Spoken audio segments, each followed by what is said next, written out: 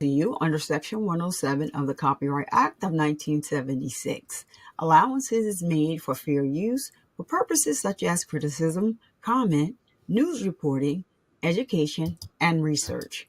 Fair use is permitted by copyright statute that might otherwise be infringing.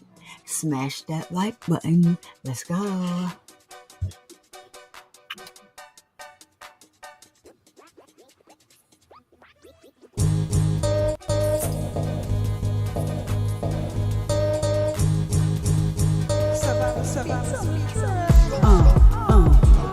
Survivor Speaks is the name at the end of the day. People love me or hate me, I don't care either way. This cancer busted through like a leaf in the night. A cancer's ass was knocked out before the end of the fight. A cheer for y'all, coming through, knocking everything out. This is hard if you see, I do nothing for clout. Just like cancer, I'll let nothing take me out. So be respectful when you step foot inside of my house. Over here to have your ass escorted on out. So how about the bushes? Wipe your feet, take a seat, and get comfortable and chill with your girl. Survivor Speaks, yeah. Hey, hey, hey. Who, what? I'm Survivor Speaks. What time is it? What time is it? It's time for you to hit that like and subscribe button and turn on that notification bell so you get a notification each and every time that I go live. Yeah, it's Survivor Speaks and it's showtime, ladies and gentlemen. Thank you for being here. Peace.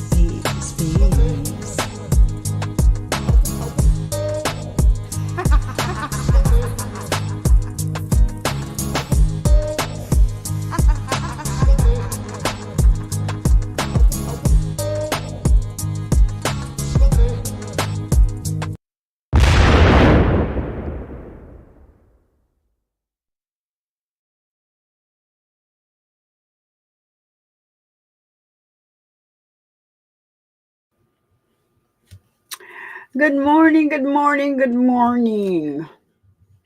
It is your girl, Survivor Speaks. What's up, good people? What's up? Thank you for tuning into your favorite breast cancer survivor. Back with another live stream. Hold on a minute. Hold on 1 second. All right, there we are. There we go. Alrighty then. So, we have been watching the long-awaited trial of Megan Boswell. So she is the young lady. I'm going to call her a young lady this morning, I guess. She had a rough day yesterday. She stands accused of unaliving her 15-month-old daughter Evelyn Boswell in December of 2019. Evelyn was reported missing in February of 2020, sparking a widespread search that ended tragically when her remains were discovered the following month. So, if you're here, you have joined us as we break down the latest updates from the courtroom. You may be new today. I'm not sure. If so, welcome. So we're analyzing the key testimony, and we discuss the evidence presented in this heartbreaking case. And the prosecution has revealed so much. So far, we had a question of how would the defense respond, and so far the response has been the defense has been responding horribly, and it's not even their case in chief yet.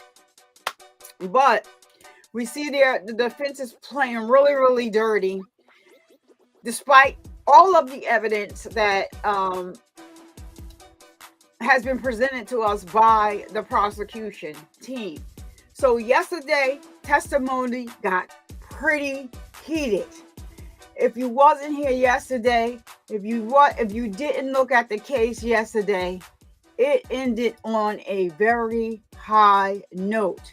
on the stand was Dr. Darinka Polchian. I'm probably going to butcher her name, and I'm sorry. Melusnik. She's the forensic. She's a forensic pathologist who examined our cutie pie, Evelyn Boswell's, body. So she reviewed the autopsy performed by Matrina Schmidt. After the autopsy, Polchan, I'm gonna not just her last name is spelled. She's from Europe. She went to school in Europe.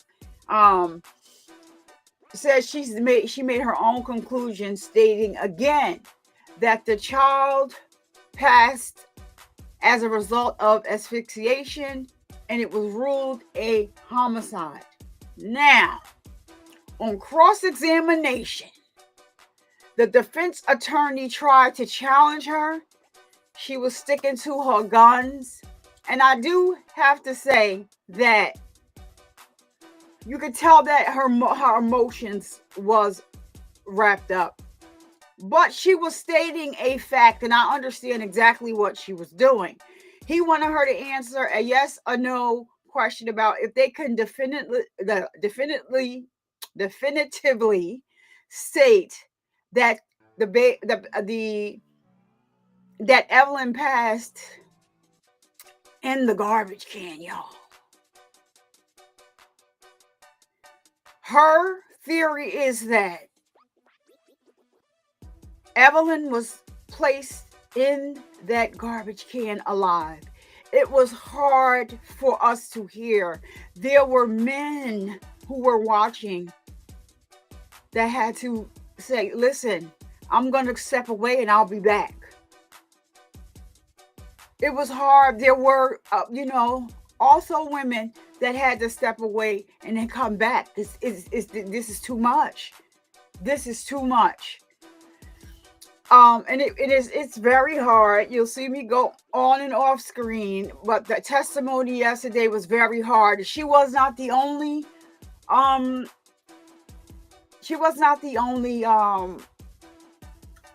person that testified from pathology, from the doctors looking over this, doing the autopsy. We had the latent fingerprint pathologist, that testified. They found Megan's fingerprints on the garbage can.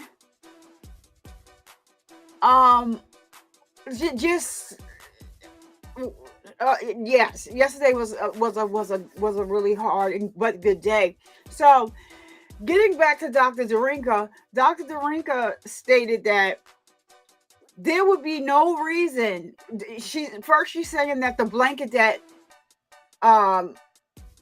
Evelyn was wrapped in was done in a way that it wasn't just like she was thrown in the blanket. And if we think back to Megan in the interrogation room, when she finally said she knew that she was unalive, she said that the baby was swaddled.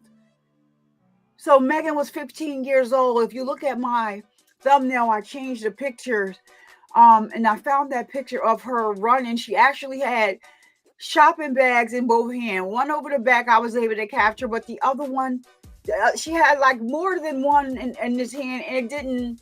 When I I tried to. I have to edit the picture to make it look better. So, oh my God, it was the cutest thing when I saw it. So I said, oh yes. I'm gonna use this for her thumbnail.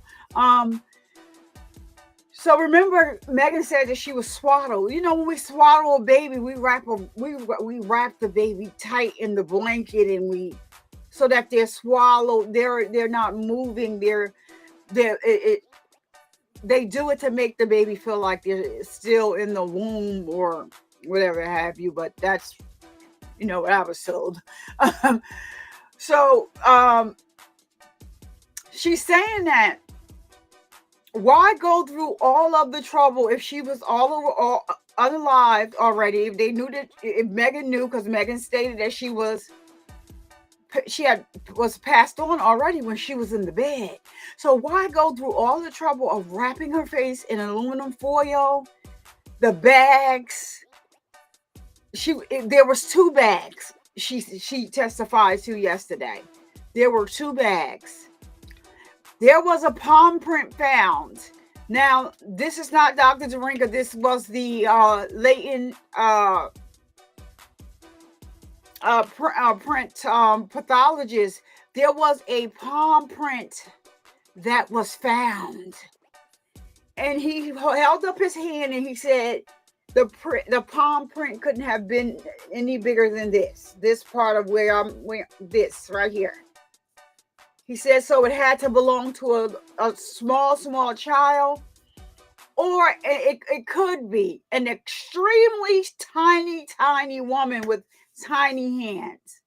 But he could not say that was Evelyn's palm print, but it was implied, It is just so sad. And so Dr. Darinka believes that when Evelyn was put into that garbage can, she was alive. Imagine that. She was alive when she was put in the garbage can. And the reason why she's saying that is because why take the time to do all of that wrapping of her head and stuff if she was gone?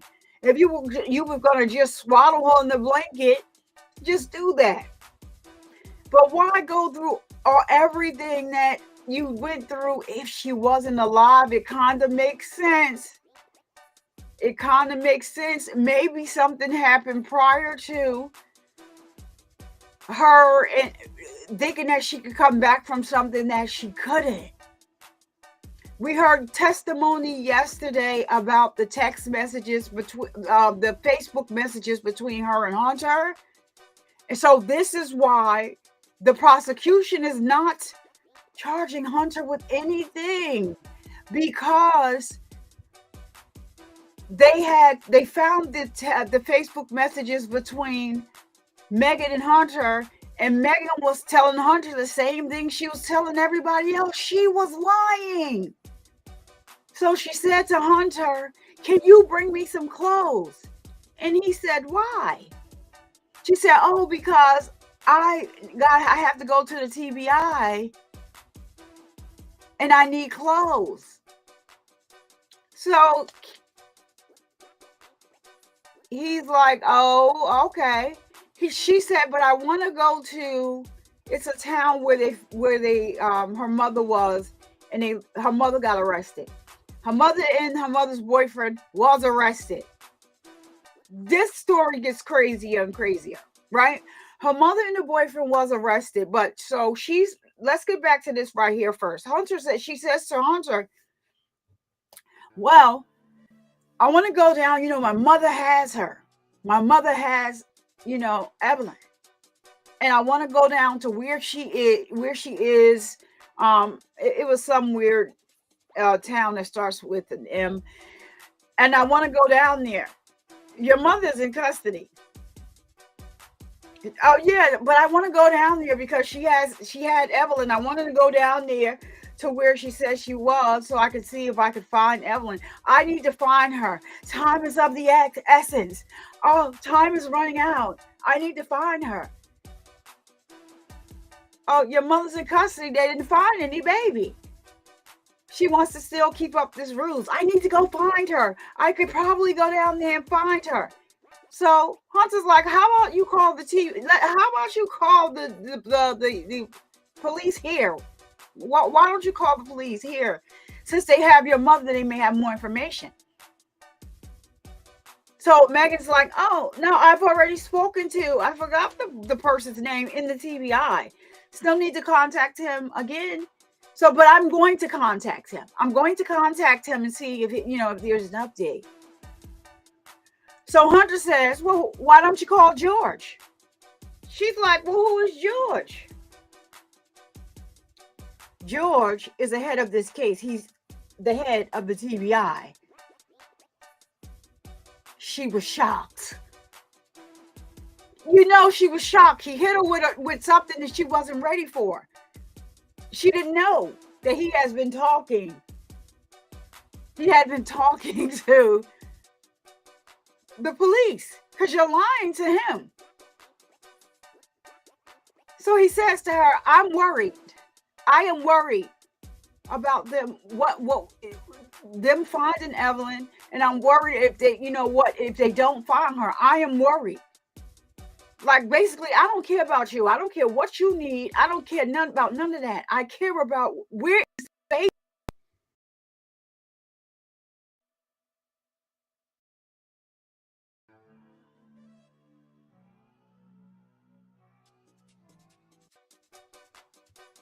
So Megan, the message is there.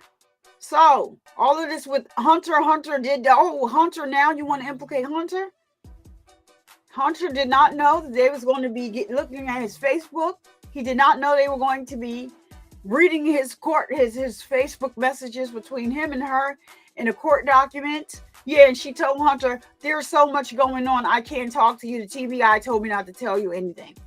Hunter wasn't buying it though. So I hope, like I said, I hope that they do not allow the defense to bring this tinfoil theory in about Hunter and to even bring his medical condition into this case, into this courtroom, because Hunter is in a mental institution because people had started calling him a baby unaliver, and I guess it messed with him it messed with him so bad that he's in a mental institution.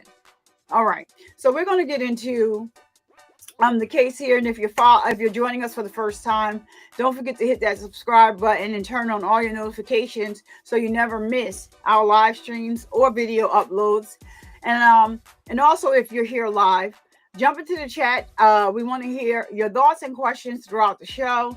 And let me just say hello, a little Southern hospitality to the people that are in the chat. So good morning, Tat Clouds. Thank you for all you do. Thank you for being here. Thank you. AOBD.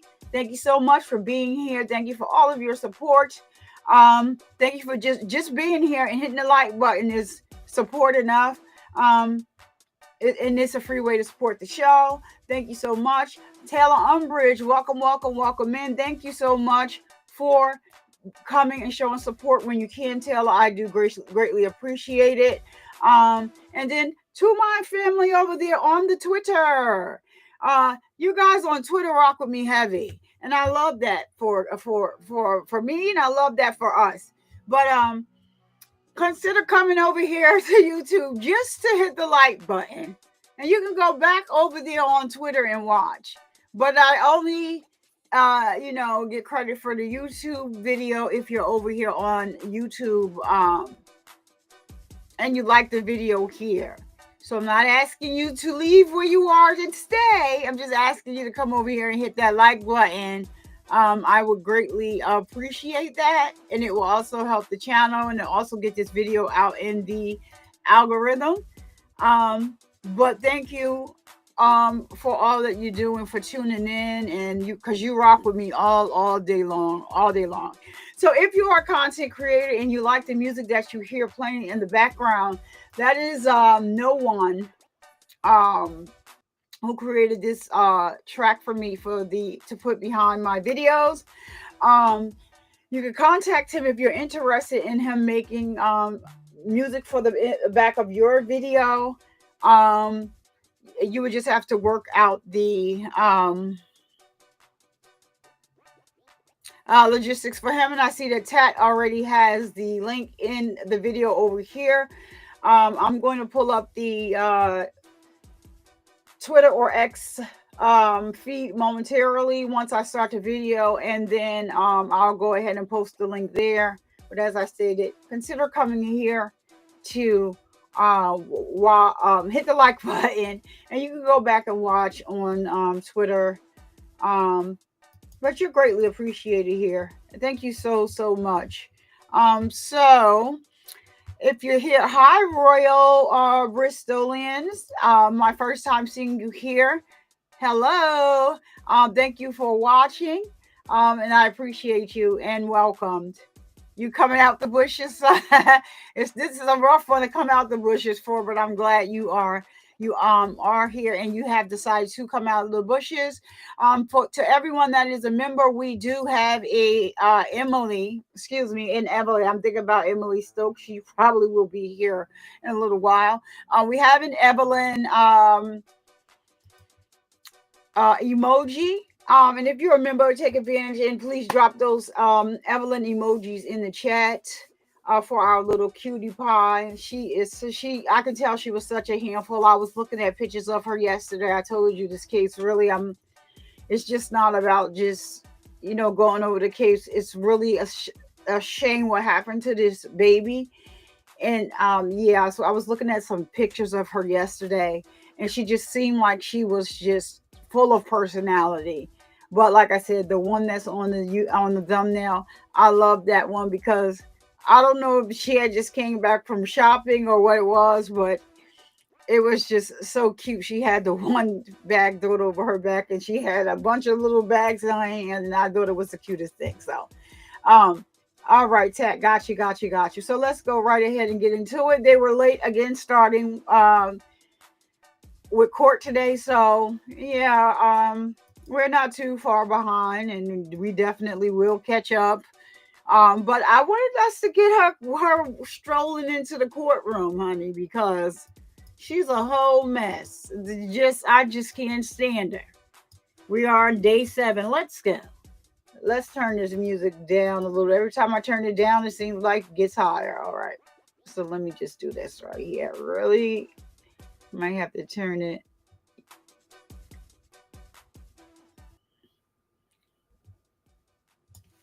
All right. So here we go. Let's get it. Let's get it. Let us take a look. The glasses look. Every time somebody has their court, here they come with these glasses. Get on my nerve. The glasses. It's not it, ma'am.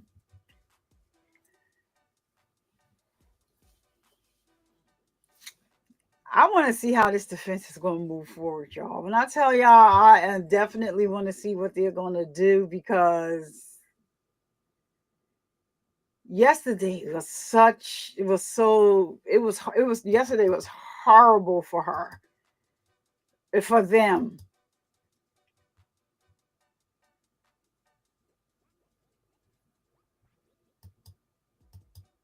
Oh man, yesterday was rough.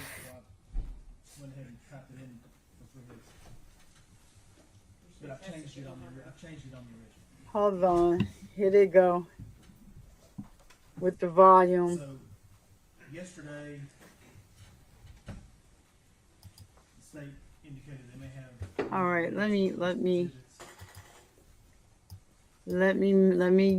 see what I can do with the volume. Objection to whatever the exhibit is. Yes. So I thought we'd take that up before I brought the jury in and had to send them back out. Yes, Judge. The state intends to introduce a certified copy of the order from the Circuit Court in Bristol, Virginia, which ordered Hunter Wood involuntarily committed to the mental hospital over there in Marion. It's about Hunter. A copy of the appearance by the attorney over there, the request for evaluation and report to be done, and then there's a letter dated January 10th, 2025, which is from the Southwestern Virginia Mental Health Institute. Before we get into it, we have, sorry, whenever someone donates to the show, I love to thank them. So shout out to Tat Clouds for gifting 1 membership, turning another one green, adding another one to the Survivor Nation family over here. So that's Mary W. I'm not sure if you are in the chat. Please say thank you to Tat Clouds. And you can go ahead and drop. She does have a channel emoji over here. It is the cloud. We could drop some clouds and Survivor Bucks in the chat if you're over here on YouTube, but I believe most of my audience. Oh yeah, we do have a couple people here. So if you can drop some clouds and survivor bucks down in the chat. What's up, Charles Diggy? We got Charles Diggy, the coldest mod on YouTube here in the chat today. We missed you yesterday, Charles Diggy, but I thank you so much for being here this morning. So they are talking about Hunter. And just let me just go ahead and play this for Tat for the membership early this morning. Thank you, Kat. Thank you, Tat. Tat of that chat. The super chat or membership. I love you all.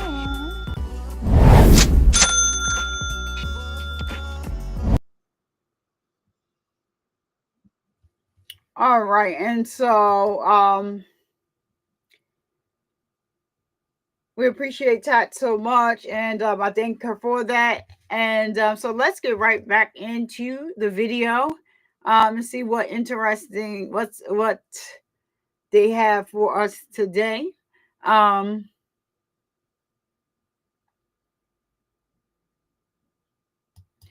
What they have for us today here. So they are talking about Hunter right about now. He's in a mental institution. And like I said, I hope that they are ruling that they will not be able to use his condition in this trial. I do believe that the Facebook messages between him and Evelyn exonerates him, and I believe that's what the state believes, and I'm with them. She lied to everybody, and the only fingerprints that are on any of the evidence that they found is of Evelyn's. Oh wow, I didn't see that they had. Look very closely near the boxes. Can you guys see that? It's 2 boxes of aluminum foil. Wow. Updating the court as to Mr. Wood's status. And like I said, it is I believe, a self-authenticating document. There's a certificate of official record that is attached, signed by the judge of the Circuit Court of Bristol, Virginia. We have no objection, Judge. Okay. So what I intend to do, and then after that, do you think you'll have any proof? No, Your Honor. So what I'll do is I'll bring the jury in, admit that This the next number of exhibit, volume is going to bother me. then you can rest in Like, front of what the is jury. going on, y'all? And then I'll have to send them back out so we can take up some matters out of the presence. All right, we can bring the jury in.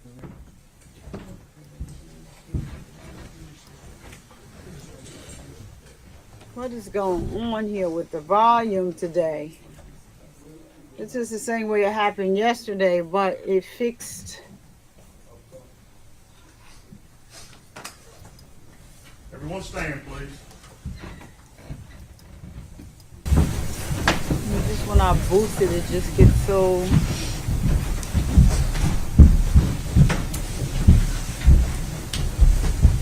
I don't like the background feed. The noise. I'm working on it. Let me see what I can do. It's on their end. I don't know what they're doing different, but we didn't have this issue before. You may be seated. Thank you.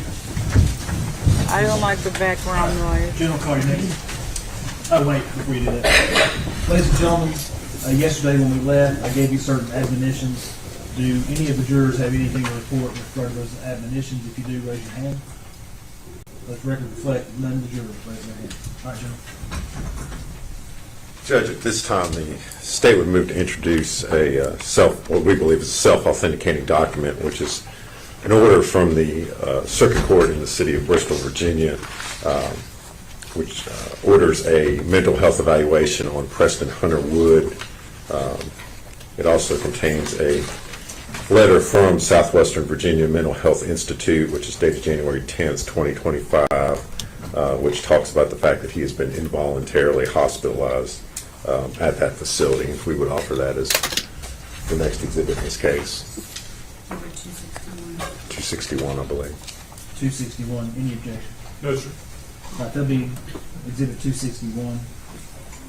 Would that mean they can't use this in court? I hope so. I mean, well, I hope they can't use his diagnosis in court.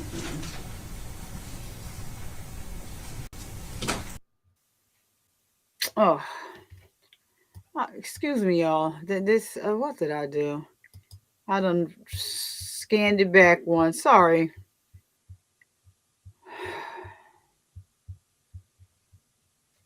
Hold on, y'all. Let me see. Boswell, 2 felony convictions. They are dated, Hold on, y'all. Excuse me about that. I hit it back and it went backwards.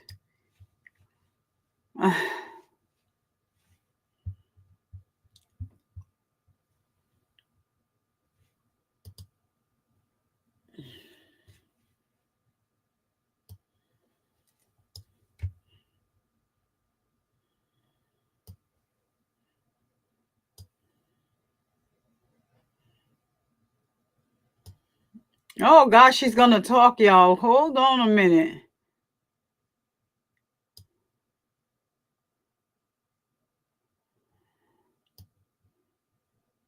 Hold on. What is happening?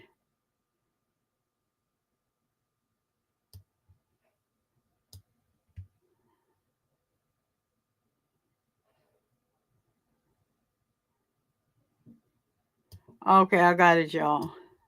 Sorry about that.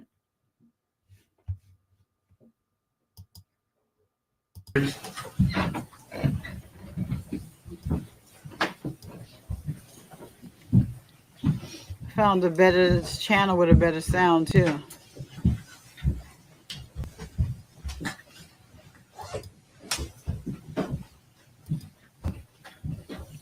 All right, we're back in business. Sorry. Just clicking away. The sound was bothering me. We got to have better sound. So, you may be seated. Thank you. All right, Jim, I'll call you next. Oh, wait, before we do that. Ladies and gentlemen, yesterday when we left, I gave you certain admonitions. Do any of the jurors have anything to report with regard to those admonitions? If you do, raise your hand. Let the record reflect none of the jurors raise their hand. All right, Jim. Judge, at this time, the state would move to introduce what we believe is a self-authenticating document, which is an order from the Circuit Court in the city of Bristol, Virginia, which orders a mental health evaluation on Preston Hunter Wood.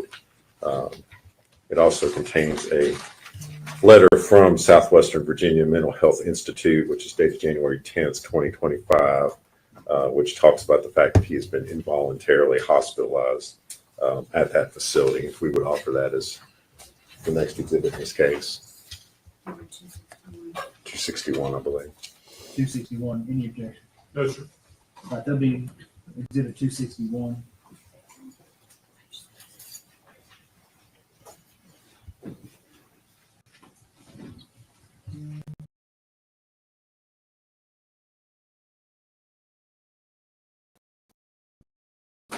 All right, sorry, next. All right, ladies and gentlemen, I know you've only been out here for 2.5 minutes. rest. I'm going to send you with the officer. Everyone stand, please. Wow, the state rests. Whoa, the state rests. So they rested on a freaking high note yesterday. That doctor was awesome. Awesome, awesome, awesome.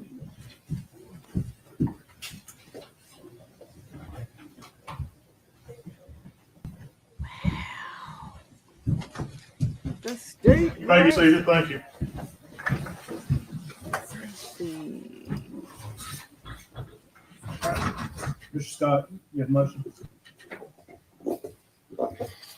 Judge, pursuant to Rule 29 of the Rules of Criminal Procedure, I move the court for a judgment of acquittal as to all counts. Oh, Just briefly, I'll go through them.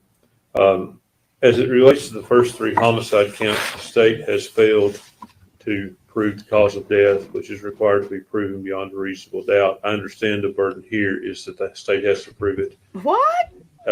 in a light most favorable to the state. The court has to look My at it from that soundboard. standpoint. Even when looking at that, Soundboard. Dr.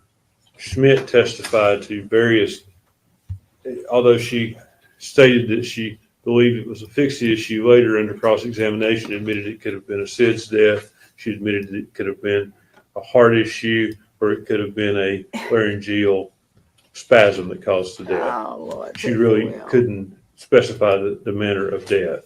Take the wheel, When it came to Lord. Dr. Malushnik, she testified that she felt like it was asphyxia caused by being placed in the trash can, but ultimately she did answer that she could not conclusively say that the baby was alive or dead before being placed in the trash can. As it relates to count one and premeditation, there is no evidence whatsoever in this case of premeditation. So those are the three murder counts. Aggravated child neglect, the state hasn't produced any evidence that the child was neglected in such a way to adversely affect his health and welfare. Similarly, of abuse, there's absolutely no proof in the record of child abuse. In fact, there is ample proof to the contrary. Both medical examiners testified there was no broken bones. There's no trauma there. What trial was he at?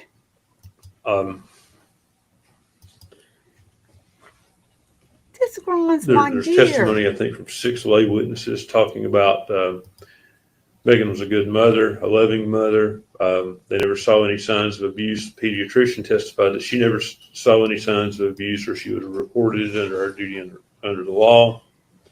So those are my arguments to those counts. As it relates to tampering with evidence, I'll leave that to the court's good discretion. False report, obviously, there is, as it relates to those, there is a double jeopardy issue that the court will have to address if the jury returns multiple verdicts on those. But I will leave those for now, but I do move for a judgment of acquittal without further argument.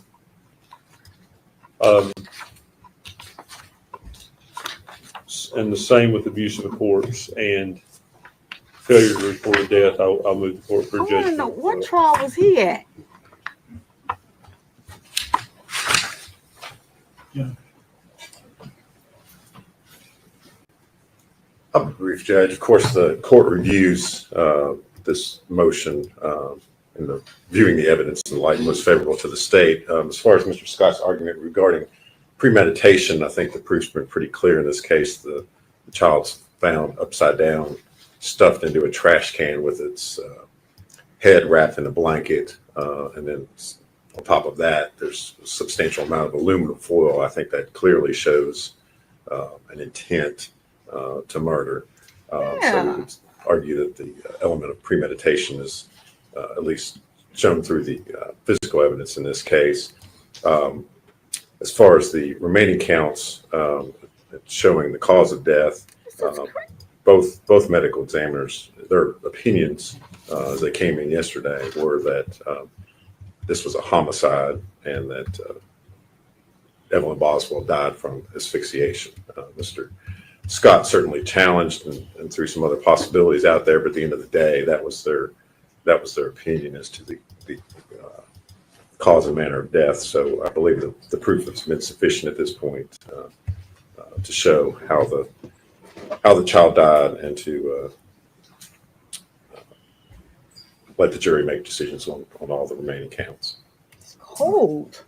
Of course, as Mr. Scott and the General has stated, in viewing the evidence in light of the Rule 29 motion for judgment of acquittal, the court's required to view the evidence in the light most positive to the state. And looking at these charges and the proof through that lens, with regard to count one, the premeditation, I think coupled with the physical evidence of the way the child was wrapped and placed in the trash can, you couple that with the voluminous amount of evidence where the defendant was given different stories as to where the child was, as to how the child Call it out, Judge. Call it out. when you look at that count in light of statements the defendant was making on social media, the fact that there seemed to be, from the proof, there seemed to be a cutoff date where before that date, the defendant seemed to be very caring for the child, and after that day, it was story after story about where the child was. The defendant appeared to have moved on to other things. And I think when you take all that evidence, a lot more statements to the state, that the jury would be able to find premeditation. As for the cause of death, both medical examiners stated that in their professional expert opinion, the cause of death was asphyxiation. Again, Mr. Scott did a good job cross-examining those witnesses to introduce other potential theories. But the course of the opinion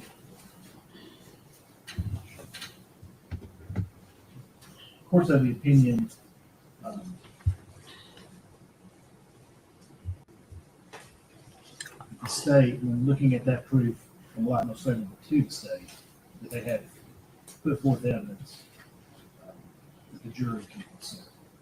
So with regard to count one,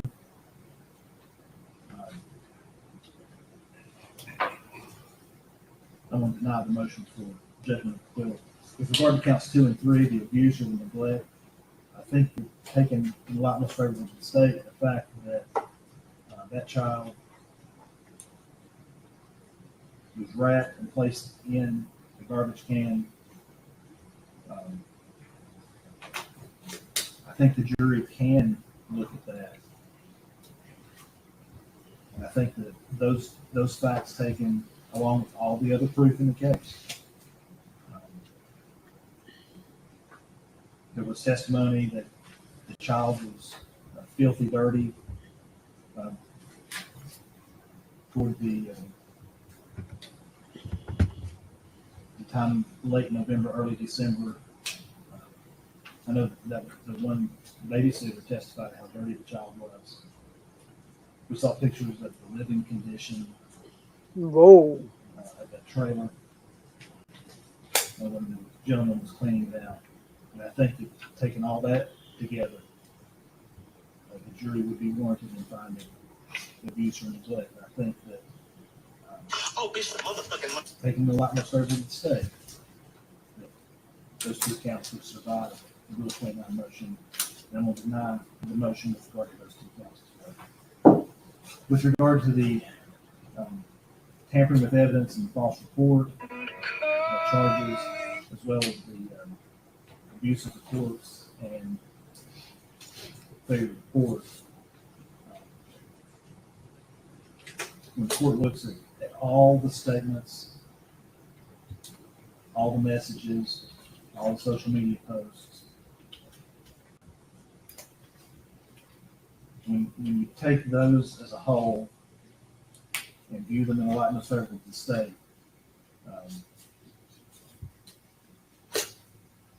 I think those are issues the jury can determine and will have to determine. I'm going to deny the motion with regard to all counts for those reasons.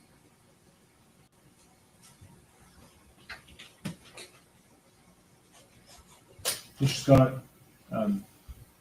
first question that I have for you is, will the defendant testify?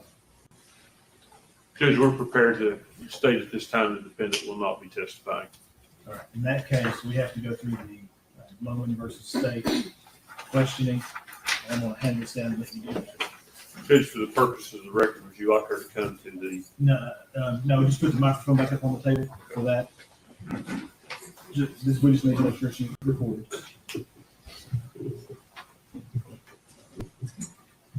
Ms. Boswell, raise your right hand.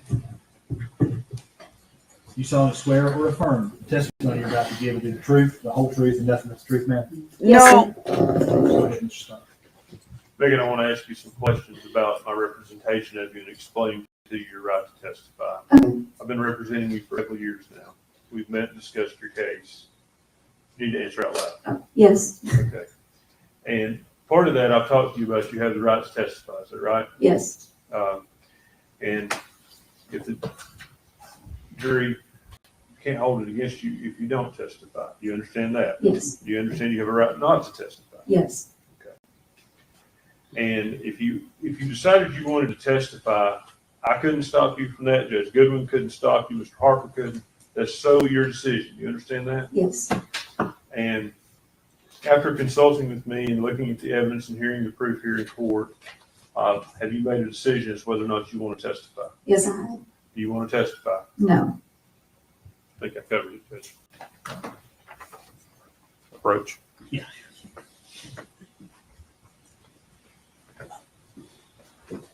All right.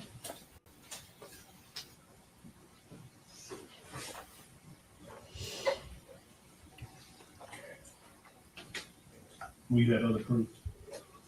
No. No.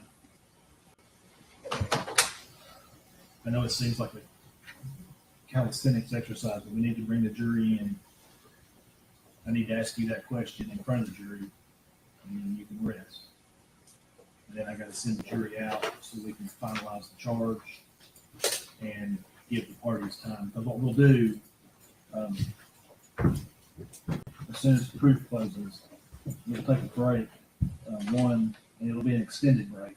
We'll take a break so that I can get the charge finalized, and then what I do is I will make a notebook for each juror so that they can read and follow along as I read the charge to them. It's been my experience, especially after lunch, that fewer of them nod off if they read with me. Plus, it gives them the charge when they go back in to deliberate. Each one of them has a copy of the charge so they can actually look at it and refer to it. And that also will give you time, because what I'll do is once the charge is done and I get the notebooks ready, we'll bring them back and I will read the charge to the jury up until almost the end. And then I will have you argue your case, and then I will finalize it and send it out. That's the Yes, sir. process going forward. And during this extended break, it will give you all time to go through your notes, go through the exhibits, organize your thoughts for closing argument. Okay? So we need to bring the jury.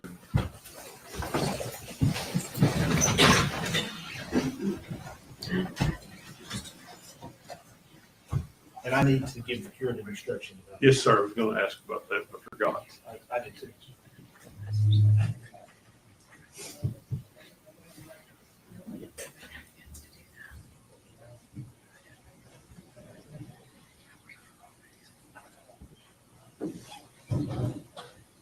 Everyone stand, please.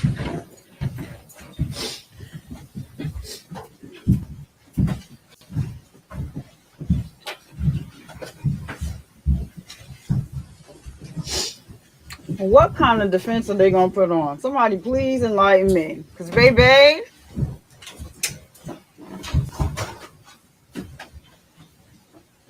You may be seated. Thank you. All right. Okay, ladies and gentlemen, one thing I omitted to do a moment ago. Yesterday, during Dr. Malushnik, did I say that right? Yes, sir. At the very end of her testimony, she answered a question and then gave what I'm going to call a parting shot, that the answer was no, and that the baby would have to have been murdered some other way. Y'all remember that? Yes, sir. I'm going to instruct you that last phrase, you're not to consider. That is outside of her expertise. Okay? It's a legal term, not a medical term. Does everybody understand that? And everybody puts that murder in some other way out of their mind and not consider it. If you can, raise your right hand. Let the record reflect that all the jurors raised their right hand. Now, Mr. Scott, the state has rested. Will the defense have proof? Defendant rests. All right. Ladies and gentlemen, where we are now is the proof is closed, but it is not time for you to begin deliberating or talking about the case. We're going to have to take an extended break because I've got to prepare and finalize the jury charge.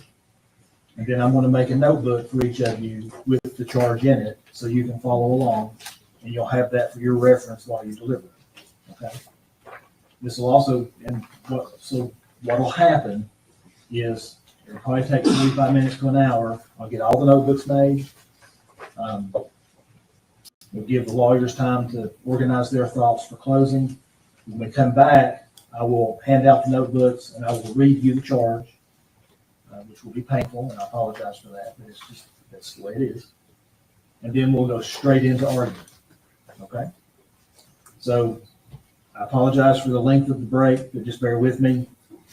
It's necessary. Okay? You'll go with the officer. Everyone stand, please. So, wow. So they're not going to,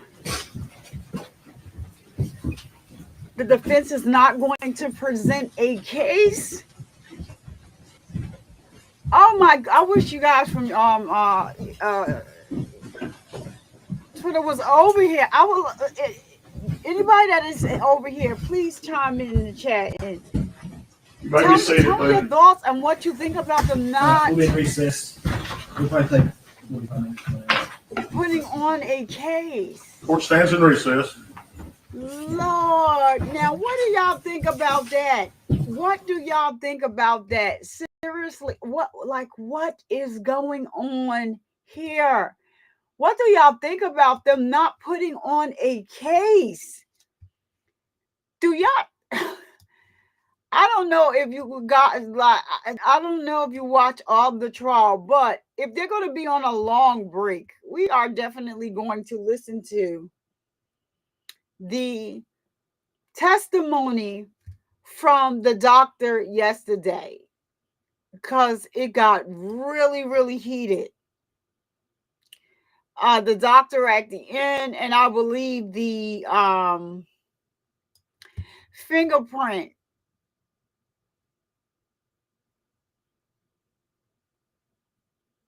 Oh my! I'm just.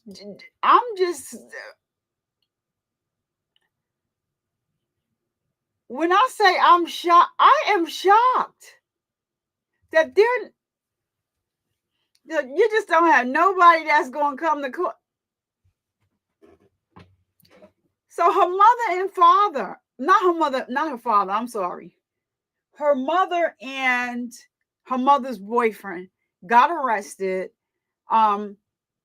related to this case. So it was because of this case they got arrested. But they got arrested because they were at the dealer. Megan, I don't know where she was getting the money from. According to what I've read, was supposedly buying them a BMW truck. Before they could finish with the paperwork, they left. The mother and her boyfriend left. So they stole the truck. So they arrested them and they were in court. They are due to be back in court.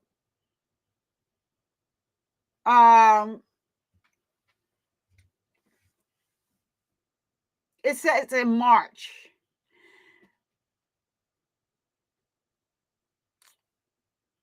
But they went to find the mother initially because Megan kept saying that the mother had a daughter. It is just a whole mess. So apparently she was not in her mother was not in her life.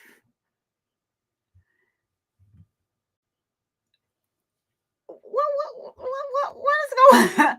What is actually going on here? So anywho, I want to go back. I want to listen to the explosion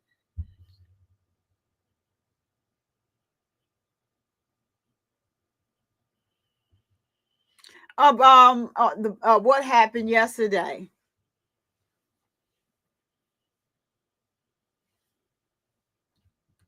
With the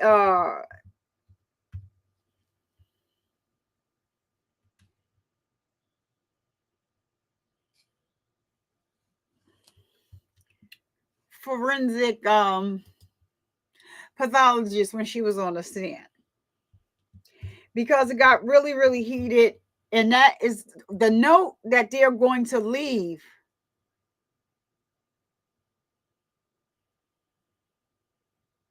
I can't believe like they're not going to try, that you're not calling anyone. I believe that all of the states witnesses, their professional witnesses. I was worried about the one.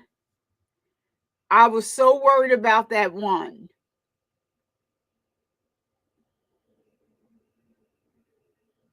The guy that this was his first case. I was worried about that. That had me all over the place. I was like, why wouldn't they get someone with more experience to come? It was the cell phone evidence. So it was there that testimony his when they that witness, I was like, what are they doing? Like, this case is so important. Like, what are they doing? But the judge decided that he can go ahead and testify as an expert, and I think he did a fairly well job. He was really only reading the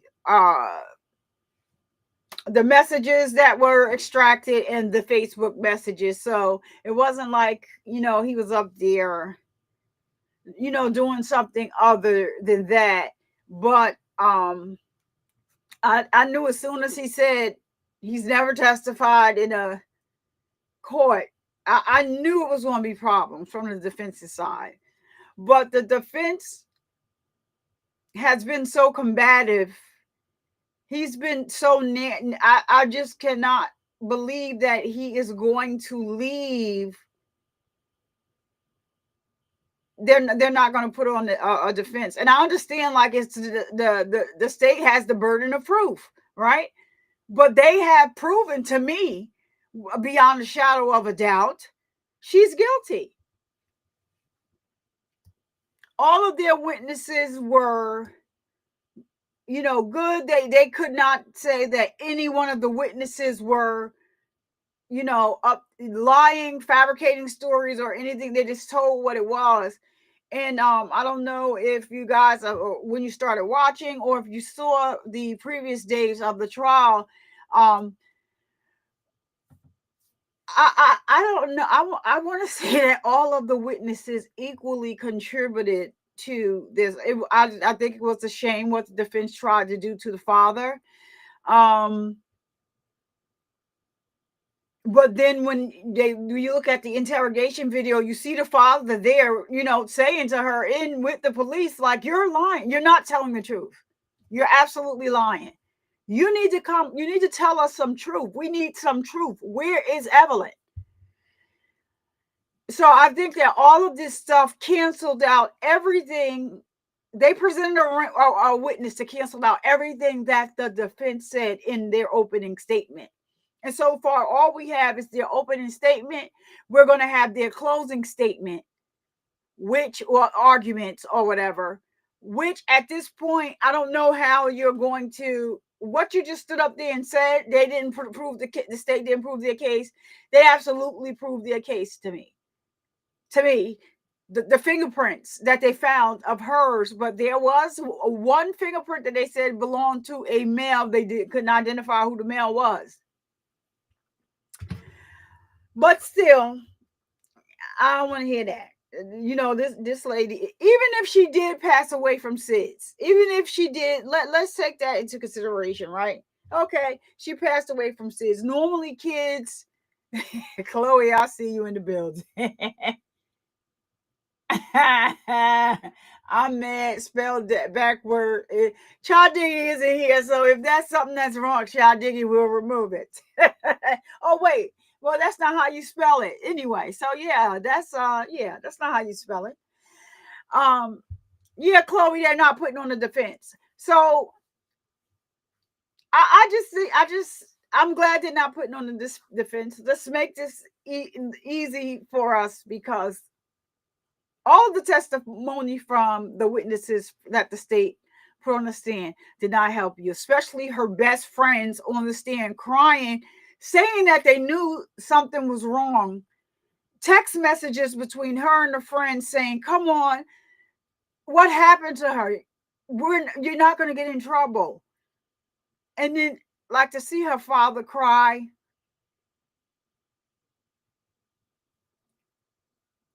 But to see the trailer pictures.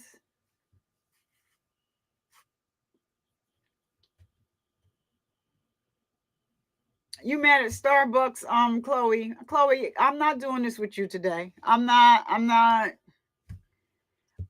doing this with you, but you better not go nowhere, because we love you in the chat. I have to tell the people on Twitter all the time, if you see me laughing, not laughing at the case, we do have, we have a moderator and slash supporter slash everything that she brings light to everything that we watch on this end,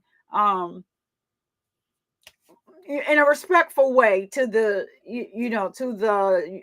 to Evelyn. Nothing against Evelyn. It's just she has a way with words. She's a word. I'm going to say like a wordsmith, and she has a way that she puts words together and phrases that, makes everybody that can read her comments, laugh. So she's our, she brings a lot of light and, great, puts things in perspective in a way that a lot of us can't. And it's just funny how she does it. So just to explain to you, I wish, I'm going to try to see if there's a way that I can share the chat. Like, I can see what's going on X, but the people on YouTube can't. So, I have to look into that. So let's look at the forensic pathologist testimony from yesterday. And this is how the defense decided to let this case end. This is what the jury is ending with, because I know she made a lasting impression in their minds. So let's take a listen.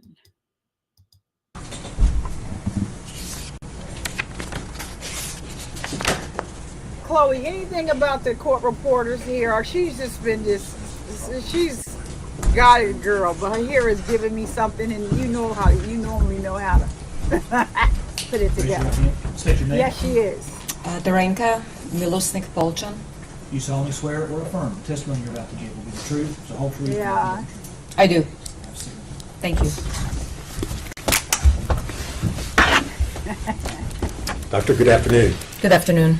If you would say and spell your full name for us, for the record, please. My first name is Darenka, spelled Darinka, and my last name is Milusnik Polchan. Milusnik is spelled Mileusnic. Polchan is Polchan. Thank you. And where are you employed?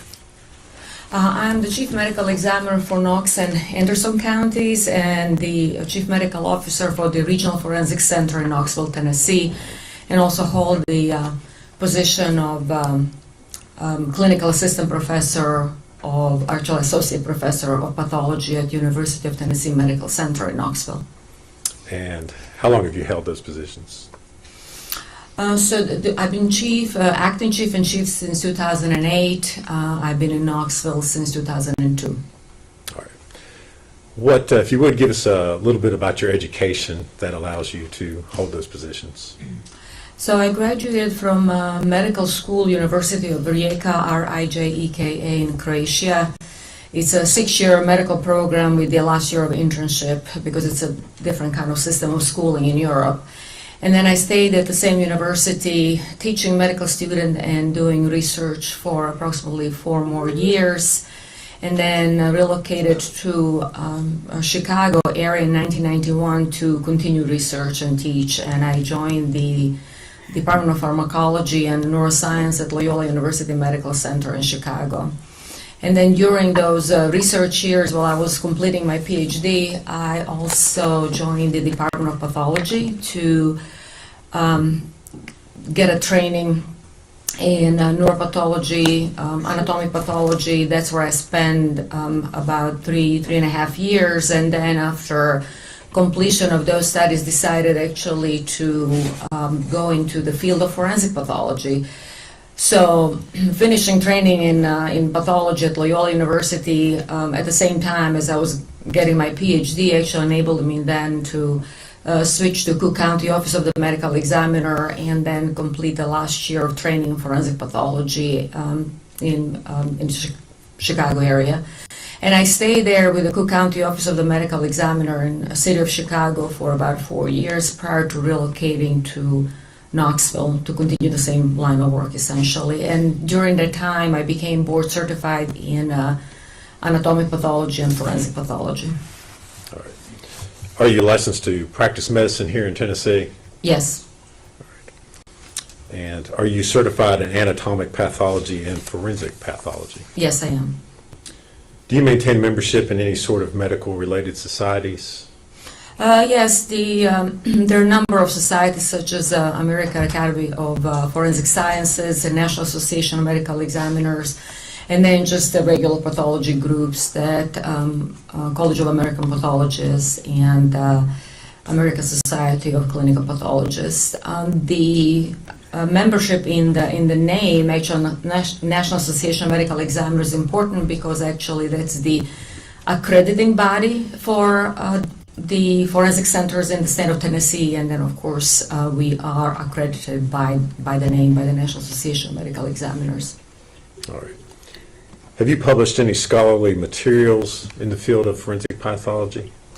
Yes, I published some papers and platform presentations and book chapters with the main interest in kind of intersection of forensic pathology and anthropology, and then those mainly book chapters. And as far as the publications, I have a special interest in toxicology and child abuse. All right. And have you done any presentations on asphyxia in children and strangulation? That was actually one of the old presentations at the National Association of Medical Examiner meetings. It was a platform presentation. All right. Now, you are currently employed as a forensic pathologist, correct? Yes. And are you board certified in the area of forensic pathology? Yes, the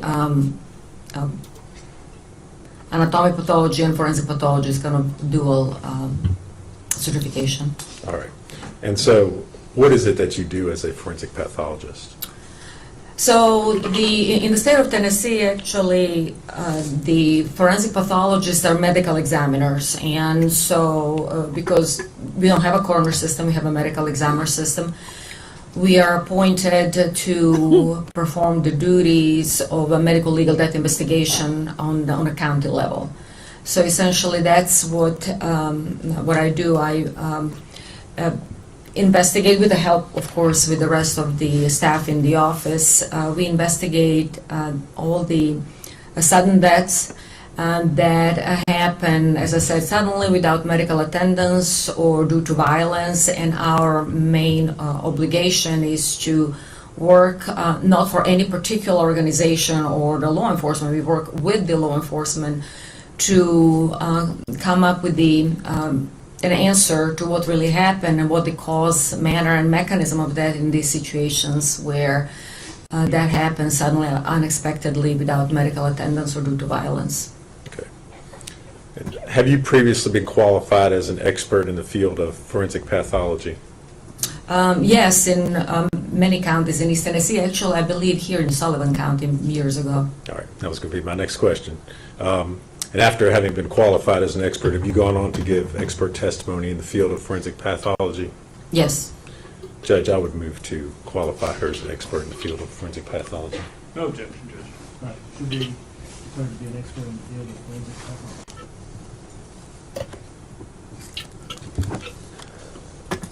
Dr. Malusnik, at the request of the District Attorney's Office here in Sullivan County, did you review an autopsy that had been performed by Dr. Matrina Schmidt, as well as other case materials involving the death of Evelyn Boswell? Yes. And if you would, tell us what materials you reviewed. So I reviewed everything that was available when I was approached to originally look at the case, and I can list all the entries that I compiled in my report if that's Sure. acceptable. So what was available to me at the time of review and writing of my report is a birth certificate for Evelyn Boswell, Indian Path Medical Center birth records, Premier Pediatrics medical records, Mountain States Medical Group Urgent Care medical records, Bristol Regional Medical Center medical records, then autopsy report performed and signed by Dr. Schmidt, autopsy photographs, scene photographs, TBI forensic biology reports, several of them. They were dated from March 11, March 25th, April 22nd, and then TBI toxicology report dated March 19th, that's 2020. And then National NMS, which is the National Medical Toxicology Lab, both technology forensic case report, summary of facts by the Attorney General's Office, and the presentment State of Tennessee, Sullivan County Criminal Court case S72869. All right. And these materials, are they typical of what you would normally review in preparing an autopsy? Yes. All right. And based upon your review of those materials, did you form an opinion as to the cause and manner of death of Evelyn Boswell? Yes. And what was that opinion? So my opinion was that Evelyn died of asphyxial death, and that the manner of death was homicide. All right. And again, you reviewed the autopsy that had been done by Dr. Schmidt. How, if anything, did your opinion differ from what she had concluded? In essence, actually, our opinion did not really differ much, except that in my report, and that's the kind of luxury of writing kind of expert review report versus the just regular autopsy report, is that I specify several different ways of asphyxial death or different mechanisms of it. Okay. And when you say different mechanisms of asphyxia, what are you talking about? Can you explain that to the jury a little bit?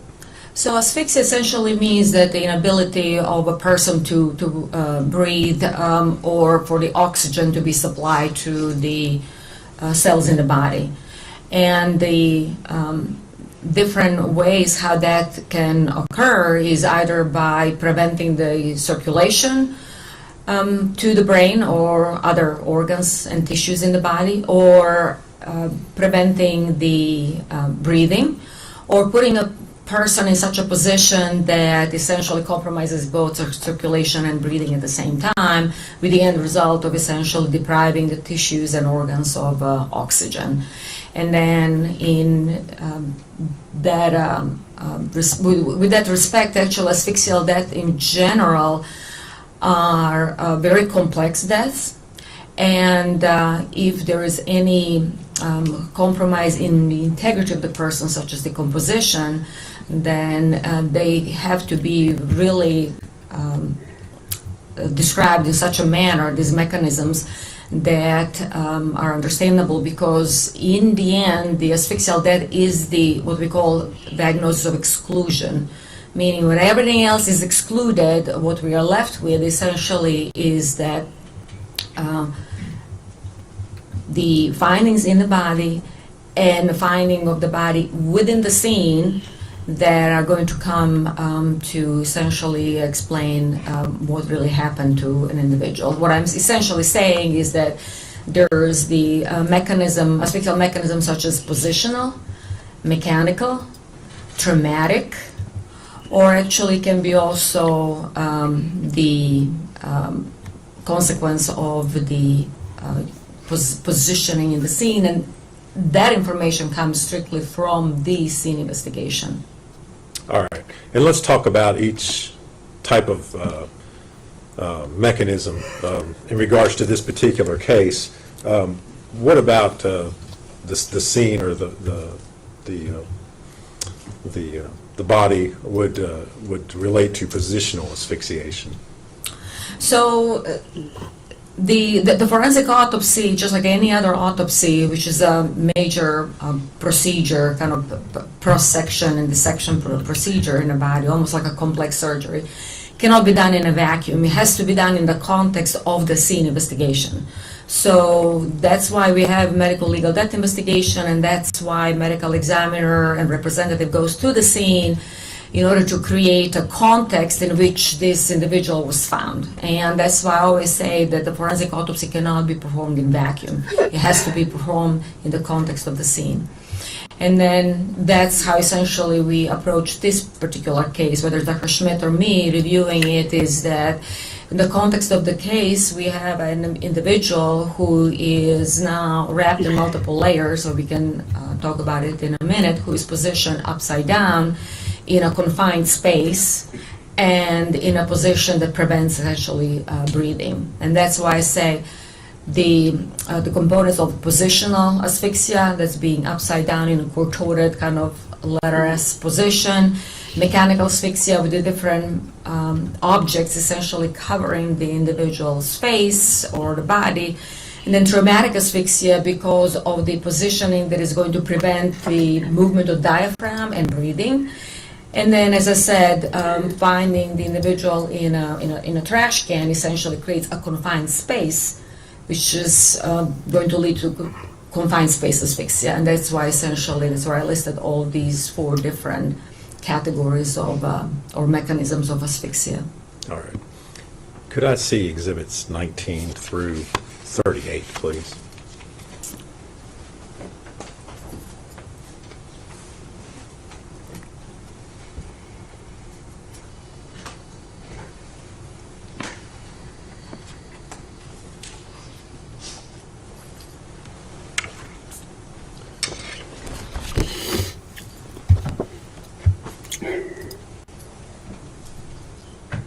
Dr. Malusnik, I'm going to show you what's been previously admitted as exhibit number 19. And if you would, kind of tell the jury what they're looking there and how what they're seeing relates to the mechanisms of asphyxia. Can I show on the screen? Or, Is there a pointer up there? It looks like a flashlight. There's a pointer? Yes, if you don't care. All right, so the court is back, y'all. I'm just gonna pause it here. We're gonna go back to the live feed.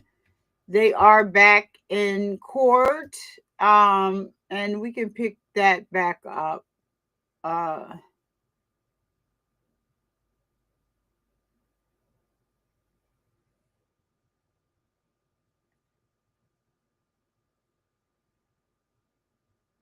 right, so let's go back live.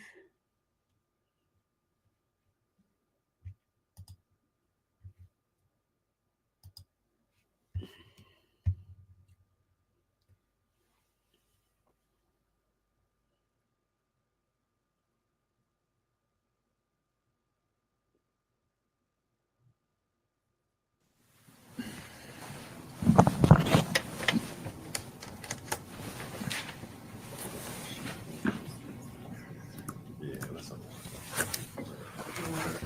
yeah. I'll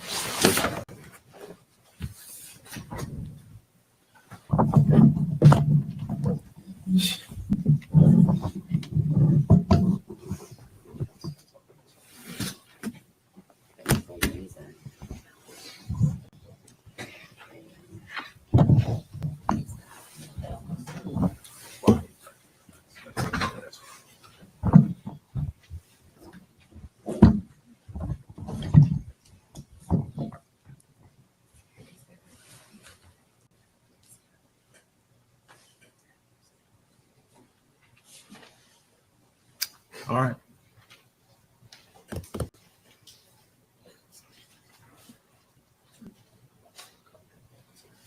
I'm going to ask this one last time. Have y'all reviewed the final charge or the charge in its final form? I have to. I have to.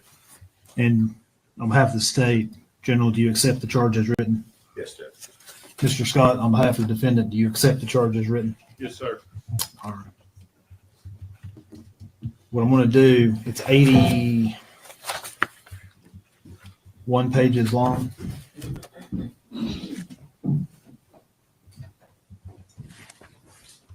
I'm going to bring them in, give them the charge. I'll probably, of course, I have to read all the judgment forms.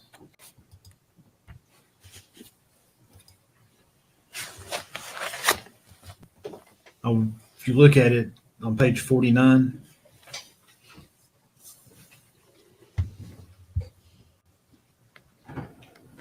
I'm going to read down to, I'm going to stop where it says, when you retire to the jury room. I'm going to wait and give them that part after y'all argue.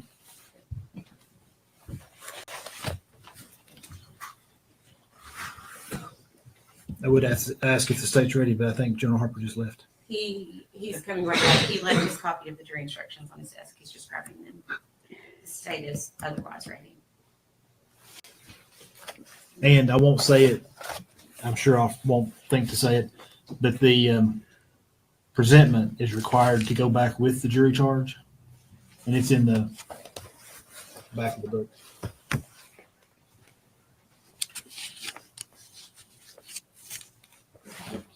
Your Honor, count 18, was that redacted out?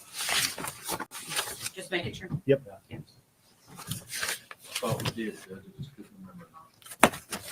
Yep.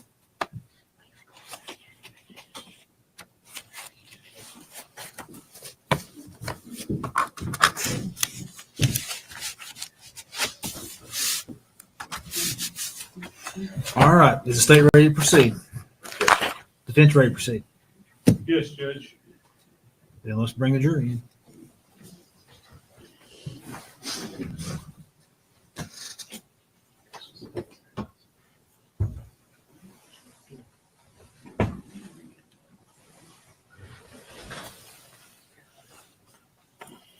Everyone stand, please.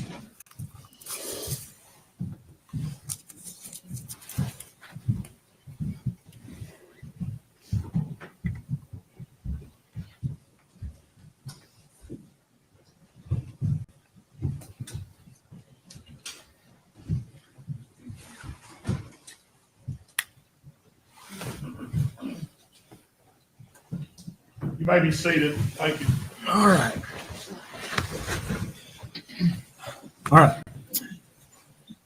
In the criminal court for Sullivan County, Tennessee, at Blummel, State of Tennessee versus Megan Boswell, defendant, case number S72869, date February 3rd through 12, 2025.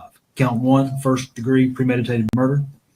Count 2, first degree murder in the perpetration of a felony. Count 3, first degree murder in the perpetration of a felony. Count 4, aggravated child abuse. Count 5, aggravated child neglect. Count 6, tampering with evidence. Count 7 through 17, false report. Count 19, abuse of a corpse. Count 20, failure to report a death under suspicious, unusual, or unnatural circumstances. Jury instructions. Members of the jury. Count 1 of the presentment charges the defendant Megan Boswell with the offense of premeditated first-degree murder. This offense embraces the lesser included offenses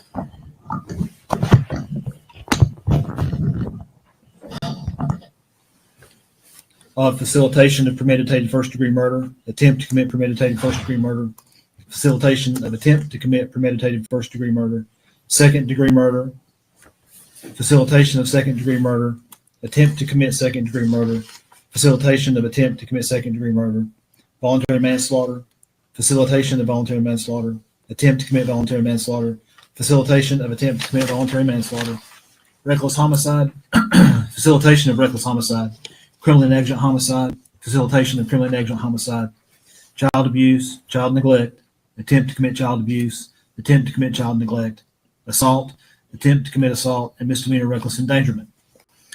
Count 2 of the presentment charges the defendant Megan Boswell with the offense of first-degree murder in the perpetration of a felony. This offense embraces the lesser included offenses of facilitation of first-degree murder in the perpetration of a felony, attempt to commit first-degree murder in the perpetration of a felony, facilitation of attempt to commit first-degree murder in the perpetration of a felony, second-degree murder, facilitation of second-degree murder, attempt to commit second-degree murder, facilitation of attempt to commit second-degree murder, voluntary manslaughter, facilitation of voluntary manslaughter, attempt to commit voluntary manslaughter, facilitation of attempt to commit voluntary manslaughter, reckless homicide, facilitation of reckless homicide, criminally negligent homicide, facilitation of criminally negligent homicide, child abuse, attempt to commit child abuse, assault, attempt to commit assault, and misdemeanor reckless endangerment. Count 3 of the presentment charges the defendant Megan Boswell with the offense of first-degree murder in the perpetration of a felony. This offense embraces the lesser-included offense of facilitation of first-degree murder in the perpetration of a felony, attempt to commit first-degree murder in the perpetration of a felony, facilitation of attempt to commit first-degree murder in the perpetration of a felony, second-degree murder, facilitation of second-degree murder, attempt to commit second-degree murder, facilitation of attempt to commit second-degree murder, voluntary manslaughter, facilitation of voluntary manslaughter, attempt to commit voluntary manslaughter, facilitation of attempt to commit voluntary manslaughter, reckless homicide, facilitation of reckless homicide, criminally negligent homicide, facilitation of criminally negligent homicide, child neglect, attempt to commit child neglect, assault, attempt to commit assault, and misdemeanor reckless endangerment. Count 4 of the presentment charges the defendant Megan Boswell with the offense of aggravated child abuse. This offense embraces the lesser included offenses of facilitation of aggravated child abuse, attempt to commit aggravated child abuse, facilitation of attempt to commit aggravated child abuse, aggravated assault, facilitation of aggravated assault, attempt to commit aggravated assault, facilitation of attempt to commit aggravated assault, reckless aggravated assault, facilitation of reckless aggravated assault, misdemeanor reckless endangerment, child abuse, attempt to commit child abuse, assault, and attempt to commit assault. Count 5 of the presentment charges the defendant Megan Boswell with the offense of aggravated child neglect. This offense embraces the lesser included offense of facilitation of aggravated child neglect, attempt to commit aggravated child neglect, facilitation of attempt to commit aggravated child neglect, aggravated assault, facilitation of aggravated assault, attempt to commit aggravated assault, facilitation of attempt to commit aggravated assault, reckless aggravated assault, facilitation of reckless aggravated assault, misdemeanor reckless endangerment, child neglect, attempt to commit child neglect, assault, attempt to commit assault. Count 6 of the presentment charges the defendant Megan Boswell with the offense of tampering with evidence. This offense embraces the lesser included offense of facilitation of tampering with evidence, attempt to commit tampering with evidence, and facilitation of attempt to commit tampering with evidence. Count 7 through 17 of the presentment charges the defendant with Megan Boswell with the offense of false report. This offense embraces the lesser included offenses of attempt to commit false report. Count 19 of the presentment charges the defendant Megan Boswell with the abuse of a corpse. This offense embraces the lesser included offense of facilitation of abuse of a corpse and attempt to commit abuse of a corpse. Count 20 of the presentment charges the defendant Megan Boswell with the offense of failure to report a death under suspicious, unusual, or unnatural circumstances. This offense embraces the lesser included offense of attempt to commit failure to report a death under suspicious, unusual, or unnatural circumstances. The presentment in this case is the formal written accusation charging the defendant with these charges. It is not evidence against the defendant and does not create any inference of guilt. To this presentment and each offense charged and included therein, the defendant has entered a plea of not guilty. The evidence in this case has been completed and final arguments will take place momentarily. Now it is my duty to instruct you as to the law. The law applicable to this case is stated in these instructions, and it is your duty to carefully consider all of them. The order in which these instructions are given is no indication of their relative importance. You should not single out any one or more of them to the exclusion of another or others, but should consider each one in light of and in harmony with the others. At times during the trial, I have ruled upon the admissibility of evidence. You must not concern yourself with these rulings. Neither by such rulings, these instructions, nor any other remarks that I have made, do I mean to indicate any opinion as to the facts or as to what your verdict should be. Statements, arguments, and remarks of counsel are intended to help you in understanding the evidence and applying the law, but they are not evidence. If any statements were made that you believe are not supported by the evidence, you should disregard them. As to any question to which an objection was sustained, you must not speculate as to what the answer might have been or as to the reason for the objection, and you must assume the answer would be of no value to you in your deliberations. You must not consider for any purpose any offer of evidence that was rejected or any evidence that was stricken out by the court. Such matters to be treated as though you had never known it. You must never speculate to be true any insinuation suggested by a question asked of a witness. The question is not evidence and may be considered only as it supplies meaning to the answer. Whenever the singular of a word is used in these instructions, it may be taken equally to mean the plural unless clearly inapplicable. Whenever the word he is used in these instructions, you may consider it as applying equally to a woman. The law presumes that the defendant is innocent of the charge against her. This presumption remains with the defendant throughout every stage of the trial, and it is not overcome unless, from all the evidence in the case, you are convinced beyond a reasonable doubt that the defendant is guilty. The state has the burden of proving the guilt of the defendant beyond a reasonable doubt, and this burden never shifts but remains on the state throughout the trial of the case. The defendant is not required to prove her innocence. Reasonable doubt is that doubt engendered by an investigation of all the proof in the case and an inability after such investigation to let the mind rest easily as to the certainty of guilt. A conviction cannot be based on conjecture, suspicion, or a mere belief that the defendant is guilty of the crime charged. Reasonable doubt is a high burden, but it does not mean proof to an absolute certainty. Absolute certainty of guilt is not demanded by the law to convict of any criminal charge, but moral certainty is required, and this certainty is required as to every element of the offense. Reasonable doubt does not mean a captious, possible, or imaginary Don't doubt. talk to me like A I'm. reasonable doubt is not a whim. It is not speculation or suspicion. It is not an excuse to avoid the performance of an unpleasant duty, and it is not sympathy. A reasonable doubt is a doubt based upon reason and common sense after careful and impartial consideration of all the evidence in this case. The state must have proved beyond a reasonable doubt all the elements of the crime charged, that the crime, if in fact committed, was committed by the defendant before the finding and returning of the presentment in this case. The date of the offense is not an essential element of any of the offenses charged in the presentment or any lesser included offense.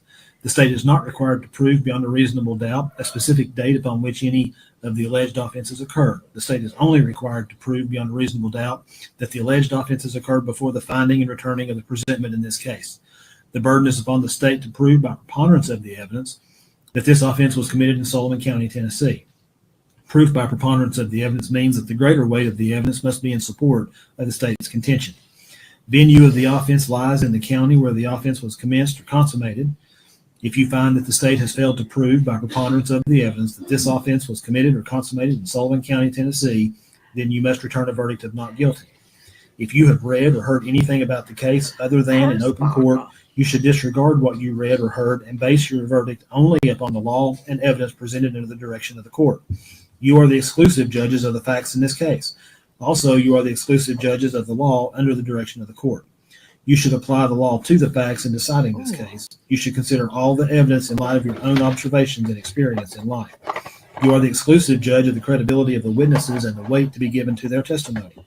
If there are conflicts in the testimony of the different witnesses, you must reconcile them if you can, without hastily or rashly concluding that any witness has sworn falsely, for the law presumes that all witnesses are truthful. In forming your opinion as to the credibility of a witness, you may look to the proof, if any, of his or her general character, the evidence, if any, of the witness's reputation for truth and veracity, the intelligence and respectability of the witness, his or her interest or lack of interest in the outcome of the trial, his or her feelings, his or her apparent fairness or bias, his or her means of knowledge, the reasonableness of his or her statements, his or her appearance and demeanor while testifying, his or her contradictory statements as to material matters, if any are shown, and all the evidence in the case tending to corroborate or to contradict him or her. A witness may be impeached by proving that he or she has made some material statements out of court which are at variance to his or her evidence on the witness stand.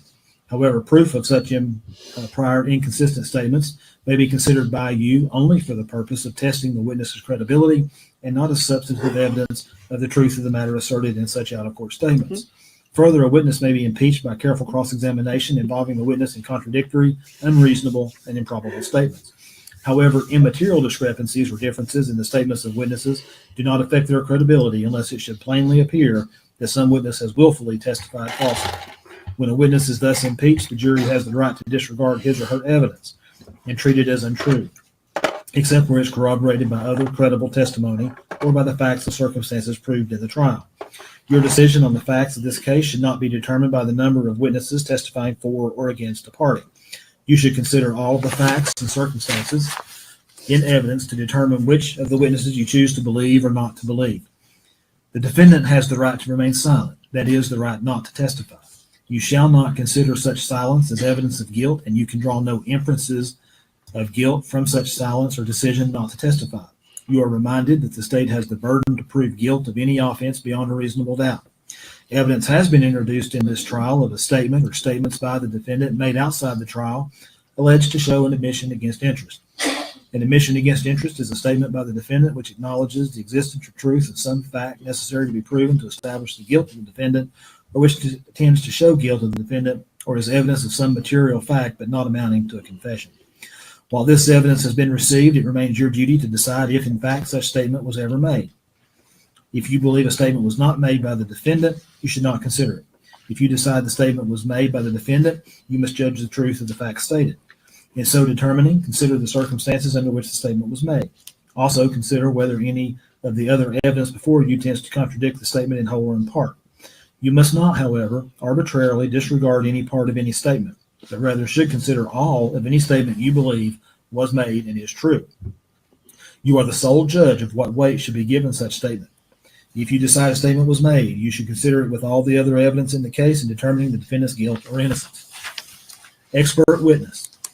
During the trial, you heard the expert testimony of Dr. Matrina Schmidt, who was described to us as an expert in the field of forensic pathology, Dr. Darinka Polchan, who was described to us as an expert in the field of forensic pathology, Paul Durant, who was described to us as an expert in the field of forensic analysis of digital devices, Marla Gray, who was described as an expert in the field of serology and DNA analysis, and David Hoover, who was described to us as an expert in the field of latent fingerprint identification. The rules of evidence provide that if scientific, technical, or other specialized knowledge might assist the jury in understanding the evidence or in determining a fact in issue, a witness qualified as an expert by reason of special knowledge, skill, or experience may testify and state their opinions concerning such matters and give reasons for their testimony. Merely because an expert witness has expressed an opinion does not mean, however, that you are bound to accept this opinion. The same as with any other witness, it is up to you to decide whether you believe this testimony and choose to rely upon it. Part of that decision will depend on your judgment about whether the witness's background or training and experience is sufficient for the witness to give the expert opinion that you heard. You must also decide whether the witness's opinions were based on sound reason, judgment, and information. You are to give the testimony of an expert witness such weight and value as you think it deserves, along with all the other evidence in the case. Evidence. You may have heard two types of evidence in this case. One type of evidence is called direct evidence, and the other type is called circumstantial evidence. Direct evidence is those parts of the testimony admitted in court which referred to what happened and was testified to by witnesses who saw or heard or otherwise sensed what happened firsthand. If witnesses testified about what they themselves saw or heard or otherwise sensed, they presented direct evidence. Circumstantial evidence is all the testimony and exhibits which give you clues about what happened in an indirect way. It consists of all the evidence which is not direct evidence. Do not assume that direct evidence is always better than circumstantial evidence. According to our laws, direct evidence is not necessarily better than circumstantial evidence. Either type of evidence can prove a fact if it is convincing enough. The defendant may be convicted on direct evidence, circumstantial evidence, or both. The law makes no distinction between the weight that you should give either direct or circumstantial evidence. It is for you to decide how much weight to give any evidence. The crime charged or included in each count of the presentment is a separate and distinct offense. You must decide each charge separately on the evidence and law applicable to it. The defendant may be convicted or acquitted on any or all of the offenses charged or included. Your findings as to the crimes charged must be stated in your verdict. You will not be provided with a transcript of the testimony. However, you were permitted to take written notes. Notes taken by a juror to be used only as an aid to the memory of that juror alone and may not be used as authority in the jury deliberation room. The fact that something has been reduced to writing does not make it more significant than matters not noted down, and does not make it more accurate than independent memory. During your deliberations, you must not communicate with or provide any information to anyone by any means about this case outside the jury deliberation room.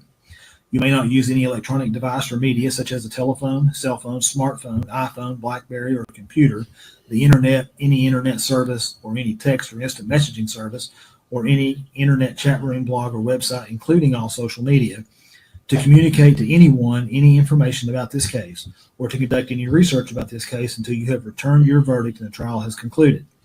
The court will now instruct you as to the law applicable to all counts of the presentment.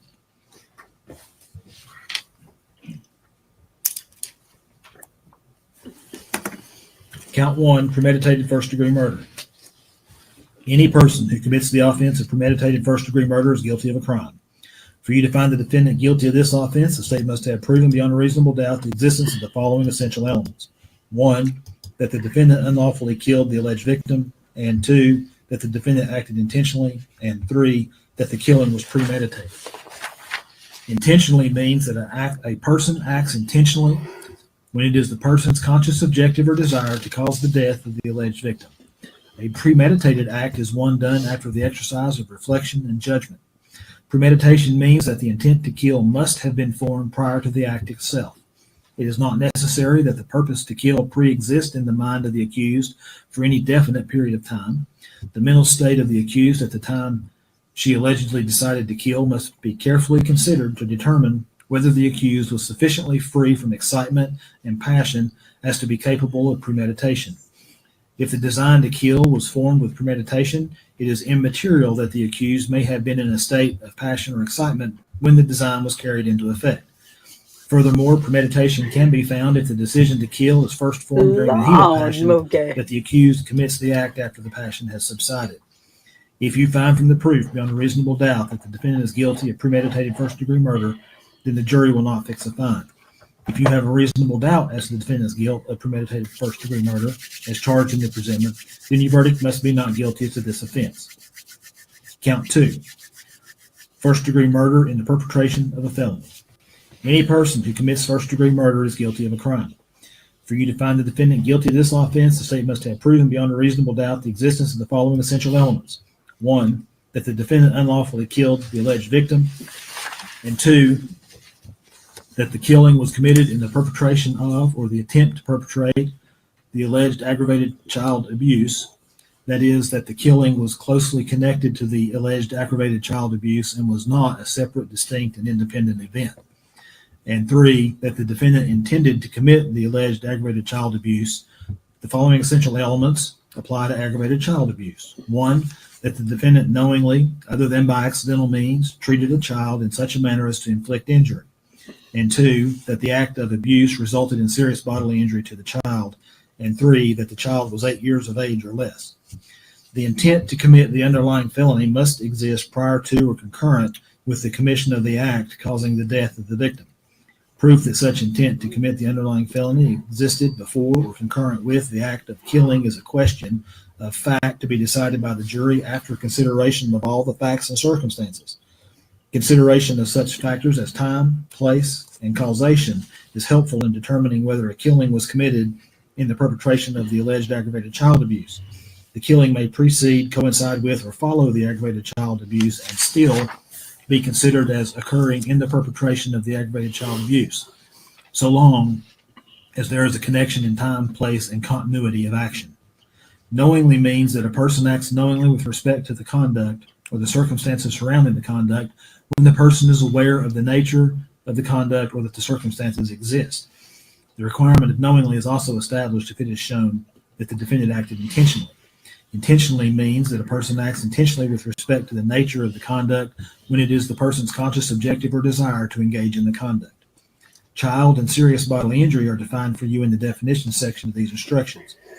If you find from the proof beyond a reasonable doubt that the defendant is guilty of first-degree murder in the perpetration of a felony, then the jury will not fix a fine. If you have a reasonable doubt as to the defendant's guilt of first-degree murder in the perpetration of a felony, as charged in the presentment, then your verdict must be not guilty as to this offense. Count 3, first-degree murder in the perpetration of a felony. Any person who commits first-degree murder is guilty of a crime. For you to find the defendant guilty of this offense, the state must have proven beyond a reasonable doubt the existence of the following essential elements. 1, that the defendant unlawfully killed the alleged victim, and 2, that the killing was committed in the perpetration of or the attempt to perpetrate the alleged aggravated child neglect. That is, that the killing was closely connected to the aggravated child neglect, the alleged aggravated child neglect, and was not a separate, distinct, and independent event. And 3, excuse me, 3, that the defendant intended to commit the alleged aggravated child neglect. The following essential elements apply to aggravated child neglect. 1, that the defendant knowingly neglected a child so as to adversely affect the child's health and welfare. And 2, that the act of neglect resulted in serious bodily injury to the child. And 3, that the child was 8 years of age or less. The intent to commit the underlying felony must exist prior to or concurrent with the commission of the act causing the death of the victim. Proof that such intent to commit the underlying felony existed before or concurrent with the act of killing is a question of fact to be decided by the jury after consideration of all the facts and circumstances. Consideration of such factors as time, place, and causation is helpful in determining whether a killing was committed in the perpetration of the alleged aggravated child neglect. The killing may precede, coincide with, or follow the aggravated child neglect and still be considered as occurring in the perpetration of the aggravated child neglect, so long as there is a connection in time, place, and continuity of action. Knowingly and intentionally have previously been defined for you on page 15 of these instructions. Child and serious bodily injury are defined for you in the definition section of these instructions. If you find from the proof beyond a reasonable doubt that the defendant is guilty of first-degree murder in the perpetration of the felony, then the jury will not fix a fine. If you have a reasonable doubt as to the defendant's guilt of first-degree murder in the perpetration of the felony was charged in the presentment, then your verdict must be not guilty as to this offense. Lesser included offense counts 1, 2, and 3, second-degree murder. Any person who commits second-degree murder is guilty of a crime. For you to find the defendant guilty of this offense, the state must have proven beyond a reasonable doubt the existence of the following essential elements. 1, that the defendant unlawfully killed the alleged victim, and 2, that the defendant acted knowingly. Knowingly means that a person acts with an awareness that his or her conduct is reasonably certain to cause the death of the alleged victim. The requirement of knowingly is also established if it is shown that the defendant acted intentionally. Intentionally has been previously defined for you on page 13 of these instructions. The distinction between voluntary manslaughter and second-degree murder is that voluntary manslaughter requires that the killing result from a state of passion produced by adequate provocation sufficient to lead a reasonable person to act in an irrational manner. If you find from the proof beyond a reasonable doubt that the defendant is guilty of second-degree murder, then you may fix a fine in any amount not greater than $50,000, and you'll so report your fine on your verdict form. If you have a reasonable doubt as to the defendant's guilt of second-degree murder is charged and included in the presentment, then your verdict must be not guilty as to this offense. Lesser included offense counts 1, 2, and 3. Voluntary manslaughter. Any person who commits voluntary manslaughter is guilty of a crime. For you to find the defendant guilty of this offense, the state must have proven beyond a reasonable doubt the existence of the following essential elements. 1, that the defendant unlawfully killed the alleged victim, and 2, that the defendant acted intentionally or knowingly, and 3, that the killing resulted from a state of passion produced by adequate provocation sufficient to lead a reasonable person to act in an irrational manner. Intentionally has been previously defined for you on page 13 of these instructions. Knowingly has been previously defined for you on page 17 of these instructions. The requirement of knowingly is also established if it is shown the defendant acted intentionally. The distinction between voluntary manslaughter and second-degree murder is that voluntary manslaughter requires that the killing result from a state of passion produced by adequate provocation, sufficient to lead a reasonable person to act in an irrational manner. If you find from the proof beyond a reasonable doubt that the defendant is guilty of voluntary manslaughter, then you may fix a fine in any amount not greater than $10,000, and you will so report your fine on your verdict form. If you have reasonable doubt as to the defendant's guilt of voluntary manslaughter is charged and included in the presentment, then your verdict must be not guilty as to this offense. Lesser included offense counts 1, 2, and 3. Reckless homicide. Any person who commits the offense of reckless homicide is guilty of a crime. For you to find the defendant guilty of this offense, the state must have proven beyond a reasonable doubt the existence of the following essential elements. 1, that the defendant killed the alleged victim, and 2, that the defendant acted recklessly. Recklessly means that a person acts recklessly when the person is aware of but consciously disregards a substantial and unjustifiable risk that the alleged victim will be killed. The risk must be of such a nature and degree that its disregard constitutes a gross deviation from the standard of care that an ordinary person would exercise under all the circumstances as viewed from the accused person's standpoint. The requirement of recklessly is also shown or established if it is shown that the defendant acted knowingly or intentionally. Intentionally has been previously defined for you on page 13 of these instructions. Knowingly has previously been defined for you on page 17 of these instructions. If you find from the proof beyond a reasonable doubt that the defendant is guilty of reckless homicide, then you may fix a fine in any amount not greater than $5,000, and you'll so report your fine on your verdict form. If you have reasonable doubt as to the defendant's guilt of reckless homicide is charged and included in the presentment, then your verdict must be not guilty as to this offense. Lesser included offense counts 1, 2, and 3. Criminally negligent homicide.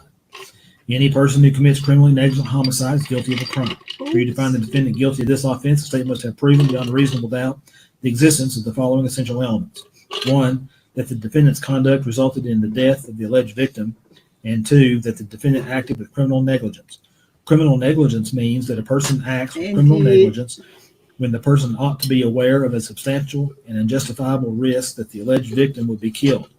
The risk must be of such a nature and degree that his failure to perceive it constitutes a gross deviation from the standard of care that an ordinary person would exercise under all the circumstances as viewed from the accused person's standpoint. The requirement of criminal negligence is also established if it is shown the defendant acted intentionally, knowingly, or recklessly. Intentionally has been previously defined for you on page 13 of the instructions.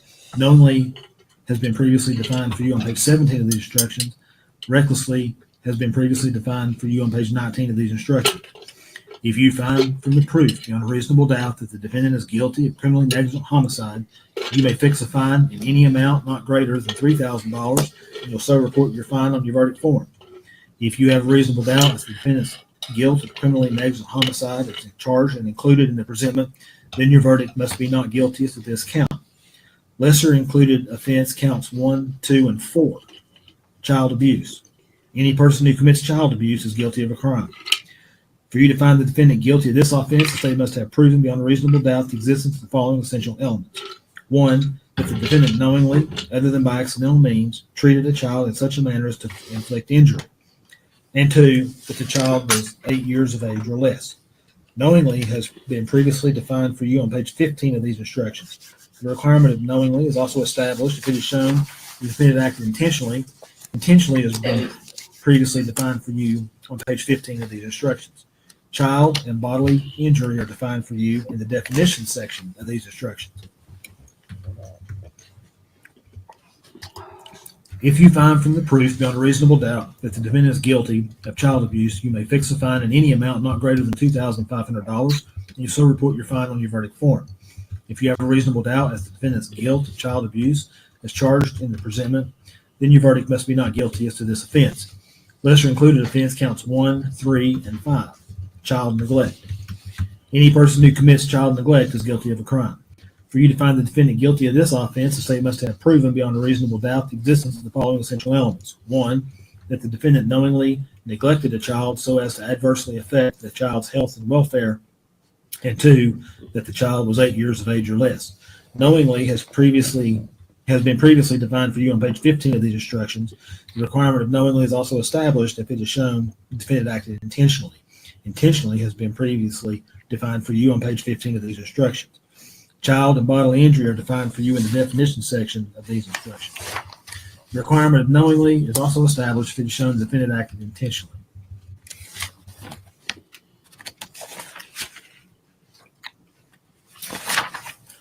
If you find from the proof beyond a reasonable doubt that the defendant is guilty of child neglect, then you may fix a fine in any amount not greater than $2,500, and you'll so report your fine on your verdict form. If you have a reasonable doubt as to the defendant's guilt of child neglect as charged in the presentment, then your verdict must be not guilty as to this offense. Count 4, aggravated child abuse. Any person who commits the offense of aggravated child abuse is guilty of a crime. For you to find the defendant guilty of this offense, the state must have proven beyond a reasonable doubt the existence of the following essential elements. 1, that the defendant knowingly, other than by accidental means, treated a child in such a manner as to inflict injury. And 2, that the act of abuse resulted in serious bodily injury to the child. And 3, that the child was 8 years of age or less. Knowingly has been previously defined for you on page 15 of these instructions. The requirement of knowingly is also established if it is shown the defendant acted intentionally. Intentionally has been previously defined for you on page 15 of these instructions. Child and serious bodily injury are defined for you in the definition section of these instructions. The requirement of knowingly is also established if it is shown the defendant acted intentionally. If you find from the proof beyond a reasonable doubt that the defendant is guilty of aggravated child abuse, then you may fix a fine in any amount not greater than $50,000, and you'll so report your fine on your verdict form.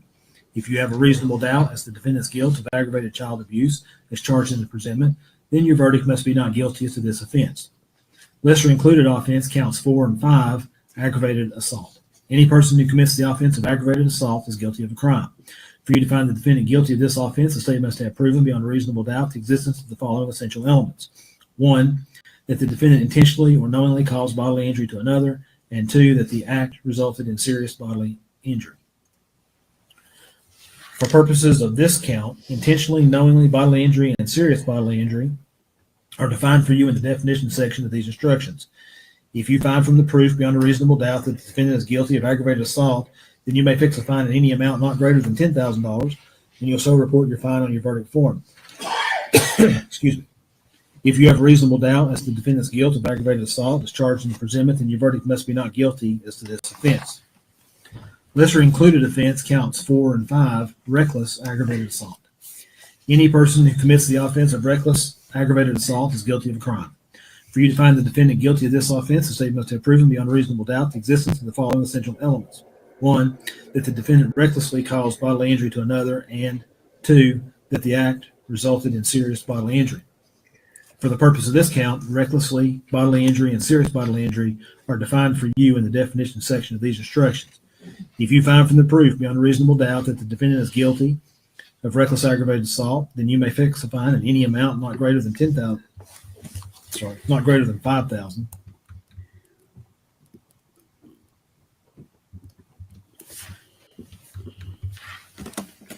And you'll so report your fine on your verdict form. If you have a reasonable doubt as to the defendant's guilt of reckless aggravated assault as charged in the presentment, then your verdict must be not guilty as to this offense. Ladies and gentlemen, anytime that I make a change, I'm making the change in the notebook that's black. It says original charge. This is the official original charge. Those are just your copies, okay? Lesser included offense counts 1, 2, 3, 4, and 5. Assault. Any person who commits an assault upon another is guilty of a crime. For you to find the defendant guilty of this offense, the state must have proven beyond reasonable doubt the existence of the following essential elements. 1, that the defendant caused bodily injury to another, and 2, that the defendant acted either intentionally, knowingly, or recklessly. For purposes of this count, intentionally, knowingly, recklessly, and bodily injury are defined for you in the definition section of these instructions. If you find from the proof beyond a reasonable doubt that the defendant is guilty of assault, then you may fix a fine in any amount not greater than $2,500, and you'll so report your fine on your verdict form. If you have reasonable doubt as to the defendant's guilt of assault as charged in the presentment, then your verdict must be not guilty of this to this offense. Lesser included offense counts 1, 2, 3, 4, and 5. Misdemeanor reckless endangerment. Any person who commits the offense of misdemeanor reckless endangerment is guilty of a crime. For you to find the defendant guilty of this offense, the state must have proven beyond a reasonable doubt the existence of the following essential elements. 1, that the defendant engaged in conduct which placed or might have placed another person in the imminent danger of death or serious bodily injury, and 2, that the defendant acted recklessly. For the threat of death or serious bodily injury to be imminent, the person must be placed in a reasonable probability of danger as opposed to a mere possibility of danger. Before you can convict the defendant, the state must show beyond reasonable doubt that a person or class of persons was in the zone of danger. The zone of danger is that area in which a reasonable probability exists that the defendant's conduct would place others in imminent danger of death or serious bodily injury.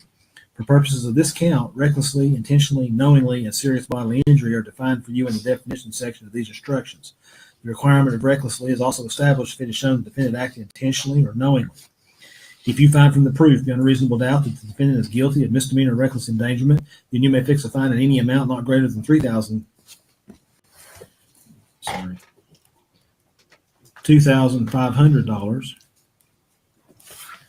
you'll so report your fine on your verdict form.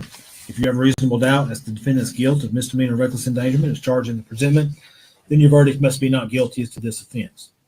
Count 5, aggravated child neglect. Any person who commits the offense of aggravated child neglect is guilty of a crime.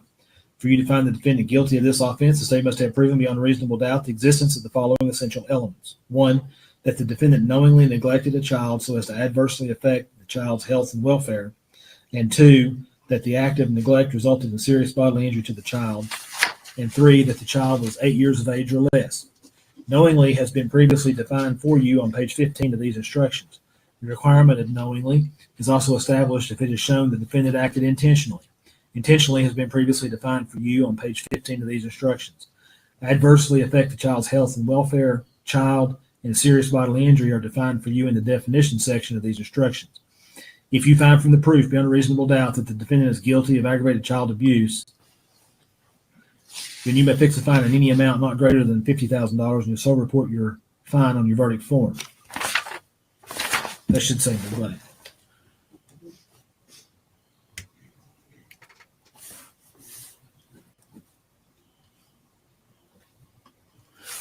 All right, let me reread that.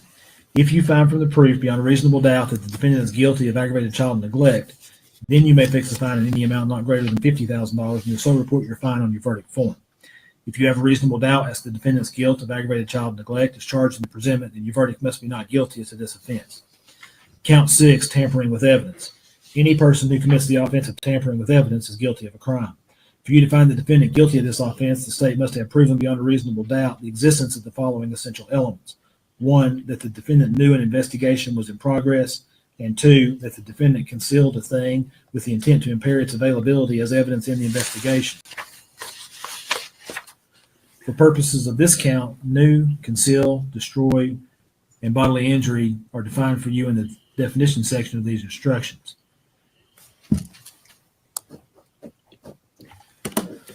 The requirement of knowingly is also established if it is shown the defendant acted intentionally. If you find from the proof beyond reasonable doubt that the defendant is guilty of tampering with evidence, then you may fix a fine in any amount not greater than $10,000, and you'll so report your fine on your verdict form.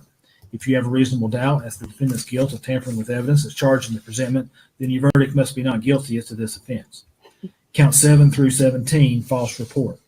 Any person who makes a false statement to law enforcement officer is guilty of a crime. For you to find the defendant guilty of this offense, the state must have proven beyond a reasonable doubt the existence of the following essential elements. 1, that the statement was made by the defendant.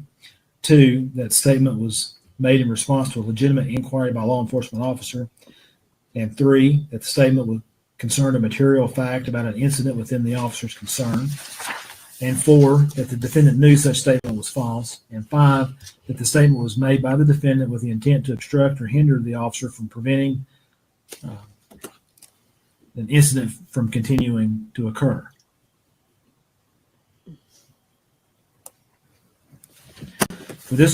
For purposes of this count, knew and law enforcement officer are defined for you in the definition section of these instructions. The requirement of knowingly is also established if it is shown the defendant acted intentionally. If you find from the proof beyond a reasonable doubt that the defendant is guilty of false report, then you may fix a fine in any amount not greater than $5,000, and you so report your fine on your verdict form. If you have a reasonable doubt as to the defendant's guilt in a false report as charged in the presentment, then your verdict must be not guilty as to this offense. Count 19, abuse of a corpse. Any person who commits the offense of abuse of a corpse is guilty of a crime. For you to find the defendant guilty of this offense, the state must have proven beyond a reasonable doubt the existence of the following essential elements. 1, that the defendant physically mistreated a corpse in a manner offensive to the sensibilities of an ordinary person. And 2, that the defendant acted without legal privilege. And 3, that the defendant acted knowingly. For purposes of this count, knowingly is defined for you in the definition section of these instructions. The requirement of knowingly is also established if it is shown the defendant acted intentionally. If you find from the proof beyond a reasonable doubt that the defendant is guilty of abuse of a corpse, then you may fix a fine in any amount not greater than $3,000, and you'll so report your fine on your verdict form. If you have a reasonable doubt as to the defendant's guilt of abuse of a corpse as charged in the presentment, then your verdict must be not guilty as to this offense. Count 20. Failure to report a death under suspicious, unusual, or unnatural circumstances. Any person who commits the offense of failure to report a death under suspicious, unusual, or unnatural circumstances is guilty of a crime.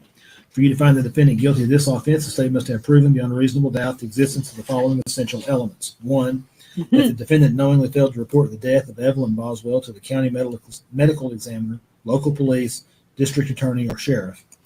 And 2, that the death was from violence, trauma, or any suspicious, unusual, or unnatural manner.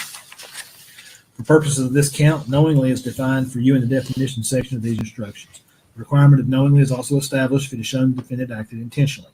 If you find from the proof beyond reasonable doubt that the defendant is guilty of failure to report a death under suspicious, unusual, or unnatural circumstances, then you may fix a fine in any amount not greater than $3,000, and you'll so report your fine on your verdict form. If you have a reasonable doubt as to the defendant's guilt of failure to report a death under suspicious, unusual, or unnatural circumstances as charged in the presentment, then your verdict must be not guilty as to this offense. Criminal attempt. The following definition applies to the attempt to commit any criminal offense. that is charged or included as a lesser offense in these instructions. Any person who attempts to commit any criminal offense is guilty of a crime. For you to find the person guilty of criminal attempt to commit any criminal offense, the state must have proven beyond a reasonable doubt the existence of the following essential elements. 1, that the defendant intended to commit the specified criminal offense, and 2, that the defendant did some act intending to complete a course of action or cause a result that would constitute the specified criminal offense under circumstances as the defendant believed them to be at the time. And his actions constituted a substantial step toward the commission of the specified criminal offense. The defendant's actions do not constitute a substantial step unless the defendant's entire course of action clearly shows his intent to commit the specified criminal offense. The essential elements necessary to constitute each specified criminal offense are set out in these instructions.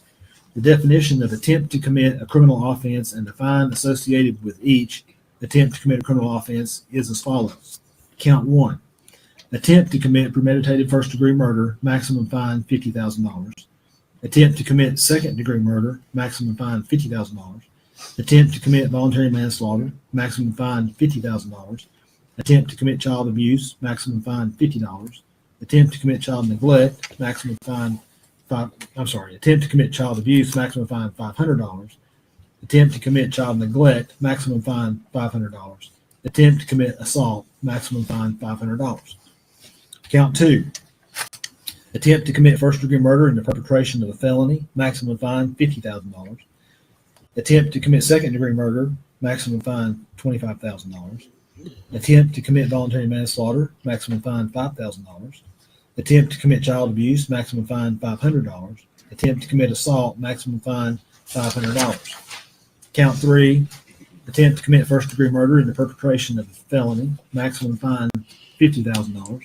Attempt to commit second-degree murder, maximum fine $25,000.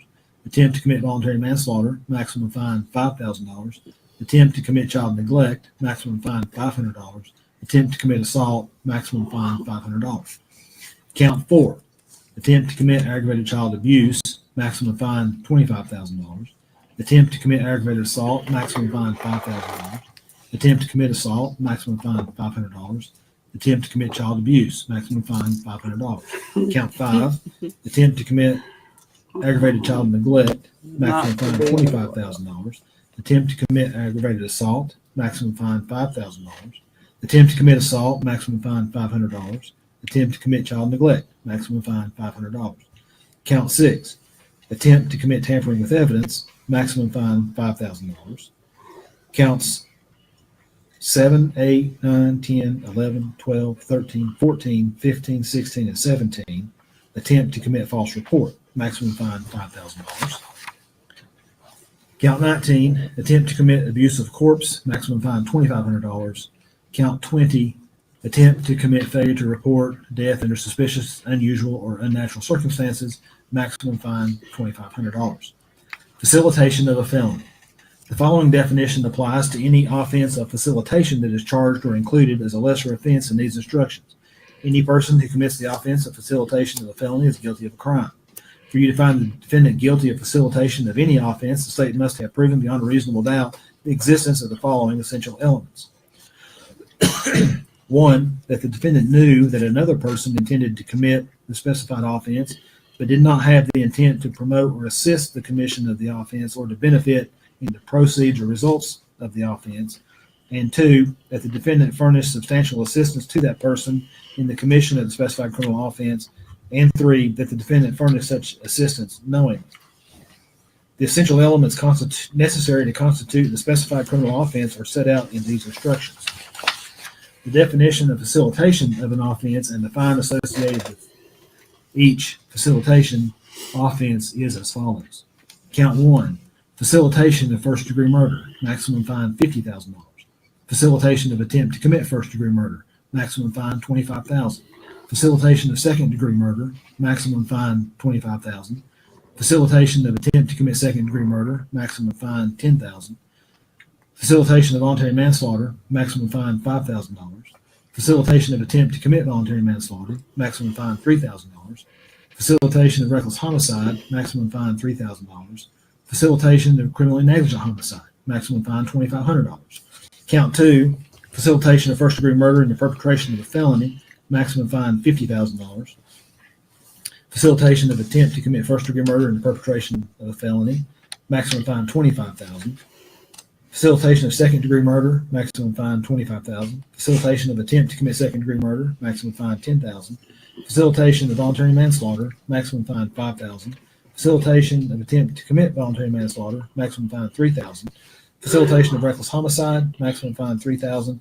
Facilitation of criminally negligent homicide, maximum fine $2,500.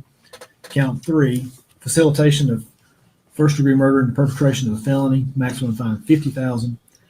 Facilitation of attempt to commit first-degree murder in the perpetration of a felony, maximum fine $25,000. Facilitation of second-degree murder, maximum fine $25,000. Facilitation of attempt to commit second-degree murder, maximum fine $10,000. Facilitation of voluntary manslaughter, maximum fine $5,000. Facilitation of attempt to commit voluntary manslaughter, maximum fine $3,000. Facilitation of reckless homicide, maximum fine $3,000. Facilitation of criminally negligent homicide, maximum fine $2,500. Count 4, facilitation of aggravated child abuse, maximum fine $5,000. Facilitation of attempt to commit aggravated child abuse, maximum fine $3,000. Facilitation of aggravated assault, maximum fine $5,000. Facilitation of attempt to commit aggravated assault, maximum fine $3,000. Facilitation of reckless aggravated assault, maximum fine $3,000. Count 5, facilitation of aggravated child neglect, maximum fine $5,000. Facilitation of attempt to commit aggravated child neglect, maximum fine $3,000. Facilitation of aggravated assault, maximum fine $5,000. Facilitation of attempt to commit aggravated assault, maximum fine $3,000. Facilitation of reckless aggravated assault, maximum fine $3,000.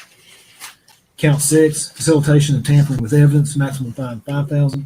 Facilitation of attempt to commit tampering with evidence, maximum fine $3,000. Count 19, facilitation of abuse of a corpse, maximum fine $2,500. Criminal responsibility for conduct of another. A defendant is criminally responsible as a party to the offense charged and included if the offense was committed by the defendant's own conduct, by the conduct of another for which the defendant is criminally responsible, or by both. Each party to the offense may be charged with the commission of the offense. The defendant is criminally responsible for an offense committed by the conduct of another if, acting with the intent to promote or assist the commission of the offense or to benefit in the proceeds or result of the offense, the defendant solicits, directs, aids, or attempts to aid another person to commit the offense.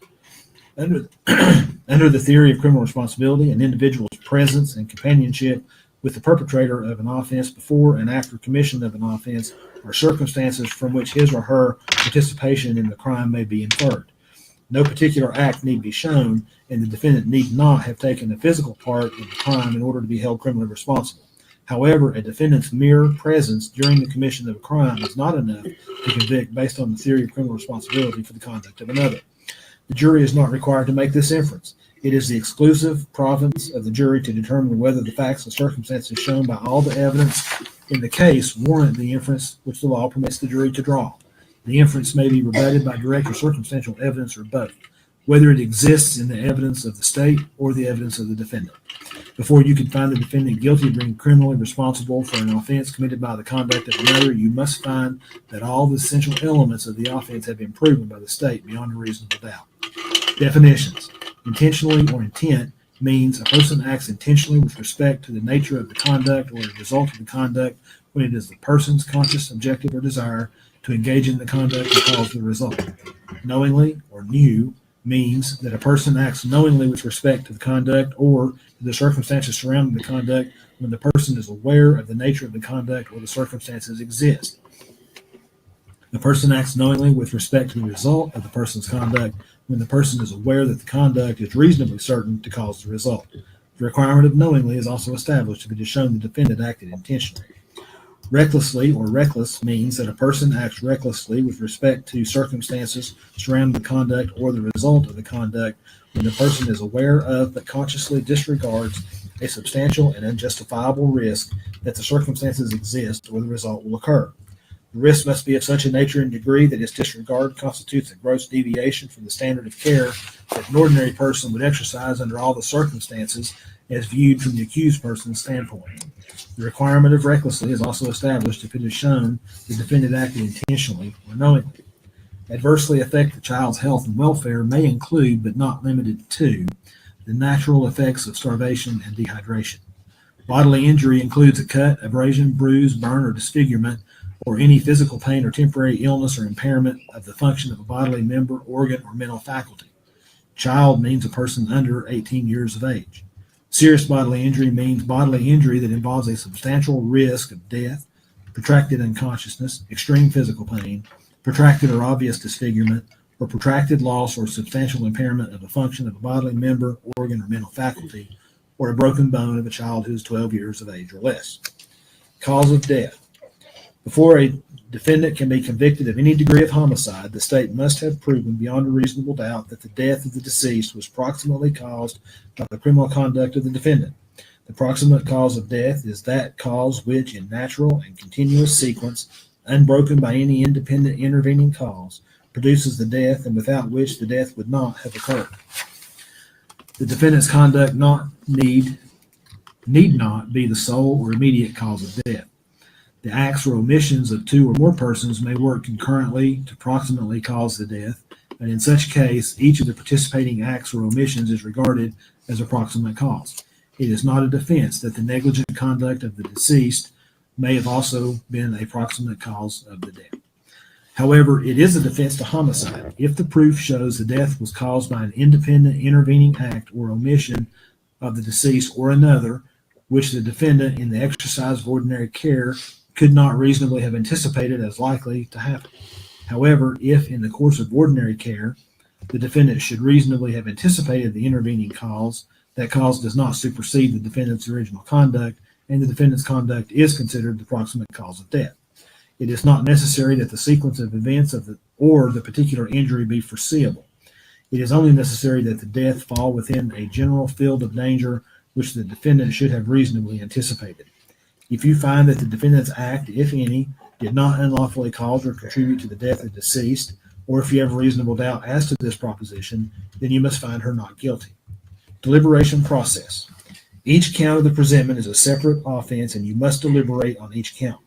When you begin your deliberations on each count of the presentment, you must first deliberate on the indicted or charged offenses. If you unanimously find the defendant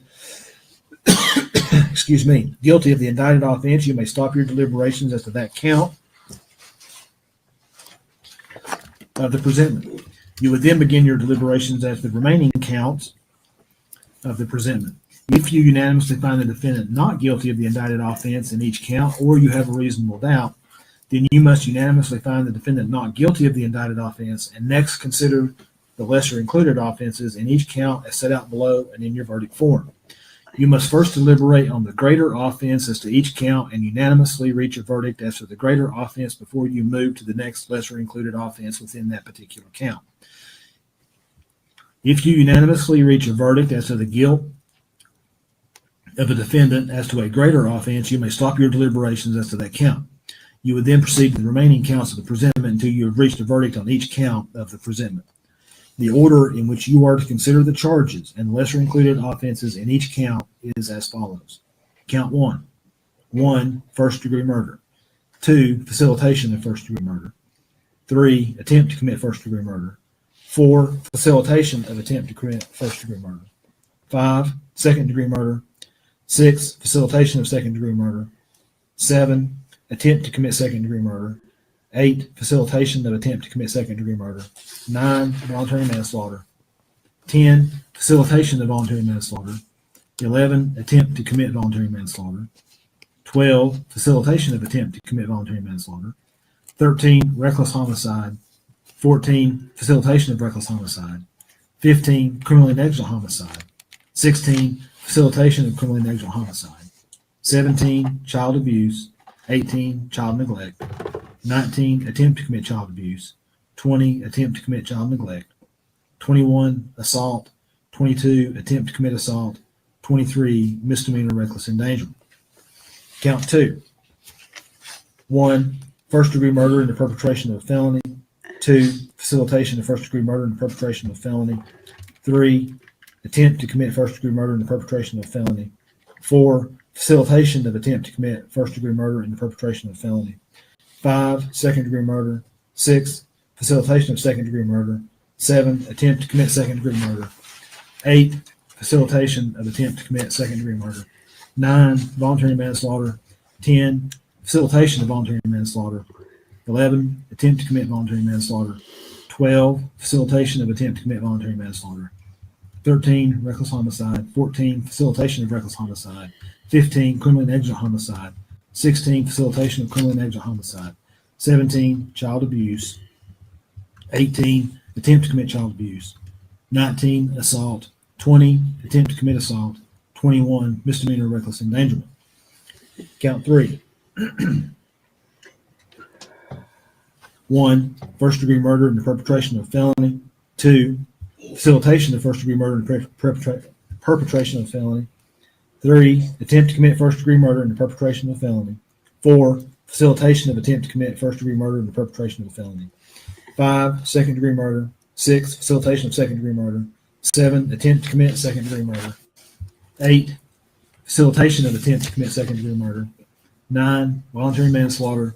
10, facilitation of voluntary manslaughter. 11, attempt to commit voluntary manslaughter. 12, facilitation of attempt to commit voluntary manslaughter. 13, reckless homicide. 14, facilitation of reckless homicide. 15, criminally negligent homicide. 16, facilitation of criminally negligent homicide. 17, child neglect. 18, attempt to commit child neglect. 19, assault. 20, attempt to commit assault. 21, misdemeanor reckless endangerment. Count 4. 1, aggravated child abuse. 2, facilitation of aggravated child abuse. 3, attempt to commit aggravated child abuse. 4, facilitation of attempt to commit aggravated child abuse. 5, aggravated assault. 6, facilitation of aggravated assault. 7, attempt to commit aggravated assault. 8, facilitation of attempt to commit aggravated assault.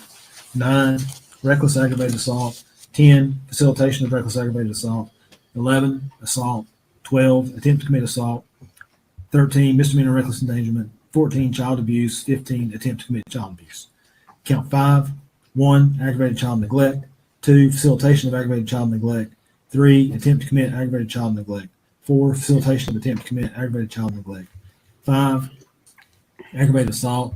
6, facilitation of aggravated assault. 7, attempt to commit aggravated assault. 8, facilitation of attempt to commit aggravated assault. 9, reckless aggravated assault. 10, facilitation of reckless aggravated assault. 11, assault. 12, attempt to commit assault. 13, misdemeanor reckless endangerment. 14, child neglect. 15, attempt to commit child neglect. Count 6. 1, tampering with evidence. 2, facilitation of tampering with evidence. 3, attempt to commit tampering with evidence. 4, facilitation of attempt to commit tampering with evidence. Count 7, 8, 9, 10, 11, 12, 13, 14, 15, 16, and 17. 1, false report. 2, attempt to commit false report. Count 19. 1, abuse of a corpse. 2, facilitation of abuse of a corpse. 3, attempt to commit abuse of a corpse. 4, facilitation of attempt to commit abuse of a corpse. Count 20. 1, failure to report a death under suspicious, unusual, or unnatural circumstances.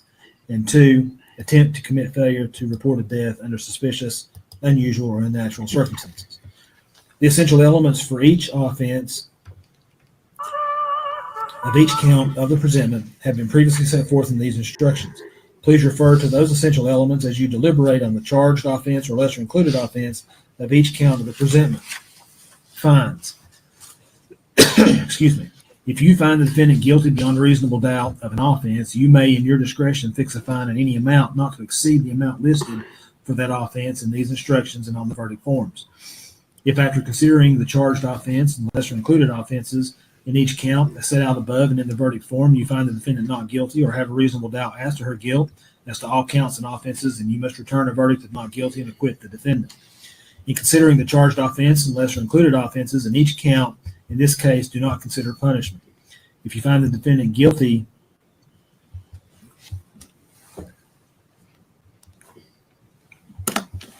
of any offenses of any count, the court will set punishment at a separate sentencing hearing. Y'all want to come up here for a second?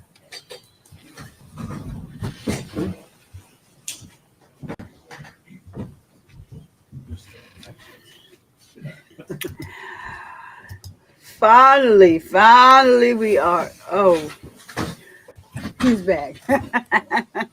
That was quick.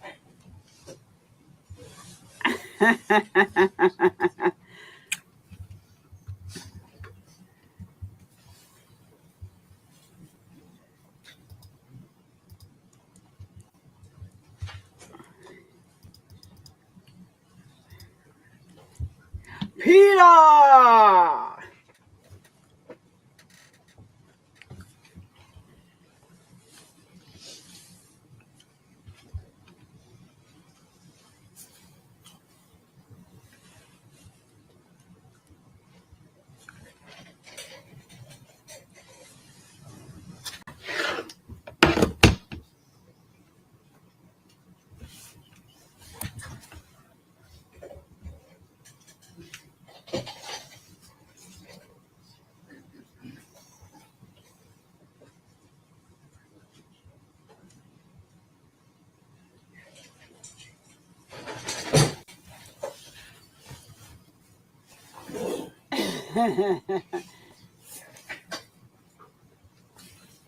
She had one speed class. Oh Lord, he went through them. He did go through them fast, but child, like Chloe said, it is a lot of redundancy. Like, you know, they got to make sure they cover all their bases. I don't think the jury is going to be out long. That's just what it is. Like the evidence is really overwhelming. She didn't do herself any favors by all of the lies she told. So I don't think they're going to be out that long.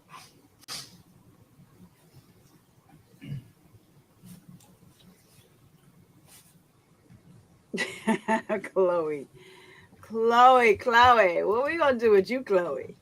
Yeah,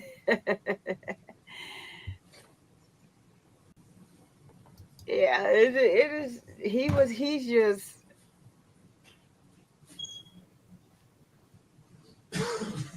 He has been basically just there. This case has been kind of like easy for him.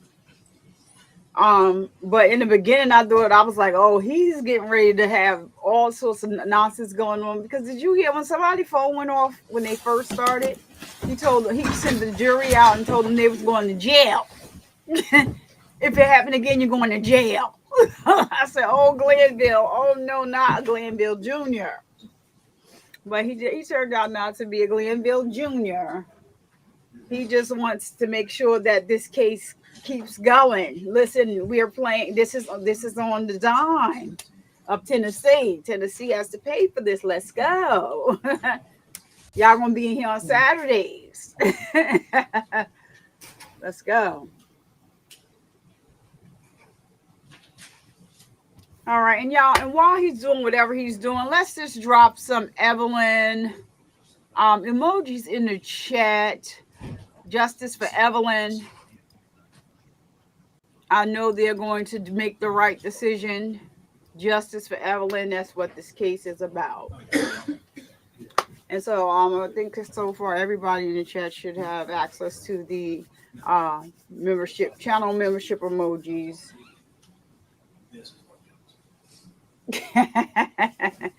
Chloe, you know he will be a Glanville light. Get it? I get it, Chloe. Yeah, nah. All right. Now, ladies and gentlemen, remember, when you go back there and you select a foreperson, this is the official jury charge. Okay? And I'm not going to take up your books and make a change in every one of your books and hand them back out. Otherwise, we'd be here till later tonight. So I'm going to make the change on page 48. And when you deliberate, you go by what this blank notebook says. Can everybody do that? Everybody's shaking their head yes. All right. Oh, wow.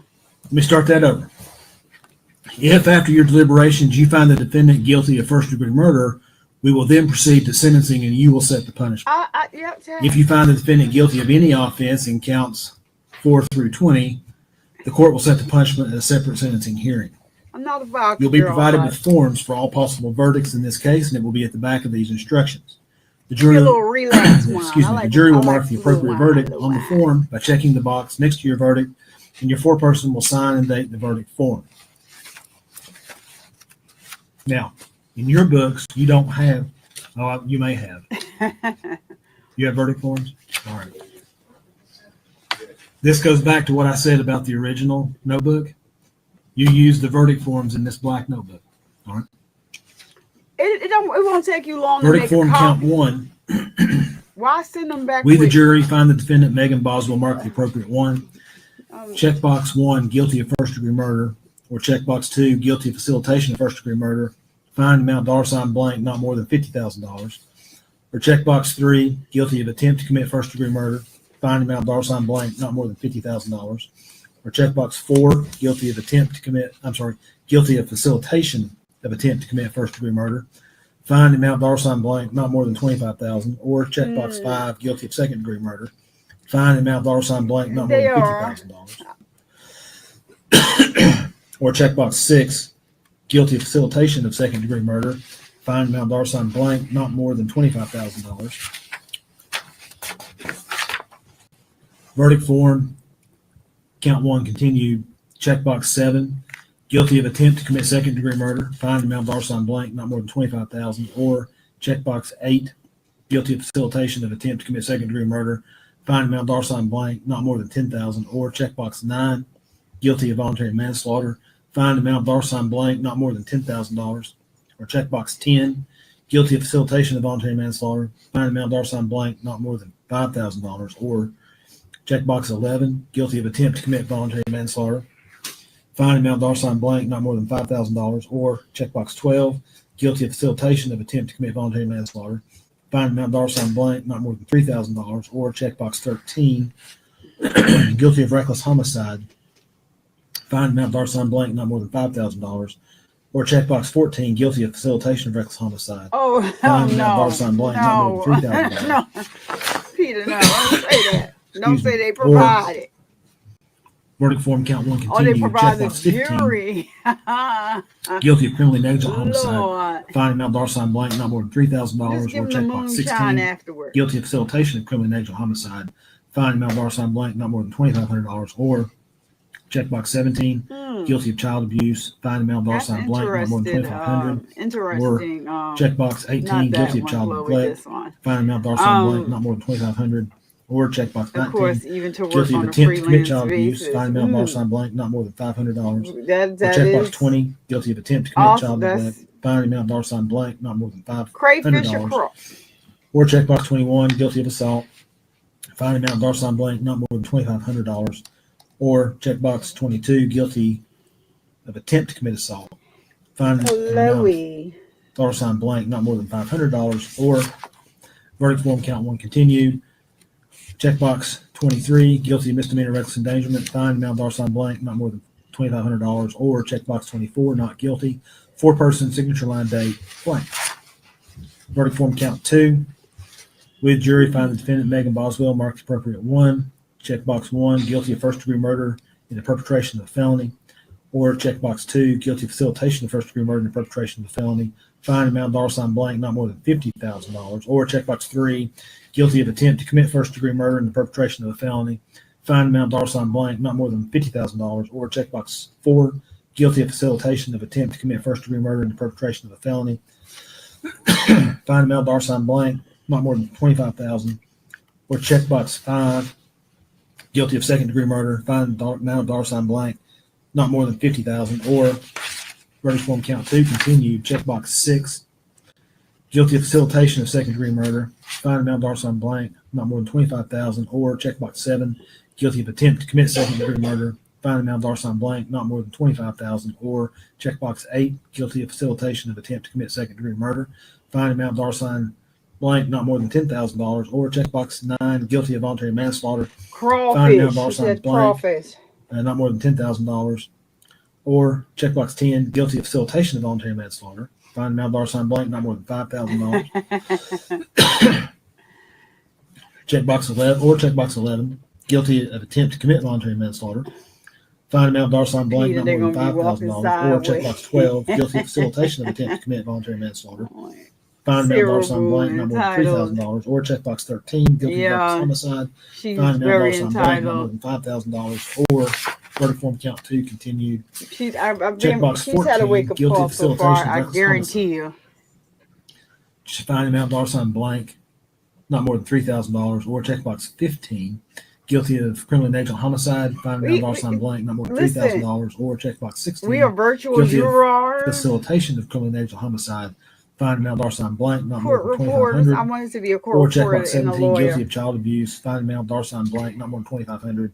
Or checkbox 18, guilty of attempt to commit child abuse, fine amount dollar sign blank, not more than 500. Or checkbox 19, guilty of assault, fine amount dollar sign blank, not more than 2,500. Or checkbox 20, Chloe, both are guilty of correct. attempt to commit assault, fine amount dollar sign blank, not more than 500.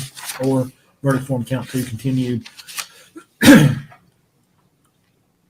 Checkbox 21, guilty of misdemeanor reckless endangerment, fine amount dollar sign blank, not She more than fit in. 2,500. Or Yep, checkbox 22, not guilty. she's a criminal. Four-person signature line date blank. Verdict form count 3. We, the jury, find the defendant, Megan Boswell, mark the appropriate 1. Checkbox She 1, said, yeah, both were correct. guilty of first-degree murder and perpetration of a felony. Or checkbox 2, guilty of facilitation of first-degree murder and perpetration Yeah, of a I felony. agree. Fine amount dollar sign I- blank, not more than $50,000. I Or agree checkbox with you 3, guilty of 100%. attempt to commit first-degree murder Mhm. and perpetration of a felony. Fine amount dollar sign blank, not more They're than not gonna be $50,000. Or outlawed, checkbox watch. 4, guilty of facilitation of attempt to commit first-degree murder in the perpetration of a felony. Fine Peter, amount dollar sign blank, not more than you call them 25,000. Or checkbox crawdaddies. 5, guilty of second degree murder. Fine amount dollar sign blank, not more than $50,000. Crawdaddy. Or verdict form count 3 continued. Checkbox 6, guilty of facilitation of second degree murder. Fine amount dollar sign blank, not more than $25,000. Or checkbox 7, guilty of attempt to commit second degree murder. Fine amount dollar sign blank, not more than $25,000. Or checkbox 8, guilty of facilitation of attempt to commit second degree murder. Fine amount dollar sign blank, not more than $10,000. Or checkbox 9, guilty of voluntary manslaughter. Fine amount dollar sign blank, not more than $10,000. Or checkbox 10, guilty of facilitation of He's voluntary still manslaughter. going. Fine amount dollar Lord. sign blank, not more than $5,000. Or checkbox 11, Mm. guilty of attempt to commit voluntary manslaughter. Fine amount dollar sign blank, not more than $5,000. Or checkbox 12, guilty of facilitation of Yeah. attempt to commit voluntary manslaughter. Fine amount dollar sign blank, not more than $3,000. Or checkbox 13, guilty of reckless homicide. Fine amount dollar sign blank, not more than $5,000. Or verdict form count 3 continued. Checkbox 14, guilty of facilitation of reckless homicide. Fine amount dollar sign blank, not more than $3,000. Or checkbox 15, guilty of criminally negligent homicide. Fine amount dollar sign blank, not more than $3,000. Or checkbox 16, guilty of facilitation of criminally negligent homicide. Fine amount dollar sign blank, Horrible. not more than $2,500. Or checkbox 17, guilty of child neglect. Fine amount dollar sign blank, not more than $2,500. Or checkbox 18, guilty of attempt to commit child neglect. Fine amount dollar sign blank, not more than $500. Or checkbox 19, guilty of assault. Fine amount dollar sign blank, not more than $2,500. Or checkbox 20, guilty of attempt to commit assault. Fine amount dollar sign blank, not more than $500. Or verdict form count 3 continued. Checkbox 21, guilty of misdemeanor reckless endangerment. Fine amount dollar sign blank, not more than $2,500. Or checkbox 22, not guilty, 4-person signature line date blank. Verdict form count 4, we the jury find the defendant Megan Boswell marked Guilty. appropriate 1. Checkbox 1, guilty of aggravated child abuse. Fine amount dollar sign blank, not more than $50,000. Or checkbox 2, guilty of facilitation of aggravated child abuse. Fine amount dollar sign blank, not more than $25,000. Or checkbox 3, guilty of attempt to commit aggravated child abuse. Fine amount dollar sign blank, not more than $25,000. Or checkbox 4, guilty of facilitation of attempt to commit aggravated child abuse. Fine amount dollar sign blank, not more than $10,000. Or checkbox 5, guilty of aggravated assault, not more than, fine amount dollar sign blank, not more than $10,000. Or checkbox 6, guilty of facilitation of aggravated assault. Fine amount dollar sign blank, not more than $5,000. Or verdict form count 4 continued. Checkbox 7, guilty of attempt to commit aggravated assault. Fine amount dollar sign blank, not more than $5,000. Or checkbox 8, guilty of facilitation of attempt to commit aggravated assault. Fine amount dollar sign blank, not more than $3,000. Or checkbox 9, guilty of reckless aggravated assault. Fine amount dollar sign blank, not more than $5,000. Or checkbox 10, guilty of facilitation of reckless aggravated assault. Fine amount dollar sign blank, not more than $3,000. Or checkbox 11, guilty of assault. Fine amount dollar sign blank, not more than $2,500. Or checkbox 12, guilty of attempt to commit assault. Fine amount dollar sign blank, not more than $500. Or checkbox 13, guilty of misdemeanor reckless endangerment. Fine amount dollar sign blank, not more than $2,500. Or checkbox 14, guilty of child abuse. Fine amount dollar sign blank, not more than $2,500. Or verdict form count 4 continued. Checkbox 15, guilty of attempt to commit child abuse. Fine amount dollar sign blank, not more than 500, or checkbox 16, not guilty, four-person, signature line, date, blank. Verdict form count 5, we, the jury, find the defendant, Megan Boswell, mark the appropriate 1.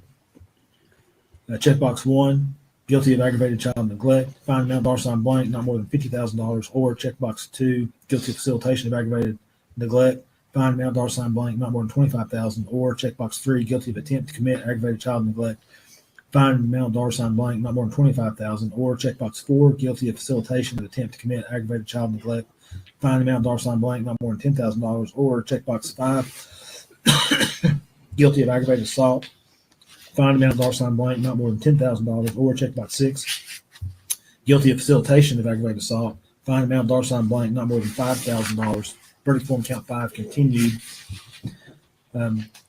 Checkbox 7, guilty of attempt to commit aggravated assault, fine amount dollar sign blank, not more than $5,000, or checkbox 8, guilty of facilitation of attempt to commit assault, aggravated assault, fine amount dollar sign blank, not more than $3,000, or checkbox 9, guilty of reckless aggravated assault, fine in the amount dollar sign blank, not more than $5,000, or checkbox 10, guilty of facilitation of reckless aggravated assault, fine amount dollar sign blank, not more than $3,000, or checkbox number 11, guilty of assault, fine in the amount dollar sign blank, not more than $2,500, or checkbox 12, guilty of attempt to commit assault, fine amount dollar sign blank, not more than $500, or checkbox 13, guilty of misdemeanor reckless endangerment, fine amount dollar sign blank, not more than $2,500, or checkbox 14, guilty of child neglect, fine amount dollar sign blank, not more than $2,500, or verdict form count 5 continued. Checkbox 15, guilty of attempt to commit child neglect, fine amount dollar sign blank, not more than $500, or checkbox 16, not guilty, four-person, signature line, date, blank. Verdict form count 6, we, the jury, find the defendant, Megan Boswell, mark the appropriate 1. Checkbox 1, guilty of tampering with evidence, fine amount dollar sign blank, not more than $10,000, or checkbox 2, guilty of facilitation of tampering with evidence, checkbox amount dollar sign blank, not more than They gotta 5,000, take a portion for checkbox 3, guilty of always. attempt to commit tampering with evidence, fine amount dollar She'll sign be left with a blank, little not more than something. 5,000, or checkbox 4, guilty of facilitation of attempt to commit tampering with evidence, fine amount dollar sign blank, not more than 3,000, or checkbox 5, not guilty, four-person, signature line, date, blank. Verdict form counts 7, 8, Peter, we were talking about 9, that yesterday. 10, Chloe made a 11, great point 12, 13, 14, 15, 16, about that. and 17. We, the jury, find the defendant, Megan Boswell, mark the appropriate 1. Checkbox 1, guilty of false report, fine amount dollar sign blank, not more than Now, 5,000, Judge, I or thought you was checkbox 2, finished. guilty of attempt to commit false report, fine amount dollar sign blank, not more than For 3,000, sure, or Tat, checkbox for 3, not sure. guilty, four-person, signature line, date, blank. Verdict form count 19. We, the jury, find the defendant, Megan Boswell, mark the appropriate 1. Checkbox 1, guilty of abuse of corpse, fine amount dollar sign blank, not more than $3,000. Or checkbox 2, guilty of facilitation of abuse of a corpse, fine amount dollar sign blank, not more than $2,500. Or checkbox 3, guilty of attempt to abuse a corpse, fine amount dollar sign blank, not more than $2,500. Or checkbox 4, guilty of facilitation of attempt to commit abuse of corpse, fine amount dollar sign blank, not more than $500. Or checkbox 5, not guilty, four-person, signature line, date, blank. Verdict form count 20. We, the jury, find the defendant, Megan Boswell, mark the appropriate 1. Checkbox 1, guilty of failure to report a death under suspicious, unusual, or unnatural circumstances, fine amount dollar sign blank, not more than $3,000. Or checkbox 2, guilty of attempt to commit failure to report a death under suspicious, unusual, or unnatural circumstances, fine amount dollar sign blank, not more than $2,500. Or checkbox 3, not guilty, four-person, signature line, date, blank.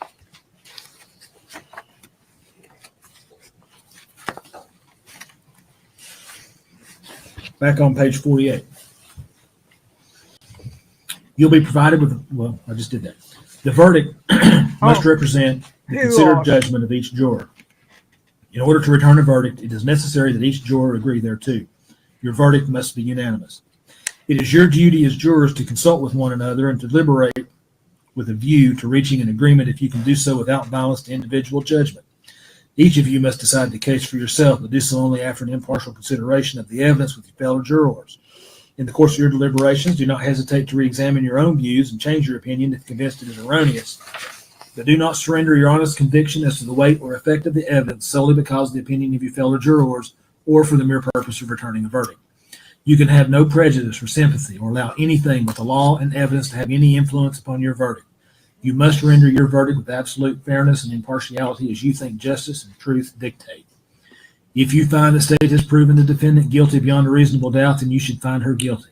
On the other hand, if you find the state has not proven beyond a reasonable doubt the defendant's guilt, or if you have a reasonable doubt as to her guilt, then you must find the defendant not guilty. I'm going to stop right there. Is there lunch here? Oh, call Your lunch is here. I'm going to let you go eat. I want you to take your notebooks and sit them on your chair and leave them out here. I'm going to have you go with the officer, eat lunch. When we come back, the parties will argue, then I will finalize the charge. Everyone stand, please. All right. Let's remove him. Let's get over here to this chair. And we were watching the last the forensic science from yesterday, because this trial stopped with the prosecution on a very high note. So on the stand is a forensic science Dr. Darinka Paulchin. She did not come to play with the defense. And, some would argue differently. I understood what she was trying to say. And I guess she just was not, she didn't want to let the defense get away with putting her, nailing her to one thing, and what she believes in her mind. And I believe that it made sense. So we're going to go, let's review this while they're on lunch. This got heated. It got very heated. So what we are seeing is the trash can with the Ooh, that would be a good one. a child in Yes, Chloe. trash yes. bag with the several layers on top of her, one of them being the blanket. Chloe, That's essentially challenge. when, and that's how we all approach the scenes, is we go layer by layer, slight kind of uncovering the individual, whether it's adult or a child, in a similar fashion, because we don't want to lose any evidence, number one, and number two, we want to show all the kind of components of that asphyxia by approaching it in this layered fashion. And then we can see the body of the child in an unzipped kind of onesie in an upside down position with some of her body parts showing up. So essentially, when I was telling Let me put the trigger the on. originally This is positional hard to asphyxia, she's listen to. upside down, Hold on. and we humans cannot breathe like that. There's a confined space asphyxia because of the trash can and her head being all the way down. Mechanical asphyxia because several different layers covering her face, which we'll analyze in a minute. And then traumatic asphyxia just from her body being in like a kind of reverse S position, totally crumpled and compressed in such a way that she could not breathe. There is no expansion of the diaphragm or movement of the intercostal muscles between the ribs that allow us to breathe in a position like that.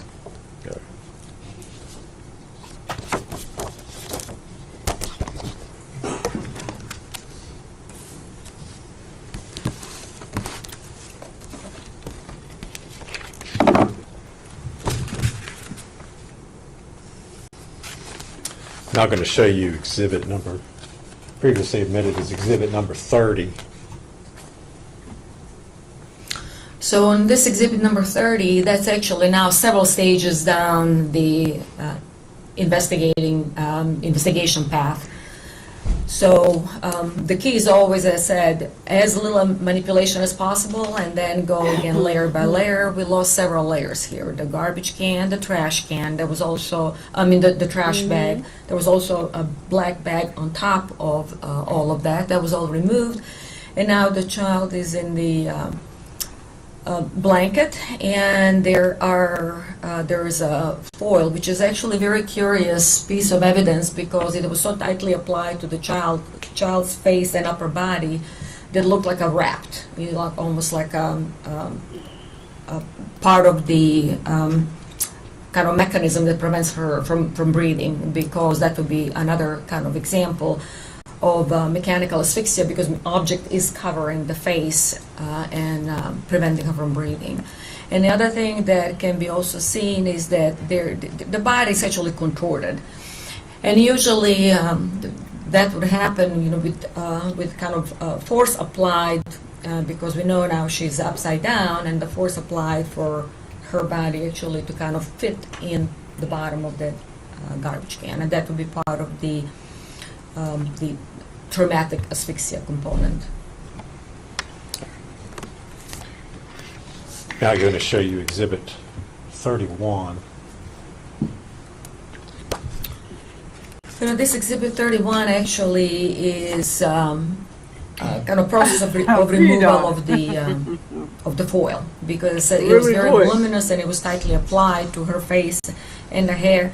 One thing that actually happens with the decomposition of the body following a prolonged time interval after that is that a lot of our tissues start to actually break down and detach. So the hair starts detaching, the epidermis, first layer of skin, starts detaching.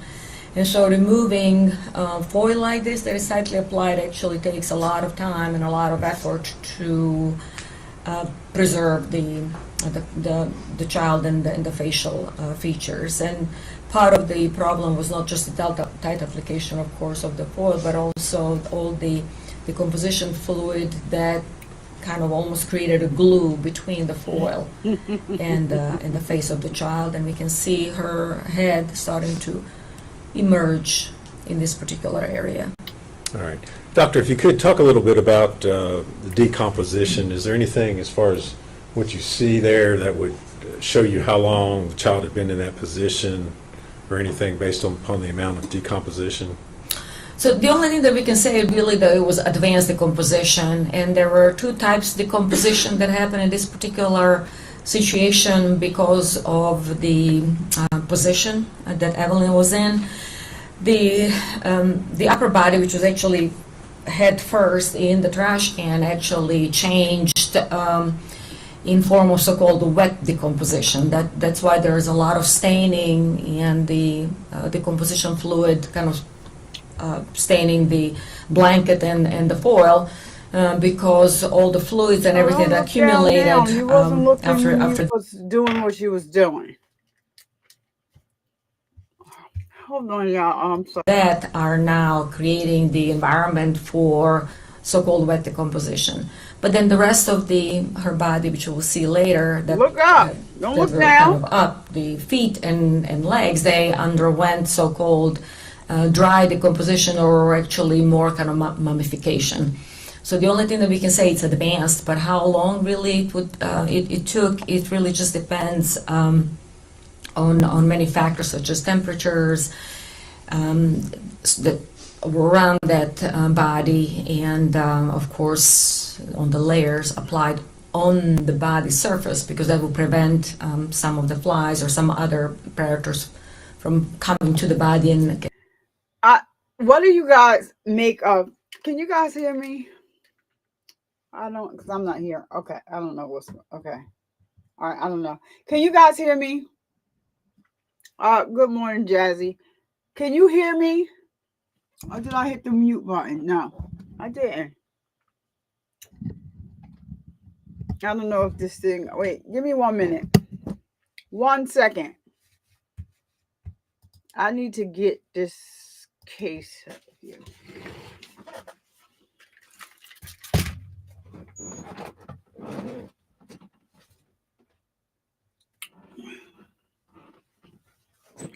I hope she don't come over here and start telling bullshit in my channel. Like, 'cause I'm not with it today. Okay, so I'm back. Can you guys can hear me? Oh, Peter is saying yes. Thank you, Peter. I'm not sure why I can't hear me. I cannot. Okay, so I just wanted to make sure you can hear me. So I wanted to ask you guys, what do you think of What do you think of her sitting there with her hands in her, you know, um, with her face in her hands, and she took a peek at the screen, but when she moved her hands, I did not see any tears. From the side, you could see whether or not there are tears, and from when she moved her hands and kind of looked over, it doesn't look like anything is coming out. So I just wanted to put that out there, ask you guys, what do you think about that? And just leave the comment, leave whatever you're thinking down in the comments, and let us know. Let me know what you guys think about what we just saw from her. I don't think it's anything. I think it's like she's acting. I'm not sure what the disconnect from her child was, or when it happened, because it looks like it started happening at a particular point. Even though, you know, a lot of the witnesses that got on the stand, you know, testified that she was always, you know, unkept, dirty, if you will. So I saw some other pictures yesterday. She looked happy, looked like she was clean, but like I said, some of the pictures that I used, I had to spruce them up a little bit. But I just chalked it up to maybe she was playing outside. But you know, they got to understand and say something different. But I just want to know what you guys are thinking about her body language and what she did at this time. While, you know, they're actually showing like the baby, and I don't know if the state doesn't know that they have their monitor is or the camera person is not supposed to be showing this part. But they have their camera on the monitor. Thank goodness that the prosecutor is, you know, kind of has her shoulder over what we don't want to see. Expediting, fastening the decomposition. Okay. And did you notice that in this particular case, you mentioned the flies and the larvae? Yeah, there was some pupae, but did not really have like a direct access necessarily to the body, so there was not a lot of the maggot or activity at the time of her discovery. Now I'm going to show you Exhibit 32.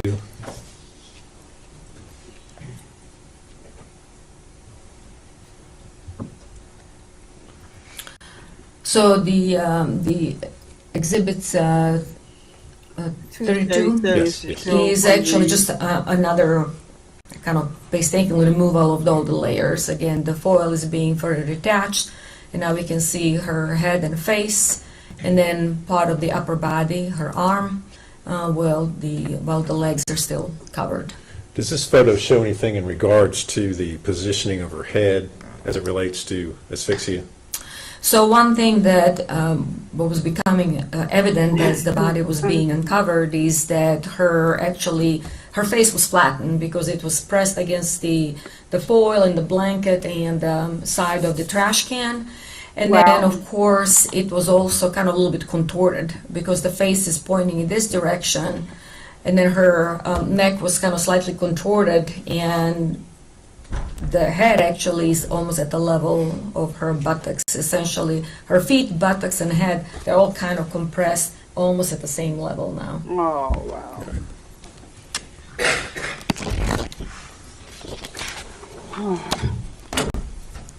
Now I'm going to show you Exhibit 34.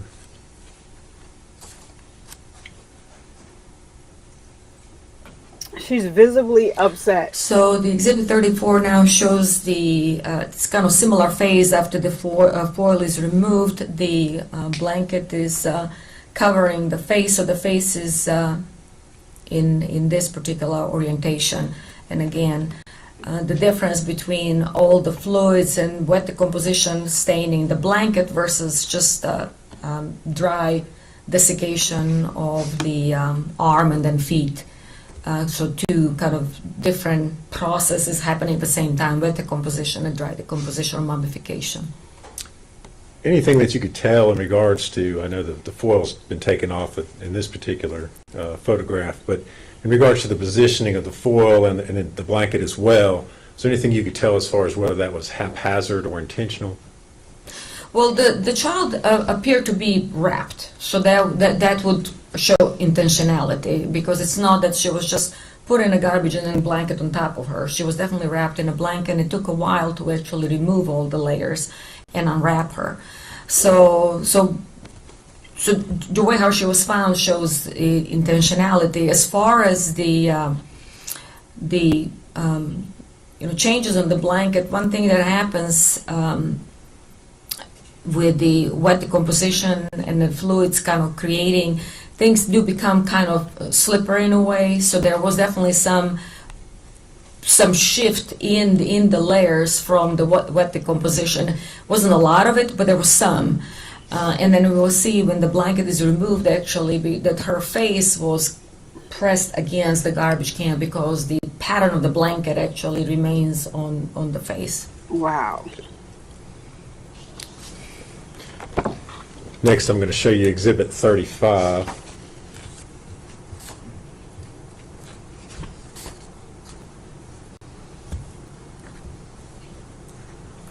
So the Exhibit 35, now the layers of the blanket that are further removed. So the face is still covered. So we have the face, the shoulder, her buttocks, and her feet, as I said, I'm talking about the almost doctor. at the same kind of compressed Oh no, reverse hell no. kind of letter S shape. And Oh no, Chloe. Oh no, not her. I'm not talking about the defendant. I'm talking about the doctor. I'm not. I wouldn't dare. She's visibly faking. The defendant is. I don't. That hand, or that in the hand, and then she moves the face. There's no. No, she's not visibly upset. She's not visibly anything. I was talking about the doctor on the stand. Yeah, don't. Yeah, let's. Yeah. She doesn't that's feel. how I don't know if she had she was feelings. presented. Defendant. After removal of the blanket. The blanket is still stuck to the face in this area, but that's going to be the next phase. You mentioned this, she's in a reverse S kind of shape. Is that what you're talking about when you say positional asphyxiation? Come on, Yes, Chloe. We so here. that would be I don't. She a reverse S shape. talking about the doctor. No. Ooh. Next, I'm going to show you That was fake. What she Exhibit just did. 36. Fake. So on the Exhibit 36, now just removal of the blanket from the rest of the head. And as I said, it had to be done really carefully because of the layers of the skin and hair detaching at this point with the wet decomposition. All right. Can you tell anything in regards to the onesie that she's wearing in that particular picture? I'm sorry? The onesie, the clothing that she's wearing. Yeah, the onesie actually was unzipped, and there was also a diaper on the body. And that was one of the questions, is that would that indicate what really kind of transpired? I mean, it's hard to No, tell, she doesn't. except that, I of agree. course, onesie was completely unzipped, which was unusual for a child who's just, let's say, hypothetically dying in her sleep.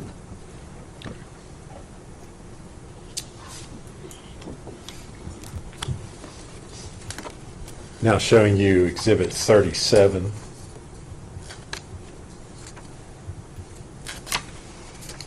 So Exhibit 37 actually is now next phase.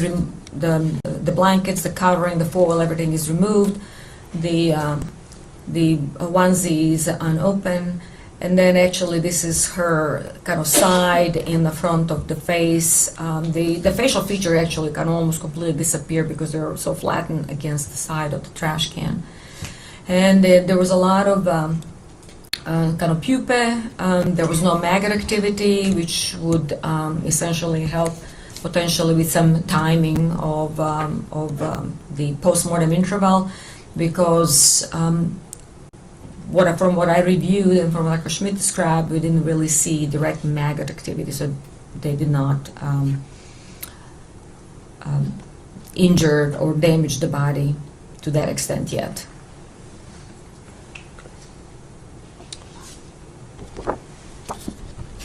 And now showing you Exhibit 38. And essentially what's happening now is that her body is kind of being unfolded. That's what needs to happen in order for the clothing items to be removed and then for the photographs to be taken and an autopsy to be performed. Because with the autopsy, the head has to be open and the body has to be open in a Y-shaped manner with the Y-shaped incision. And that can only happen if the body is kind of unfolded now and for complete examination.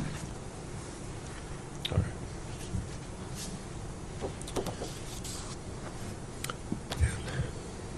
Dr. Malusnik, did you, as part of your review of the records in this case, review the child's pediatric records? Yes. Do you see anything in there that would indicate to you that she would have died from something that was medically related, any medical conditions? No, she was considered a healthy child, and all the milestones were reached in timely manner. All right. And what about the possibility of her dying from some sort of rollover death? So she was not an infant anymore, so she will already be in a kind of toddler stage, and I've never seen overlaying on a child older than 8 months. Actually, 6 months is even pushing it because it's just not easy to overlay a child who can already move, flip. And it's just not that easy, even for an adult, to overlay a child of that age. And I've never had a case like that. The only overlay of a 2-year-old that I had was actually a homicide. All right. Dr. Malusnik, are you aware whether the state of Tennessee Department of Health maintains statistics on rollover deaths as far as the age of children in Tennessee? Yes. And have you had an opportunity to review those statistics? Yes. How many children last year under the age of, or over the age of 12 months died of rollover deaths in Tennessee? None.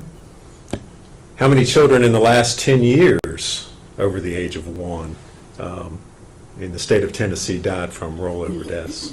Yeah, all of those we call like unsafe sleeping environment deaths, and none of the children who died of overlaying, rolling over, unsafe sleeping environment were older than a year.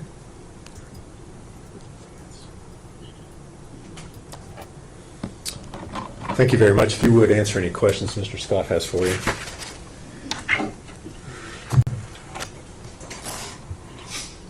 Do you want any of these photos? No. Okay. Y'all see her face? She probably like, listen. She's probably saying to herself, I've been watching this trial, sir. I need you to come up here and respect my gangster, okay? Don't come up here with your nonsense, because it's getting ready to get ugly. And that's exactly what he didn't listen. He did not read the room. He didn't read her facial expression when the prosecutor said that he needs her to answer some questions from Mr. Dodo. I don't know what his name is. It's Gene something. I wrote it down the other day, but who cares? Okay, so here we go.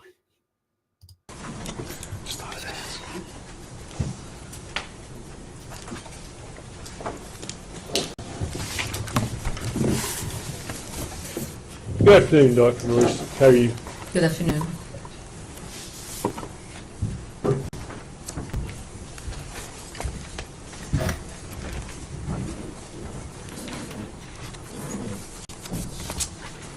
My name is Gene Scott. I represent Ms. Boswell. First thing I want to ask you about is, you did not conduct this autopsy. No, I did not. You had no physical contact with the body of this child. You didn't go to the scene. You simply reviewed what Dr. Schmidt had done. Is that correct? I reviewed what she did and all the pertaining documentation. And accordingly, had Dr. Schmidt have made some mistake, it's very possible that could be incorporated into your work as well.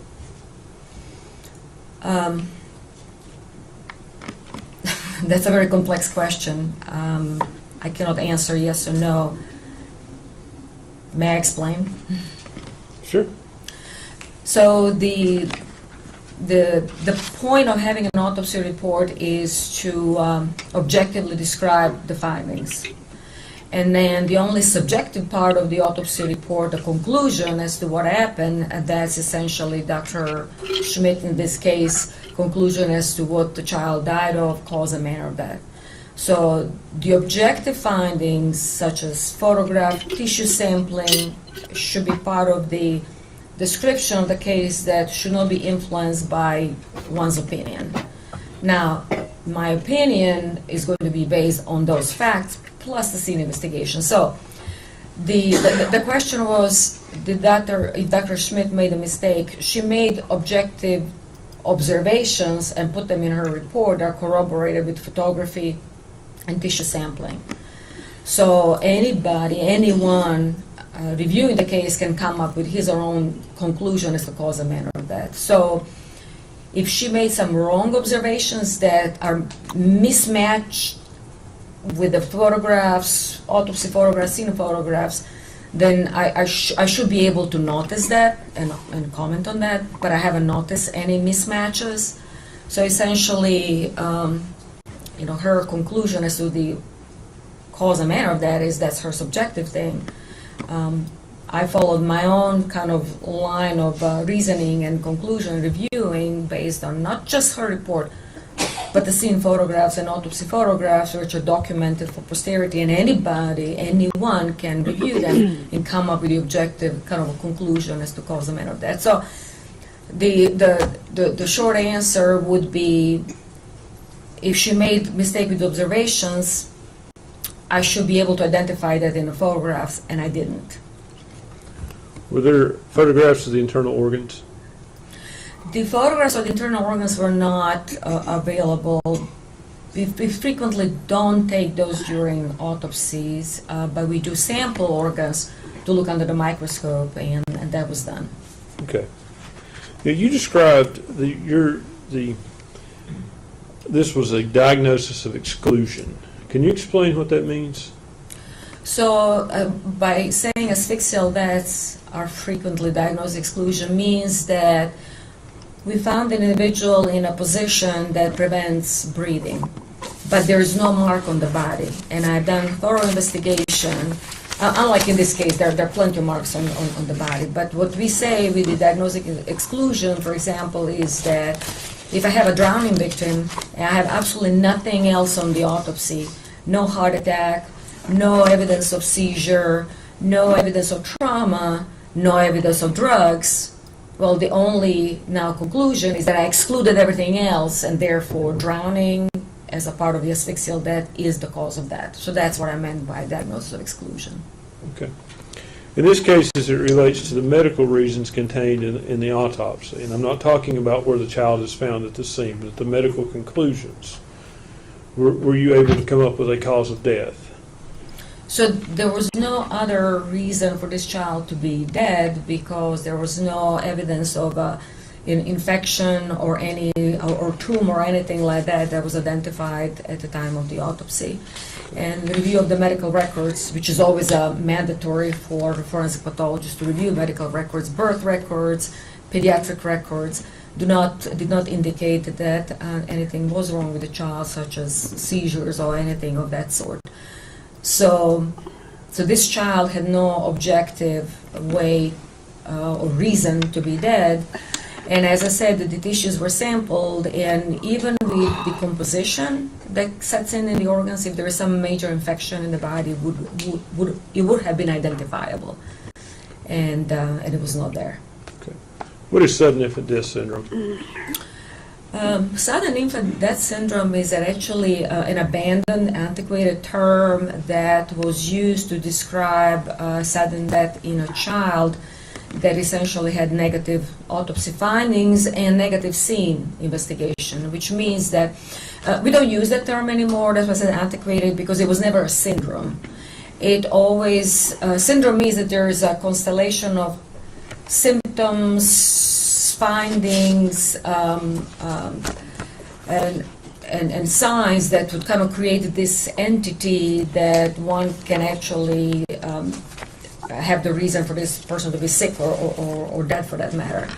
So there was never a syndrome. It was never a constellation of findings. What it meant actually is that we didn't find anything at the autopsy, therefore it's kind of this SIDS, nebulous diagnosis. Now we actually know with the scene investigation and the advances in our field in forensic pathology that those situations where death is with no findings at the scene or in the autopsy are extremely, extremely rare. We call them sudden unexplained death in infancy, SUDI. So that's a new term that we use. And I can tell you with the proper investigation, the proper scene investigation, proper autopsy, and proper ancillary studies such as microbiology, histology, toxicology, the rate of those SUDI, unexplained deaths, is extremely, extremely low, actually almost non-existent. So you're telling me that if another pathologist said this child could die of SIDS, they're just wrong? Yeah, he's wrong, or she is wrong, because SIDS doesn't exist. SIDS never existed. So if that pathologist is using the term SIDS, that pathologist needs to go back to forensic school. Probably not competent. I'm sorry? Probably not competent. If he or she is using SIDS, that's not a competent pathologist. At this day and age, that's not a competent pathologist. Okay.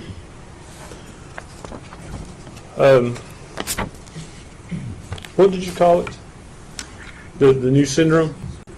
But it's actually not really a syndrome. It's a sudden unexplained death in infancy or unexpected death in infancy. It means that we exhausted all the investigative capacity and thoroughly done autopsy with sampling and ancillary studies, and we found absolutely nothing.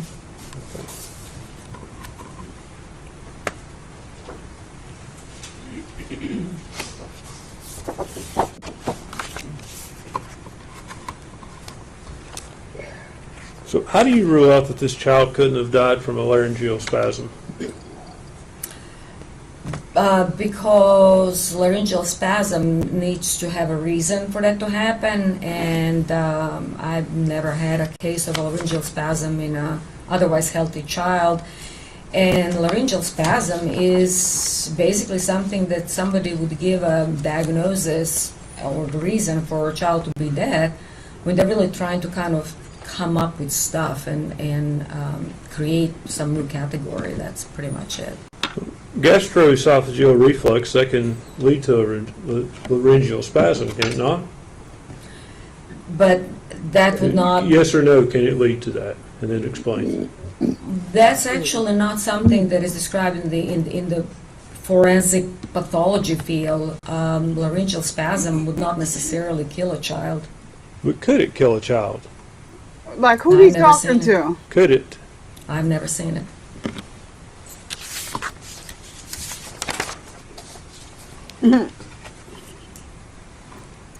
In Dr. Stay on Schmidt's topic. report, she states that the possibility that the decedent was alive when placed in the trash can cannot be excluded. That's correct. That's what she stated. Okay. Is that your opinion as well? I believe she died in the trash can. Okay. You have no proof to show she was alive when she went in the trash can. I have all the proofs of her not being able to breathe once put in a trash can. Doctor, you don't know if she was breathing when she went in the trash can, do you? She would not be able to breathe no matter what. And as I said, because of the composition, of course, we were a little bit handicapped as far as being able to completely examine all her tissues and organs. But there was no reason for this child to be dead, other than being in the trash can, not being able to breathe. You can't say conclusively she was alive in the trash can you? She doesn't have a reason to be dead, and I never had an autopsy on a child older than 1 year old for no reason to be dead, except that she could not breathe in that particular position where she was placed. Yes or no, can you say conclusively that she was alive when she was placed in that trash can? She could not breathe in the trash can, so that's my main conclusion. Are you refusing to answer my question, doctor? No, I'm just saying that the child could not breathe in the trash can. And I'm asking, if I may, yes or no, can you say conclusively she was alive when she was placed in the trash can? No, she might have been dead because her foil was on the face before being placed in the trash can. She could have been dead because she was put in a plastic bag before she was placed in a trash can. Obviously, the foil, the bag, 2 bags, the blanket, tightly covering her face would prevent her from breathing. So all of those things had to happen before she was put in a trash can. So all I'm saying is that all those components, could have they actually brought her to brink of being dead before being put in the trash can? Sure. But the trash can definitely did not help. Okay.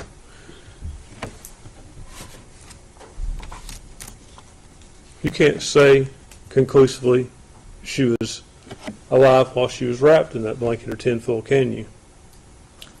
She would have definitely died with a tin foil and the bag and the blanket.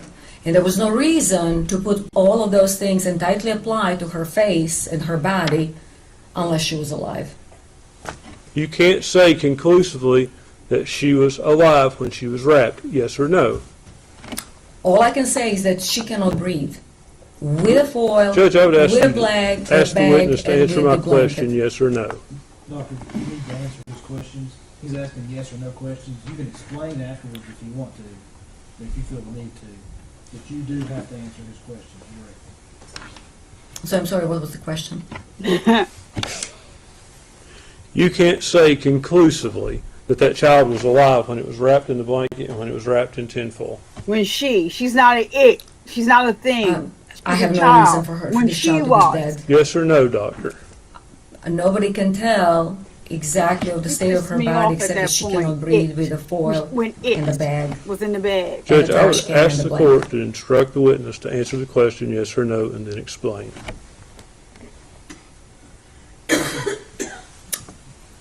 I'm not really sure. I'm not being mean to you. But he's asked you a question, the answer is either yes or no. And I'm instructing you to the best of your ability. Answer yes or no. And you'll have an opportunity to explain.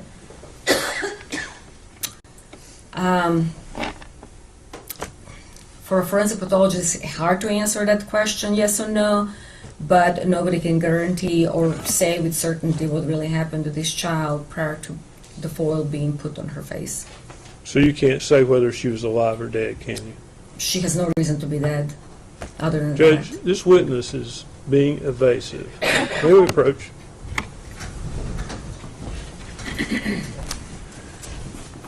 She is upset. Nana nana wah wah, nana nana boo boo. And I understand what, she could have just say no, they can't definitively say because she can't, but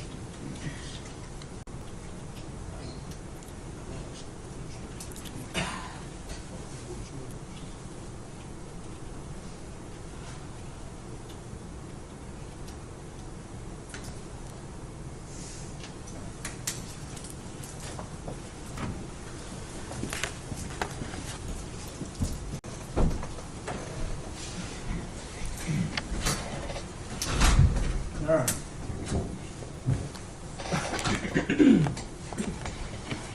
Let me see if I can boil this down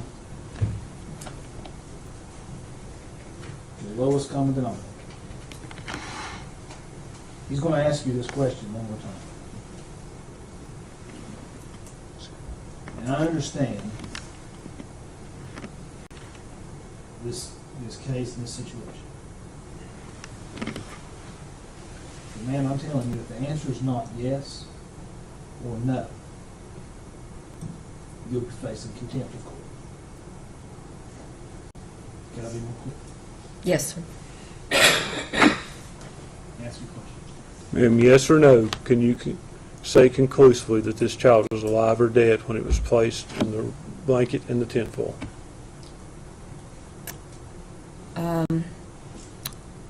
The blanket, tinfoil, the trash can, which one?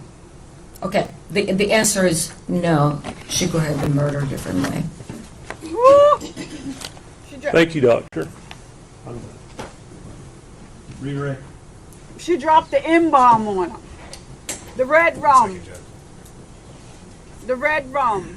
You guys over there on Twitter, we can't say the word over here, but if I was on Twitter, I can say it. But the red rum, she dropped the red rum on him.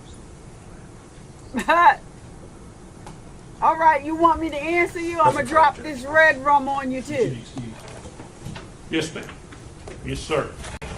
I looked at her and called you ma'am. I apologize. Doctor, thank you for your testimony. Don't apologize, jerk.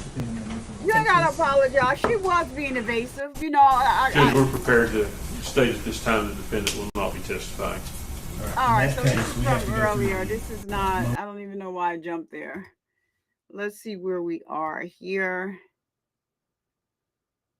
Yeah, just jump to the next video.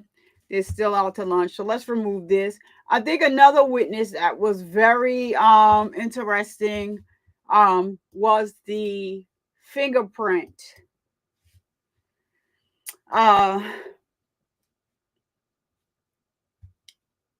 pathologist that found the prints. I thought he did excellent work because not only did he do the fingerprint analysis, the fingerprints that they took from her, that everybody has to be fingerprinted when if you're arrested, you have to be fingerprinted. He was not able to get a to tell, like, he had a print and he was not able to tell what print it was, or he could not relate it to Megan or anyone else. But because of the way the fingerprint is done, you put your finger down like this and then you roll it. You roll it. You roll it. You don't get the print up here, or and one of her one of the fingerprints that was on, I believe it was the garbage can. He'll say it. So he went back to the he went to the jail and he got a print of that. He got a full print of all of her fingers up here, and the print happened to be from yeah, Peter, very interesting testimony from her. Also the pathologist, and yesterday, so I don't know, like, we have a lot of people on watching on Twitter, and I know they were here yesterday, and we went over Ethan's testimony yesterday on a break, because who was allegedly the baby's father, and we found out that he wasn't. So in the chat below, you can tell me whether or not you're interested in seeing that that testimony again. But I thought the pathologist was the fingerprint guy was I thought that he was awesome. It wasn't too long. If I can, where is he? He wasn't too long, but when he came with those fingerprints and when he testified to his findings, I thought it was very interesting. So where is...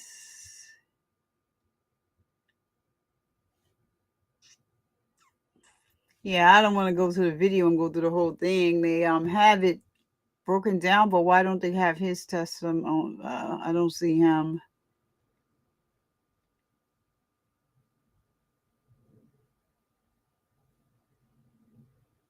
All right, so in the meantime, I'm gonna look for it while we watch this. We're gonna watch this really quick because I think that you guys did this. You guys should see this. So these are two different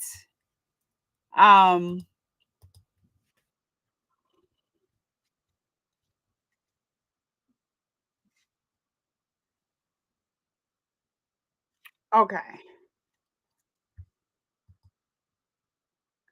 So what we're gonna watch is the news interviews that she did. While I'm looking for that other. Yes. So there's two interviews that they showed of her on the news. Mr. Quaintance, if you would scoot up real close to that mic there, and if you would say and spell your full name for us. Yeah. It's J-Y, Quaintance, Q-U-A-I-N-T-A-N-C-E. Thank you, sir. And where are you employed? WJHL. All right. And is that one of the local news stations here in the Tri-Cities area? It is. All right. And you, of course, are familiar with the story and the investigation into the disappearance and the subsequent recovery of Evelyn Boswell. Is that correct? That's right. And this occurred back in February of 2020. Did your news station cover that story as it was happening? We did. All right. And on February the 24th of 2020, did one of your reporters interview the defendant, Megan Boswell? We interviewed her. I don't recall the exact date, but we interviewed her. All right. And does the news station maintain a copy of the raw footage of that interview? We do maintain a copy for a time being. All right. And at some point in time, at the request of law enforcement, did you turn over a copy of that video to law enforcement? We did. All right. And would that have been a true and accurate copy of the interview that you all recorded with Megan Boswell? Yes. All right. Judge, I would move to make that exhibit number 226. No. Full exhibit 226. And I would ask that I be allowed to play that for the jury. Go ahead.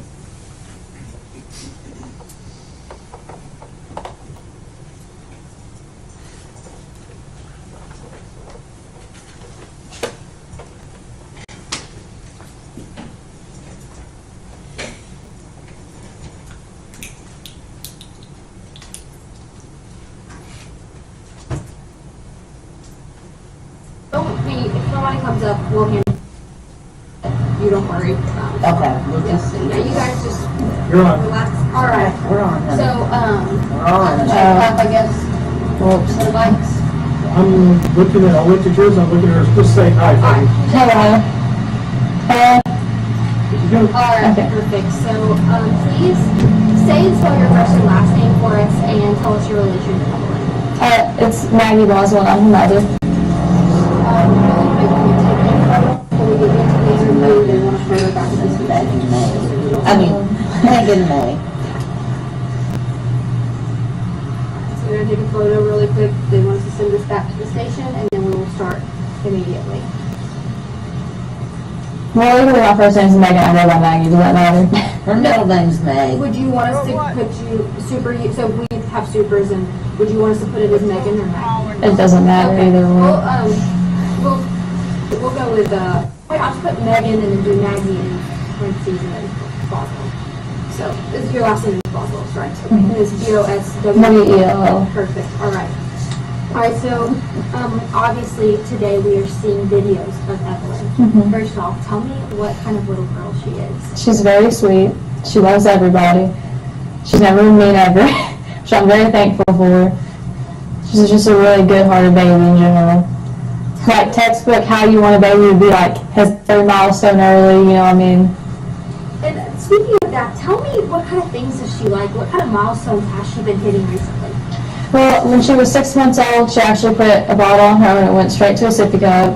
She started walking probably around like 10 months. That was kind of hard though, because she's like not like small as in like underfed, you know what I'm saying? But like she was a preemie when she was born, she's like a smaller baby, and she found in trouble like balancing her weight, but she finally got a hold of it. She's starting to say a lot of words, and you know. Tell me what kind of things she likes to do. What kind of is she into any certain TV shows? Only Baby Shark. And riding in a car. Yeah. She loves to be in the car. We went to Texas to see her dad, Ethan, and she slept the whole way there. Like I had to make her wake up to eat and stuff like that. And that's like a 24-hour drive there. So let's get into the last time you saw her. Tell me what that time was like and when that was. Well, actually, I want to talk about that. I've told TBI where to find her in Mendota. My mom took her to a campground and a silver camper, and if they don't go tonight, I'm going to find her myself. Because I've told them, and they're not really like taking it seriously, and if they don't go tonight, like I will go myself and go get her. Tell them why. They're not. Don't get into It's that. cut. Stop. Making the Stop. edit. Stop. No, you need to defend yourself. That's all they need to know. Quit. Quit. They already know, Megan.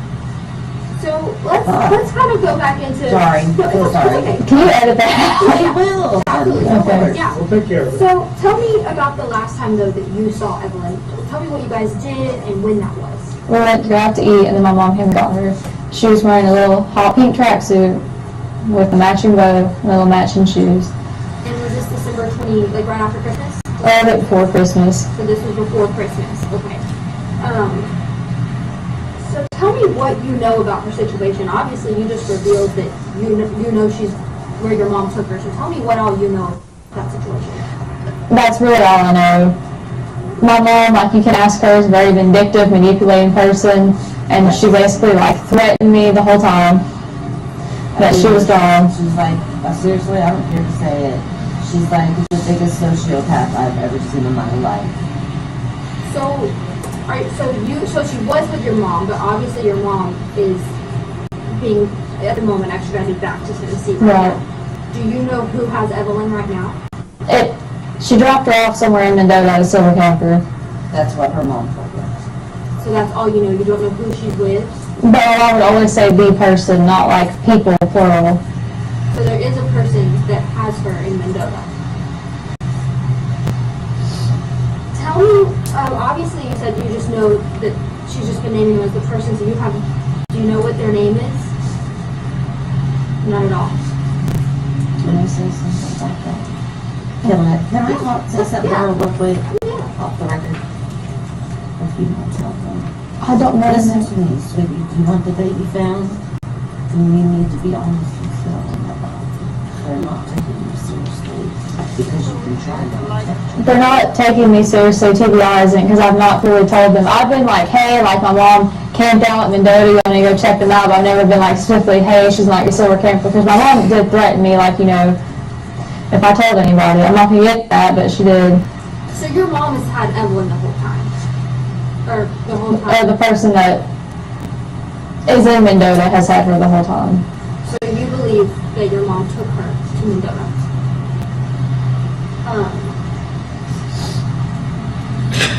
Tell me why you let your mom take care of her. Did she take her from you that night? And Well, she was just supposed to babysit her because I was going to work. And then when did you know that something was wrong? Well, whenever, like, she picked me up Wednesday, and I told her, like, hey, they're doing a press release about the Ambler thing, and then she freaked out. That's why they couldn't find her. Like, nobody talked to her for days until they arrested her. She was kind of poof, gone. But she kept trying to take me to Mendota, and I kept asking. I was like, oh, you take me to Evelyn? And she would never tell me yes or no. And I was like, well, if you're not, I'm just calling my police station, come and get me. Like, I'm not playing these games with you. And so tell me, the day that you dropped her off with your mom to let her babysit, That's what she's asking. tell me what, was there anything off about your mom that day? Did you have any suspicion that she was going to take your child? No. So what they're wanting to know is, and this is where the confusion comes in, is when you came home from work, sweetie, and the baby was gone, like, what did you do and what was your reaction? Well, I called her.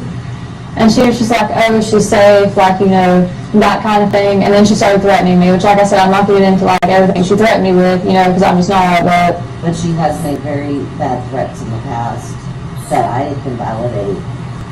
So when you went to go, were you going to pick up her up that night after work? Yeah. So when you went to go pick her up, was your mom gone? She wouldn't answer. And you just couldn't get into the house to get to Evelyn? And so, obviously now that you believe you know who has her, what do you have to say to them? To just bring her back. I just want her back. That's all I want. I've been so long without her, and I know like I don't want to listen to her because my mom threatened me, and I just want her back. That's all I can think about. So much I just want her back.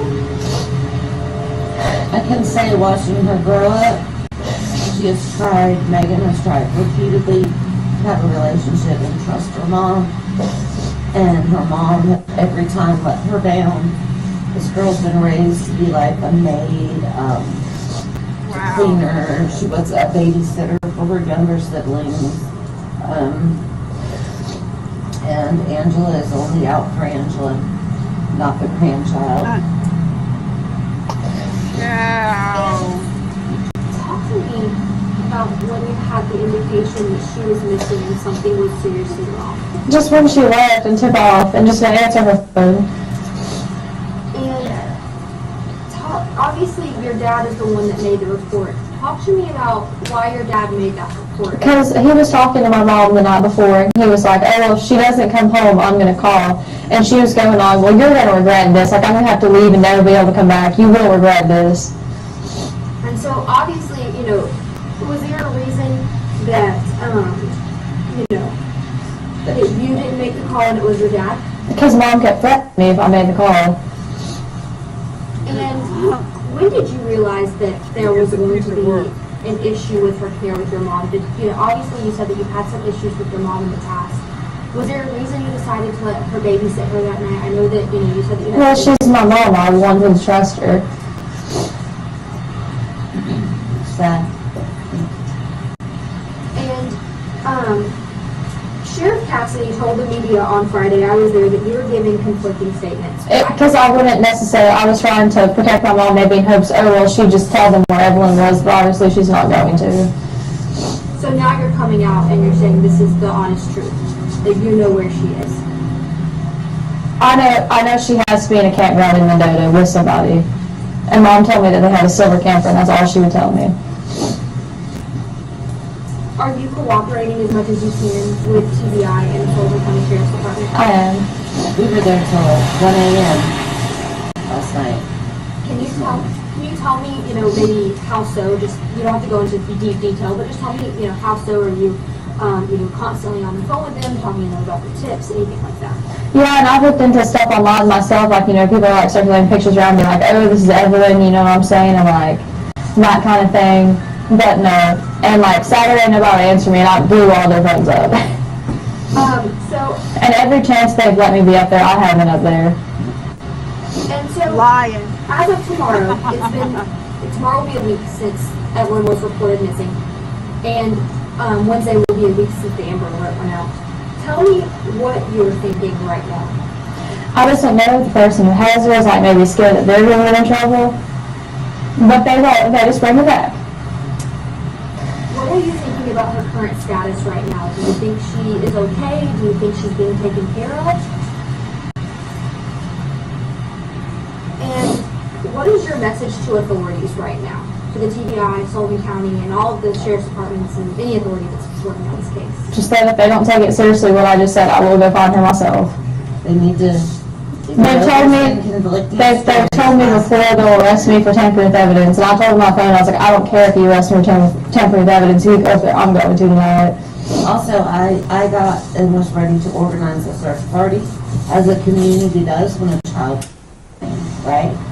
And I called CPI because, well, where do we search? And they were like, no. They did not want any search parties at all, period. I don't know what the reason was, but they didn't. And can you tell me, do you have a message to the public? Obviously, so many people are, sharing photos, sharing these videos of your daughter trying to bring her home. What is your message to those people? Don't stop until she's back. Please. There's a reward out there. That's over $50,000. But this false information, yeah, like, like they need to start reporting like psychics for one, like, come on. You know what I'm saying? Because that just wastes the TBI's time, and they could be actually trying to find my daughter. And so people are like, oh, this lady did tarot card reading, like, you know what I mean? I feel like that just takes away from the time of like them actually searching for my daughter. But let's also turn the table on the other side. You know, there's a large amount of money that you just mentioned that's being donated as a reward in efforts of finding Evelyn. There's also been a huge outpouring of support from the community. We've seen several prayer vigils and things like that. Talk to me about how this makes you feel. I'm just happy that people are coming together to try to find her. Because the main important thing right now is the baby. And people across the nation are talking about the story and looking for their daughter. How does that national attention make you feel? I'm just happy that people are trying to find her.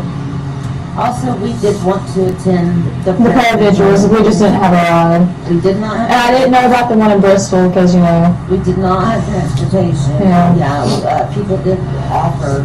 My daughter tried to Uber for us, but we were told that her safety would be at risk if she attended a prayer vigil or any type of thing because there's so many people that are against her. So we didn't go. And let's talk a little bit more about Evelyn and your relationship with her father. Have you been in contact with your father? Yeah. He's actually trying to get leave approved right now to come up here and try to, you know, help find her. What is her relationship like with him? She's only been around him a couple times because when he was in the army. And what is your relationship like with him? Do you keep in contact with him? Well, yeah, we have a kid together. You know what I mean? Yeah. Right. So he, you know, did you notify him when you knew something was wrong?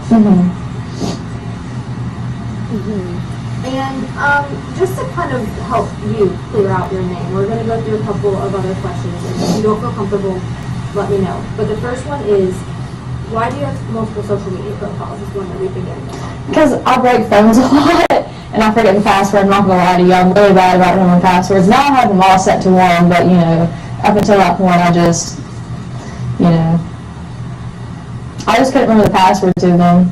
So I'll just make a new one right on your phone. And talk to me about what your relationship with Hunter Wood was. I don't want to get into that. Brief. I think it's fair to say brief. You know. She doesn't look like she's having a hard time breathing to me. You aren't expecting again. No. I'm not getting into that one either. And let's talk about why we're here at East Lawn Cemetery. My best friend's buried here. So Do you want to talk about it? And so is there a reason that you wanted to be sure that we did this interview here? I just feel better because I feel closer to her here. It's just comforting to know that, like, you know, even though she's not here, she's here. And I'm her mother. I'm Madison's mother, so that's why she came to me, I think. She's always been like a mom to me. A real mom. One that's not. And especially in this time. Kind, one that will tell you that you need to hear, you know. Especially in this time, like, you know, my second family, like, Liv has been way more supportive of me than my real family has. And, let's, you know, one more thing is obviously I've seen you once before. I know that you spoke with Kelly. Tell me why you wanted to come out today and speak with us. Just to talk about Evelyn, you know, if TBI doesn't go find her tonight, I'm hell-bent on going myself. And that's the truth, one way or another. And obviously this is a really big case, and a lot of people have a lot of questions surrounding this. I know there's several Facebook groups that are out there and things like that. Is there any other message that you want to send to anyone besides what I've already asked you and what we talked about? So if you don't have tips for sure, because over 370 some tips have been called in and they've not panned out, like, I appreciate people trying to help, but, like, also that's wasting, like, TBI's time, because they have to check out every single lead that's called in. And would you say that, how would you say you feel with the way authorities are handling this case? Do you feel like they have, obviously, you know, they've lost a lot of time. Do you feel like they're handling this to the best of their abilities? I do. And is there anything else about the time frame that you wanted to talk about? Obviously, it's been a long time since you've seen your daughter. Are you worried that you've missed out on anything with her? Are you worried that that could hinder the case at all? All right. A little bit. All right, let's cut her. Do you Let's think he was cut down her. anything They are because back she's been and gone the for so long? arguments have started. All right, so we are going to go right to the closing arguments have begun. All right, so we're going to go ahead and do that one. I'm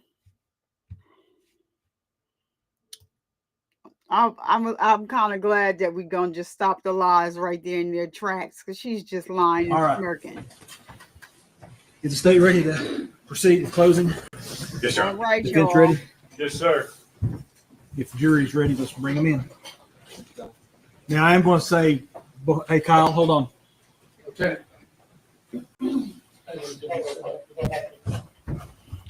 on, Judge, get it together. Just stop the people. Sorry. We put this down here so y'all can hear me. Can everybody hear me?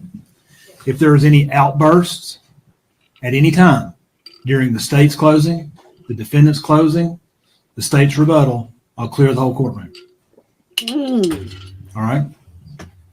We don't want y'all to do that. Now we can. Because he cut the feed? Oh, no, he shouldn't.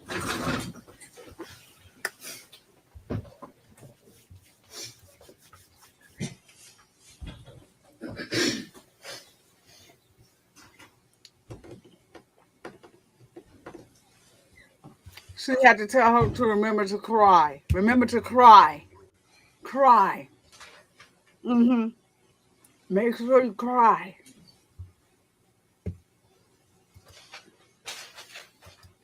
This is your last time on stage. Make sure you cry.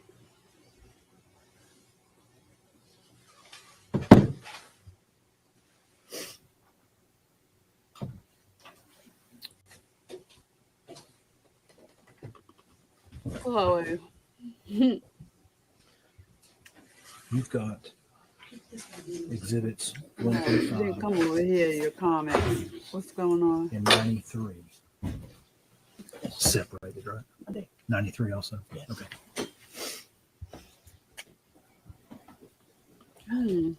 How didn't it come over here? I don't know.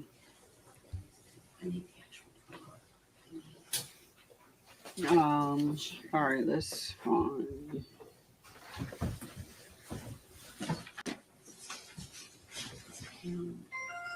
I need exhibit number 183. It's a video.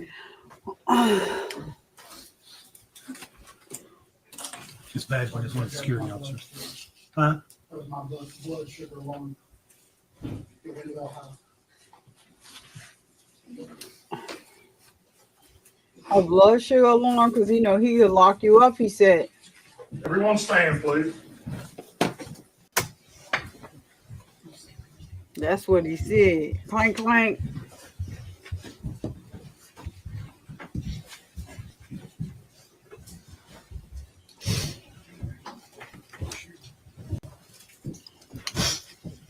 Let's get this back up in here. Hopefully it comes. Oh, yeah. You may be seated. Thank you. I don't know what's going on with you two. Why did they hold the comment? All right, General, you may.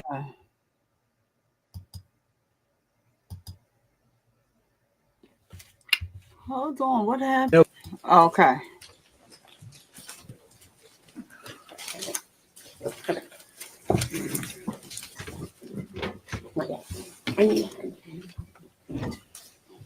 I'm going to leave this up if that's okay, Your Honor. Okay. Thank you. So we've finally reached the point in trial for closing arguments. And what this essentially means is it's an opportunity for the state of Tennessee to go through, talk about the evidence a little bit, reflect on some of the witnesses, because it's been a pretty long, almost 2 weeks. The state will go first, then one of the defense attorneys will have an opportunity to go, then the state will go again. And Matt, I'll talk a little more about that in a second, but that's because the state carries the burden of proof. So I think each of you should have a jury instruction pamphlet in front of you. I'm going to ask you if you flip to page number 6. It covers the burden of proof. And it seems like it's a common misnomer for the burden of proof to appear to be higher than it actually is for the state of Tennessee. And don't get me wrong, it is a high burden, and we gladly carry that burden every step of the way. But when you read about reasonable doubt, and that, of course, the burden never shifts to the defense. The burden is always on the state of Tennessee. It is a burden. It's not absolute certainty. It does not require you to say, I don't know 100% what happened. That is not what is required by the law. It is not absolute certainty. It's essentially, can you go to bed and let your mind rest easy? Can you, actually, I'm going to do one other thing real quick. What I'm asking you to do is essentially use your own common sense. That's one of the most important things. Okay. And I'm going to give an example of what I mean by this, if I can.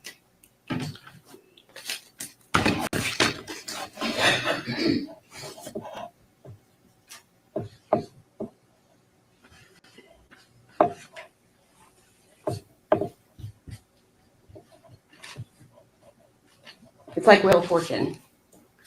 Okay? My handwriting's not the best though. But you get the idea here. It's like Wheel of Fortune. When you see a contestant on Wheel of Fortune and they know the answer to the phrase or the statement, they don't have all the letters when they see that phrase, but they know what the answer is. And if the state has done that, we have met our burden. And it's important to note that it's not beyond a shadow of a doubt. It's not absolute certainty. That is not what is required by the law, by the state of Tennessee. So that brings me to some of the arguments that Mr. Scott has made through this trial. And might be on that same page. Probably should have written it.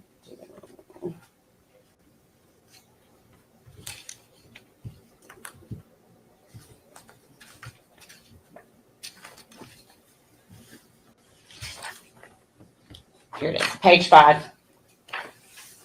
In your instructions, in the second paragraph, it states, statements, arguments, and remarks of counsel are intended to help you in understanding the evidence and applying the law, but they are not evidence. And I beg you to remember that. When Mr. Scott gets back up and makes his arguments, remember that. The things that come out of his mouth and that came out of his mouth during trial, that is not the evidence. He tried to get you to speculate on so many things during this trial. He wanted to throw out strange theories with aluminum foil. He wanted to throw out a term that doesn't even matter anymore, SIDS. That came from his mouth, not either of the doctors, but from Mr. Scott. He's asking you to speculate. That is not evidence. I beg you to only think about the items that were put into evidence, the photographs, the recordings, and what came from the witness stand. Do not let them sway you from what actually happened in this case. He kept mentioning cadaver dogs. He wanted you to think about that. But if you remember the cadaver dogs, Tommy Boswell, on his property, what did we hear him say? The cadaver dogs didn't even go up there by the playhouse. He wants you to believe maybe the body wasn't there at that time. He's trying to throw you off, but he didn't show anything. There's no proof. There's no evidence.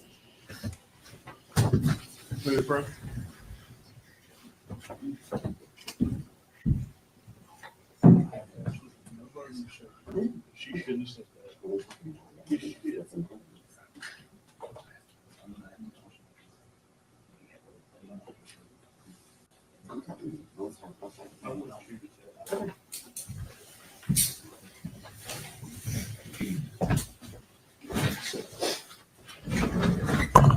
Ladies and gentlemen, I want to remind you once again, and it's in here in these instructions, that the defendant has no burden to prove anything during this trial. The burden is wholly on the state of Tennessee. Okay. Go ahead, Jim. Thank you. And I believe I said that. The state, we gladly carry this burden. But again, what comes out of Mr. Scott's mouth is not evidence. You heard nothing from the witness stand about cadaver dogs. There's no piece of evidence about cadaver dogs. And Mr. Scott said in his opening statement, humans make mistakes. Do you remember that? Dogs also can make mistakes. And if you remember, Agent Fraley and Agent Gratz, both with the TBI, what did they say? They didn't smell anything in that playhouse until they lifted the black bag, and immediately the smell of decomposition hit them. I submit to you, cadaver dogs, what do they work off of? The smell of decomposition. Don't let that fool you. Mr. Scott also talked a lot about Hunter Wood. We heard a lot about Mr. Wood in this trial. Again, did we hear any witness from the witness stand that ever saw Evelyn with Hunter Wood? There wasn't a witness that ever saw Evelyn with Hunter Wood. And if you remember the text messages that we saw yesterday from essentially Hunter's own mouth, it's pretty clear that he's yet another victim of Megan Boswell. She was feeding him the same lines that she was feeding every other person in this case. Mr. Scott brought up the theory of an accident, or the word SIDS. Well, you heard Dr. Malushnik say that in the past 10 years, in the state of Tennessee, a child 12 months or older has not passed away from SIDS or sudden unexplained death. Those are statistics from the state of Tennessee. But somehow Mr. Scott wants you to believe that somehow that's how this baby died, even though she has foil wrapped around her head, a blanket wrapped around that, inside a trash bag, upside down, in a trash can.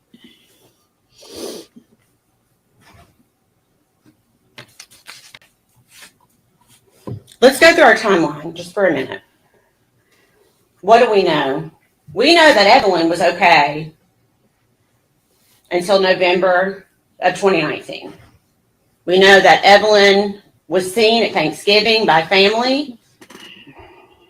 And then Megan Boswell started a new job at the Chicken Shack. What do we know after that? Megan Boswell meets Hunter Wood. And we know that Sue Whitson is probably the last person to ever see Evelyn alive again. Remember the picture that Sue took? This is very likely the very last picture of Evelyn Boswell alive. Not taken by Megan Boswell, but taken by the babysitter. Sue Whitson testified that the last time she babysat was the end of November, early December, which just so happened to coincide with when Megan Boswell met Hunter Wood, a guy that she was hoping might change her life. But Evelyn was in the way. What did we hear? Do you remember Megan's friend, Maddie Broom? We heard a little bit about her. Her brother, Stephen Lawrence, tried to help Megan. She drove her to a few of the interviews. And if you remember, Megan was apartment shopping on December 8th. And on that date, Evelyn was not with her. And so Stephen asked her later, after it's been reported that Evelyn's missing, he says, was Evelyn gone by then?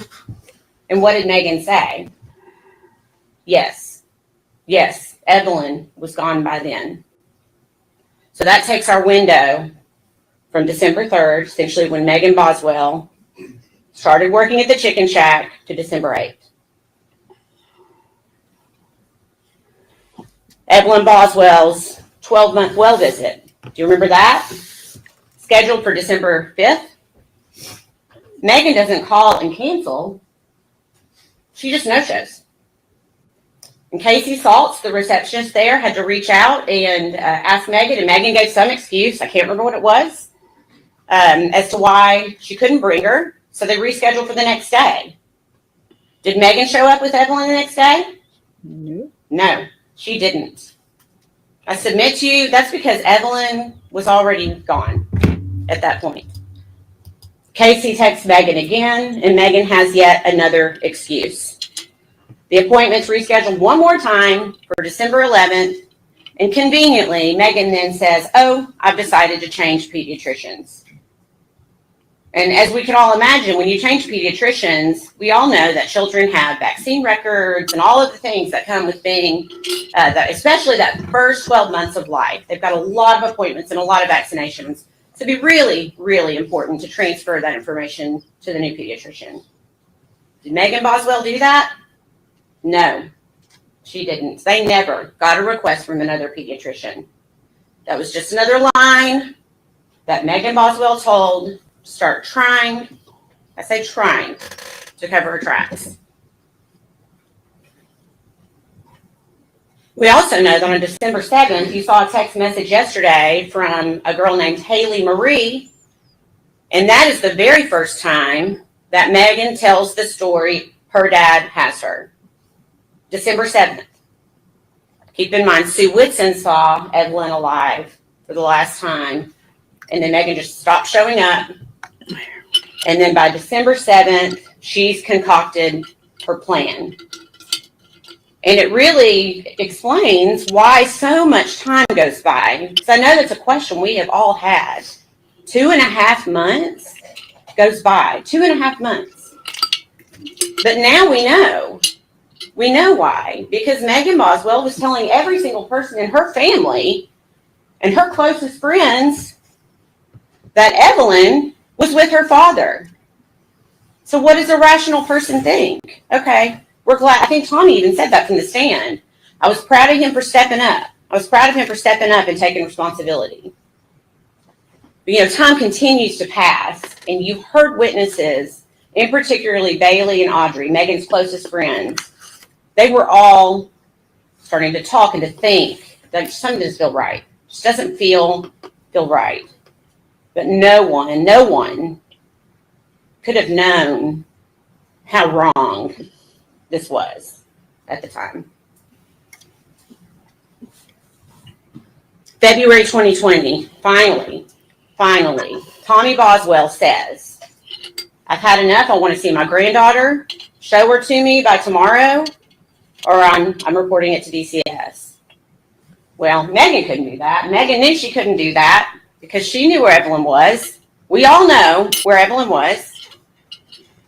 And so Megan did not produce Evelyn that day, and Tommy finally gets the ball rolling on trying to find this little girl.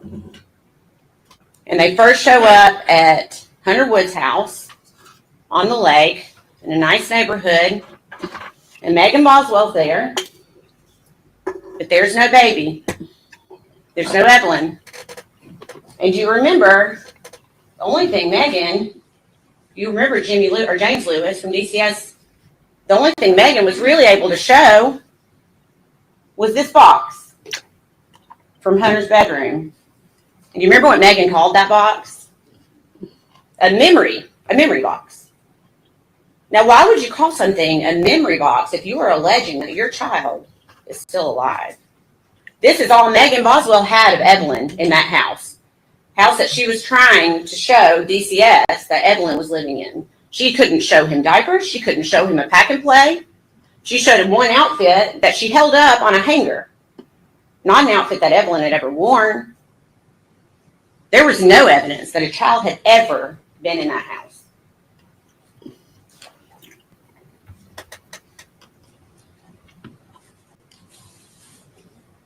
Now, I'm going to touch on something so briefly. If you remember Paul Durant yesterday, going back and trying to just give you a little bit of a timeline. If you remember, he talked about Ethan Perry in the military because Megan Boswell led him to believe that he was the father, even though he had his doubts.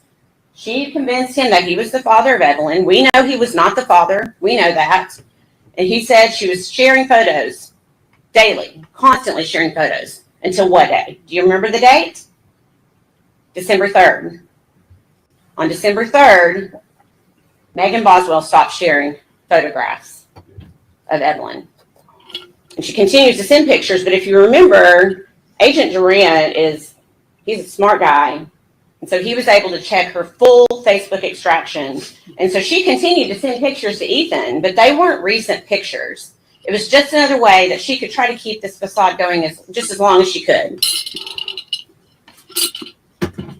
Mr. Scott wants you to believe that Megan Boswell had a rough life. She was in foster care. But Megan Boswell was in foster care because of Megan Boswell, because she would not go to school. She went to foster care because she was truant. And when she left foster care, she went and lived with her dad. And of course, Evelyn was a baby at this point. I think the testimony was from February to March of 2019. And then her dad said, I'm going to get her a trailer, set her up. He bought her a brand new car, buys her a trailer. He's giving her everything she needs to raise this child. And she goes and lives with her mommy, her grandmother, from April until October of 2019. And then finally into the trailer from October to December.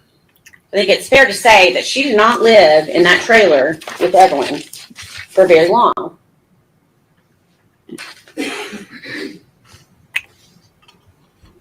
But in that short period of time, this is what she was able to do to that trailer.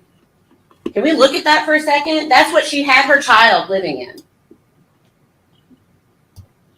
If that's not neglect, she does this in 2 months.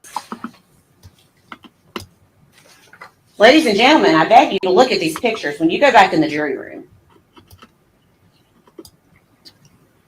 That, in 2 months, is what the defendant was able to do to the home her dad provided for her and her child. And within 2 months, Evelyn was dead. And I stated there are, maybe it's just my opinion, there are a lot of victims in this case. Bailey Hawkins, her very best friend.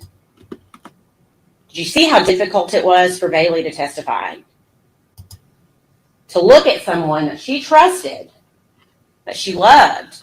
Audrey Gibbs, same thing. They are also victims of Megan Boswell. And they will also suffer for the rest of their lives because of what Megan Boswell, the web that she created for them all to get caught in. Erica Stacy, who cared about Megan and Evelyn so much, is a victim. Gail Kite, the foster mother, she's a victim. Ethan Perry, who's serving his country, doing absolutely nothing other than his job, gets pulled up into Megan Boswell's web because Megan Boswell is only worried about Megan Boswell. And I'll submit to you that Hunter Wood, the person that they would like to blame somehow, is also a victim of Megan Boswell. She starts with first blaming Ethan Perry. She does that for a few days. And when she quickly realizes, gosh, law enforcement can figure out that I'm not telling the truth here, I guess I better tell something different, then she goes to her mom. She blames her mom, her own mother. She's willing to blame all the time knowing. I mean, we know, let's find the picture. We know where Evelyn was.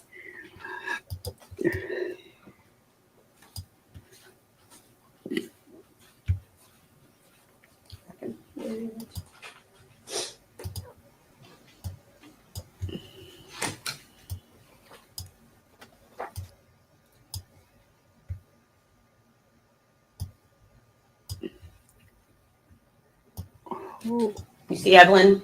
Oh. That's where Evelyn was.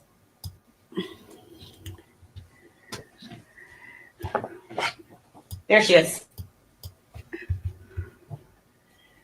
Evelyn Boswell sat there in that trash can for 2.5 months.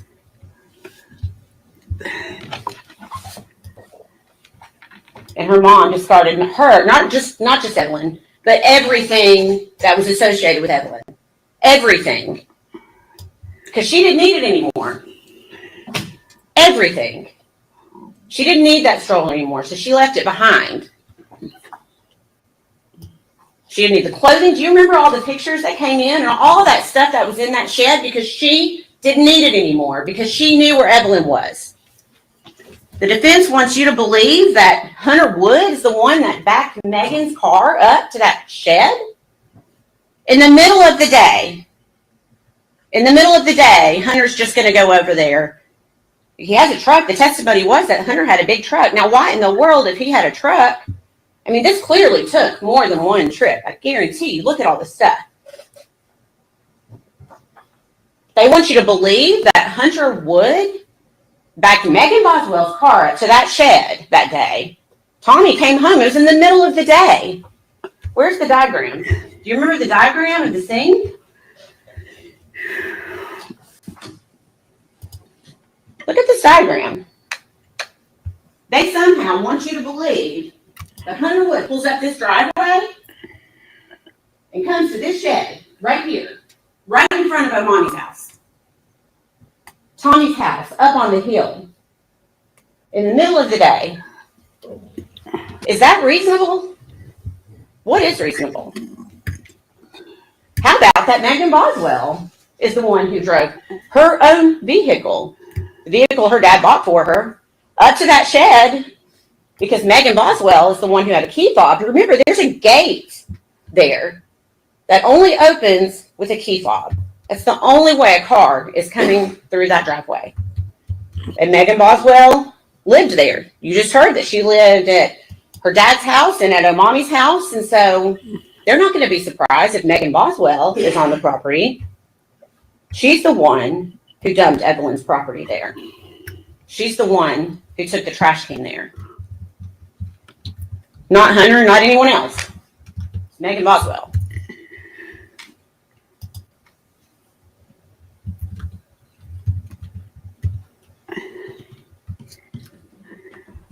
Do you remember there was more than one text message? And of course, keep in mind, the whole time these text messages are coming through, that's where Evelyn is, okay? Just think about that for a second. I'm not going to take the time to go through these because you can do that. You can take all of this back with you into the jury room. I encourage you to go back and read all of these text messages and remember the dates that we've talked about. But while Evelyn Boswell is sitting in this trash can and people are asking Megan, how's Evelyn? What does Megan say more than once? Mean as fuck. First of all, she's a 12-month-old child. And every other witness said that she was a lovely child to be around. Wow. And it's not a very nice statement to begin with, but it's definitely not a very nice statement when your kid is shoved down into a trash can upside down. And you know that. Agent Fraley was on the stand, and you heard Megan Boswell admit that she knew Evelyn was dead. She was telling all of those stories to law enforcement. And she told more than one person, Evelyn's mean as fuck. And when Agent Grass asked her about it, she goes, what's your point? What's your point? And that's an interview with Agent Grass that you can also go back and watch if you'd like to do that.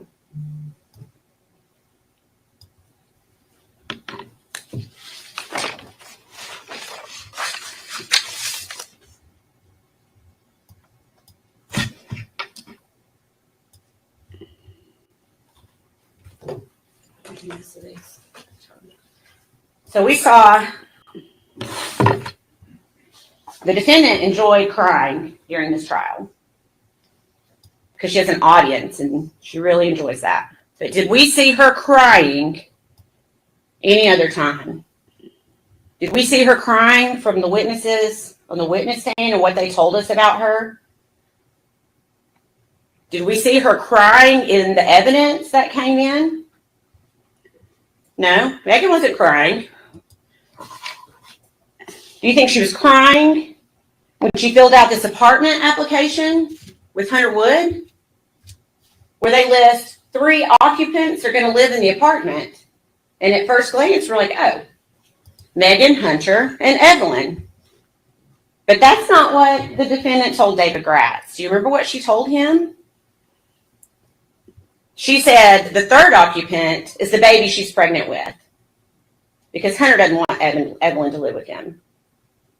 Of course, we could also look at the date on that application, January 4th of 2020. And we also know another reason that Evelyn would not be living with them.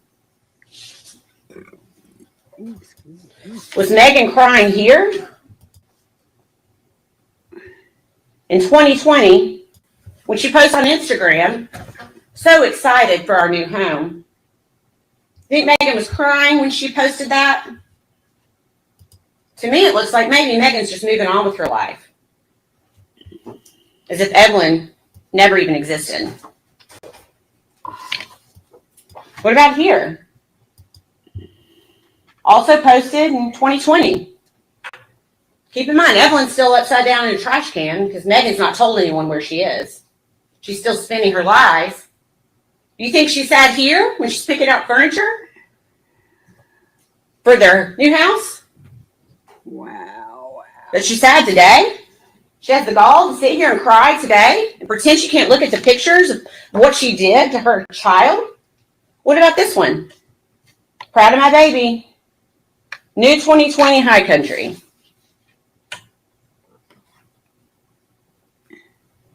Was she sad then? Wow. What about in December? Weeks after Evelyn has been brutally murdered. What is Megan Boswell doing? Does she look, maybe we should zoom in. Does she look sad here? Maybe she is. Sure doesn't look like it. Her kid's upside down in a trash can. She's going to the aquarium with her new boyfriend.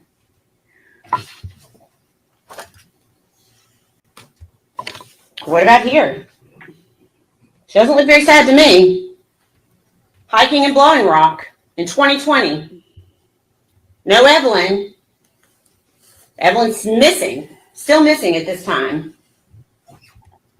There's Megan hiking with her new boyfriend, moving on with her life. Not crying.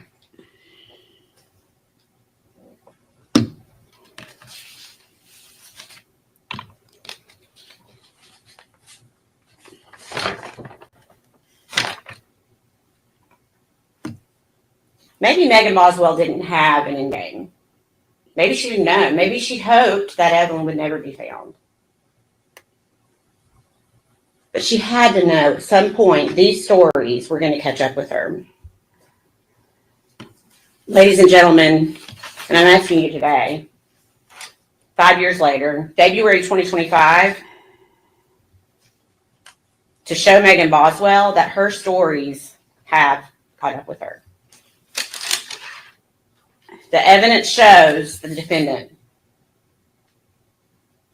This person is the only person responsible for her child being dead. You heard it straight from Dr. Malushnik. Evelyn shouldn't be dead. Evelyn should not be dead. I believe the defense brought up SIDS, reflux, rollover. I believe they even brought up a tongue tie as being a possible cause of death for Evelyn. How does that result? Any of those things. You know, he said in the beginning, the state can't even prove how she died. Are you kidding me? How does that end up with a baby in a trash can? The DNA. Let's talk about the DNA for a second. You've got the gloves that are in the trash can. And the defense somehow wants you to believe that gloves will keep fingerprints from happening. And then I guess whoever did that then took the gloves off, cut them up because they're cut up in small pieces and you can look at them when you get back there, and then dispose of them in the same trash can that the baby's in. That doesn't make sense. That doesn't make sense. And funny enough, guess what is there? Is DNA that matches Megan Boswell, that matches Evelyn. Go back through the testimony.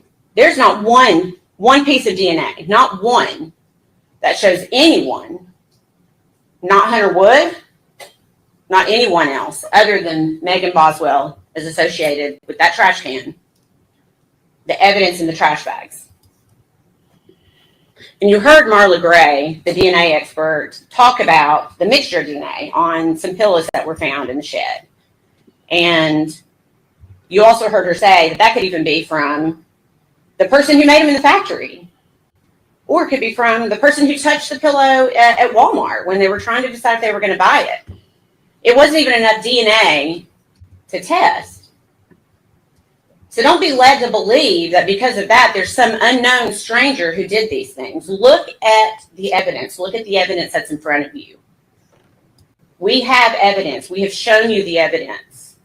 Don't think about the speculation. Don't think about the what ifs. Look at the evidence. Some really, really good. If I could, can I see the trash can for just a second, please?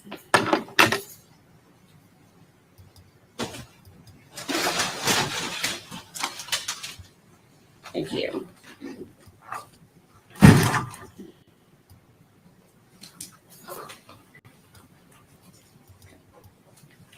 Whose fingerprints were on the trash can? Do you remember what Agent Hoover said from the TBI yesterday? Where he's removed the rim. He talked about how it's smooth under the rim. If you're going to carry a trash can, how do you pick it up to carry it under the rim? Whose fingerprints were under that rim? Megan Boswell. Megan Boswell's fingerprints were under that rim.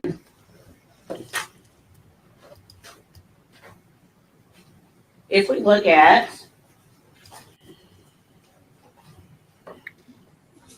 Exhibit 17, can you see the black trash bag there?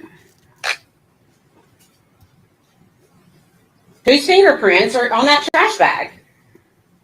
Megan Boswell's fingerprints. And you heard Dr. Malushnik say, and I think you can see for yourself, that trash bag's not just gently placed down into the trash can. It has been forcefully, and it's a hard image. It's a very difficult image to think about. But that's the evidence that we've been left with, that black trash bag was placed on top of Evelyn in the white trash bag. And it was forcefully pushed down. Compressed, I think is a word that was used during the trial. And that's how Megan Boswell's fingerprints ended up on that black trash bag. Even more damning than that is the fact that Megan Boswell's fingerprints are on the foil wrapped around Evelyn's head.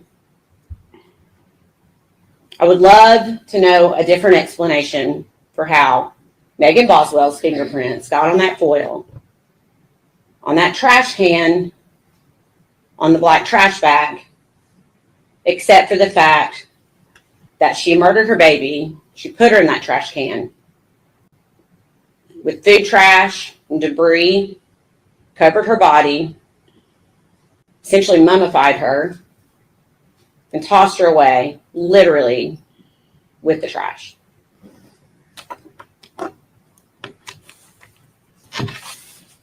Mr. Scott would like for you to think that the doctor's testimony, just that they shouldn't be able to just decide things in a vacuum. He kept mentioning, well, what if the child's dead on a table? And I think we all know that is not how doctors operate. Doctors operate off of medical histories and any information they can get. And that's what both doctors did in this case. They took everything, her birth records, her pediatric records, the scene itself, before they came to their conclusion. They don't operate in a vacuum. I think those were the words that Dr. Malushnik used, is they do not operate in a vacuum. And they determined what? Both doctors agree that this was a violent homicide, and that Evelyn Boswell died from some sort of asphyxiation. So,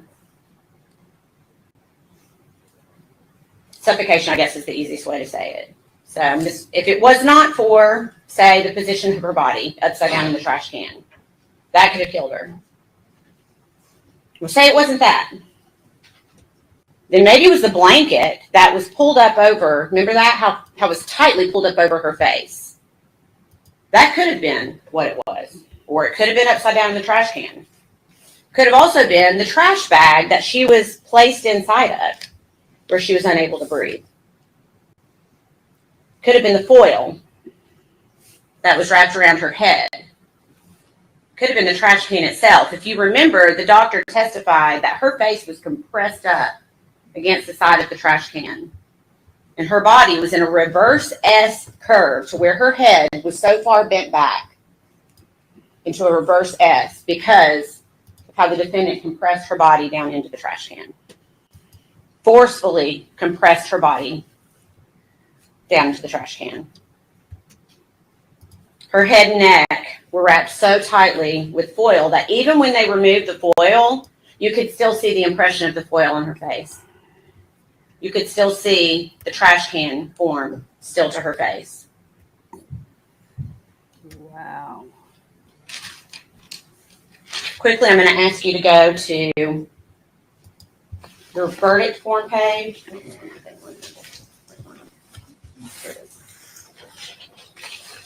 And it's going to be probably at the very end of your packet. Page 50 is where it starts. So these verdict forms, I'm going to show you one example. Okay. So you'll see here, this is just for count 1, and I'm just giving it as an example. We, the jury, find the defendant and mark the appropriate box. So if you go back in the jury room and you agree as a whole that Megan Boswell is guilty of first-degree murder, you do not need to consider anything below that. Those are what we call lesser included offenses, and we're required by law to put those on the verdict form for you to consider. But if you unanimously agree that Megan Boswell is guilty of first-degree murder, you can check that box and move on. You are not required to go through every single one of those if you believe that she is guilty of what she's charged with in that count. And if you go through these, you will see that each count of the indictment is similar. There are lesser included offenses for each one of these. Again, I will ask you that if you can unanimously agree, you do not need to go any further on that verdict form. The state has to prove several elements for each charge, and those are also in your packet.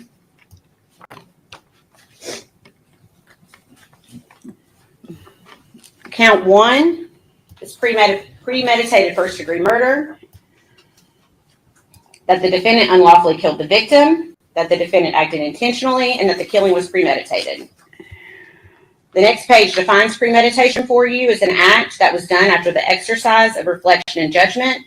It means that the intent to kill must have been formed prior to the act itself. So that means essentially if when Megan Boswell wrapped Evelyn in the blanket, and you think, well, maybe she didn't have premeditation then.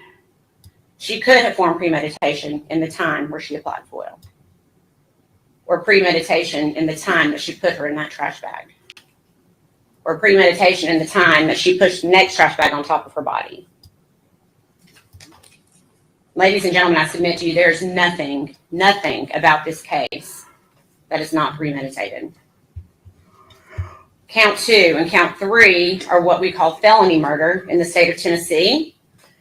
That's where we allege that a murder happened during a certain felony. And these felonies are aggravated child abuse and aggravated child neglect.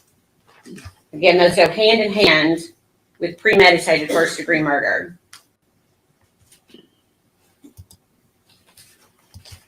We submit to you that not only did the defendant abuse the child, but that she neglected the child. And one of the perfect examples is how she left her in the trash can. That's neglect. Leaving her in the trash can, that's abuse. And it resulted in her death, which is felony murder. And we have to prove that the child is under the age of 8.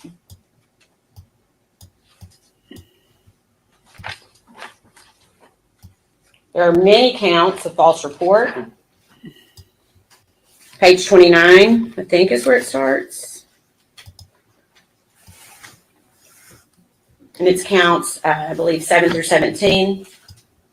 The state must prove that the statement was made by the defendant, that it was made in response to a legitimate inquiry by law enforcement, and that it concerned a material fact about the incident within the officer's concern. And if you remember, the defendant herself admits more than once that what she told the police was not true. So I submit that the state has proven each of those counts. Count 19, abuse of a corpse, page 30. The state must prove that the defendant mistreated a corpse in a manner offensive to the sensibilities of an ordinary person, that she acted without legal privilege and acted knowingly, and that count speaks for itself, along with count 20, which is failure to report a death.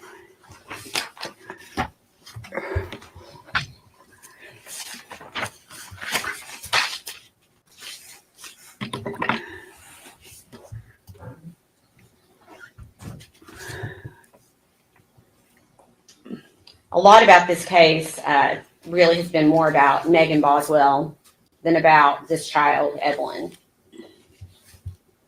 But Evelyn mattered. She deserved to grow up. She deserved that, but her mom took that away from her. And there's no evidence that anyone else was involved. Exactly. I think you can see this was a pretty good investigation. It was very thorough, and the evidence continued to point in only one direction. The evidence only pointed at one person, Megan Boswell. She failed her daughter.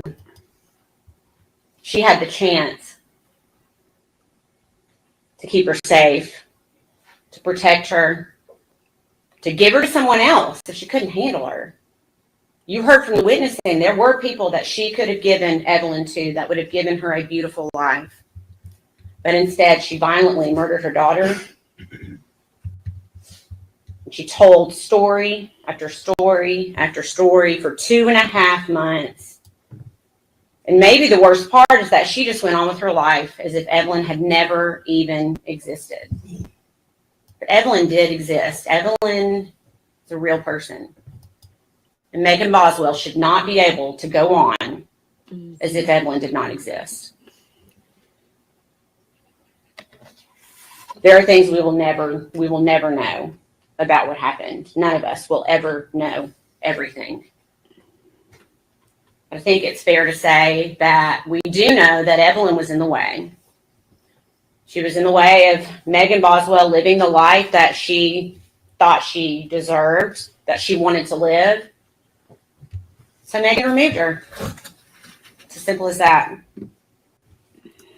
So today, 5 years later, almost 5 years to the day that Evelyn was reported missing, we are going to ask that you hold Megan Boswell accountable for what she did for her child. I submit to you the state has proven every count and every element of every count beyond a reasonable doubt. And we are going to ask that you return a verdict of guilty. Thank you, General. Mr. Scott, you may close.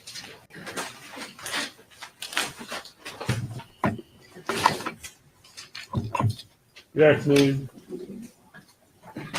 I appreciate y'all's time. Appreciate you being here. Although I know you may not be here by your own free will, but I still appreciate it. This is a hard case. There's a lot of emotion in this case, and Amber Massengill is very good at giving an emotional closing and wanting you to play on your emotions. He's a jury instructions will tell you this case is not about your emotions. It's not about sympathy. It's not about anything else. It's about proof and what's in the evidence. That's what this case is about. This case is more about what Megan Boswell didn't do than what she did do. Now, I'll go back through the witnesses here with you in a minute. But the state seems to be putting forth a theory that you should convict her of first-degree murder because she didn't grieve appropriately. Yes, Chloe. she had fun after her child died. She did. Now, is it far-fetched to believe that the child died in the first part of December, like she says? No, that seems to be the point where you see Megan's personality start to change. But I would suggest to you that change occurs when the child dies. You start to hear various friends come in and they talk. I can name them for you.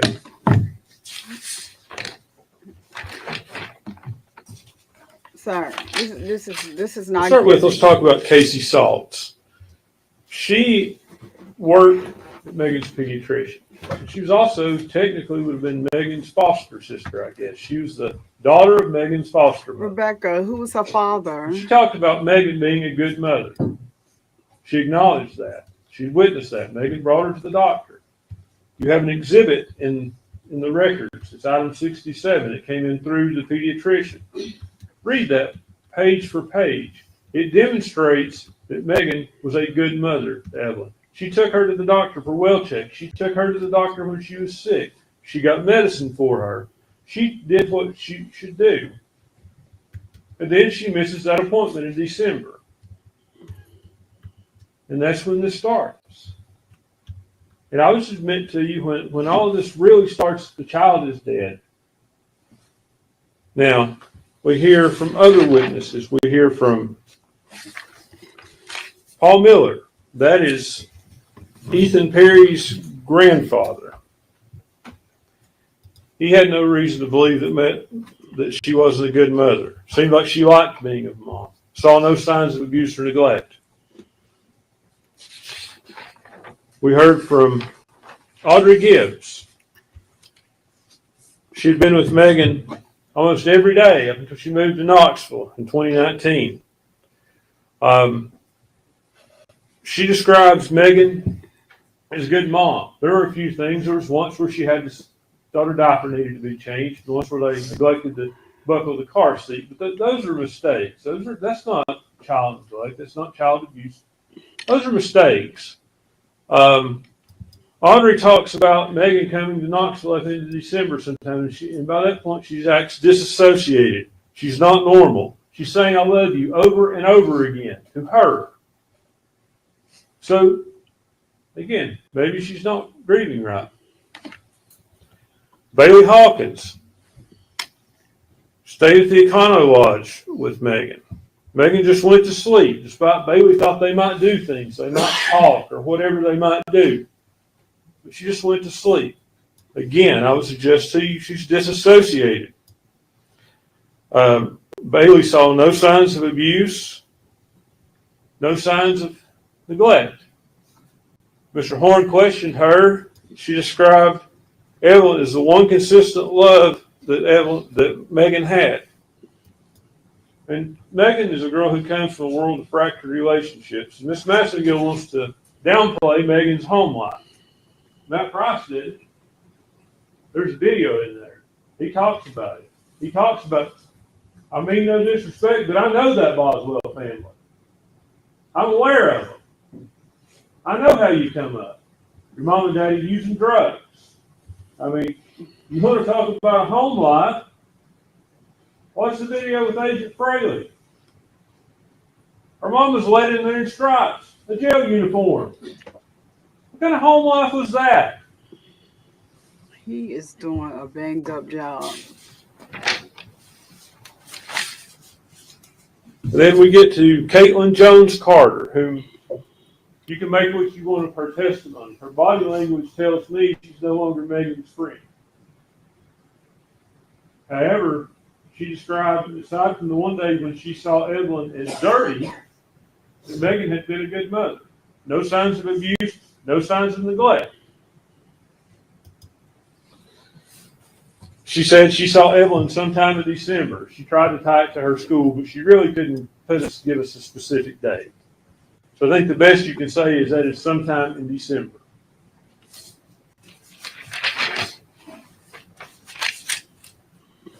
Gail Kite. Let's talk about her. Megan's foster mom. She gets Megan when Megan comes into her foster care. Megan's 7 months pregnant. She's 17 years old. Gail describes her as looking like she's not pregnant, as being underweight.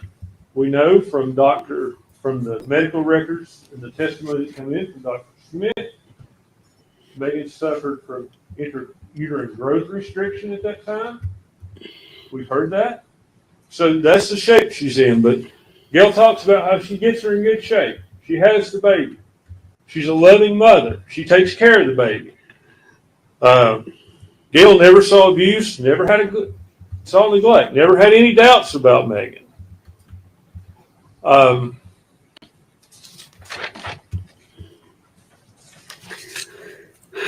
Erica Stacy, and that's the mother of Megan's ex-boyfriend, and I think his name was, I can't remember his name honestly. That's the mother of his ex-boyfriend. Wow. She described Megan as a good mother. Evelyn was always clean. And I'll point something out to you. The state wants you to believe that Megan just meets Hunter Wood and throws this child away for him. She didn't do that for, I think it's Caleb Stacy. She didn't do that for Caleb. There were other boyfriends. Now there's talk about, a lot of talk about Ethan Perry thinking he was the father. Well, the proof you've actually seen is they go about as Ethan is the father. And there's been no proof that Megan knew that he wasn't the father at that point. I'm not trying to, I mean, it just happens that sometimes people may think one person's the father and they're not. But you really want about anything or anything else. Like it's not like this didn't start early on that she thought Ethan was the father. She obviously thought a lot of Ethan. She drove to Texas, took Evelyn to see him. Now, one time. He did say one thing that kind of struck me a little odd. He acted as though she just showed up in Texas.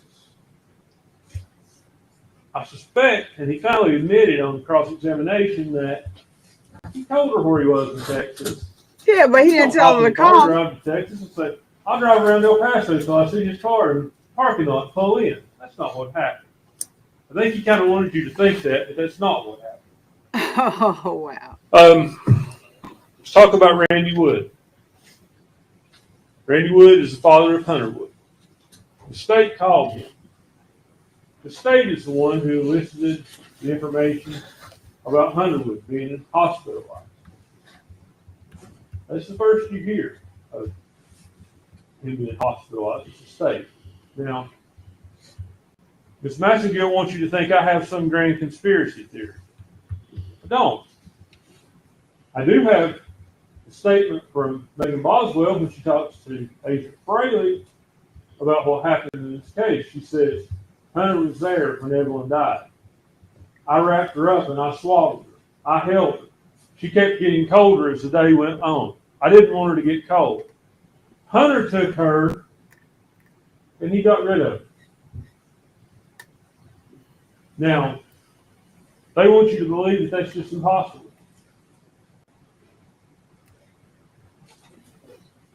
Why did Hunter not give his DNA? Ask yourself that.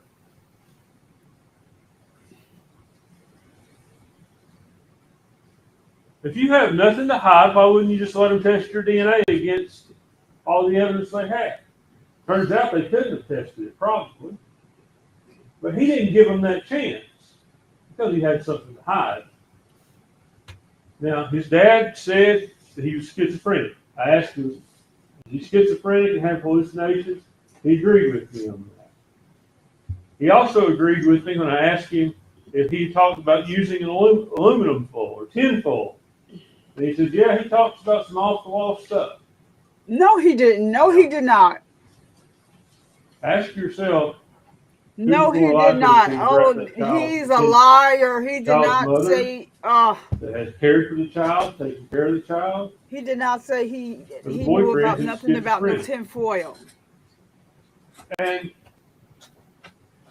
I'm not trying to vilify Hunter Wood. That's not been my intention throughout this trial. But Megan's statement is that one of them rolled over on the bed. The young mother may think that. There could have been other causes. When we get to the causes, I guess we can go ahead and we can talk about Dr. Smith and Dr. Malushnik.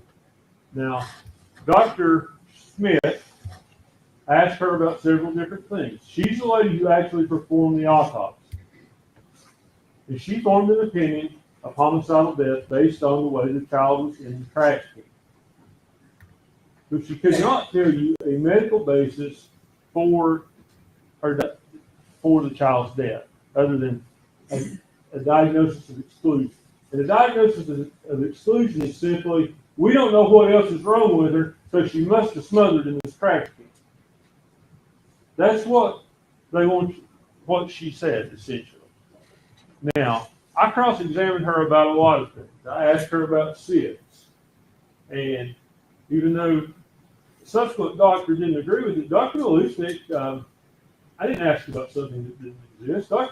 Dr. Smith knew exactly what SIDS was. We talked about it. We talked about the ages, how we don't know what causes it. She answered questions about it. She said, ultimately, she could not rule that out in this case. Just like she could not say with any degree of certainty that the child was placed in the trash can alive or dead. She couldn't say that. She brought up that the child had a heart valve that leaked. She admitted under cross-examination that that could have been what killed the child. We talked about laryngeal, we talked about laryngeal convulsions. Could that have caused the death of the child? She admitted it could. Now, Ms. Massagill brought up tongue tie. I brought up tongue tie. I brought up GERD. I brought up an infection she had had, because all of those things can lead to the onset of SIDS. That's the research, and Dr. Smith agreed with that. Now, I want to tell you something about Dr. Smith and Dr. Malushnik. I think Dr. Smith she was the medical examiner in Johnson City when this happened. Dr. Malushnik is not her boss. She's not, it's not like she's somehow over her. Dr. Smith was the chief medical examiner at the Jenkins Autopsy Center, Forensic Center. Subsequently, for whatever reason, the state sent her report to Dr. Malushnik for another opinion. Dr. Malushnik only reviewed her report, and she finds that it's a good report. But then she wants to go further and find with some type of certainty that child was placed in the trash can. And you saw an exchange between me and her in here yesterday. It went on for 4 or 5 questions. And I kept asking her, Doctor, can you say any type of certainty? What can you say about this? Can you conclusively say that child was dead when it was wrapped in the blanket, wrapped in tinfoil, and put in the trash can? She, not it. She evaded that question. Not it. He's killing me with answer that question? She finally answered that question only after it was threatened she would be in contempt if she didn't directly answer the question. And her answer was, no, I can't say conclusively. Yeah. And then she threw out kind of a parting shot at me as she left. And suggest to you the more accuracy of that parting shot, she said the child could have been murdered some other way. Should have been. The child could have died some other unknown way. That's what the truth was. She presupposed that this child was alive when it went in the trash can. He mad about the N-word. The doctor who did the autopsy was very clear. She could not conclude that. She said it couldn't be excluded, but it cannot be included. Chloe, Dr. Malushnik come in with a preconceived notion of that's what happened.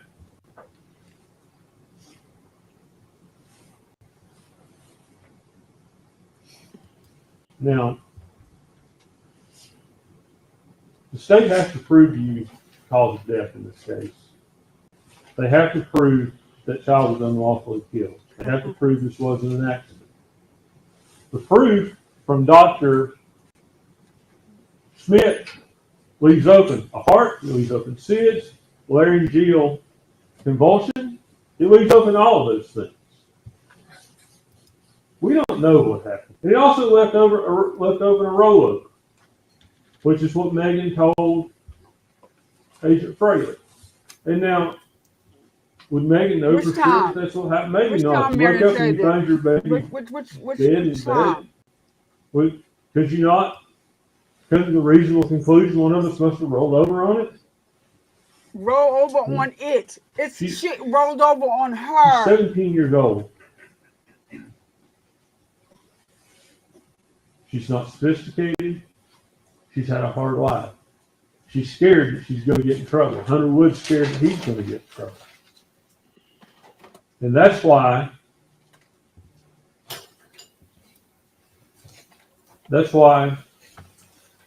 she does what she does. What did she Hunter do? takes the baby to dispose of it. She knows about it. Is that right on her part? No, it's not.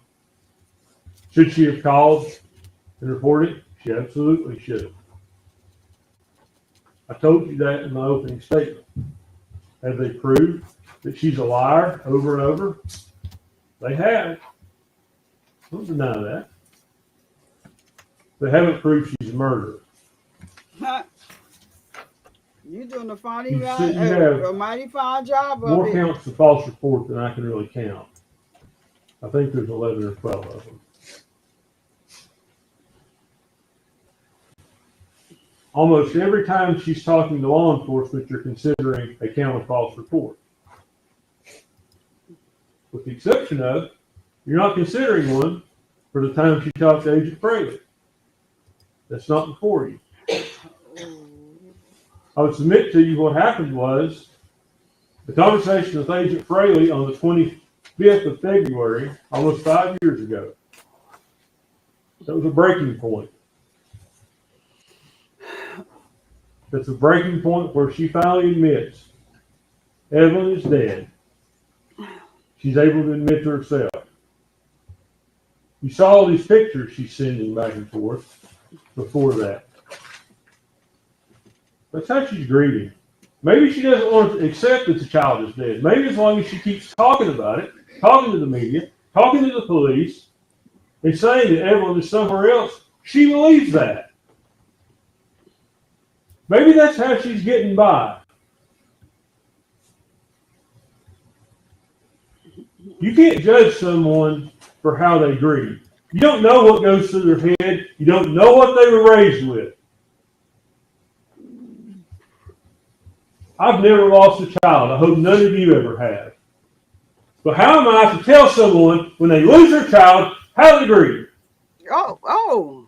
How am I to do that? Oh. Amber can tell you that. Oh, she shouldn't have went here. She shouldn't have did that. Oh, how does she know that? He mad. Oh. She's not in Megan's shoes. Oh, She's not out there living in that single wide trailer. Oh. That's not her life. She's not been raised by drug addict parents, a dad that beats on her mom constantly, and seen that growing up.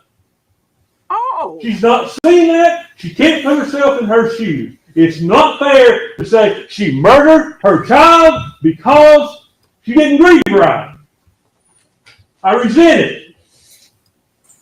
Judge, You put him out should the too. court because you said no You outburst. should look to the evidence in this The case. judge said no outburst. He deserves to be put out the court. Do they Put him prove out. a cause of death? That's the stopping Get him up point outta on the here. homicide counts. They can't do it. They brought two medical examiners in here who contradicted each other. The first one, at least, had read her medical records. The second one talks about how she is perfectly a healthy child. She ignored everything in her medical records. She didn't talk about it. It was obvious to me. Should have been obvious to you. She hadn't read them. She didn't care. It was her job to come here and convict Megan Boswell of murder. If you don't believe that, why would she leave here and say, well, she must have been murdered some other way? She was a biased witness, and she wasn't a credible witness. Sir. Judge, put him out. Put him out. You said no outburst. He's having a temper tantrum. He needs Now, to let's talk go. about the tennis ball. Put it out. How can her one fingerprint be on a piece of tinfoil? Because they already explained how.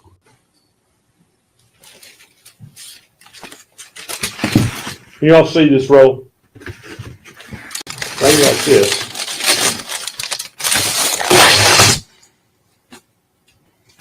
Okay, my fingerprint's on this roll. I've taken this one. The next person who gets this is going to get a piece of tinfoil with my fingerprint. That's a possible way. Judge, you said you was kicking anybody out that is he's having a tantrum, Judge. What's another possible way? We've heard that the tinfoil had food and debris on it. So there's food and debris in the trash can. But maybe the tinfoil was already thrown away in the trash can. If it came off of a roll like that, whoever got it would have had to have reached in there and gotten several pieces. There were several pieces of tinfoil. I believe 4. There should have been fingerprints all over it. Unless she had on gloves and got careless. One fingerprint. And only one, and the glove broke. Tinfoil in there. Now, what about DNA on the garbage can? I would just about guarantee you, each and every one of you, your DNA is on your garbage can in your kitchen. Your DNA is all over the house. Your finger, I said DNA, actually fingerprint. Your fingerprints are all over your house. It's the kind of thing we don't think about, but you touch something, you put your prints. I think that's what you should consider. I mean, probably Evelyn's handprint on the trash can. Reaching is beyond royal. At some point, I think in opening, I mentioned to you an unidentified palm print on the trash can.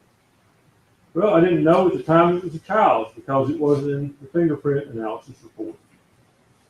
It's not unbelievable that it's a child. Now, Ms. Maxengill made a statement, and I was a little perplexed with it. The state wants you, or the defense wants you to believe that wearing gloves prevents putting fingerprints. Exactly. You heard the fingerprint experts say they can't. I think we all know that from our common sense stuff.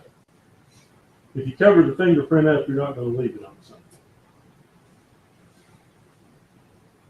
Now, unless the glove rips. Go back to the statement of Agent Fraley, February the 25th. She's talked to law enforcement over and over. And she talks about how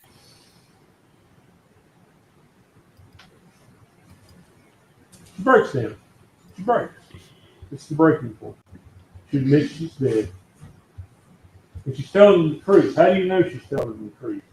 Because if she's still trying to lie to them, if she's still trying to confuse them, she wouldn't have said, I don't know where the baby is. It could be at Hunter's. It could be at Tommy's. Why would you say, if you're trying to lie to them, or perpetuate this lie, like Ms. Maxengill tells you, that the baby could be at Tommy's? Why would you do that? Ask yourself that question. She's telling them where the baby is. She thinks, I think it could have been left one of these 2 places. Says, I want to find it. And you'll have that video. You can watch it as many times as you want to. I hope you will watch it again. You hear Agent Fraley talk about how he'll go to the DA. She's a scared young mother. He understands that. Now,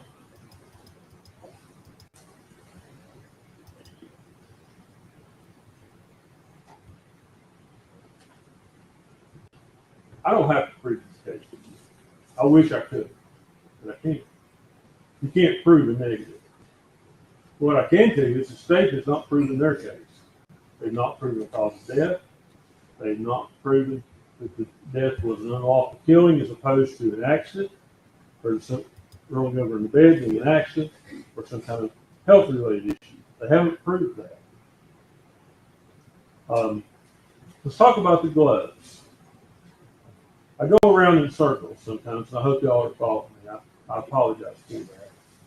We understand you making it up as you go. Ms. Maxengill talks about the criminal pulling the gloves up from the trash can. I think if you'll remember back and look to your notes, CBI cut those gloves up for testing. I could be wrong, but I think that's the case. Now, what do those gloves tell us? Do they match up to anyone? No. But they do match up to an unknown male. There's not enough profile there to match it to someone specifically identify them, but it matches it up to an unknown male. That's why there's not multiple fingerprints on the tinfoil on the child. Those gloves that match some unknown male. We know it's male DNA. We know that. Finally, let me talk just a little bit about Hunter. There's a text thread, and it's in February. It's between Megan and Hunter. And it appears like Megan's telling Hunter the same story she's telling everyone else. Yep, I want to see how you're going to wiggle out of this. Remember, Megan's told Agent Fraley that Hunter doesn't want his name brought into this. He doesn't want to be involved. He told her not to tell anybody anything about the child. At this point, We Hunter, believe her? he throws out a name in that text. He talks about Agent Wilhoit. He's been involved with the police. He knows the police are looking at this. This is February the 22nd. Suggest to you that text thread is, look at the texts, they're self-serving. I'm just worried about the baby. I just want the baby returned safe. That's Hunter and Megan's way of covering Hunter's involvement in this. I'm not saying Hunter killed that child. But I'm saying he did dispose of the child. That text thread, it's a convenient way if you think about it. If you're trying to have proof that you didn't do something, if you start a conversation, start texting it, say, oh no, I didn't do that. Look at my text. I texted her and she's told me this. It's a convenient thing for him.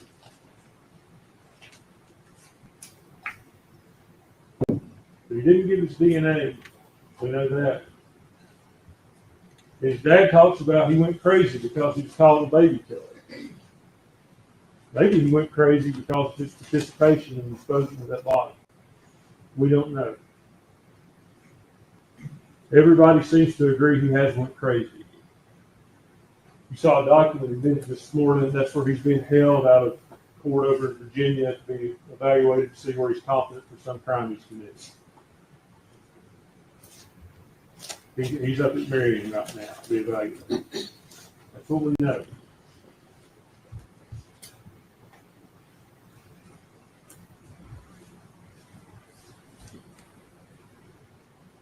I hope I've answered your questions.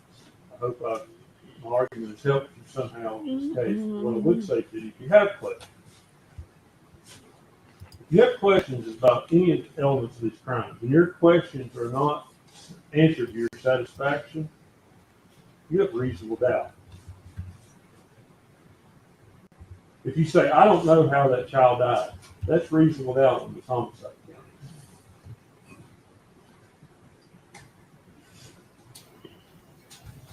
I don't think I have much more to say to you. I go to a Baptist church and I hate long sermons. I'm used to it.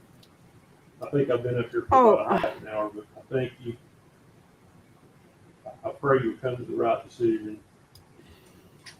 Thank you. Bad move, sir. Insulting religion. Make those on behalf of the state. Thank you, Judge. Bad move. Inserting your religion, sir. Bad move. Ladies and gentlemen, much like Megan Boswell, Mr. Scott seems to have some very convenient explanations for what happened in this case. Lots of things that happened in this case. All of the evidence in this case that points to his client, he's got some sort of explanation for it. But the problem is, in order to buy into this, in order to believe it, you have to believe Megan Boswell. You have to believe that when she spoke to Agent Fraley on the 25th, that she was somehow, for the first and only time in this courtroom, speaking the truth. But I think each of you, as you sit here, know that's not possible. That's not possible. Megan Boswell is one of those people. You used to hear the expression, the truth ain't in them.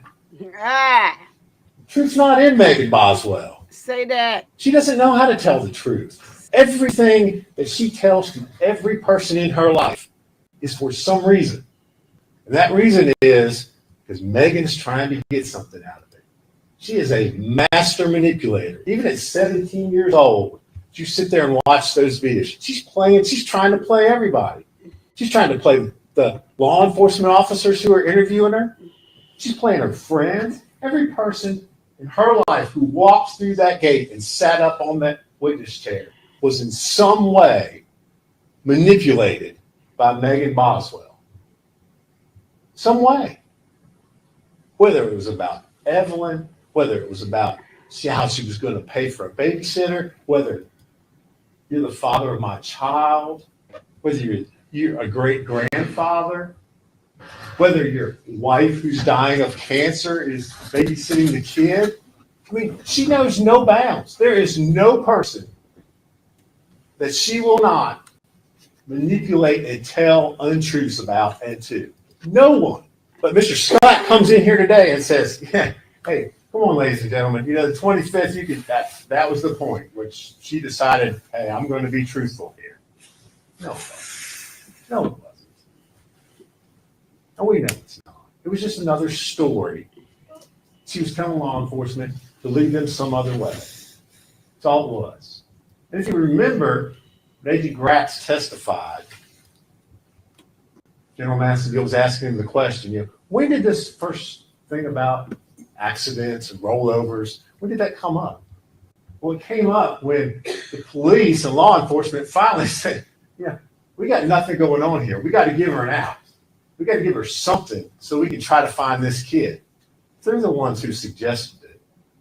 And then very conveniently the next day she comes in and guess what? Oh, yeah, I forgot. Yeah, that's right. I'm sorry I've been lying to you all for days and days and days now. But now I'm going to tell you the truth. But that's not what happened. That's not what happened. I submit to you, the only time that Megan Boswell may have told the truth about some small portion, if you remember during one of the interviews, Lieutenant Price, who had been very patient with her up until that point in time, finally said, come on, something happened on December 21st. And she stopped him and corrected him. Remember? She said, no, something happened before December 21st. Yeah, something did. She murdered her child. That's what happened before December 21st.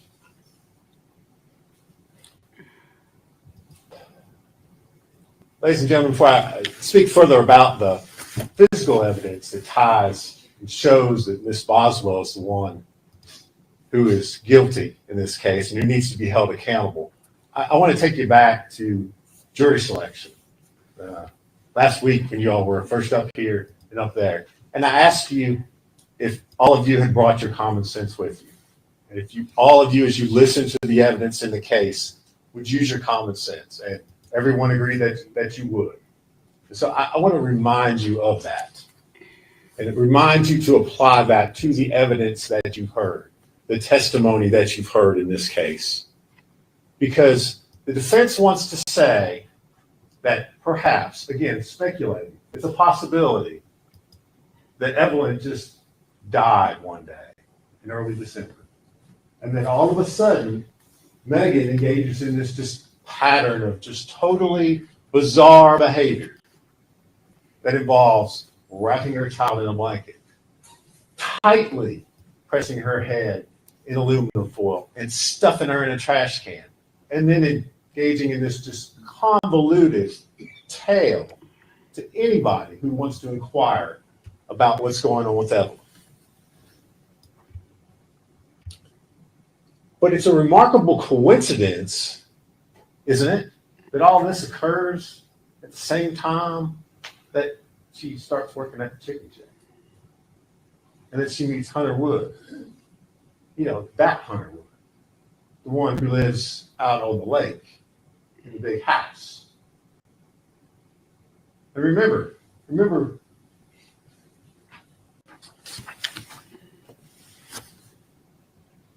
this is where Megan's living before December.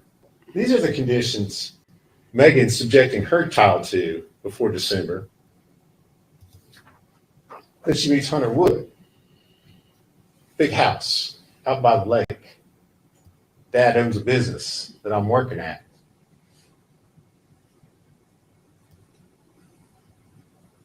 Remember the other things she's telling investigators as time goes on. Needed a break. Watching 3 kids. Remember, her mom had the 2 other young siblings. Needed a break. Was tired. When did Ethan Perry step up? I've been raising this kid for a whole year by myself. Probably a little bit of truth in there. A little bit of truth. But it's a remarkable coincidence. This kid, Evelyn, natural causes, just dies right at the same time.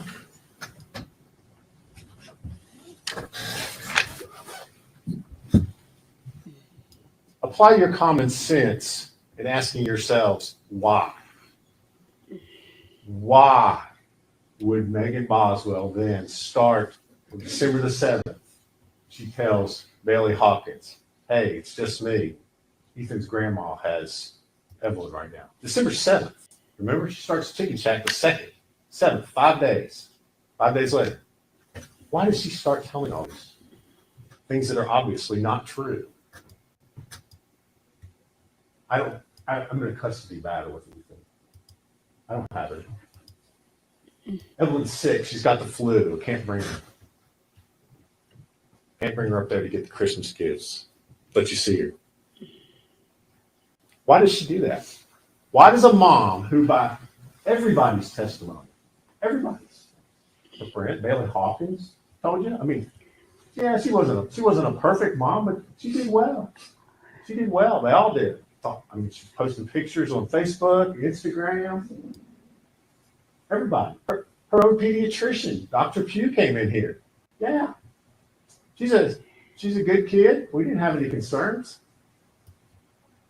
Healthy, meeting milestones, an advanced child.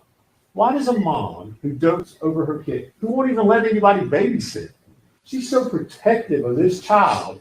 Remember Erica Stacy? I mean, heaven's sakes. I mean, that's an ex-boyfriend's mom who is willing to babysit the kid so that her son can go on dates with her. She won't let her do it. She won't let her do it. She will not let her babysit. That's how protective she is of this child. So why? Why? Apply your common sense. She won't do it because she can't face the truth about what she's done. She can't face that truth. She can't look at that picture. And I'm not going to put it back up there for you. She can't face what she's done to that child. Discarding her like a piece of garbage. That's what she did. She can't face that truth. So she engages in just spinning all these stories to everybody. Everybody that comes with a story, she's deflecting it out because she doesn't want to face that.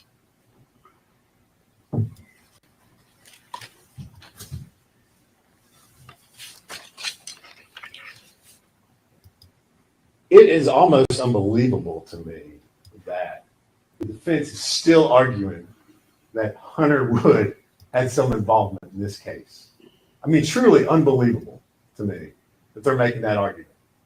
That has no credibility, number one. And two, no proof whatsoever. Not a single shred of evidence has been presented in this courtroom that ties Hunter Wood to anything dealing with the death of Evelyn Boswell. Not one thing. It's all just rank speculation. Oh, well, because he's in a mental hospital, therefore he must have done something. Right? No. How many people walked up there, took that witness stand and said, oh, yeah, I remember when I saw Hunter and Evelyn and Megan together. I remember when I saw that. None. Nobody said that. How many people said, oh, Yeah, I remember when I saw Hunter holding Evelyn at the chicken. No, again, nobody said that. No evidence that witness stand ever put Hunter with Evelyn. She evidently wants you to believe, again, and I'll put this picture back up there. She wants you to believe that Hunter, and remember her when she's talking to Agent Fraley, that Hunter went over to her place. That's her place. Stayed the night with her and rolled over on the child. He's got a nice place over on the lake, remember. But that's what she wants you to believe. When her breaking point, when she's finally telling the truth. Apply your common sense to that.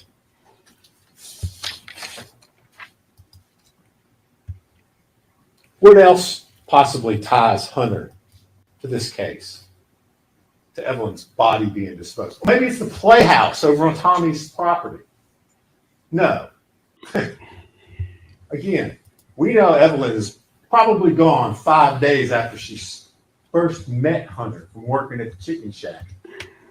But Megan Boswell wants you to believe that he's then able to go onto her property and stick a body in a trash can in a playhouse that was built for Megan Boswell.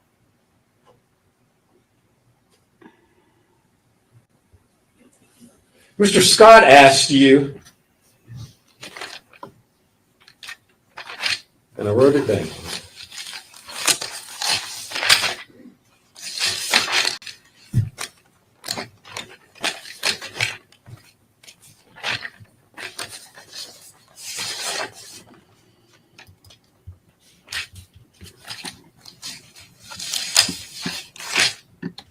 He asked you who was more likely to have left a print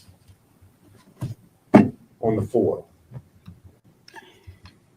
Well, I'll tell you who's more likely to have left a print on the foil. The person whose print was found on the foil. Megan Boswell. He stands up here, and again, we've got explanations for everything. Well, maybe it was possible she tore a sheet off earlier, and in doing that, she grabbed the foil and left a print. But there's no Hunter Wood prints on any of the foil. The bag that's stuffed on top of the body where Evelyn's found. Multiple prints on that. None of them belong to Hunter. They all belong to Megan Boswell.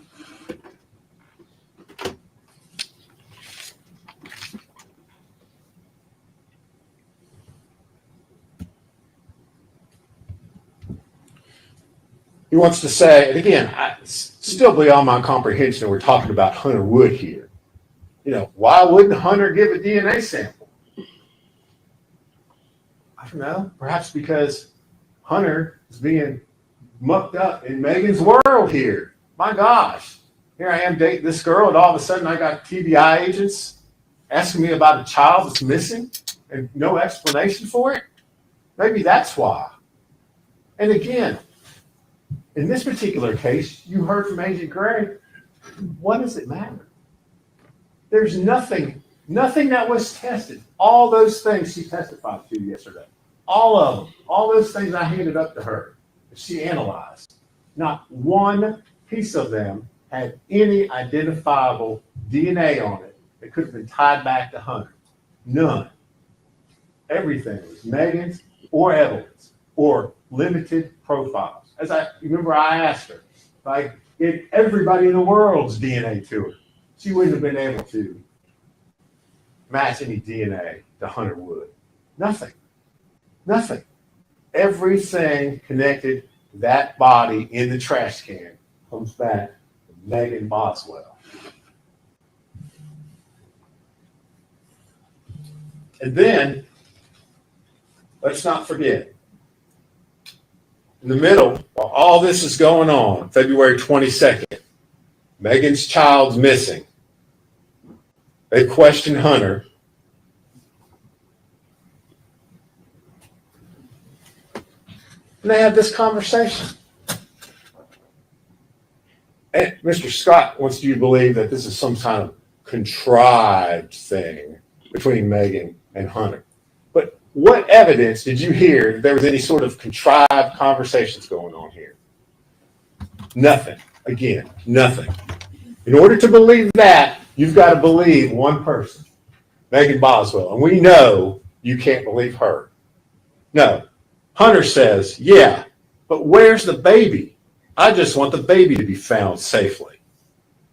What's her response? If she was truly trying to cover this up, a little bit better response would probably be heard. She says, Dad won't let me go anywhere because of the situation. Hunter, I can't disclose stuff to you on here about what TBI is doing. His concern, please assure me the baby will be found and brought home safely. That's not a conversation with someone that you have that has disposed of a body, that has helped get rid of your dead child. That's not a conversation. Hunter Wood is not at play here, ladies and gentlemen. Not at all. Not at all.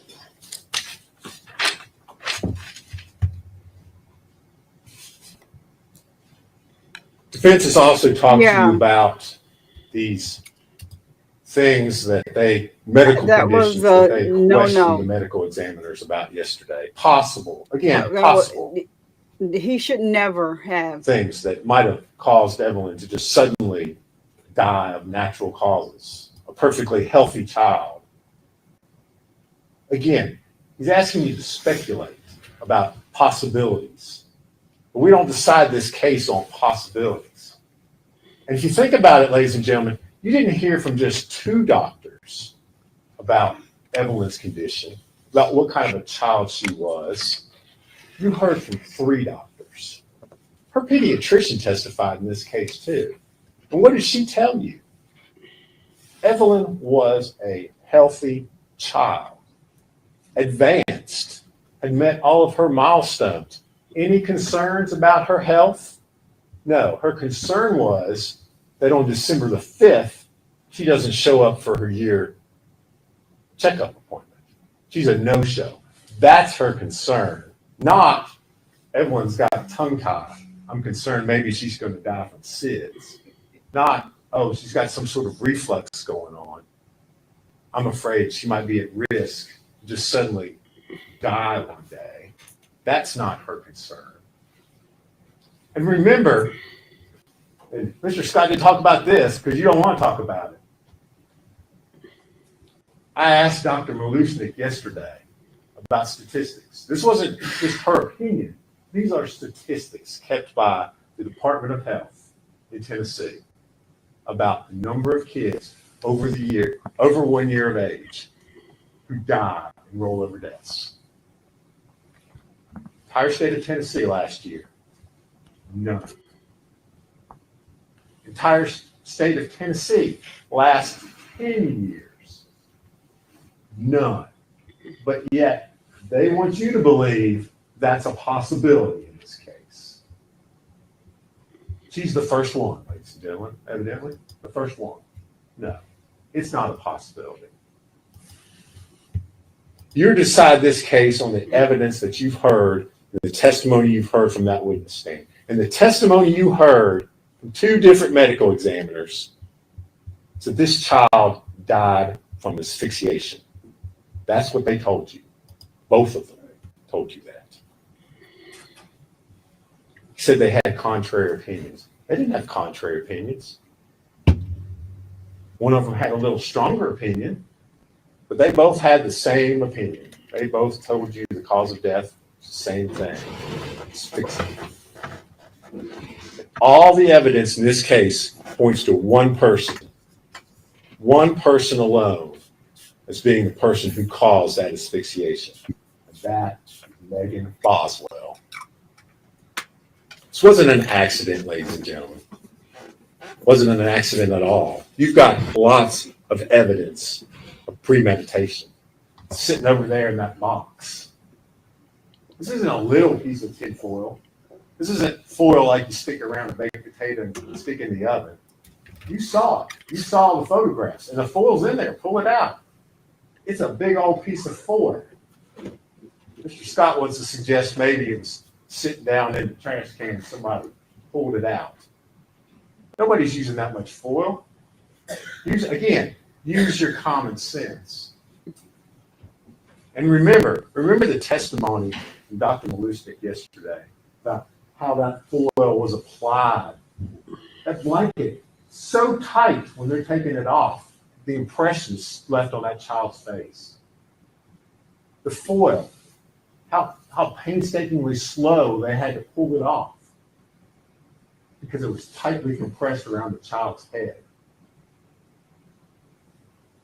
I submit to you, that's premeditation, ladies and gentlemen. That's intent. That's not an accident. Mm-hmm.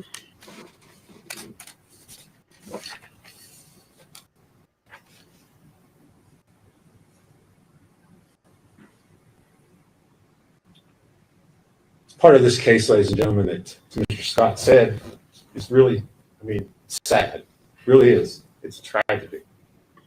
You think about all those people that you heard testify, how easily all of this could have been avoided. All those people. Bailey Hawkins, Audrey Gibbs, Casey Saltz, Gail Kite, Paul Miller, Erica Stacy. Any one of those people would have taken that child. All this could have been avoided. But Megan Boswell only cares about one person, and that's Megan Boswell.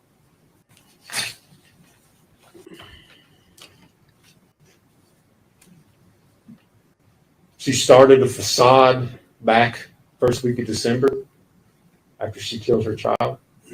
She created this world, this web, you've heard it called. And that's a pretty good description of it. It's a web. It traps and ensnares everybody that she comes into contact with. She started this facade back then, and it's continued and continued and continued. And she brought it into here to this courtroom in front of you.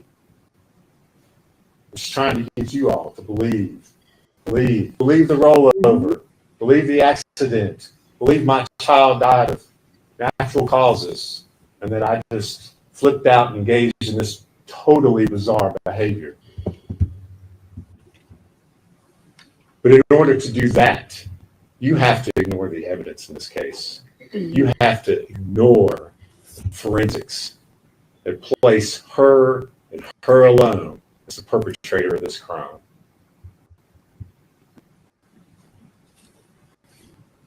This case is the very opposite of an accident. It's an intentional and knowing murder of a child. Megan Boswell got rid of Evelyn so that Megan could be Megan. She enjoyed it. You've seen the pictures General Massengill showed you. Hanging out on Blowing Rock, going to the aquarium, Super Bowl party.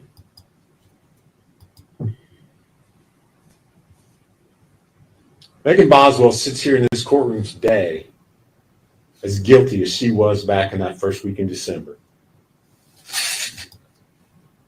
As guilty as she was on February the 18th, when she first came in there, Detective Perez, James Lewis interviewed. She acted all surprised. What are y'all going to do? You going to find my child for? What do you do when a child goes missing? Remember those expressions, those questions she threw out there? She sits here in this courtroom today as guilty as she was back then because she never learned the one lesson that we all know, which is that you're responsible for your actions and your choices in life. And she sits here because she excuse me. refused to learn that lesson. You've heard her interviews. She takes responsibility for nothing.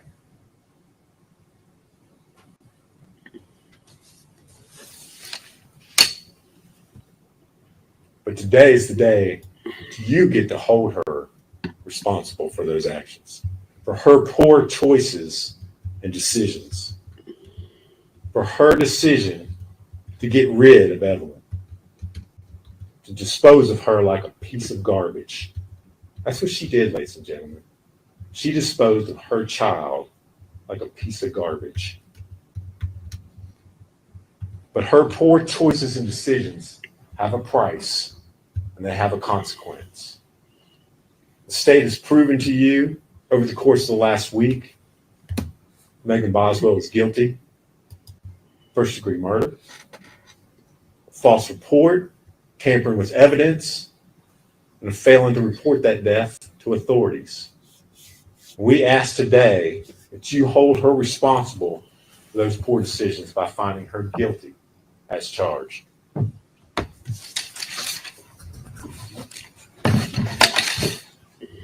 Thank you, General. Have a seat, Attorney. Sorry, the soundboard is having a meltdown. Sorry. Please, I wish they could pan to the front of her face. She's sitting there. She got Fiji water today, no Dasani, because she don't have it. You know, the attorneys, what did they? Y'all brought her some Fiji. No Dasani, none of the nasty water that tastes like it got a little dirt in it. Yeah, Allie. So yeah, that was so troubling yesterday. While they believe, and it makes sense. If the child was already passed on from being rolled over on, why did she put so much stuff on that baby's face? And when they said that yesterday, it hit like a ton of freaking bricks. Look at no, not a tear, not a one.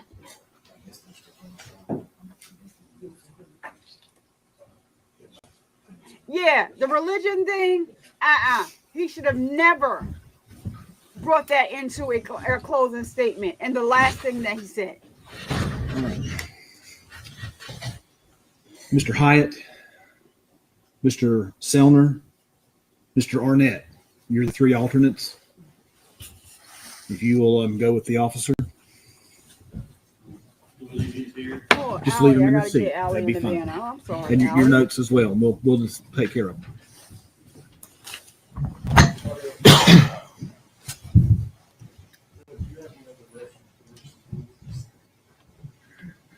The rest, what do you mean? Yeah, I'm going to finish the charge. All right. Now, back on page 49. When you retire to the jury room, you will first select one of your members as foreperson who will preside over your deliberations. When you have reached a verdict, you will return with it to this courtroom, and your foreperson will deliver the verdict form to the court. Take with you the presentment, exhibits, the verdict forms, the court's written instructions, and you may retire and consider your verdict. Chloe. As soon as the officer comes back to get you. Yeah, she looked crazy when they pinned that camera on her. A little crazy. Oh, y'all, I'm talking to y'all. I forgot to write my. Hold on, y'all. Tag it. All right, let me go back in here. Let's go out. Live. Could turn it on. And none of that.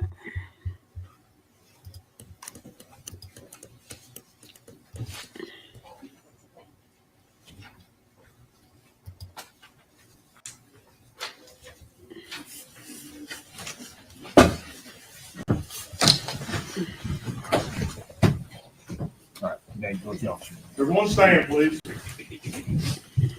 3:05 p.m.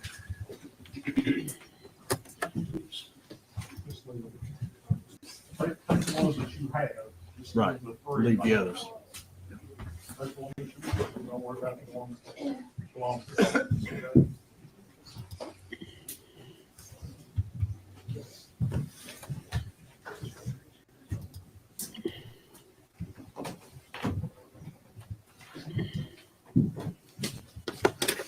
Maybe see, thank you. All right, we'll be in recess, waiting verdict of the jury. All right. So we're on verdict watch. I am like super excited. The first thing that I want to say before, let me take this off the screen. So the first thing that I would like to say before I forget, because you know I forget, thank you to Allie for the $5 donation for myself and for the chat. So you know, we like to appreciate people when they show love around here. And I thank you so much for that, Allie. You kind of been rocking with me through this trial and back and forth between here and Flesh and Cat for ASAP Rocky. But thank you for rocking with me over here, and thank you for the 5. Let me just shout out Allie real quick and give her. And this is all. I did that one already. Okay. So yeah. I love you all.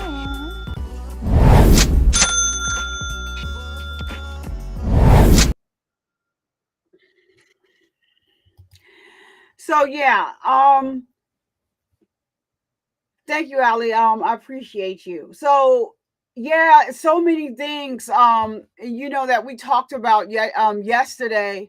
When this trial was going on, the fact that and we watched it earlier when we were on a break, right? So the fact that this baby could have been unalived when she was put in the garbage can. It makes perfect sense.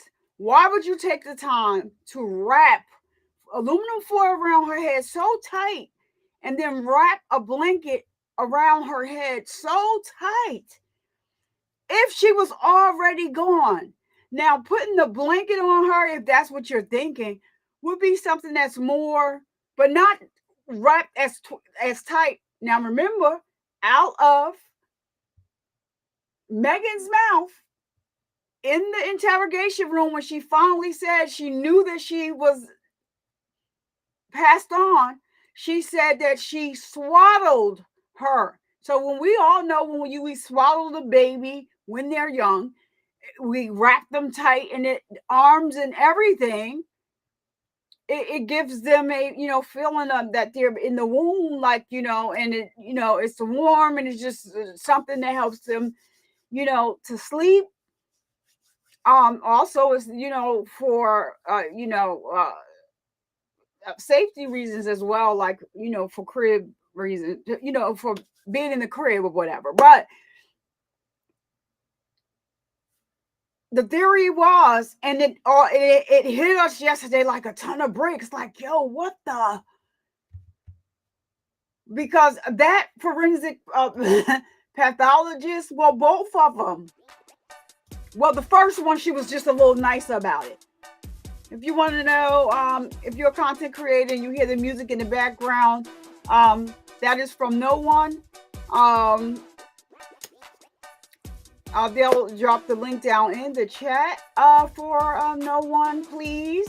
And so you can work it out with him if you want, if you like what you hear and you need music for behind your video. But so back to. So yeah, why would you take the time to do all that to a child that's already unalive? It kind of makes a lot of sense to us. It hit us like a ton of bricks yesterday. We were all over here, like just going off. Mookie said, "Listen, I need to step out. I need to exit stage left for a minute because I cannot take this." And it was another. I forgot who the other guy was in here. And then the women. Oh, we had that girl Mia. I probably jacked her name up, but Mia. She had to like step out, like, and go. And I had to keep clicking off the screen. It was a lot when that pathologist was up here testifying. And she just did not come to play. We heard that today. How she was just letting the defense know, that attorney know, like, she wasn't really willing to answer the question until the judge was like, listen, if you don't answer with just a yes or no, I'm going to hold you in contempt. She still didn't answer with just a yes or no, but she threw the red rum word in there. He's so bothered by it. Did y'all catch that? He put that in as part of his closing. Because he stopped the questioning yesterday when she said that. You want an answer? I'm going to give you an answer. No, we don't have a definitive way of saying how she was red-rummed. Drop the mic. It was just like, you know, and this girl in the meantime is sitting here, no tears. No tears. You're seeing the pictures that we can't see of your baby and what you did to her and how her body was all distorted because of what you did to her. No tears. That's acting.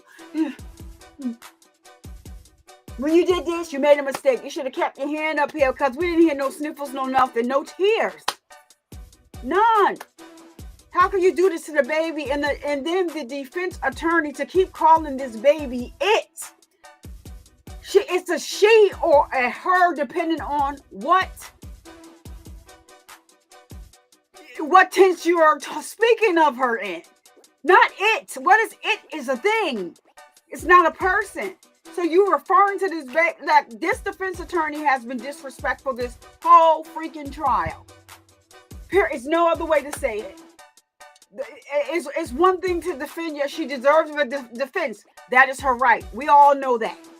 She has a right to a trial in front of a jury of her peers, and that is what she's getting. You can defend her all that you want to defend her, but it's what you say. And then I hope that the jury caught it like we caught what he was putting down. The whole religion thing. Sir, that doesn't belong here. Oh, you know, I'm a Baptist, and you know, the sermons are so long, and I don't like them either. So you don't really have nothing to say. That's why. You have nothing to say.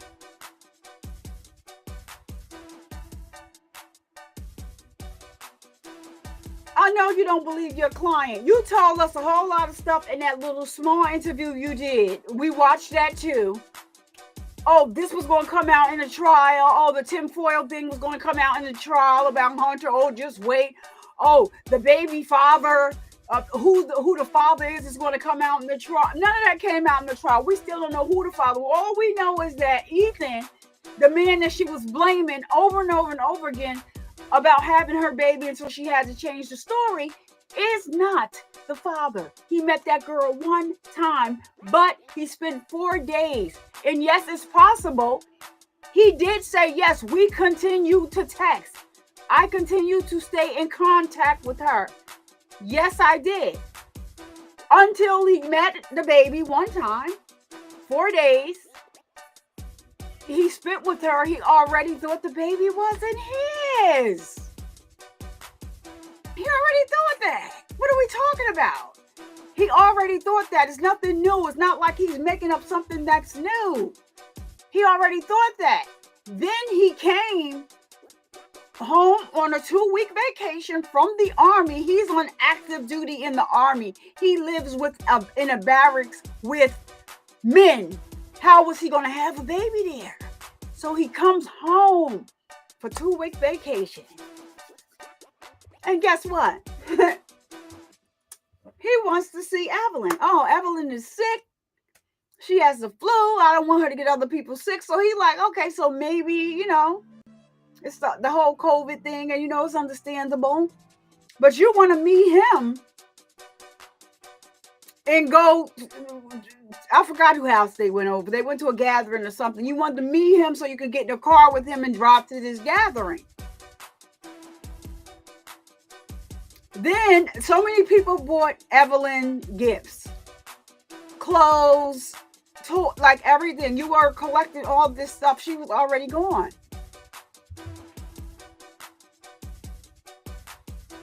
Ma'am, you wanted to live with Ethan. His parents had money. He lived in a Great Lake house. You started working at that chicken shack. Your car got repoed. He said that he was going to help you. The father let him take you to the doctor. And you like, okay, well, let me get up in here. But this is a life that I can live. But you lied on your mama. You lied on your mama. You lied on your mama. Hey, hey, hey, you lied on your mama. You lied on your mama. You lied on your mama. You lied on your mama. Now, your mama did get incarcerated, but she didn't get incarcerated for this crime. She got incarcerated for her boyfriend and stole a BMW that supposedly you were supposed to be paying for. I don't know how or where you was getting the money from, but before they finished doing the paperwork, these people done fled and left and took the BMW. And so that's what they are locked up for, because you said that they had Evelyn. They didn't have Evelyn, but they had the BMW, so they went to jail.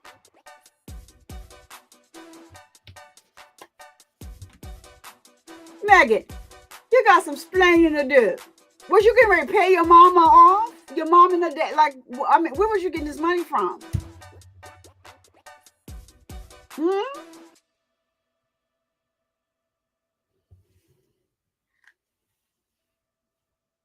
That's all that y'all. I just need I'm just not understanding. And the selfish part of it all is that people love this baby. People was willing. She went with the guy, what, for 2 weeks? The mother one got attached to Evelyn. Mother understand crying, like you're crying, like why what's wrong? I wanted to help her. I just wanted to help the baby. Like she was so.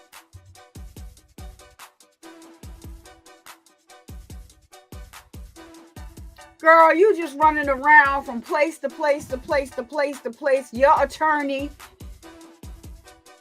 your attorney didn't do you any justice. I guess he was working with what he had, but the work that he did did not need to be done that way. He didn't have anything else to work with, but to result to low blows, that's not it. And you could not even say Evelyn. You could not even say her. You kept referring to this baby as it. That's gonna burn me. I'm gonna be burnt up for a little while about that.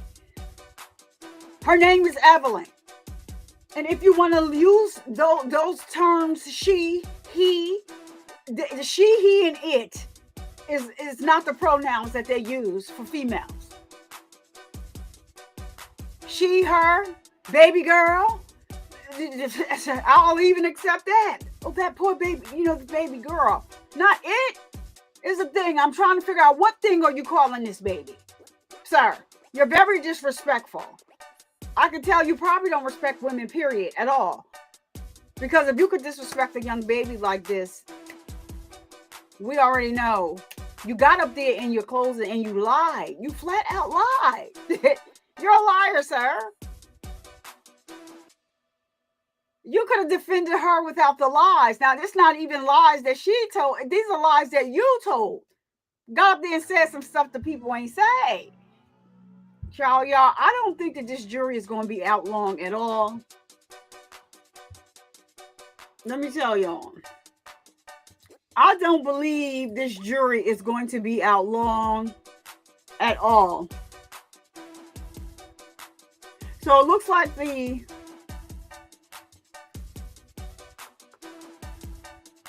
stream that I'm watching, it looks like they still have their I don't think that they've turned the stream off,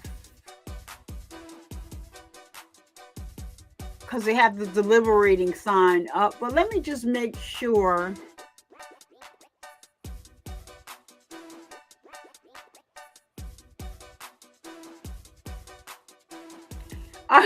So they're going off over here, but anyway, they're still here. So I'm going to open up another stream over here as well, just to make sure that when they come back with because I don't think they're going to be out long, y'all. I just know it. Like, what do they really like? The prosecution put on a great case for Evelyn. And right now, if you remember here, if we could just drop some Evelyn emojis down in the chat. Shout out to to the people over on Twitter. Let me tell you something. The people over on Twitter have been up in here. Now, I always say, and I'm going to say it. Just if you could just click on over here and like the video. You guys, it's 90 something of y'all over there. I mean, and y'all come from the beginning and y'all stay to the end. And I definitely appreciate y'all over there on Twitter. And I don't, some people like to shut the video off. No, I don't want to do that. But you could just come on over here, hit that button, like button. The like button to get the video pushed down the algorithm. I would greatly appreciate it. If not, I can't make you guys, but thank you for rocking out with me anyway. But consider coming over here and subscribing, because after that, we're going to go to another video. And as I stated, over here we make emojis for the cases that we are covering. It's our way of showing our love and that we are concerned and we understand. And we want justice just as much as the family wants justice, for, this baby or, for any case that I cover. We try to make an emoji. So right now, in order for us to make emojis, I don't know how YouTube is doing it. Yesterday, I needed 6 members. I got 1 member yesterday. One today. Shout out to Tech Cloud. Shout out to Tech Cloud. You're already in the banner. 1 today because they said that we need 6 again today, and I'm like, wait, you said that yesterday, and we still need 5. We need 6. Okay, YouTube, I just can't argue with YouTube, y'all. I can't. But yeah, we do that over here where we drop emojis for the victims, because we do care about the victims, and we are invested, and watching this play out and watching to see whether or not true justice is served, because juries are unpredictable and things can go either way. Hopefully not. We hope that it doesn't, but it happens. So this one is a very, very hard one. I just don't understand how you can. And even if, let's give, I was getting ready to call her trick. Y'all, sorry. I don't think that, tricks are for kids. YouTube, she's a trick. Even if she did pass away in a sleep because, somebody rolled over on her,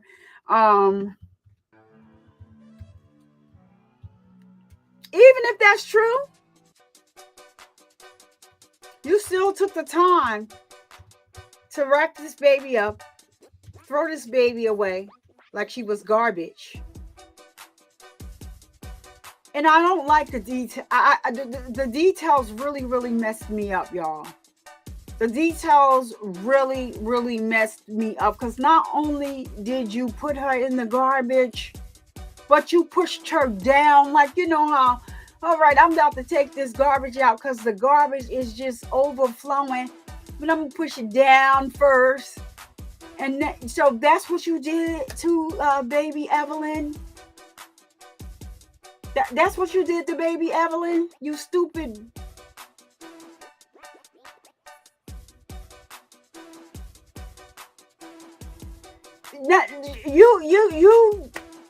I'm not even gonna say that because that's not even anything for me to say, right?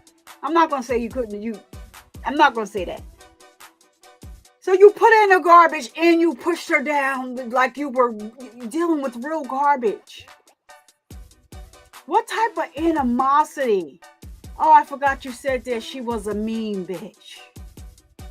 Oh yeah, I forgot you said that a couple of times to the detectives. That's your daughter, 15 months old, is a mean bitch. Okay. Where do they do that at? Where do they do that at? What type of mother does that? What type of mother talks to her child that way? My daughter would be crying, and my daughter is all of 17 years old, and she would be crying if I called her a bitch. She would. She would. She would. My daughter would be. She would cry like, "You called me. You called me." This baby's 15 months old. She's a mean bitch, and you know you already know she passed away. So you're saying this to these detectives while you know your baby is in a garbage can rotting away. When they started talking about the slippage, that's the term that I heard, and it brought me back to. I'm a true crime, junkie, y'all. So it brought me back to, but it's all bad. It's all bad, right? They had to be careful of how they removed the aluminum foil from, around her. They had to be careful about how, they took the blanket off because, they could, the skin could easily be torn because of the slippage. My mind went directly to Bella and Cece. My mind went directly to Bella and Cece.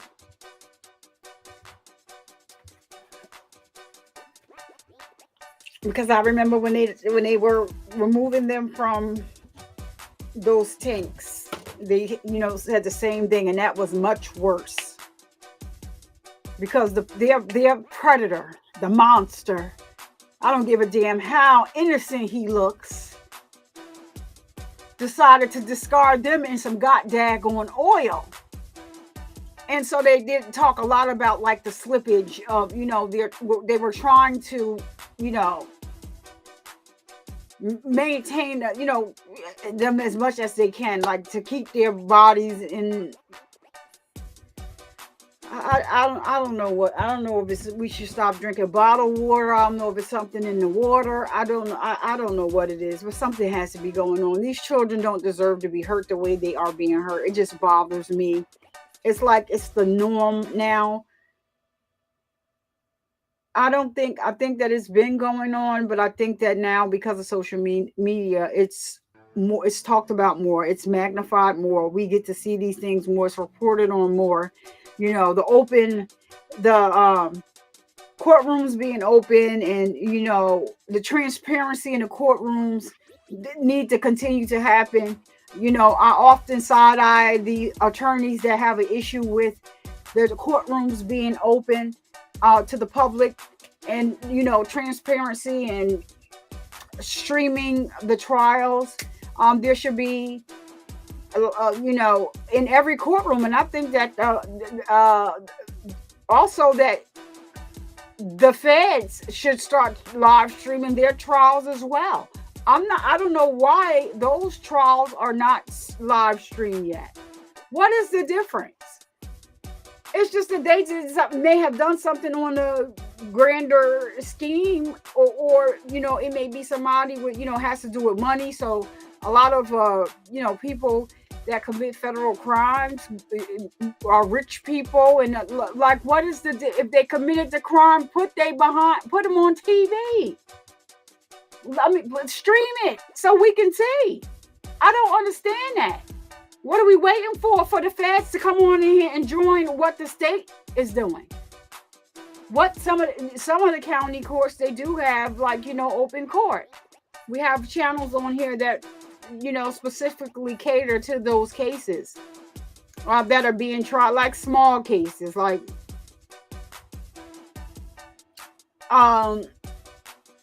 probation hearings, like they are made public, or you can get them.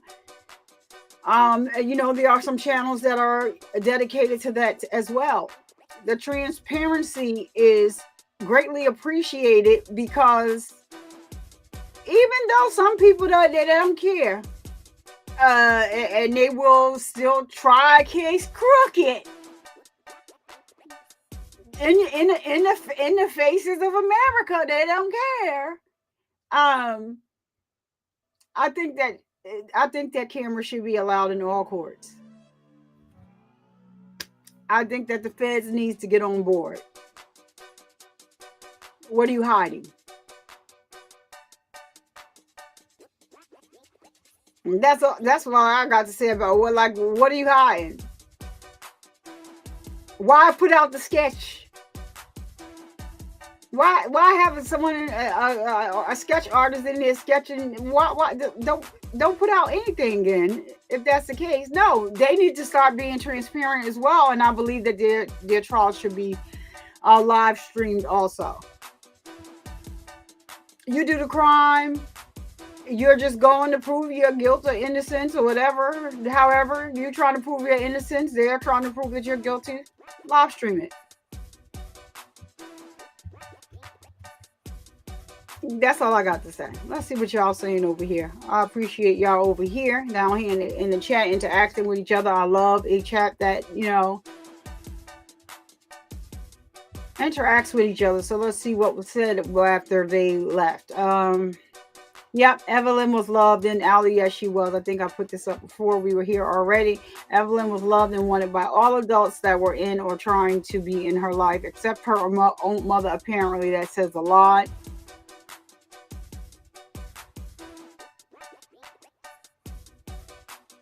Yep, exactly right. Exactly correct.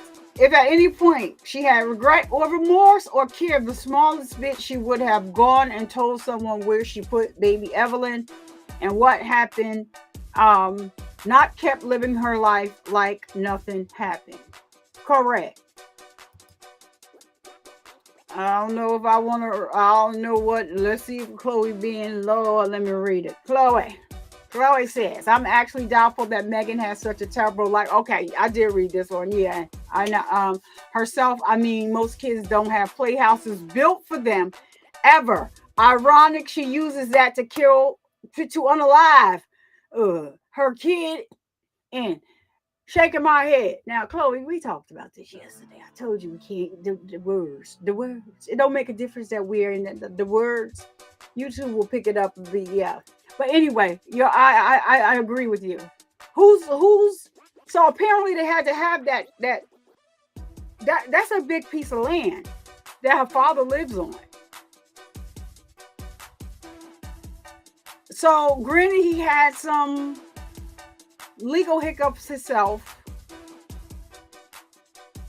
but he fought to get his daughter out of foster care. She was in foster care because she didn't want to go to school. Come on now, tell the truth. And you're going to try to bring this man charges up and make it about, we don't know if it's something that we don't know whether or not his charge could be something to do with her. But they didn't get into it. But the dirty defense lied about the date of the charges. They weren't even supposed to bring that up in court. That's why when he said, oh no, nothing happened in 2014, this was 2012.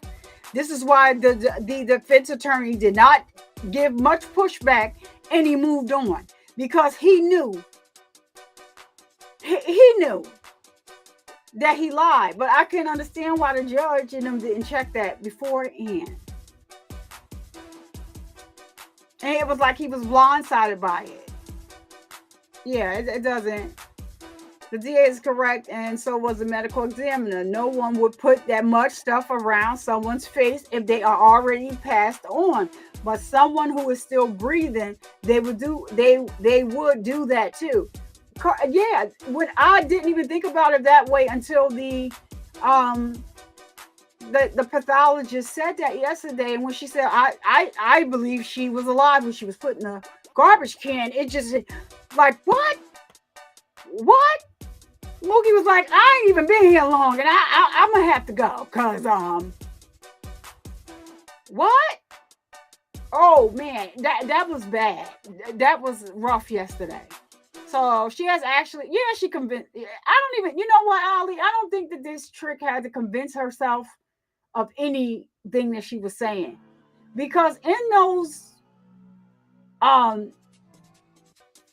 news interviews that she did, she was laughing, joking. The one that we watched today, can we cut that out? Oh, she didn't want the person who was her friend's mother, and I got her friend passed on, and the mother was in it. You sound like I'm wondering how you're feeling today if you're still with us.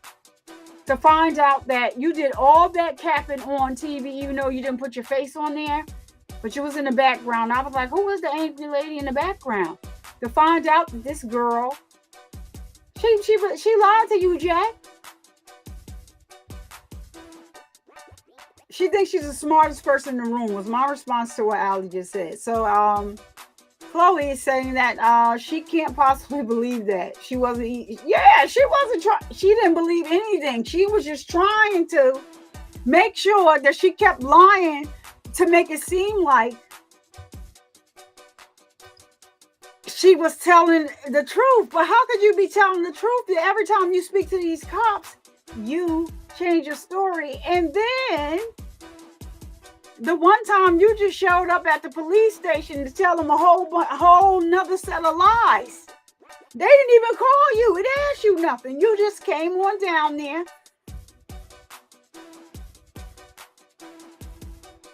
They didn't even know what you wanted. You like, oh, are you gonna read me those things again?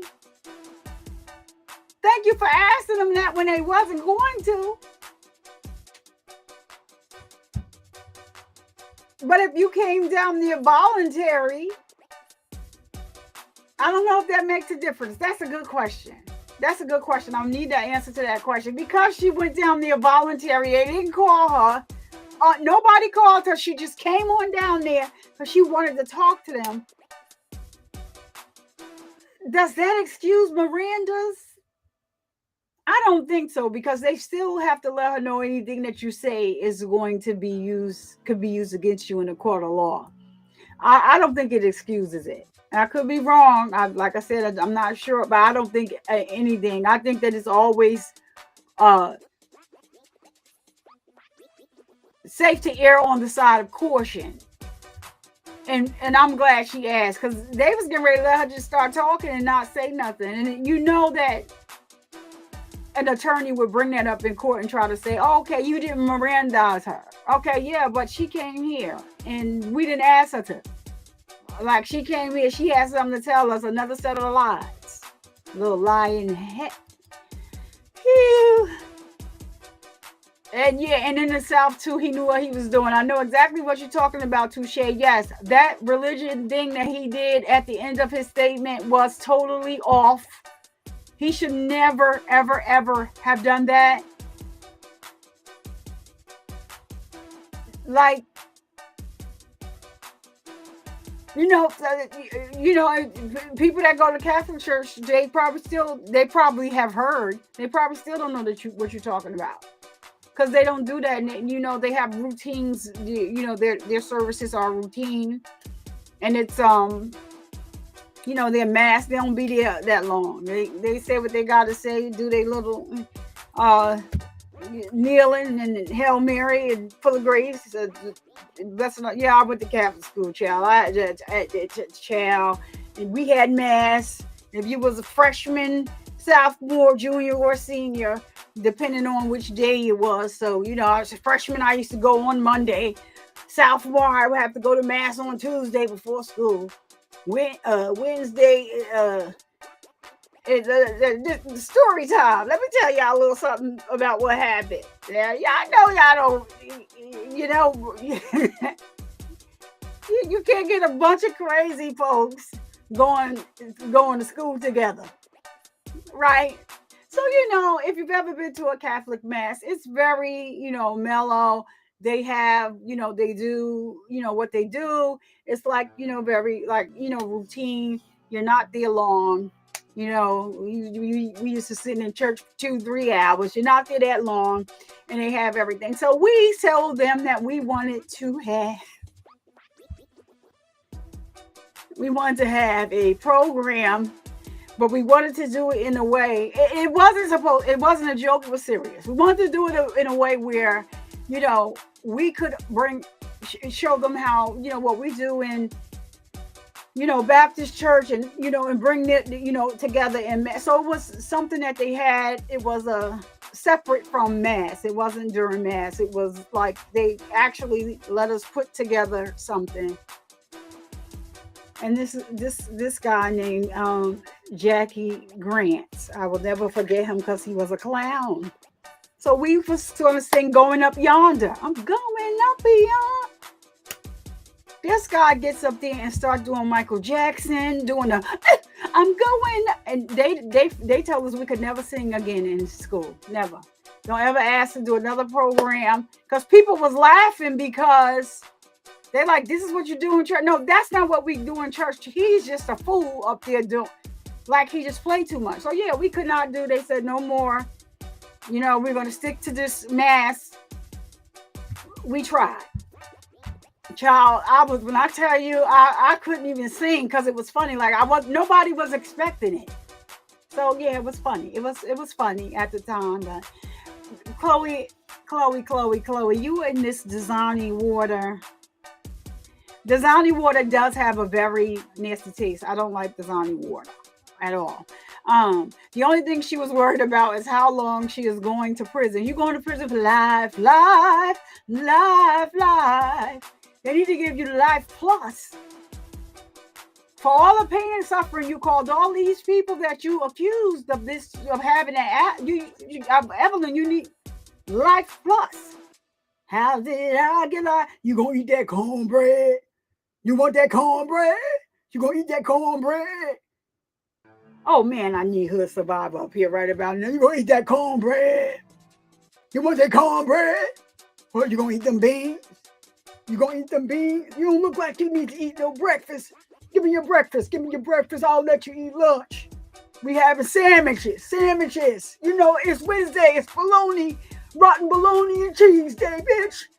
We don't even get to choose whether we eat wheat or white bread. You get white bread. Go and have a little mole on it. Don't worry, just pull it off. This little mole ain't never hurt nobody. Megan.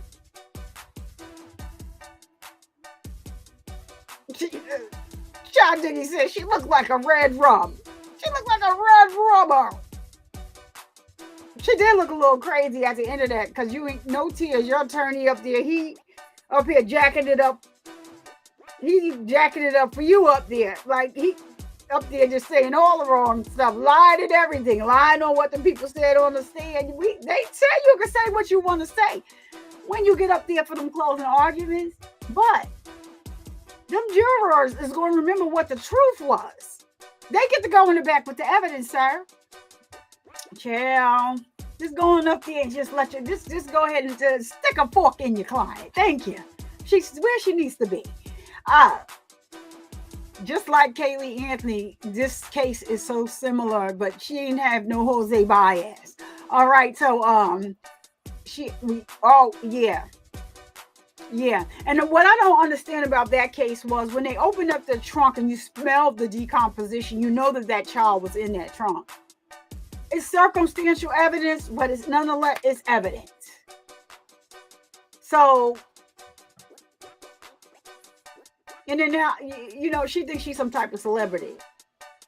Girl, you're Chloe, me and Chloe had a little going back, Chloe yesterday, so I'll make sure I get it right today. You're infamous for unaliving your child. Not famous, infamous. Wait a minute. All I see Notre Dame, like, swallowed.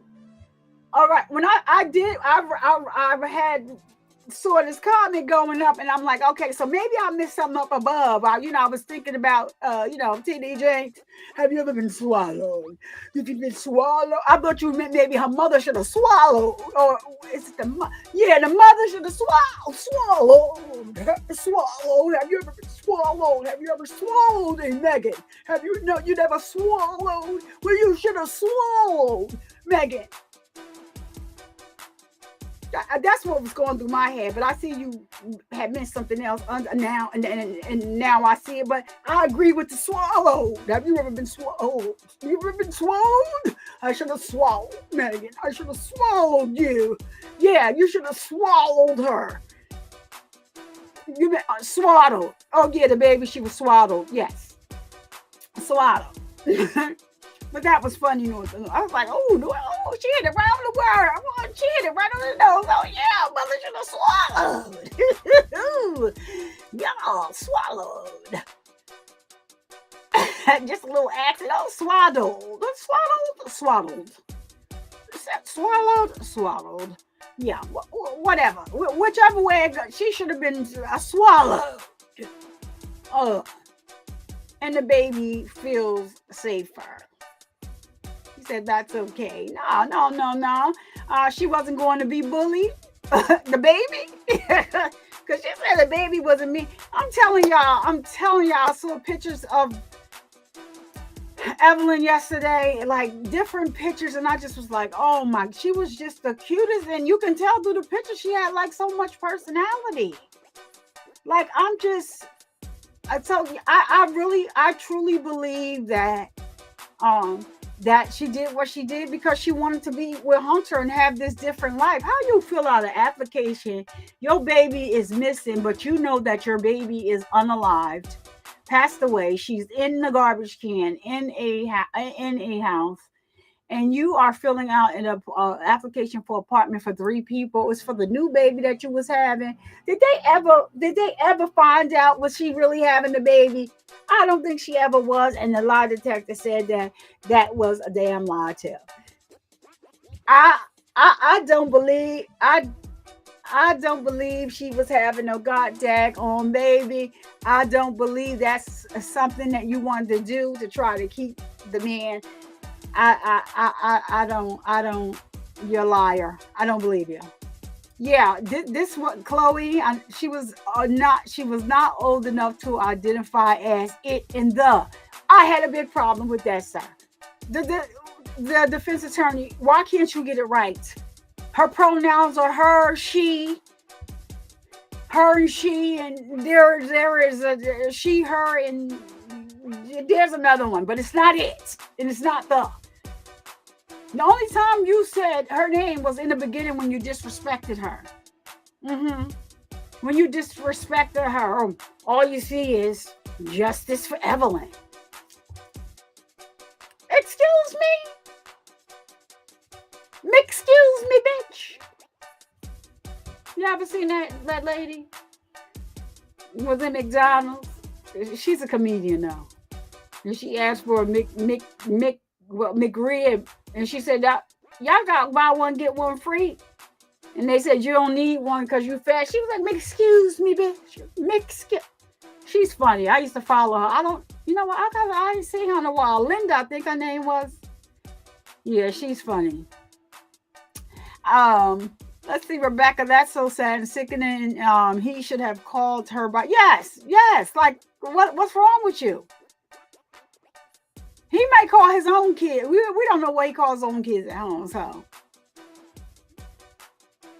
Her name will forever be Evelyn. Yes, it will. Little cutie patootie, Evelyn. Yes. Yeah, she lied on a lot of other people. She deserved to be met in the yard. Stomp the yard. Come on out in the yard, girl. Come on out in the yard.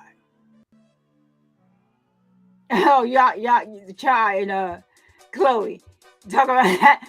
Y'all both can hear. Y'all go with the no one. They got you. No one in here right now. But when I say his name 3 times, sometimes he just appears. What's going on, Laugh? Thank you for getting here. We are the jury is out. Deliberations for this case. Okay, so the pleasantries. Chadi said she in the bushes at work. I hope you're getting off soon, Cha. All right, Laugh says she in the bushes as she at work too. Okay.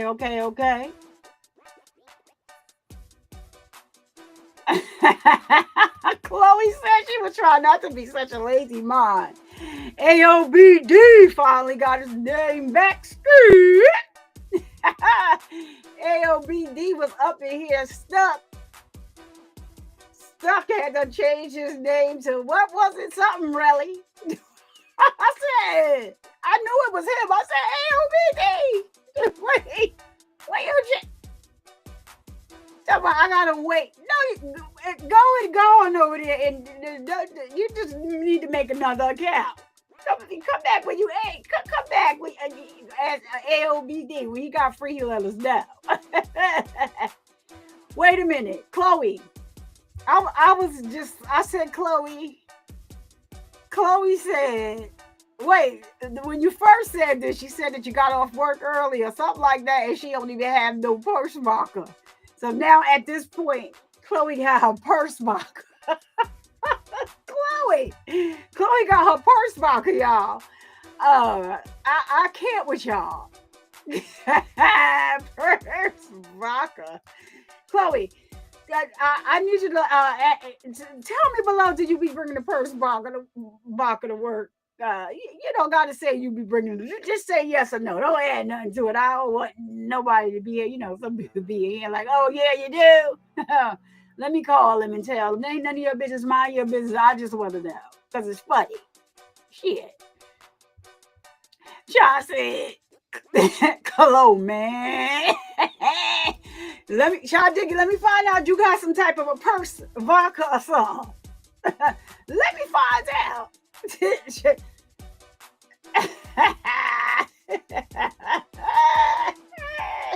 Yes, listen.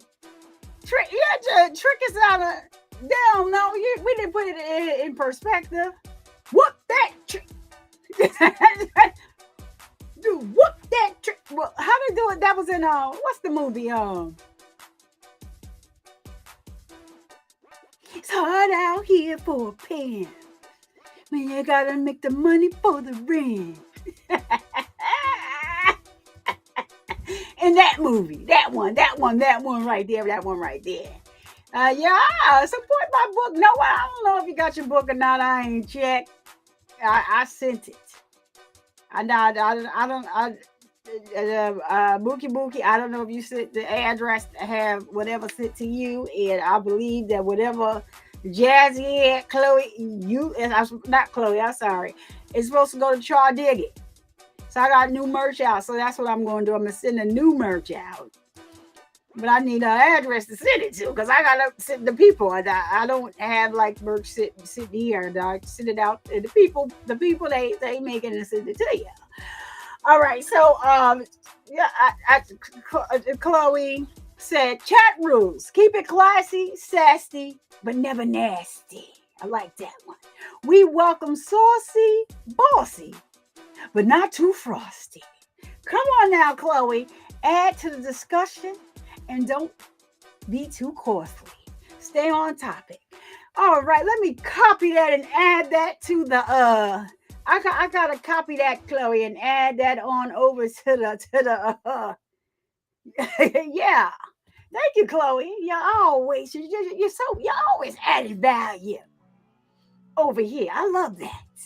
Gonna add that to the I like that. ALBD is saying what's up, Char Diggett. Char Diggett saying what's up back. I don't even like the word slippage. Yeah. You know, the first time I heard it when they put it into the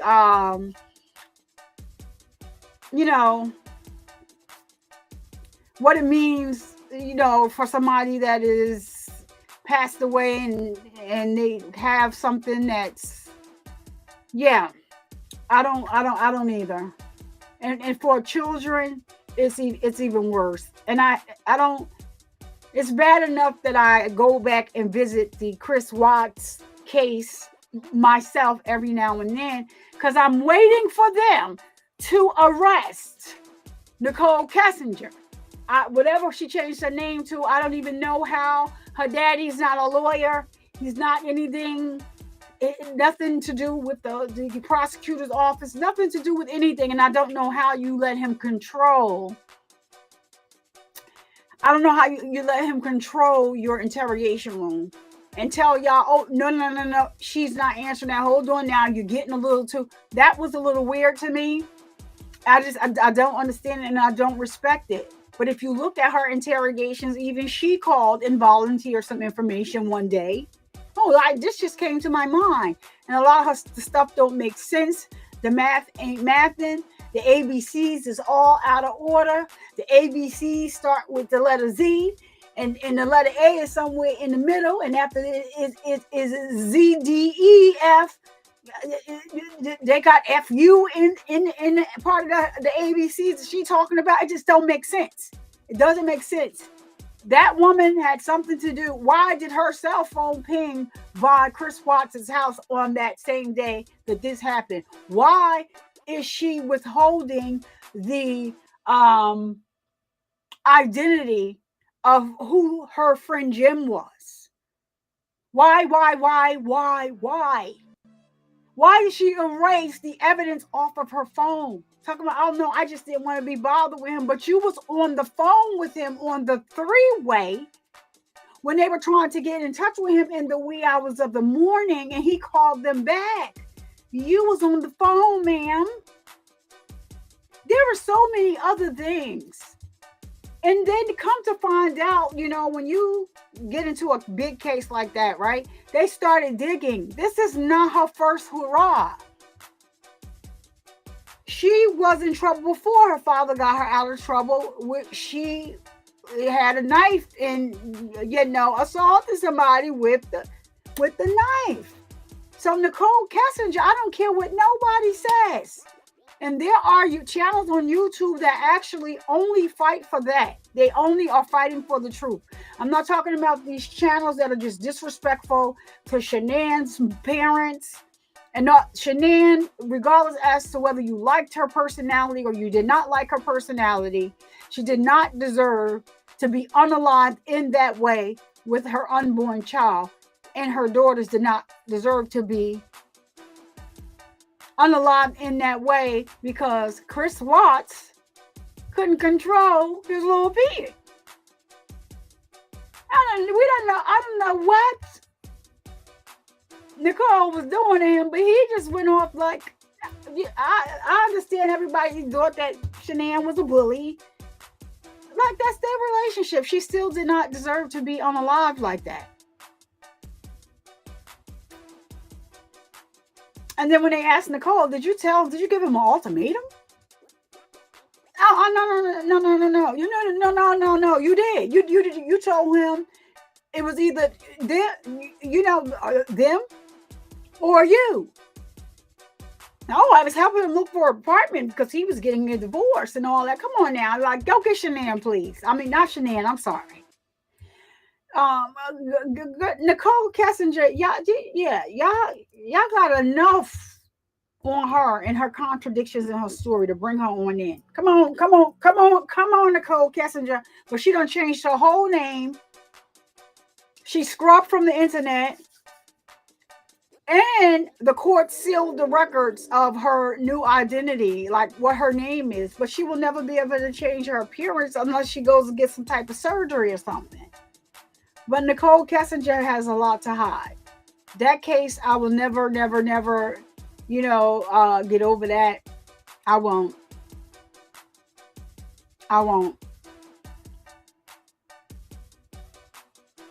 She said she could have given that baby to Angelina Jolie.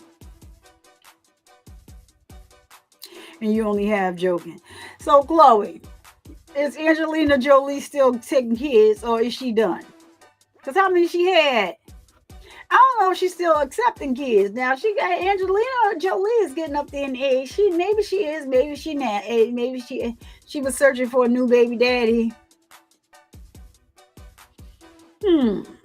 Well, she just met Hunter, so it couldn't have been Hunter. And she had a boyfriend in between Hunter but that was only for like 2 or 3 weeks. They didn't say, her attorney said that it would come out who the father was in the trial, but of course that didn't happen. Of course he didn't put up any,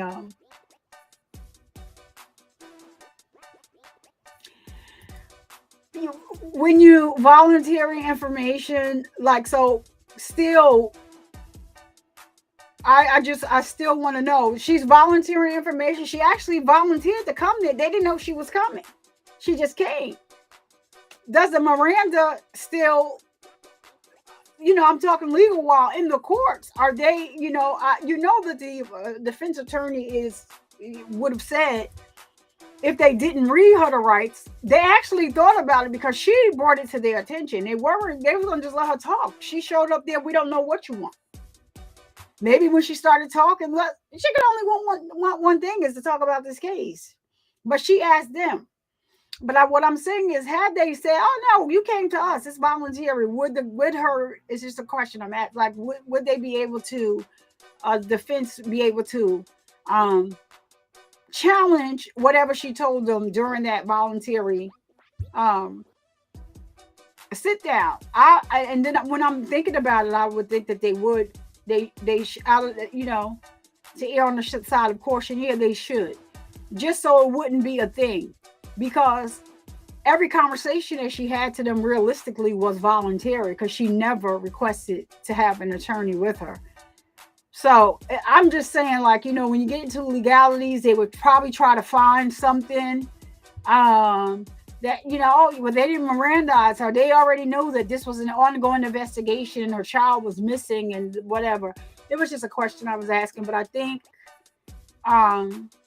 them reading her the rights, I think it was better for them. That's something that the defense couldn't challenge, because they did. So she had remorse. Happens all the time. Doesn't make it right. Who had remorse? Who had remorse, Brooklyn? You talking about Megan? Megan ain't have no remorse. She got remorse for herself. She got remorse because she was sitting in jail. That's it. But even that remorse for herself cut off. She showed no emotion. She was detached from this child. But at some point, she was attached to the child. The thing is, she could have given the child to so many other people that cared for the child. There were people that were willing to take this child and take care of them. She refused. She wouldn't even let anybody babysit the child, but she didn't want the child. And even if it was a mistake, and say like somebody did roll over her and she passed, it still doesn't change the fact that you wrapped aluminum foil around her head, wrapped her in a blanket so tight, put her in 2 garbage bags, and threw her away in like trash. And she was in there for a couple of months before they found her, and she was living her best life.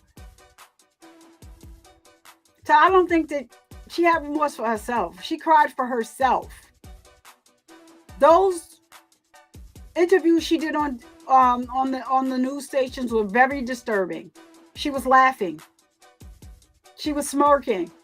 So I even think, before, you go and start judging somebody, was that a nervous laugh? Some people are nervous when they're laughing. No, she actually thought it was a joke. She was laughing with her friend's mother that was in the background. Like, don't say that. Can y'all cut that out? Yeah, don't say that. I don't think I'm going to get into that. Oh, no. Not like, yeah, just like matter of factly, like, it's just crazy. Bible Belt, shaking my head, pandering.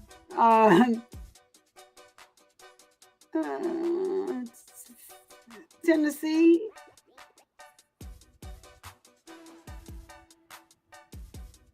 Either way you put it, he shouldn't have done that. That is the reason why they separate religion and state, because everybody believes in something else, so that should not play a part in anything. Like, who's to say whose religion is correct? You believe in what you believe in. That has no bearing on me. I believe in what I believe in. It has no bearing on you. It's just, certain people, I just won't be around them. And it's just that, I don't know. But I don't like getting into those conversations. They get hot, they get heavy. And like, everybody has a right to believe in, their religion, whether Catholic, Baptist, Buddha, It's like whatever you believe in. That's up to you.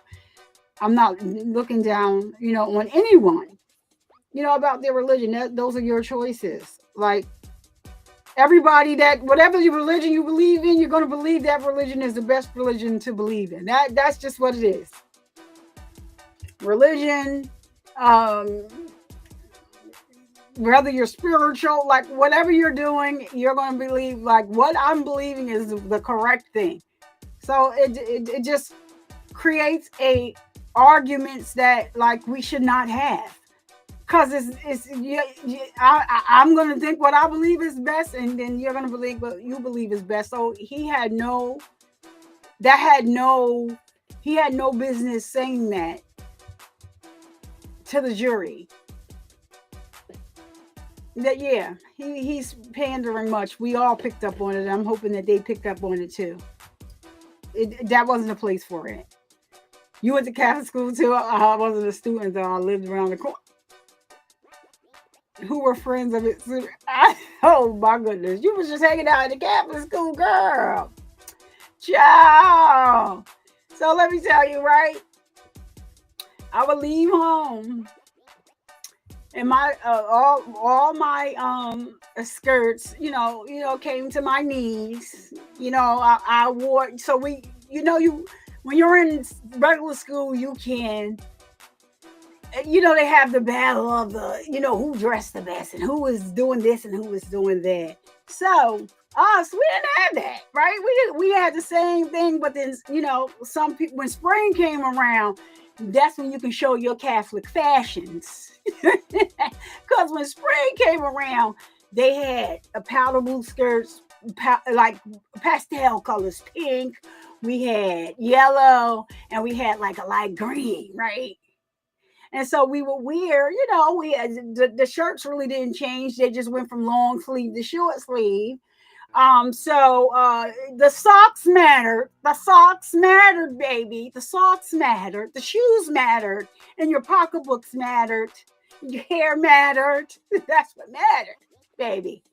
My mother was to take me to the United Colors of Benetton all day long so I can get me some socks. That's what it was. I'll take me up in Macy's. Like, it was the shoe game for us. I still have my very first Gucci bag from when I was in college. Excuse me, in Catholic school, in high school. That's what that's all that we had. So I go out there like I'm cute. Hey, I'm cute. My mother see me going out the door. Y'all, skirt down to the knees. Get around the corner, do a little roll up over here up the skirt, bring the little skirt up. But Sister Dorothy, God rest her soul. Sister Dorothy one day, she done embarrassed me. Now all the girls did it. So, but Sister Dorothy, I don't know why you had your eyes on me this day, ma'am. I don't know why. She done embarrassed me in the gym. We used to go to the gym after lunch and just wait till the bell rang for the next. She done came over there like, to just unroll my skirt, my skirt that went back down to the knees where it's supposed to be. Sister Dorothy, don't touch me like that. You just tell me what I need to do, Sister Dorothy. Don't touch me like that. You don't touch nobody else, and I'm a little suspect. Don't touch me like that, Sister Dorothy. It's what I said in my head. I sure enough did not say it to her, but I said it in my head. Don't touch me. I don't know. You don't have no other. You're not doing no other touching feeling. Yeah, she was the only nun in our school, though. Okay, so just a little bit. They used to come and hang out. Yes, people used to hang out outside, but they wasn't allowed inside the school. They couldn't. But we had a basketball game, and my sister she came with all her friends. They did. My sister didn't go to Catholic school, and they done turned the place out. All on these people's school bus because they was visiting. It was just a mess. I told my sister, they was talking smack, so what? You can't be doing that. All right, but anyway. We're going to miss you, Can't Get Right. I don't know who is Can't Get Right. Anyway, she was a pretty girl. Yes, and do you guys see the change, though? You see the change in her? Like, when she's walking into court, and when she first got, when she was first incarcerated or on the videos, like she's slimmed down a little bit. The glasses is just a prop. If you notice that almost every case you watch, the defendant is wearing glasses. Yeah, so y'all remember that Jodi Arias glasses, what they sold at the auction, for $500 and something or something like that. That's a lot of money for them little readers she had on, because she didn't have no glasses on when she was on the street. She was proud of that too, all on the Twitters, selling art and stuff. Jodi Arias was crazy. She could have been famous, but she had to go and unalive her baby like the queen. And Snow, yep, she sure did. What's up, No One? No One, we done dropped your link. We done dropped your link. They know that that's you playing. No One is in the chat. That is, okay, Chloe Alberts done dropped as soon as she came in. Again, that's No One in the background. If you got a content creator, hit No One up. You got to work that out with him. Salute my guy. Salute my dude. Thank you for being here. Let me see what AOBD said. As bad as it sounds, they were trying to dehumanize the baby. Can you say that again, AOBD? Because that's what I got from the defense's side. Like from the opening statement. What do you mean? What are we doing here? What are we talking about? We're talking about a defenseless baby that probably wasn't even at 15 months, probably was still weebling, wobbling all over the place. What are we talking about? And this is her mother that's in an interview before they even find the baby, talking about she was a mean bitch. What are we talking about here? What? So now Evelyn was the problem? No, Evelyn wasn't the problem. You were the problem because you didn't have the balls and the guts enough to give her up. Because keeping up appearances, right? That's all that is that, she's keeping up appearances. So yeah, like, no, yeah, you hit that right on the nose. Like, what are we talking about here? And I think, that's why the pathologist, as soon as they said, are we going to turn you and just answer some questions from the defense? Her whole demeanor, her stance, because even though like she was, making sure that she was a great advocate for Evelyn on that stand, you can see her struggling with her emotions. Chloe thought I was talking about Megan. Fuck that bitch. I ain't talking about no damn Megan. Never fuck about Megan. No, we already worked that out, Chloe. I let it quick. Chloe, I'm not talking about Evelyn. I mean Megan. I don't give a fuck about Megan. I'm talking about the pathologist. She was struggling a little bit, but I like the way she gave the defense attorney. I like the way she gave him. Oh, she gave him a hard got tag on way to go. Like I said, she didn't say it like that because she has an accent, or whatever. But she's like, she might as well had. She just had a little accent, but she was just like a little stern with the look. She was more than likely alive when she was put in the garbage. Oh, but you can't conclusively say, but I can't, with all of the, when she kept going on, child, and then you strike it, he didn't ask them to strike nothing. That's right, leave it on the record. Thank you. Ooh, that was, I love that. Hunter Wood just sounds like a dude that's good in bed. Just saying, I'm making an excuse. It could be that. It's that plus she saw the benefits of what Hunter had, and it not even his father, what the family had. That is, I think that she was going more for that than she was what he was doing in the bedroom. Because if you look at the stuff that they pulled that she was posting about him, it was all like kind of material. So was he really that good? You know what I'm saying? I think it was the material things for her. You know, she went from, living in a trailer, and I'm not saying nothing about nobody living in a trailer, because let me tell you, they got some trailer homes, baby. You would be like, am I in the mansion? I've seen them, and they cement them to the ground. You can't tell that they trailers. They are the triple. I don't know. I was in Virginia, riding through Virginia one time. I was like on vacation, so they have this whole trailer lot, and it was so we stopped because we wanted to see like what was like. What the heck? Those look just like houses. This is a trailer. And they show you around, and it's like, oh, well, damn, this is 3 floors. This spot got 6 bedrooms in it. Child, almost like more bathrooms than enough. But yeah, they do have some. So, if people have to live where they live.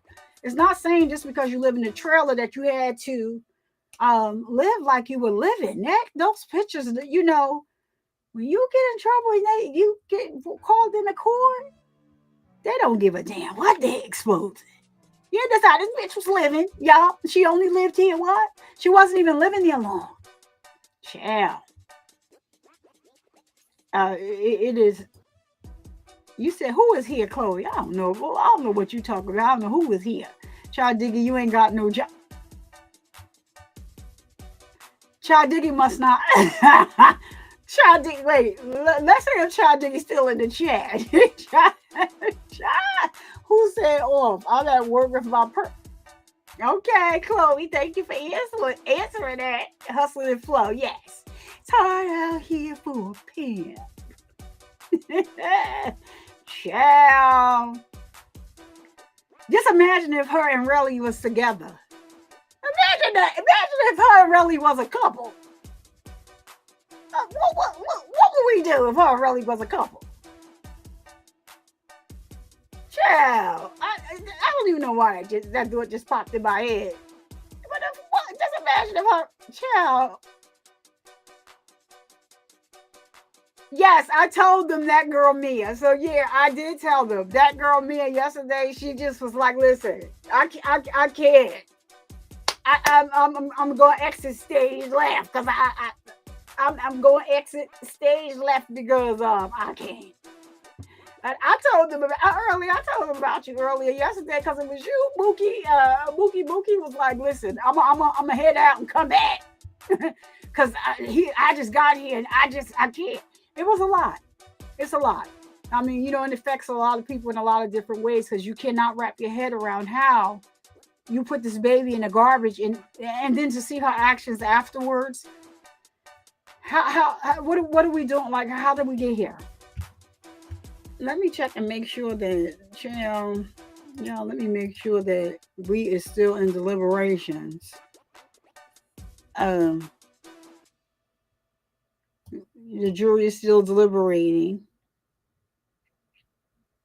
Somebody said too early to be a hung jury. What y'all talking about? Let me see now. No, they ain't come back. I got a feeling that it's going to be a verdict today. I'm just saying, like, if they don't come back with a verdict today, they playing. That's all I'm gonna say about that. If they don't come back with a verdict today, they playing. They like, okay, let's just wait till tomorrow. I don't know what there is to think about, but you know what? We all know juries are very, they are, unpredictable. They are fickle. Like, I think I saw her cry like 3 times when she first came in there. During opening statement, because she couldn't believe they were saying this stuff about her in open court. Maybe I mean, I don't know. I know the tears was for herself because you never had no tears for the baby. Calling her a mean bitch, it's just crazy work. 15-month-old baby is a mean bitch, just crazy work. I don't give a freak who you are. Child, not with vodka in your purse. You know Chloe don't have no filter. Now, I'm trying to figure out where Chloe got it from, because she said she's not off yet. Now, earlier, Chloe had said, I don't have my purse vodka. Now, Chloe got vodka in her purse. We don't know who watches, so I don't want to, Nicole, who? The Pussycat Doll. I'm Lois Chloe. I don't know what you're talking about. Okay, she said her job don't involve driving or heavy machinery. All right. Chloe is crazy. Hashtag don't judge. Nobody judging you, Chloe. Girl, listen. You at work listening to this case, girl. It's a lot. We listen and we don't judge. It's just funny to me because I never heard that's a new one to me per Sparker. Like, listen, girl, listen, listen, there's a new one to me. She ain't that old. She had them kids before Brad. And a few of them are grown now. She could take a new kid. You talking about Angelina Jolie? You know what? You stupid. It don't mean nothing because she had them kids before Brad. Chloe. Now, Chloe is off her freaking rocker. Don't you go nowhere. Most cops of any intelligence will stop the voluntary interview and read her rights once she begins to incriminate herself. Well, I think that she would have probably did that from the door. So she just helped them out just a little bit. I think y'all might need to read me. How dumb are you? I'm here to give y'all some information. I know y'all ain't called me and I just did a pop-up. I popped out on y'all. All right. So I got something because I just remember something. I just remembered something from the night that I rapped to oops and put the oops. Did I oops? I think y'all need to read me my Miranda rights. What? Girl. You can tell she not playing with a full one. Child. You glad you know nothing about the case you're talking about, trying to get my nerves together to sit through Nazaya's trial. Girl, you don't know nothing about this case. Chill, girl. Listen. This one right here. But the judge let them know from the door. They started, the defense got up there to start his opening statement. And somebody's phone went off. He's like, all right, take the jury out. Take the jury out.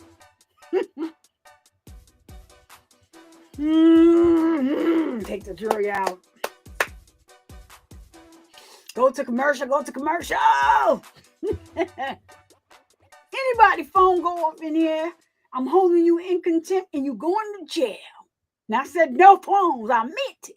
He had no problems for the rest of the trial. Just the defense attorney with his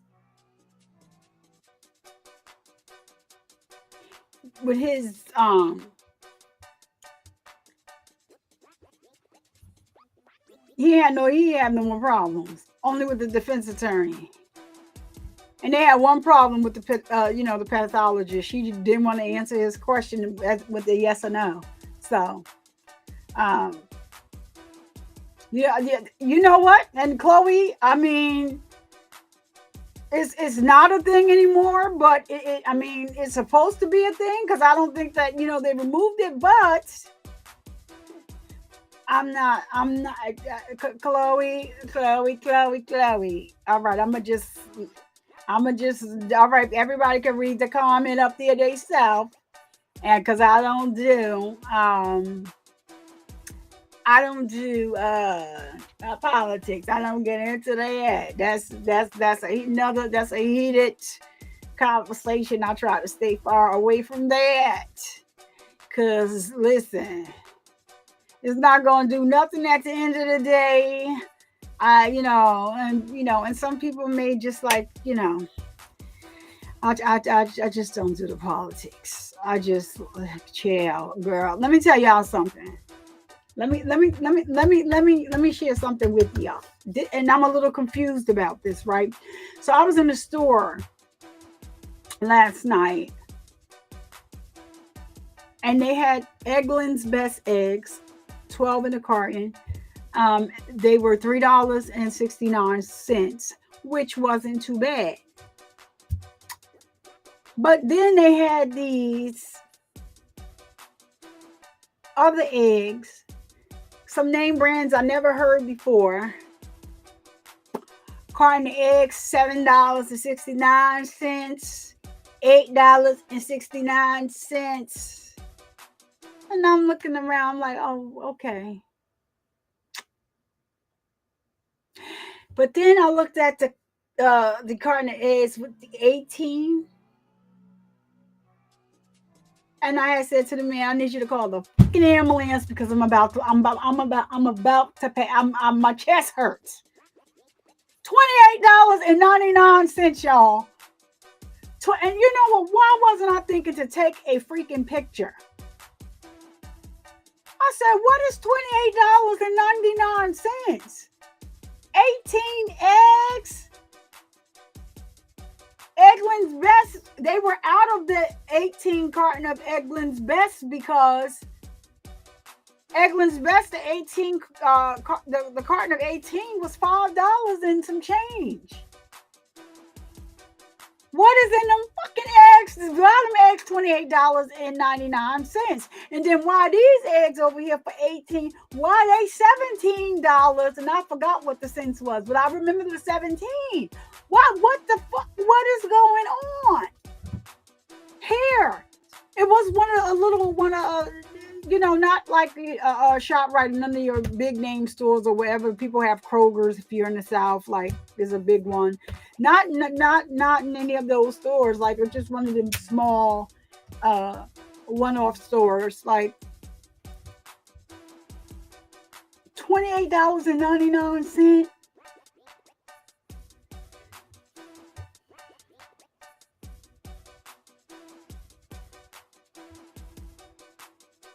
I done seen it all. Listen,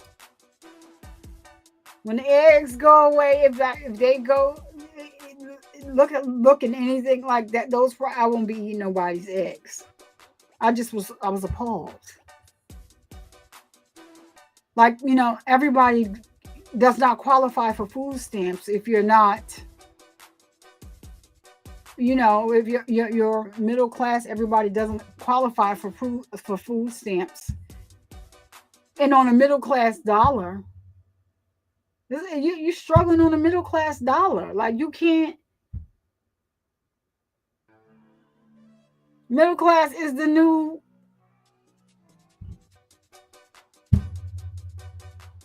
It's the new low class. Like it's a lot. $30 for 18 eggs. Y'all wonder why nobody. Y'all got the whole is not one missing. Did y'all restock today? Did the truck come and y'all put more eggs out, or these eggs is just not selling? Because who's buying these eggs for $28.99?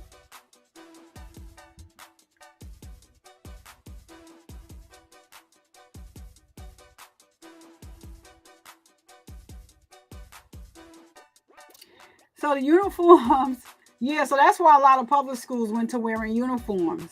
It was to, help the people that were being bullied because their parents couldn't afford Jordans and whatever type fashions that was going on, as it related to clothing. So a lot of, I know the state of New Jersey, that is the reason why they went to uniforms. They started with the middle school. In the elementary school, but then they eventually, the high school switched over to uniforms also. So if you was showing off anything, it's either a jacket, it's either the footwear, the pocketbook if you're a girl and you into that,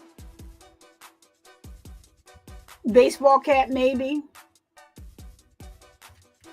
But other than that, nope, they went to it. I think it's a good thing because You know, some people can't afford it, and some kids are cruel. They are cruel. Y'all give me 2 minutes. I will be right back. Chloe, hold down the fort. Chaldea, I don't think Chaldea is here right now. I don't see Chad. Hold down the fort. You have them laughing. Hold on a minute. I'll be right back. They're still in deliberations. Hold on.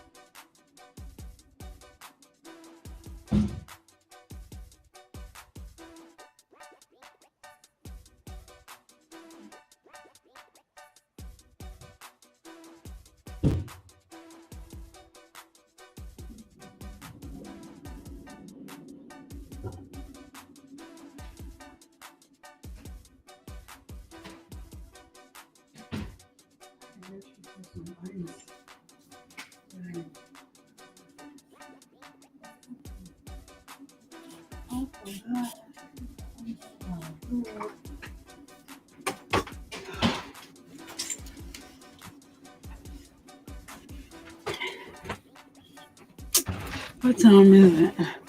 Oh, it's 4:43. I'm back, y'all.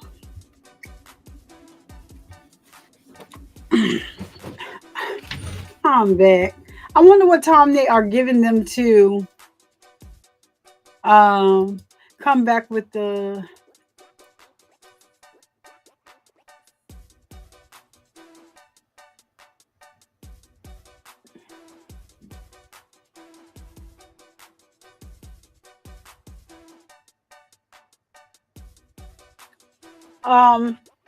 Yeah, I don't know how much time they're gonna give her to give them to deliberate today, but this judge is like, Chloe said, did you say they are dumb, Chloe? Why are they deliberating? The past hours that she gave that full defense attorney her full she listen, she was not playing with him.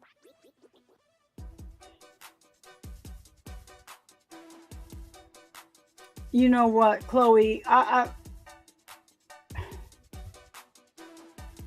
There are some noise trailers out there. Yeah, they are. Like I've been in some 3 floors, and now they bought them down. They have something that don't look like trailers at all. And now what they're making like the siding out of, like all that composite material and stuff like that, it's like the same thing that they are making those trailer homes with. So like I said, you won't even know.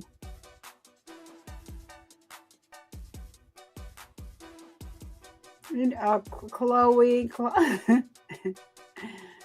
God, keep it classy. I just love this. Keep it classy, sassy, and nasty. I mean, you held it down too, Chloe. Let me see something. Let me see.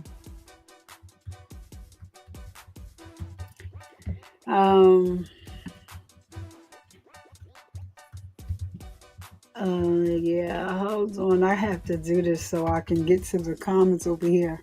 Oh.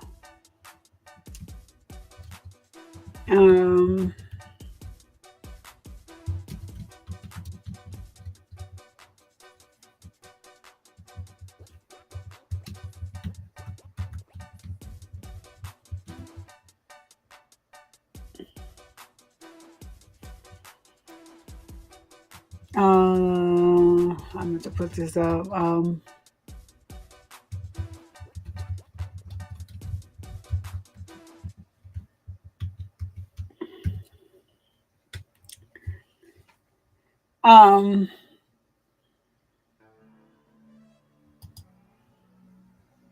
right, so let me see. I need to get that. I like that.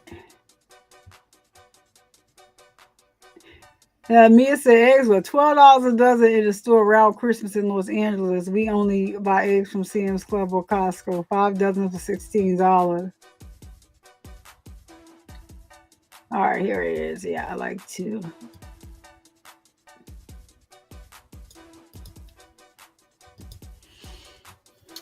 I like this, Chloe. I am definitely going to be using this one.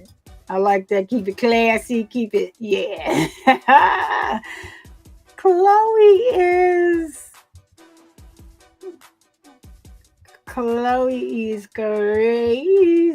in a good way. All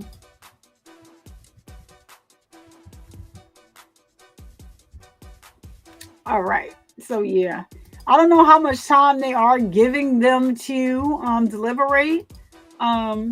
But like I said, I think this judge is just like, listen, I want this over, and so that's why, he's doing court through Saturday if need be. So this trial was supposed to go for 3 weeks, and it did not.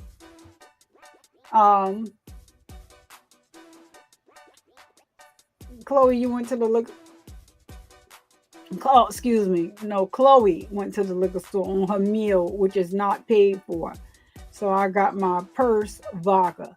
Listen, okay. So Chloe went and handled her business. That's it. That's all. Okay. And Chloe could have.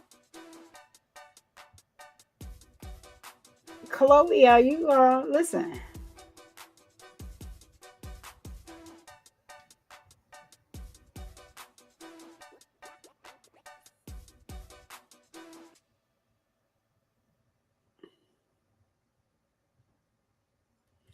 Yeah, hold on a minute. Let me I'll be right back. I gotta my daughter is yeah. Hold on.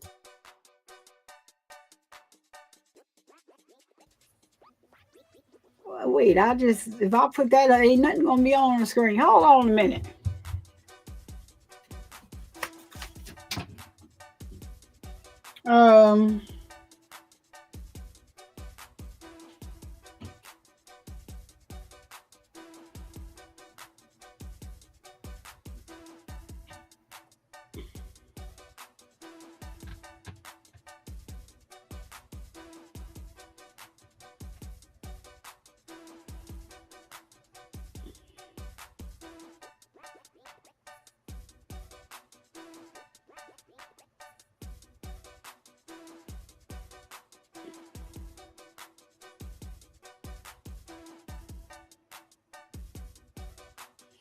Hold on, y'all. I'll be right back. Let me ask her.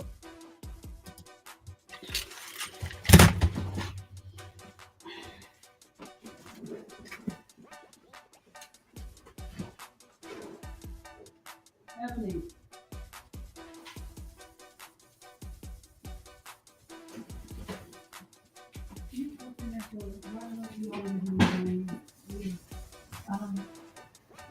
Because I'm going to.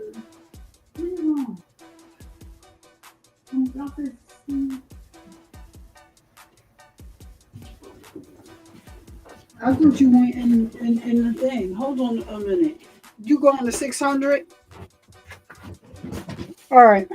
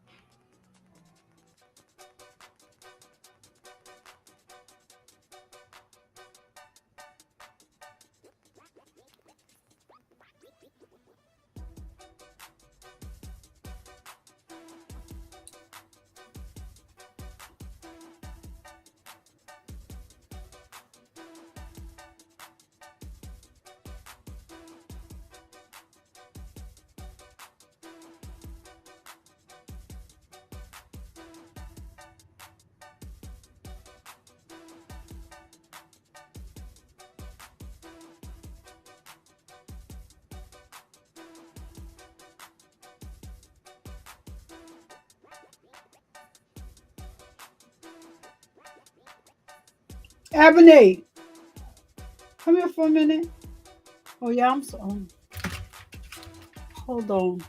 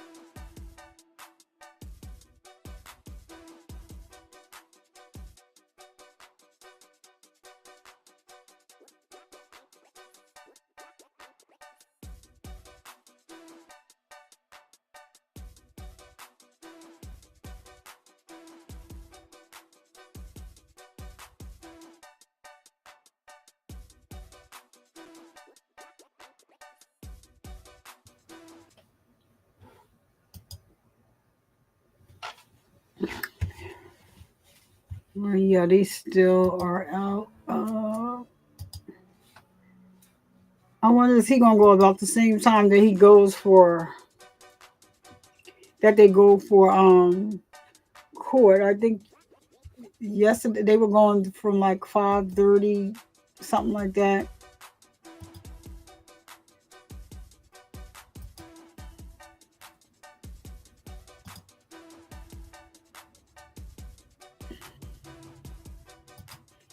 Let me see. I gotta.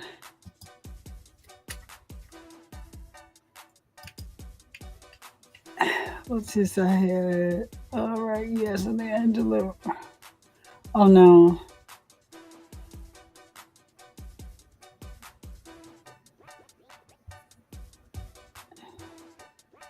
All right, I think this is it. Yeah. All right. So I just got to make sure, because I couldn't see y'all comments on the main page because I was.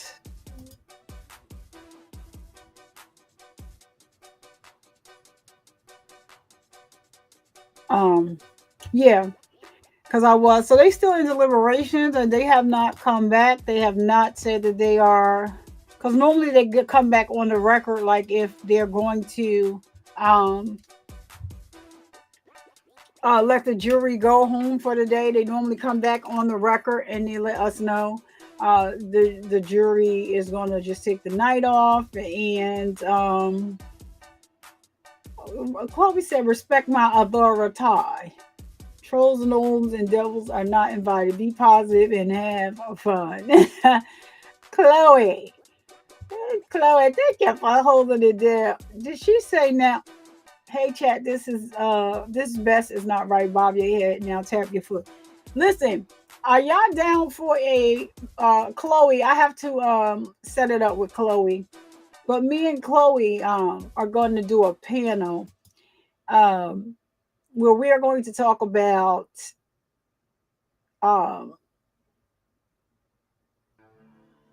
oh my goodness, I just had a brain freeze. Aaron Hernandez. So we have a difference of opinion when it comes to the fact that Aaron Hernandez was a part of and a lot of people were shocked to hear this, that he was a part of the LGBTQ community. Just because of the stigma of, him being a, gay man, he hid that fact. Now he did have a fiance, Shay, but they broke up. He had another girlfriend, and they got back together when he got his contract. Him and Shay got back together when he got his contract. So I said that Shay was a beard. Chloe doesn't feel that way.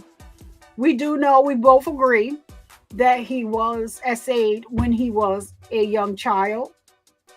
I believe it was because of that reason, and it's not for everybody. It's not an umbrella statement that that most people that are part of the LGBTQ community that they were SA'd. It's not an umbrella statement.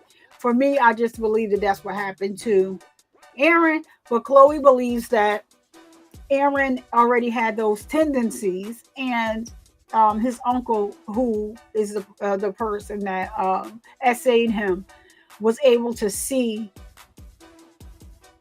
that he had those tendencies and he took advantage of it. And also the father, she's saying the father saw those tendencies as well, and that's why he always was getting on him about, he doesn't want any, gay sons or whatever may have you. So I think it'll be a good thing, good show for me and Chloe to, get on the panel and let's talk about it. A lot of people did not know that he was a part of the LGBTQ community. I followed that trial. I've watched it several times. I read the brother's book. When he wrote it, I followed, and you know what? I would have to go back to my, I have a private Instagram account. I follow Shay on that page, and she follows me back on my personal page. She had a baby and everything by one of the guy was, he wasn't a chummy pal, but he was a friend of Aaron Hernandez. She had another baby, but with him, another daughter. But I say she was a beard.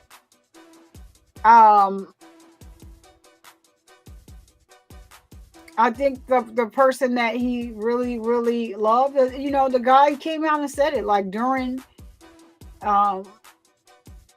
school, they played football together and they were lovers. And, he told his father, and his father was okay with it. But Aaron Hernandez, his father was definitely not okay with it. I think the person that he did confide in he had a very close relationship with his cousin. She passed on from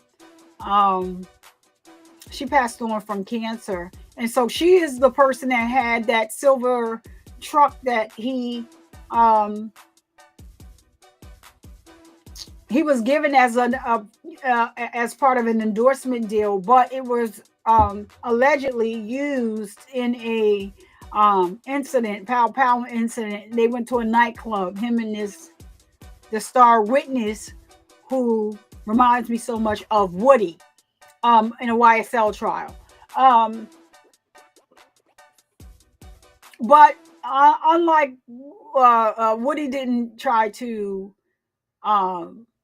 extort anyone. That's really who's trying to extort Rocky. So it's like, okay, so there's two different people mixed up in one. So yeah, I think that will be pretty dope. Hit you to anybody got any shout outs, Chloe. I think that it'll be hot killer like Eric Menendez. Why is it when I go? They got a red rumor type. So you like Eric Menendez? That is something, because Eric is the older one, right? So Eric is the older one and he's married, right? I said I have to catch up on that case. I know that it was a strong possibility that they were going to be released. Were they released yet? I've been so caught up with other cases. I didn't watch that. But I know that they were supposed to, because of these people supposedly coming out saying that the father did essay them. And I know that they were supposed to be giving them some type of hearing. So I did, to be honest, I did not.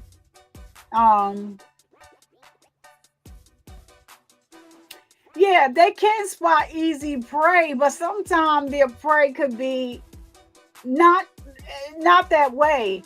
So I don't know, but it's just a part of me just believes that, I don't know, like I watched a lot of like all things Aaron Hernandez also, and so according to what, I mean, but he was so much older when he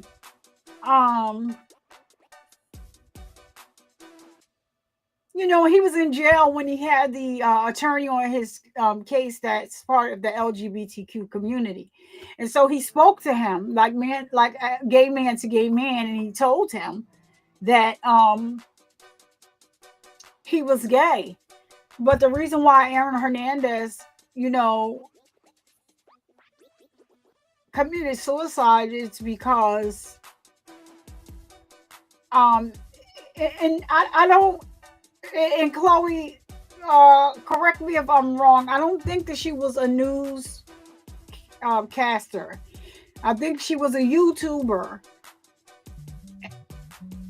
And I'm not sure where she was getting her information from. But somehow the prosecution found out that Aaron was gay and they were going to use it against him. And his attorney said, if you try it,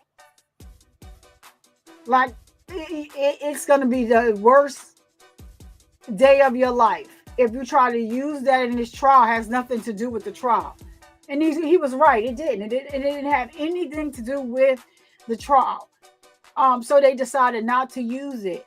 But I believe that the only way for this woman to have found out that information and to go on a station and out Aaron like the way that she did. I believe that the prosecution leaked it to her. Somehow they got it out there to her. You know, they do it all the time.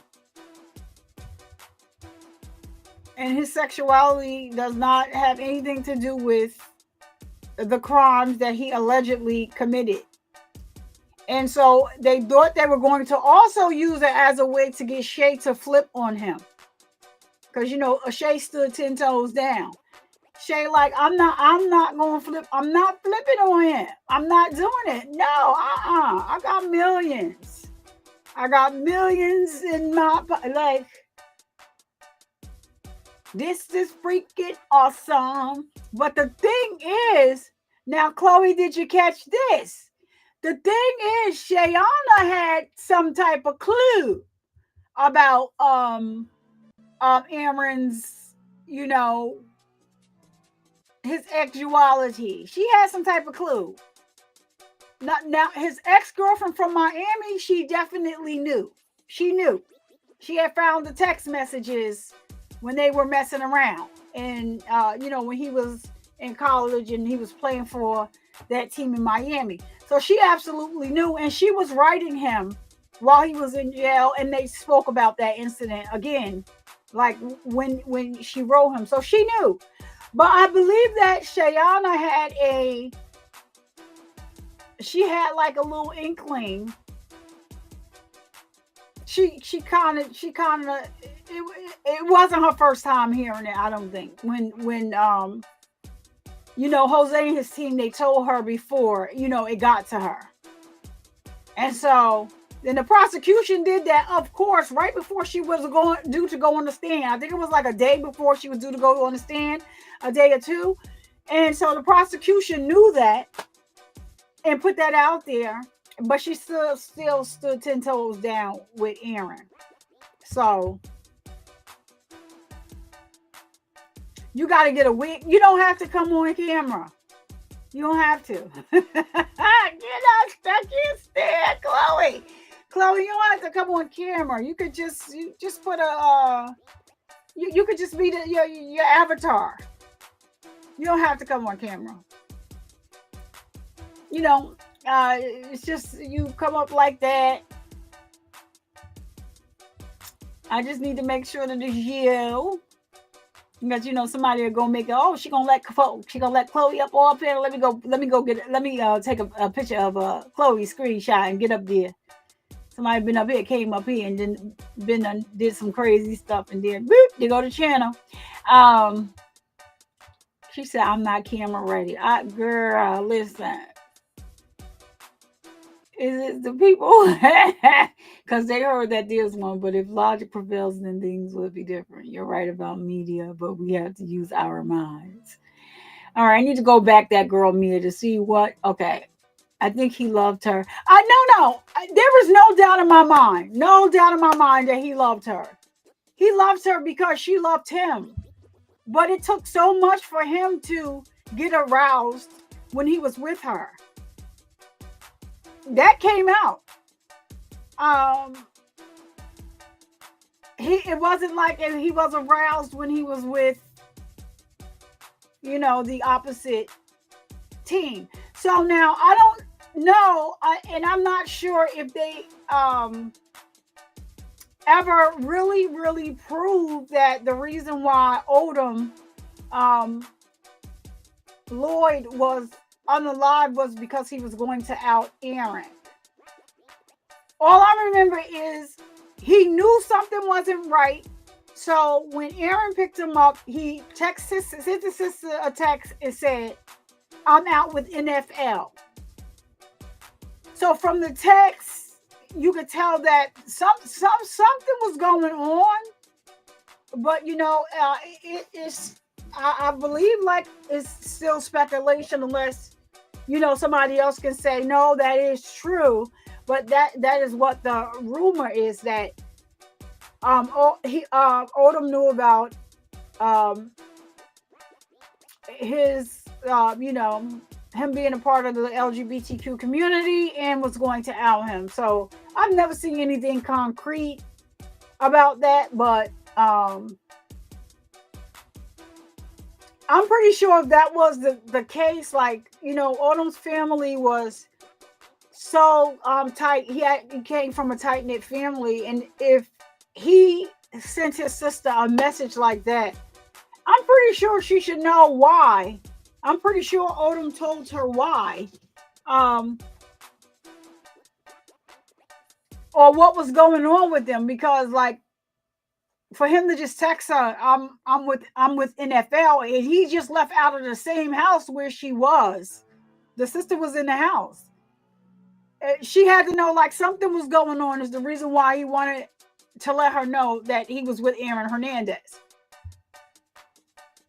So,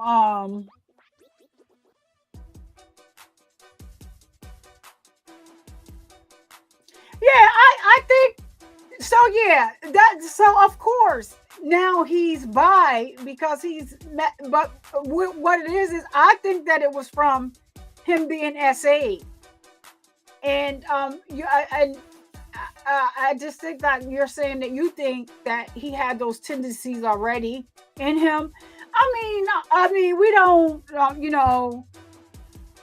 really know. So it's not really that we like really disagree. Like, you know, of course, when he has been bi for a long time. He's always had a girlfriend, but he always liked them boys.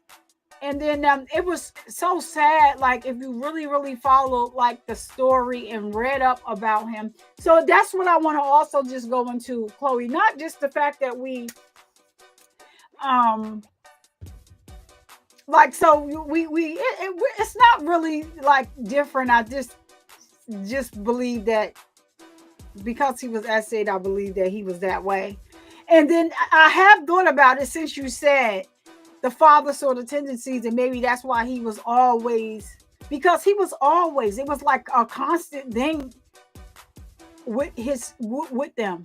I'm not raising, gay sons, like, that's man up and all this other kind of stuff, and but I always thought that because that was because he was an athlete too. But two things can be true at the same time. So, it's friendly banter with me and Chloe. I think that just when I, talk about Aaron Hernandez, I just, I like the way Chloe breaks things down. I like her play on words. Like, she's like, doesn't mean any harm. She's funny, very witty, and puts words together very nicely. And she comes up with stuff you like, Chloe, what the heck? So I just think that it would be, something dope for us to talk about that. And especially because a lot of people did not know that he was gay. He was gay. I mean, he's a major league, like, he was a NFL star, one of the biggest, to do it. I just think then they weren't as accepting as they are now. And even now we are, that they're a little more accepting depending on where you fall on that alphabet chart. They're more than others. Some people are really still really having, they get it worse than others. I mean, and it's a hard topic to talk about. This is the thing for me. I am a heterosexual married woman, and I'm just not into whatever. But I don't look down on people, and my sister is definitely that's who she is. I don't love her any less. People are people. Like, it's not something that just happened. This stuff has been going on for years and years and years. You are who you are. Just be who you are, and that's all that you can do. But I don't think that I should waste my time on worrying about what type of relationship the next person is in. I don't care. That's just how I don't care. I don't have to be in your relationship like that. How do you hate a whole group of people? And then a lot of the times, like, it's a YouTuber, you spend so much time, like, wanting people to believe, oh, I am a Christian man, I'm this, and this, and now it's coming out that you're losing contracts and endorsements because not only are you a gay man, and I don't know how anybody can watch you and not be able to tell, but you also groomed some young men from little boys, and they're coming out and they're speaking their truth.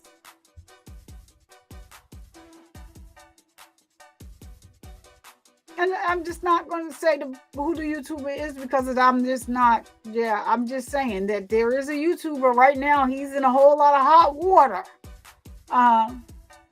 But these boys have been coming out and speaking their truth for a while, and they were being shut down by him, and it was a whole bunch of other people in the back doing the same things now. But now he's out as a gay man. He can't stop talking about it. But he has lost a lot of things because he lied about it for years. And you're on here clowning people that are gay and openly gay. That logic doesn't make sense to me. How does that work? So people are people. I have my belief system, people have their belief system. But why am I going to waste my time worried about what you're doing over here? I don't care. That's what people need to realize. Put your energy somewhere else. Yeah, you out here windmilling because somebody is LGBT. You don't have to, just don't deal with them if you don't like it. That's all I'm saying. I just think a lot of people waste a lot of time for no reason at all. Because it's not going to, Eric Menendez is the younger one. Okay, so yeah, all right. Did he get married too? Were they both married? I know for a fact that the older one is married. I thought they said that Eric was getting married too. So I don't think, so with Eric and his brother, I think that Eric is the more quiet one, and he just went along with what his brother wanted to do.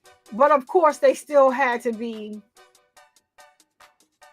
in cahoots, and you can tell because he started talking. That's how they got in trouble. He told on him. You're gonna do something, do it by yourself. You're gonna commit a crime, please do it by yourself, because some people are, oh yeah, I'm down with it. And then when the deal go down, like they realize it wasn't about that life, they can't hold it. So they're going to tell it. Y'all going down. That's just how it goes. Chloe, you need a wig. You need a whole dang YouTube channel. I'm ready to subscribe. Listen, look. Chloe. Jose Menendez was a perv. I think he abused. Yeah, so there are people that are coming out now and saying that, yes. Now, I forget, was it his sister or the mother's sister? But they were saying that the mother knew about it, and that's why she had to go too. But other people believe that they just wanted the fortune that the father had.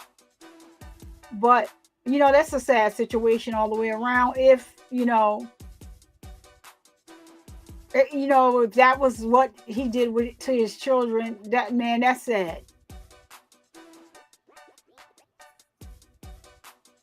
She has one, but she needs to get her equipment. All right now, Chloe. You think so? Now see, I think it was because that the lady outed him. He did not want that out. And his attorneys already knew that the prosecution was going to just come in court and bring it out. But they was using it as a tactic because Shay was getting ready to get on the stand and they couldn't shake Shay. Shay's like, no, like, oh, I don't know what you're talking about. What do you mean? Oh, what? Yeah, he told me to take a box out. What did you do? Where did you put it? Some dumpster. I don't know. I don't know. What street was it on? I don't remember. I just went and found any dumpster and I put it in the dumpster. What did you think was inside? Marijuana. You think she's gonna say the weapon? No. Shay, I said, oh, Shay is a little, Shay, okay, Shay. You got them tendencies going on about you, Shay. Okay, I see you, girl. They couldn't shake her on that stand. You could tell that at some point she was lying. You could tell on her face. Like, oh, damn, I'm lying. And the sad thing was that her sister was sitting on the other side, on the opposite side with the family, and she just was crying, looking at her sister like, are you serious? I don't know if they speak today, if they've mended their relationship or not. I do know that she did become her sister did become a lawyer. She was in law school at the time that happened. And they said that she worked at Fulton County, but she was only there a short time and she left. She probably like, oh, no, this is some bull. This is some bull. I'm out of here. So, but she was going to school to be a lawyer, and she did finish with that. She did finish. So, yeah, shout out to her. I was in Manhattan Supreme Court when that happened, and K2 was no joke. I know, but I really think that it was. I really think that it was the fact that they outed him. And I believe that the prosecutors leaked that information. And they outed him. And I do believe, I mean, that could be a thing, Chloe, that, you know, the K2 or whatever had. But I truly believe that it was because of that. Maybe a little bit of both. Maybe because he had the K2 and then he heard this, you know, this thing or whatever, and now it's out here on a whole national level. Like, YouTube is a national thing. A lot of people don't realize how, like, some people don't realize like how big this YouTube platform is. And so, like, that, you know, that I think that was wrong that she leaked that information. I think that it was wrong, but I think he heard about that. And so, you know, he just won a case. He just beat that case. Jose Baez was going to retry that other case. So I think that, you know, he was in good spirits, you know, talking to Shay about coming home, and then they find him with the Bible scripture written on the wall. I think it was that. It was, you know, he lost his cousin Tanya.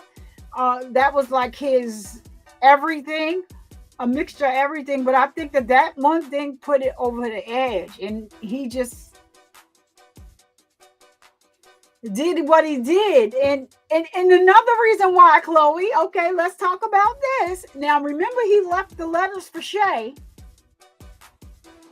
And I don't know about that other little crazy boy that said he was messing with him when he was incarcerated, and he left him a letter too. I don't know if that's true or not, but I know he left a letter for Shay.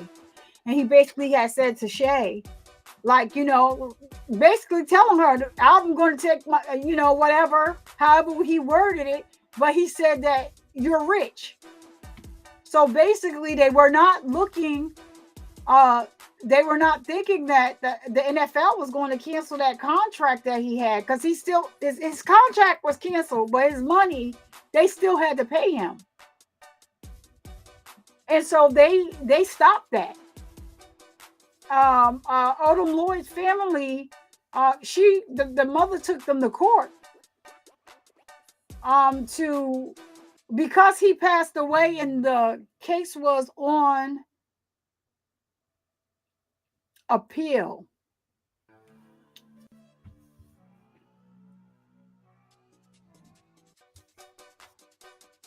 All right, now I'm looking up the two cases now, right? He's in court with the guy that tried to extort him as the... So that was for the nightclub pow-powing. The other case was for Odom Lloyd. And I think the Odom Lloyd case, he got found guilty for the Odom Lloyd case. But for the palming of the BMW, he got found not guilty on that. So he was going to appeal the case for Odom Lloyd. So if he would have, because the case was on appeal and he passed away, they normally would remove the guilty verdict because it was on appeal. He did win an appeal to go to court to get the appeal. But because Odom Lloyd's mother said, listen, he was found guilty of this, he should be guilty, the verdict should stand. She won that when she went to court. She won. He's buried as a guilty man, and something happened with the contract for the NFL. He wasn't going to get all the money that he was supposed to get, but he still had a lot of money still. And so they put it in a trust for his daughter, and they would only get so much money. They ration out the money for Shay to take care of the daughter. She blew through the money, and now she was trying to get money early, and they was like, I think they turned her down. Like, no, what did you do with all the money that you have? And then the second guy that she had a baby by, he was supposed to be like a boxer. So, like, yeah, what is he like? What do you mean?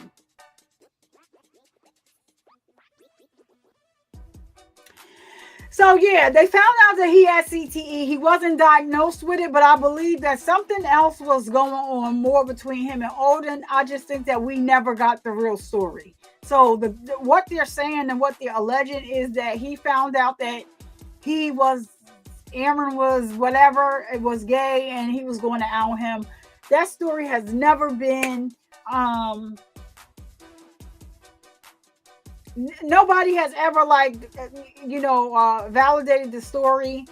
So, and the way I work is that it is at this point, it's just a theory, something that they thought. So that's the way my mind works. Like, I'm not going to just say, oh, okay, yeah, he's a gay man, we found out that he's gay, and or bi or whatever. And now I do believe that CTE played into a lot of things that a lot of things that he did, because if you didn't read up on him further than him being an NFL star, him having issues with supposedly unaliving these men in a car at the nightclub, or him unaliving Odom. So supposedly he pal the guy that was the star witness that was trying to extort him. But he also had an incident in Miami, another one, where the school got it swept under the rug. He didn't unalive somebody, but he hurt them pretty bad. But there was a lot of times where they did not make it known that he used to have a pal all the time. And sometimes he would be sitting by himself, like thinking about taking his life. And a couple times his brother had to talk him off the ledge. It even came out that he never hit Shay, but he would punch a wall or throw a mattress, or he would get really, really angry. And it's because he had that CTE really, really bad. It played a part in it. And so they even joked about that. Also, now you're going to get away with, people are going to get away with red rum because they have CTE. Well, they said that it causes irrational thinking and a whole bunch of other stuff, but he went through a period of time where, yeah, he was thinking about taking his own life. And I know his brother had to be there for him. But his brother, who I just saw is in the, he just got arrested recently. I have to pull the story up and look into it. But when his brother wrote the book, he put in the book, he didn't come right out and say that Aaron was gay, but he put a lot of incidents in the book that happened, that things that he walked in on. Like Aaron had a condo in Miami, and the brother came there, and it was like he was laid up with like 3 guys, and the brother said he was looking like,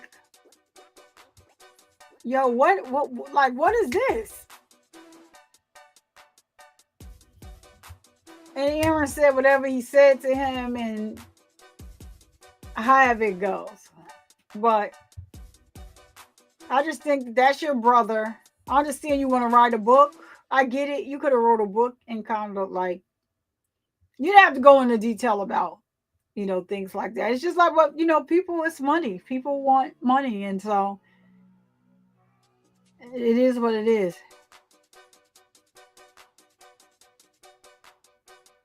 Okay, so Chloe, you're saying that he questioned himself when he realized that the essay was somewhat enjoyable to him, but he was just born like that.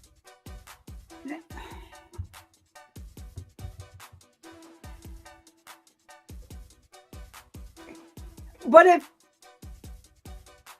he had to be essay to kind of find out that it was enjoyable. So like him kind of finding out that it was enjoyable, I don't know if that was a thing, because I'm trying to I gotta remember. Let me remember where, that was it the, so there was 2 books that came out. One was,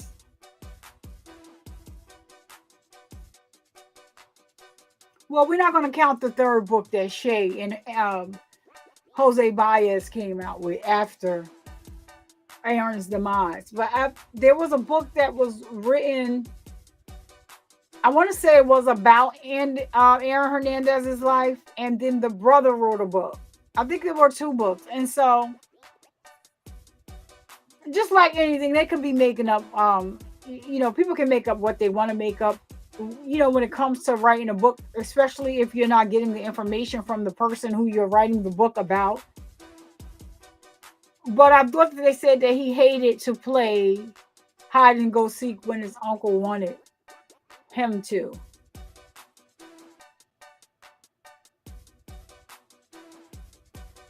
But I do know that he knew that he suffered from mental illness. He had something wrong with him because he confronted his mother in jail. He confronted her. You knew that something was wrong with me. Why didn't you get me any help? Like, I needed help. You knew that. You're supposed to be my mother. You never helped me. This is why he really didn't respect his mother. They really didn't have a good relationship. And when that one said, I did help you. I hit you upside your head with a skillet frying pan. I said, really? That's what you say to your... This is a vulnerable moment that he's sharing with you. And he's asking you. You knew that there was something wrong with me. You never took me to get any type of help, anything. And that was her response. With parents like her, who needs enemies?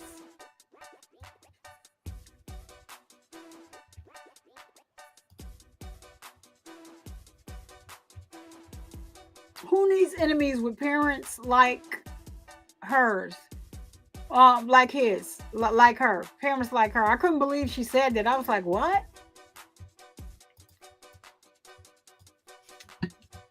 Let me just make sure that because I would have thought this jury would have been back by now, y'all. I still got it open to and they have not taken the stream down yet, but they have not said anything either.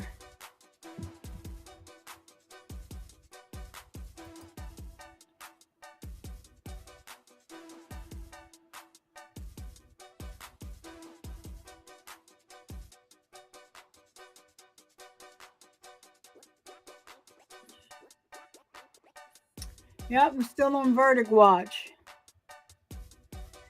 Let's see what Lauren Crime. So Lauren Crime, they still have the feed up too. Even though I didn't stream it from I thought the other channel I streamed it from was I like that channel that I streamed it from. It was a local channel from Detroit. And I liked them. You know, they didn't even really, you couldn't even really see a logo. But I'm just wanting to know, like, how long are they going to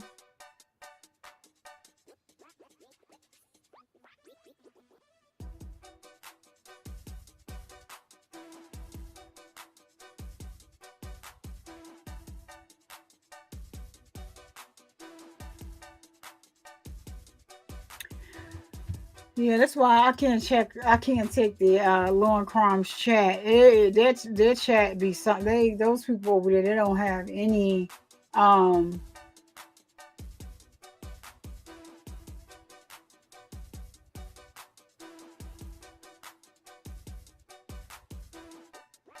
Yeah, so Chloe, you know, that's what I said. That's why I said what I said. People love who they love. And who a person loves doesn't have anything to do with anybody else. You understand what I'm, you know, what I'm saying is that people are too involved in other people's lives, other people's lives. Now, when it comes to children,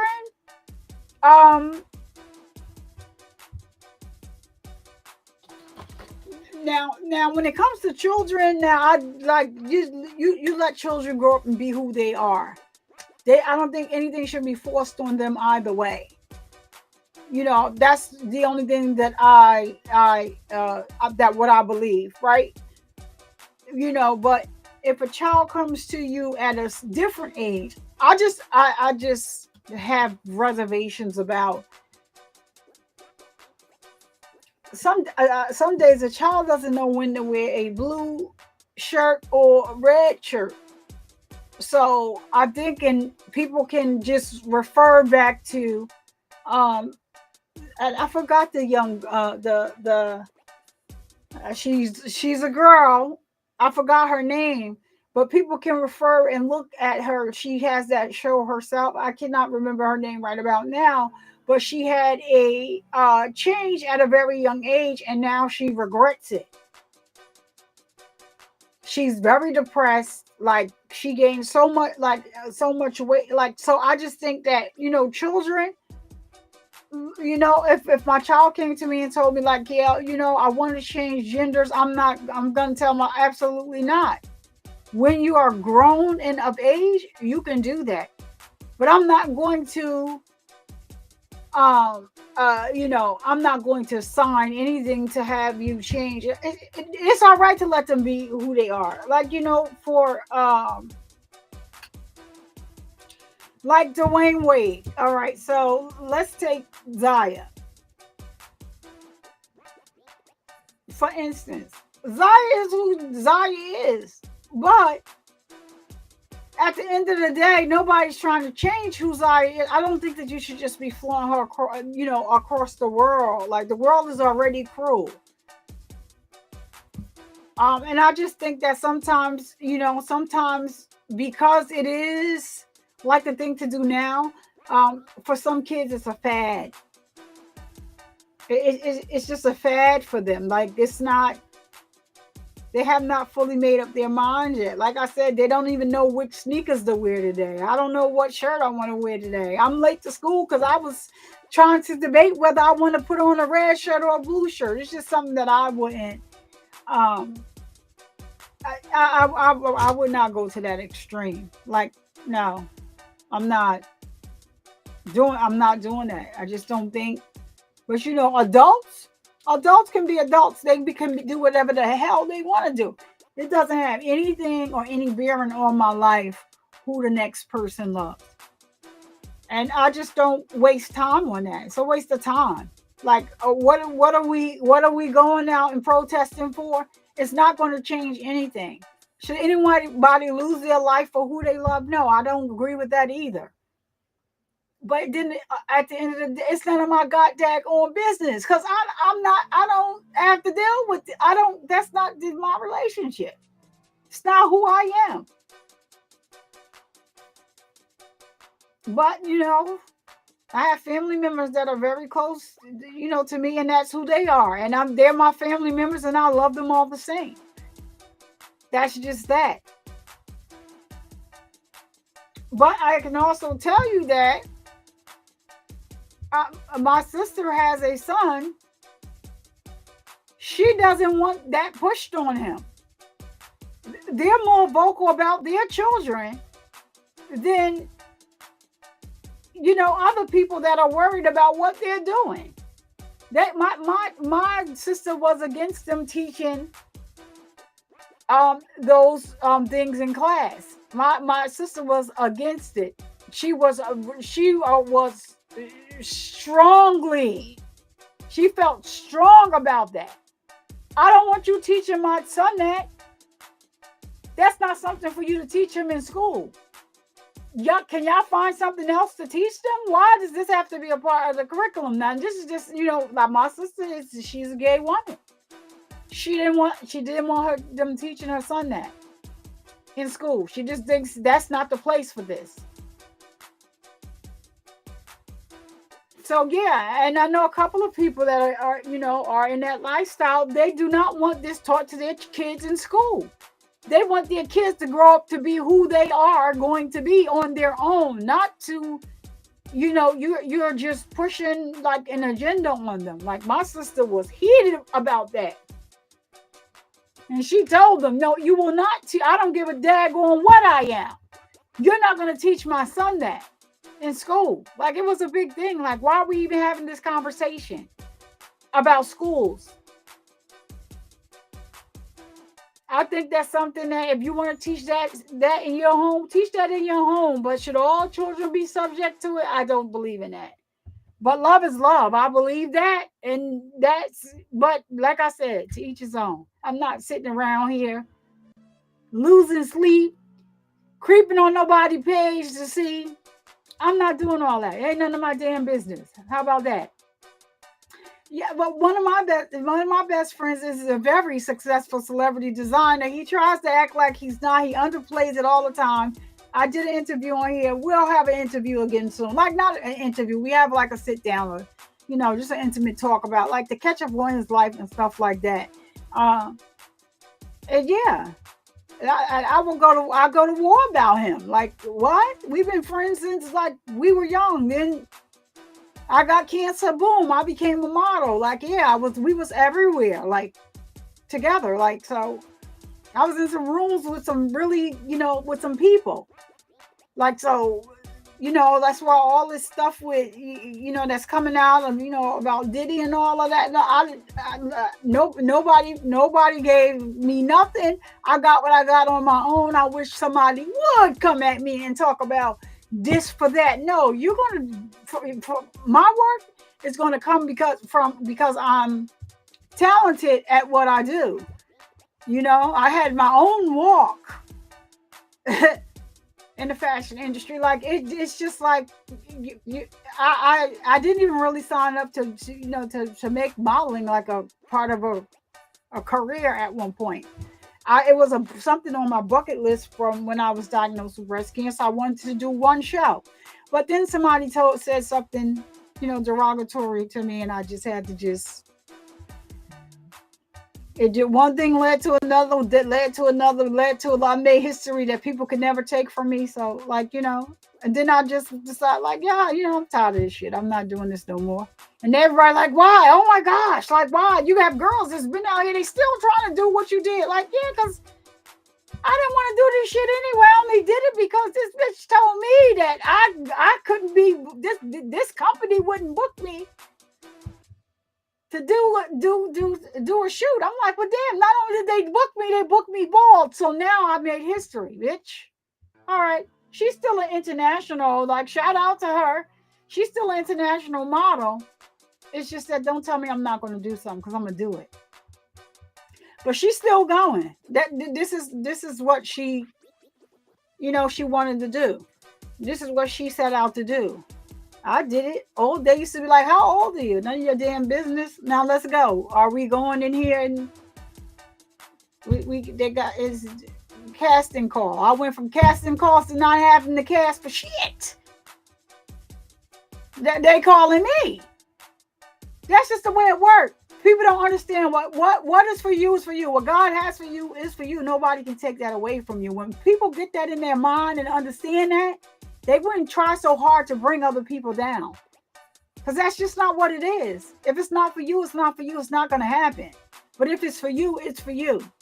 So you asking me how I got, like,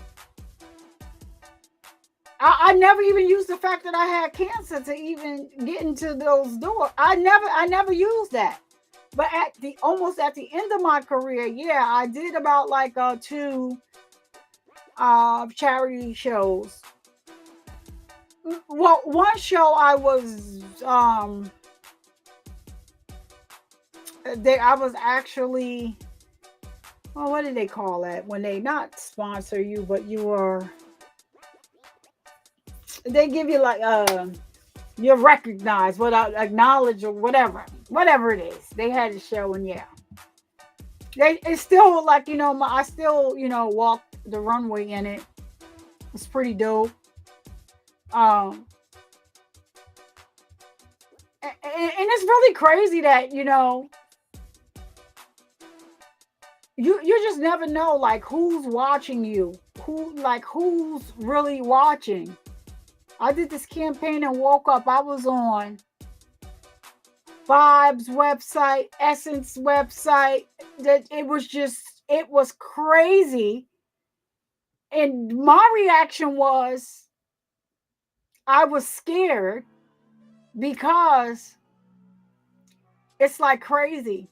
I don't understand how celebrities do things. I don't understand how they deal with that type of pressure. Like for me, and like being in New York, I did a lot of work in New York, and to have people calling your name because they see you, like it's crazy to me. Like I'm no celebrity, I'm no star, I'm not thinking like along those lines. But yeah, and people know who you are. I don't see how they do it. It's disturbing. It's very disturbing. And I was at an ATM one day, and this guy is just calling me by the name I modeled under. Was my name, but I just used my first and middle name. And yeah, I was like, yo, what the hell? Like, who? I already knew it had to be somebody that knew me to call me that as a model. But it was just like, it's weird to me. And so I didn't even have anywhere near as, these stars. So I get why they are, why the way they are. It's not that they're snubbing you. It gets to you. It's a lot. So yeah,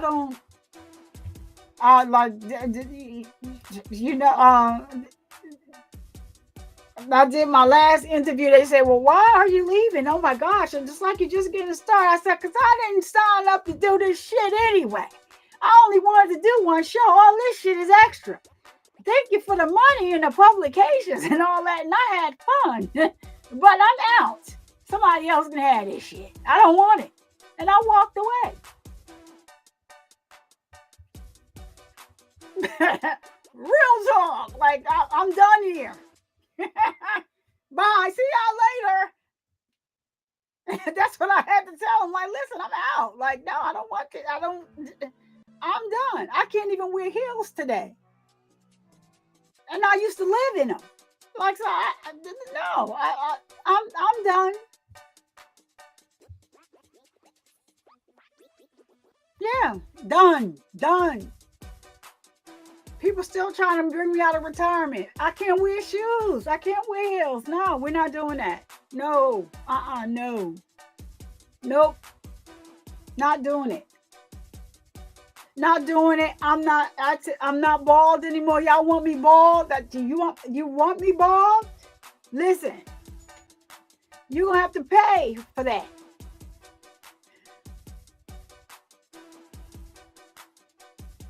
How much we talking? Let me call my entertainment attorney.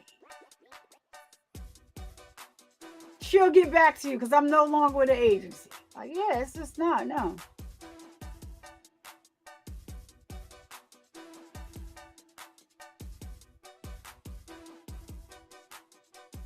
No, and then so that girl Mia, so what happened was they did overturn it, and so he was innocent.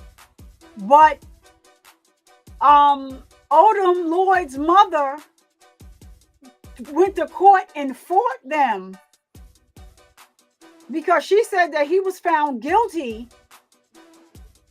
by a jury of his peers. And so they reinstated that guilty verdict. Yeah, you gotta go look after that. They reinstated that guilty verdict because Odom's mother fought for that. She sure did. She fought. She said he was found guilty. He did not go to court, even though that he won an appeal. That didn't mean that he was going to win the appeal. She fought it and she won. So they reinstated his guilty plea. His guilty sentence. So he's, guilty. He's guilty, which helped the NFL. So that is why he had CTE, but he knew that exactly what you said is correct. So that's why he had told Shay she's rich. But Odom Lloyd's mother was like, no. He was found guilty. He was awarded an appeal. And even though he passed away through that, he did not go to court or anything, on that appeal. So yeah, she won that in the court. They reinstated his the guilty verdict.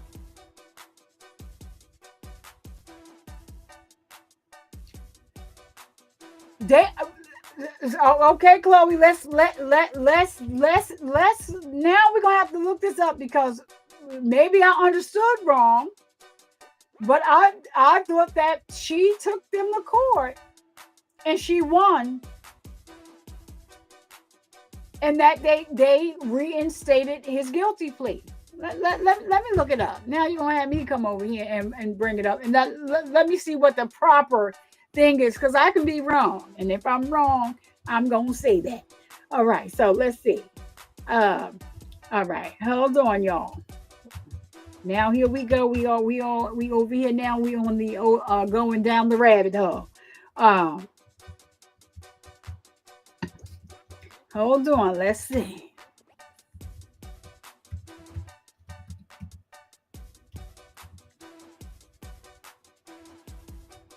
That's a shame. You put his name in. The first thing you see was he bisexual or like. Why does it?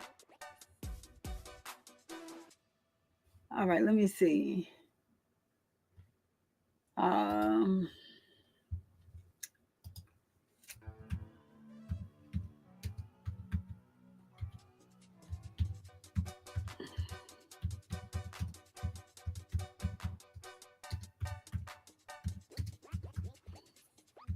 So I think so. If I'm not mistaken, like, you know, that's how I think sometimes, like, case law, like when they're in court and they're bringing in those cases, like case law,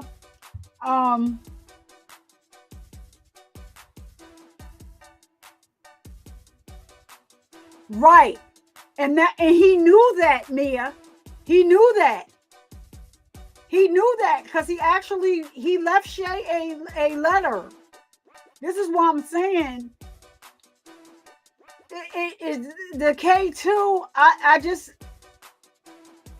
to me, when they outed him, I think he just was like, you know, I'm out of here. And he wrote a letter and he left for Shay.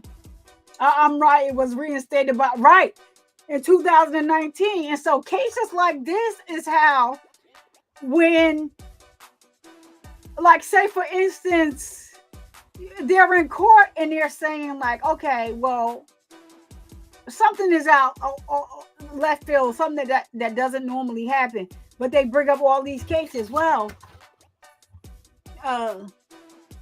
Frost, 2019, that case said, and so every time they do something like that, like they don't necessarily have to change the law, but that's why they cite those cases in court when they say, oh, if you can show me proof that this happened, and this is what or the Supreme Court did such and such, even though they did not change the law, they may have just done it in this case. This is why these attorneys use it in cases. I remember this because I was like, oh, wow, dang. But it was a play, Mia. But he knew that if he passed, and he had already not won the appeal, but the chance to, because some people, you know, file for appeal and it gets denied. He won that. So it would, and he passed away, it's like, okay, oh, now I'm innocent. The NFL would have had to pay Shay out that money. She's got money, but she didn't get all the money that she was going to get. Right, yeah. So did they actually change the law? Now that part I don't know. I just know that, you know, Odom's mother took it to court and fought it, and that she won. Now, did they change the law, Chloe? Your hands is fast. I was just over here typing it in, but thank you. Chloe, like, wait a minute. All right.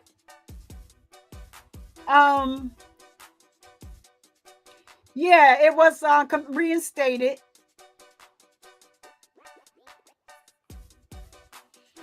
But I wanted to now find out, now that you said that. So now that, okay, so now we were talking about Aaron Hernandez, and I told y'all that I saw something where the brother was in the headlines. So Aaron Hernandez's brother gets shocking sentence after,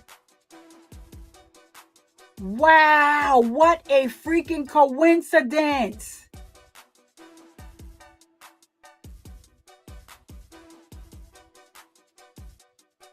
I think I'm gonna bring this over so we can watch it real quick, but I want,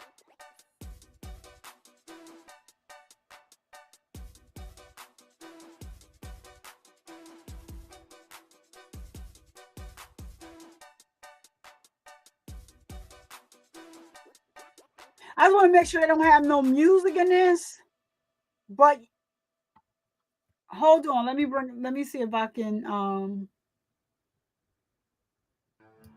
somebody named Olivia Freedom Journey. Oh my God. And you know what? Before, to me, he didn't look like Aaron Hernandez a lot. I'm gonna have to leave the music up because is he playing music all the way through this, or?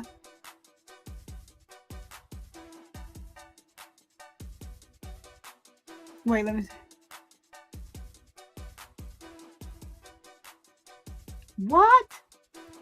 Hold hold on, y'all. Y'all got to hear this. Hold on, hold on. I'm wondering if I should just hold on, y'all. Okay, here we go. We're using this video under fair use for educational purposes. So this is a video.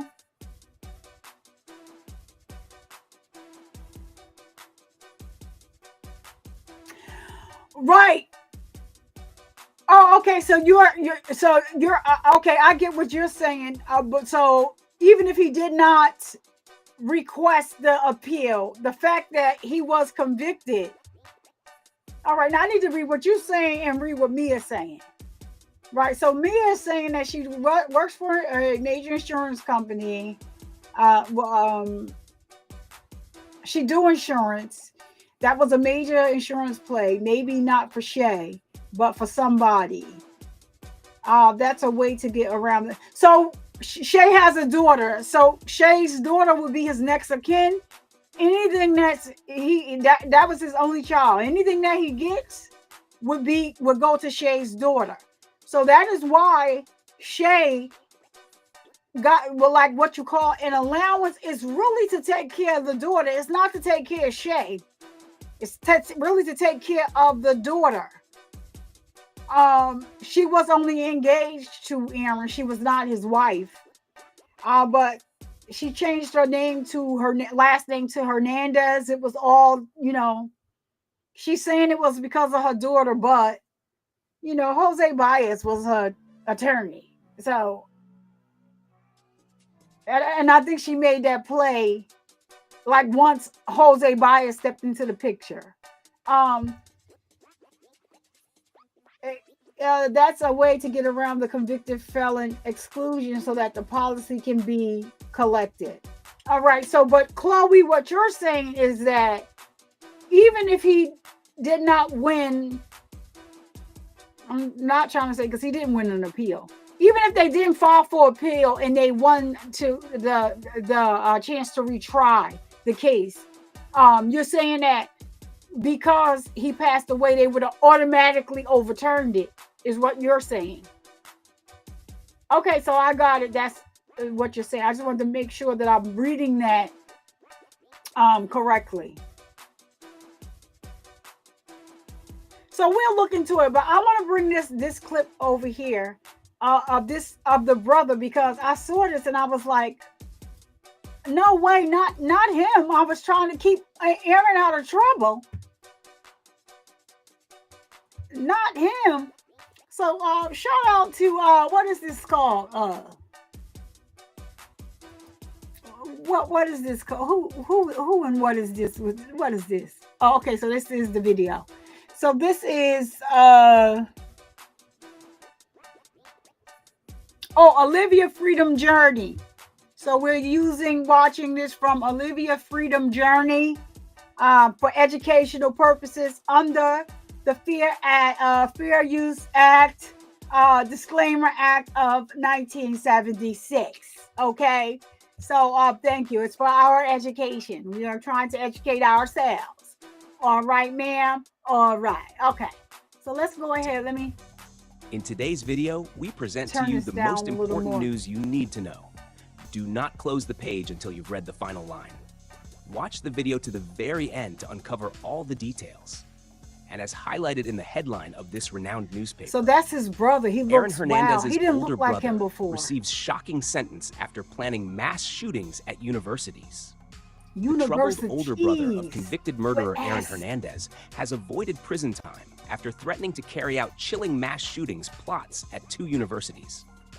Dennis DJ Hernandez, 38, walked free from court on Friday after a judge sentenced him to just roughly 18 months of time already served. The US Wait, they Attorney's back. Office Hold announced in a press on, y'all. Hold on. Wait, we gotta hold that one. Hold that one, y'all. Hold on. Oh, they ain't come to no. Wait, is that? Hold on. I was bamboozled and hoodwinked.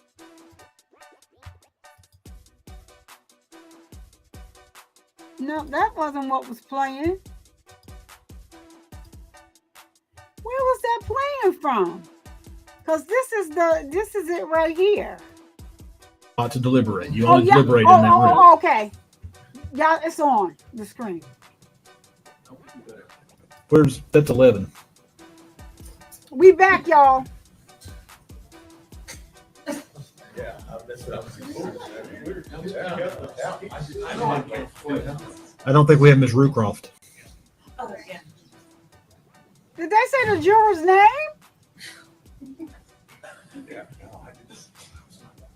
They all left you. Okay. We'll go through this one more time now that we're all back together. You're not to communicate with other jurors or anyone else regarding any subject connected with the trial. You're not to form or express an opinion about the case until you finally decide it. You're to report promptly to the court any incident involving an attempt by any person to improperly influence any jury member or a juror's violation of the court's admonitions. You're not to read, watch, or listen to any news reports concerning the case. You're to decide this case solely on the evidence introduced in the trial. All right.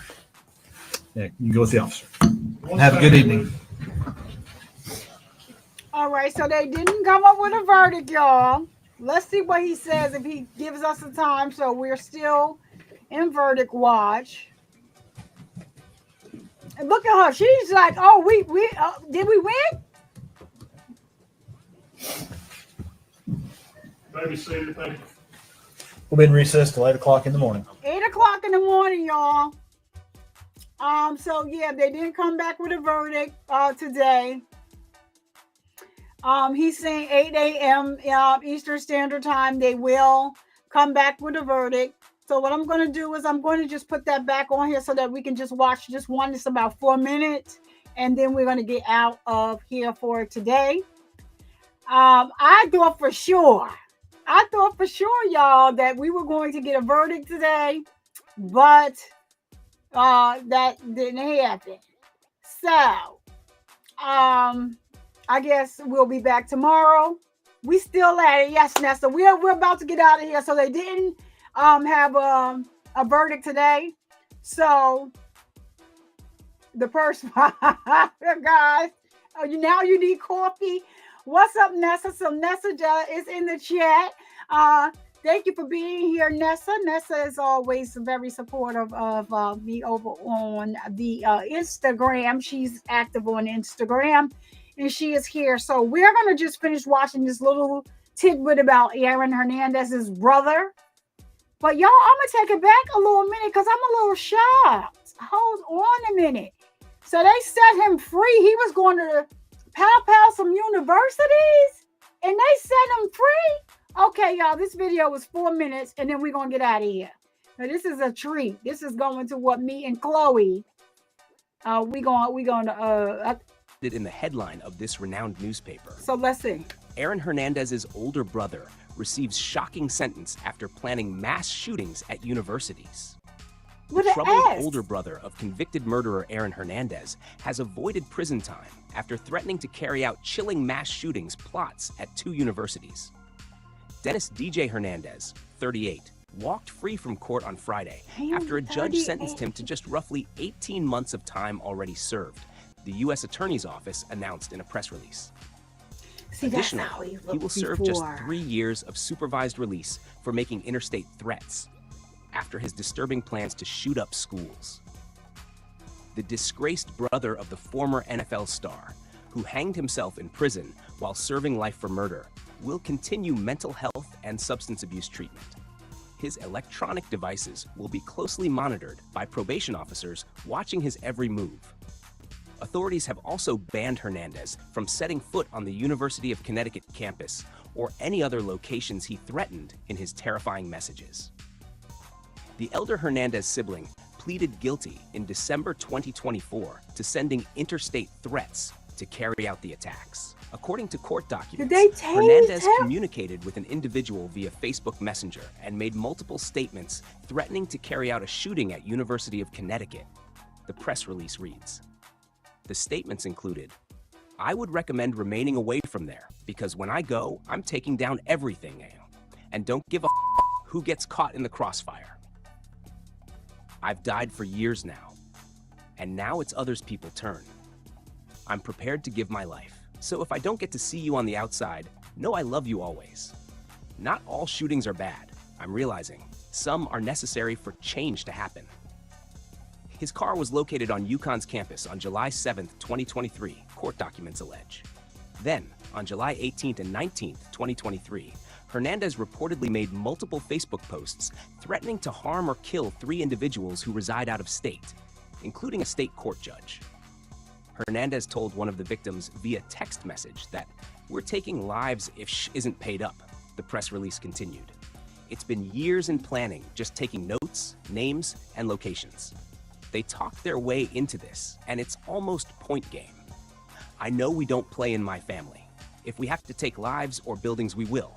So just letting you know so you can be prepared for a media circus one way or another. Authorities said Hernandez was angry with people he believed were profiting from the death of his younger brother. Aaron Hernandez killed himself in 2017 while serving a murder sentence. A former Bristol Central High and University of Florida star, Aaron was a star tight end for the New England Patriots before 2013 when he was first charged with murdering his friend Odin Lloyd. Aaron had been acquitted of most charges in a separate double murder case just a few days before his 2017 death. After his death, doctors found Hernandez had advanced chronic traumatic encephalopathy, a degenerative brain disease linked to head trauma. The disease, which can be diagnosed only after death, has been found in more than 100 former NFL players and in dozens more athletes and members of the military who have been exposed to repetitive head trauma. The disease can lead to memory loss, depression, and suicide. Aaron Hernandez also suffered from paranoia in addition to his well-documented drug problems.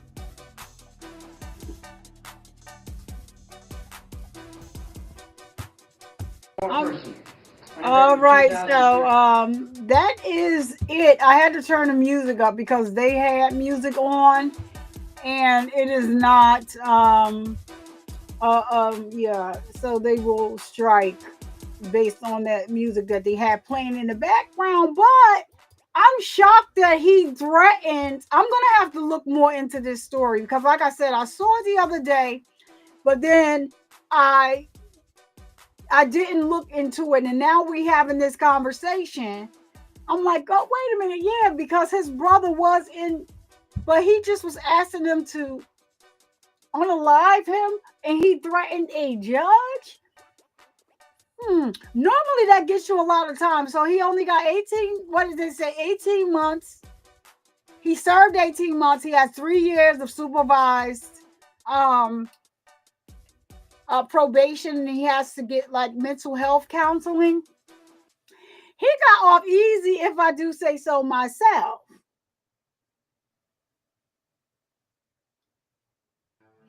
All right, yeah. So if whoever was the beneficiary, so it was I got a Shay, but it was the daughter. It was she's a beneficiary, but she's like what? So I guess the daughter was the beneficiary, and what do you call it? What is the person? Come on, Mia. That they put over like your finances, like not a guardian, but what do you call it? Come on, tell it to me in insurance terms. Or any like the owner, like the estate. God daggone it! It comes to me. Listen, I know what I'm trying to say, but Mia, I'm sure you know. So if the daughter is the beneficiary, but because she's underage, they believe is it the executor of the state? Maybe is that it?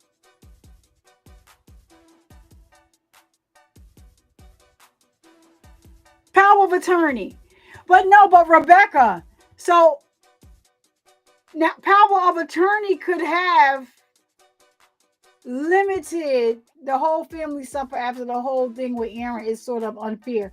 I think that so Chloe, so for me, I think that it was going on. I think that they were all like mental, like just not as bad as Aaron.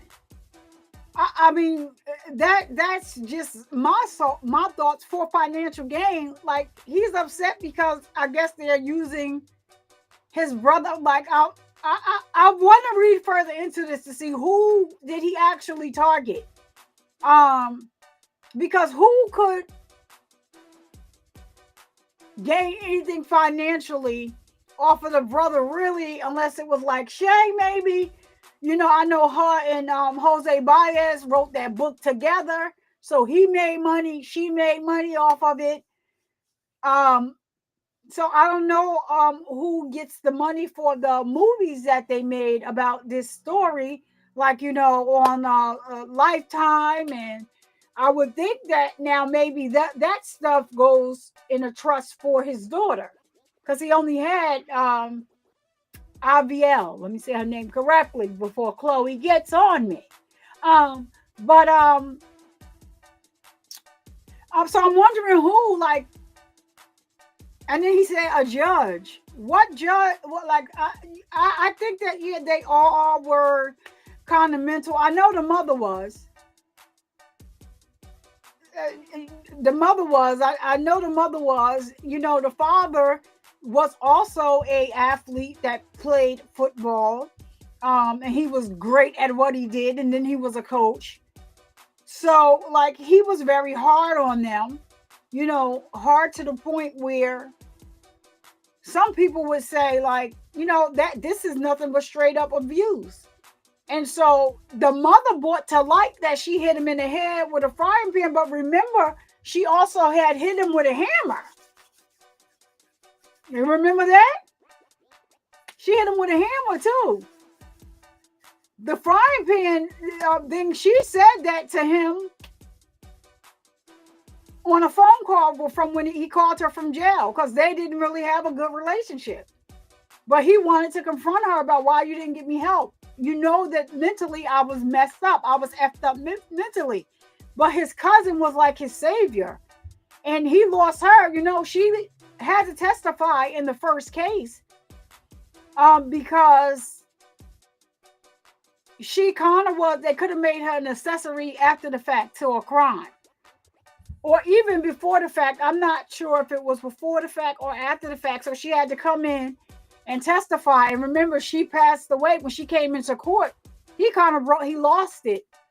He was, you could see like all of he was already looked like he was drained, but everything when he saw, you know, her walk up and get on that stand, like she was everything to him.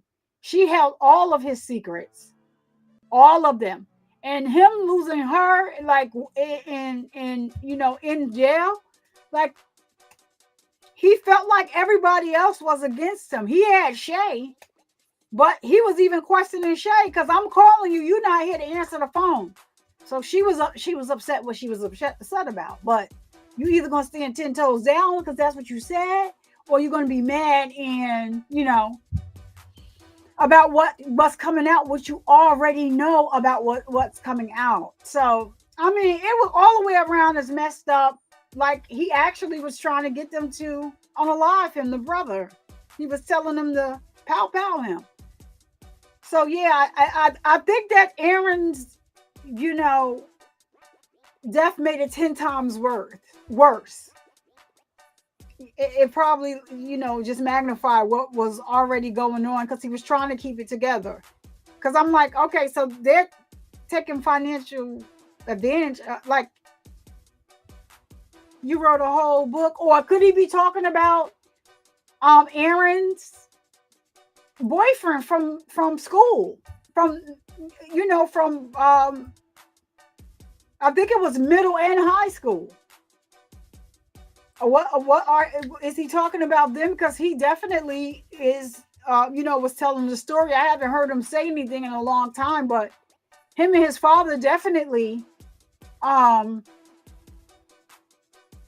was a part of a was it a documentary or whatever? They definitely was a part of it, and they definitely, you know, interviewed him and interviewed, you know, the father, and the father was saying, like, this is my child. You know, I love him, you know, either way. You know, it is what it is. They did what they did. What do you say about charging her was a thin case though? She really couldn't prove she knew what was in that box. Oh no, for Shayana. Oh yeah, they were gonna make up. They couldn't prove what was in that box. But the thing is, she still got an immunity deal for she still got an immunity deal for them for testifying.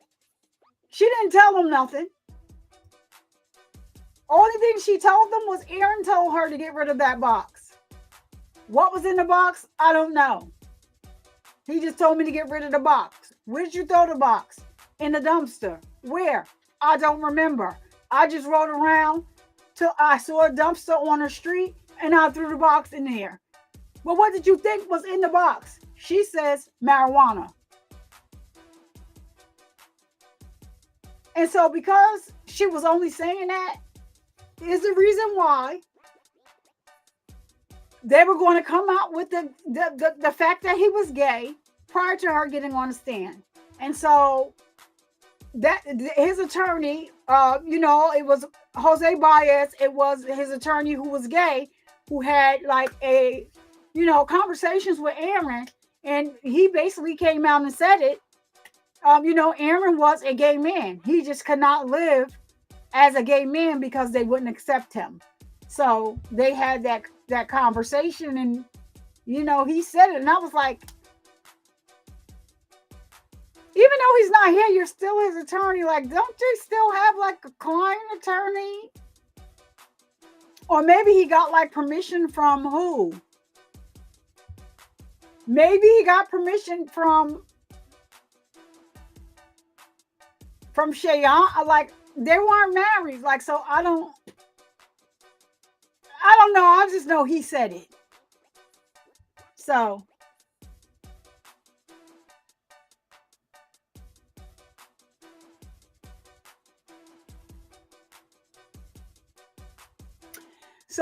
you saying that Ryan Murphy, let me put this up here. Ryan Murphy portrayed it best.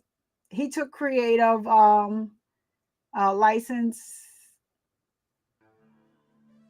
So Ryan Murphy is okay. So, but I think him offing Lloyd out of paranoia and him telling Shay about his escapades was the most plausible. Like, so are you saying the same thing that I'm saying in regards to Shay, that Shay knew?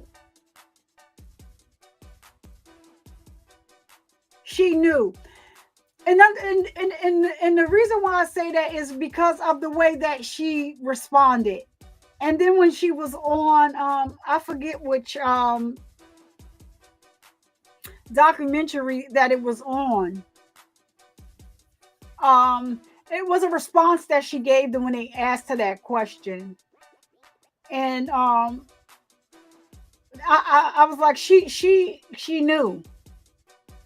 Because come on now, Aaron Hernandez wasn't all of that smart. He wasn't that smart. And him having like CTE didn't make it any better. Come on now, they unalive this man. You're at the scene. Not only do they find the casing, they find the gum that you was chewing that you stopped at the store to purchase on your way to unalive the man or whoever pulled the trigger. That wasn't smart at all. You left, like, did you want them to find out it was you? So not only that, I think they left the blunt thingy, it was just like, I don't, executive of the estate. That's what I'm saying. Because power of attorney is could be very limited. And power of attorney, if somebody like, so say if he gave Shay power of attorney over his stuff, power of attorney dies when he does. So that's how that works. So the executive of the estate handles all of the affairs. So yeah, there is a difference. I just wanted to make, because I was like, wait a minute, it is executive of the state, of the estate. But power of attorney is like something like that. That's just different. I can't take care of myself. I know that I'm about to lose it, or I know I don't have the wherewithal.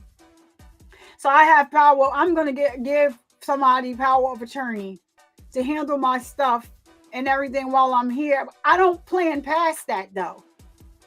I don't plan past that. So when I go, that power of attorney goes with me to the grave.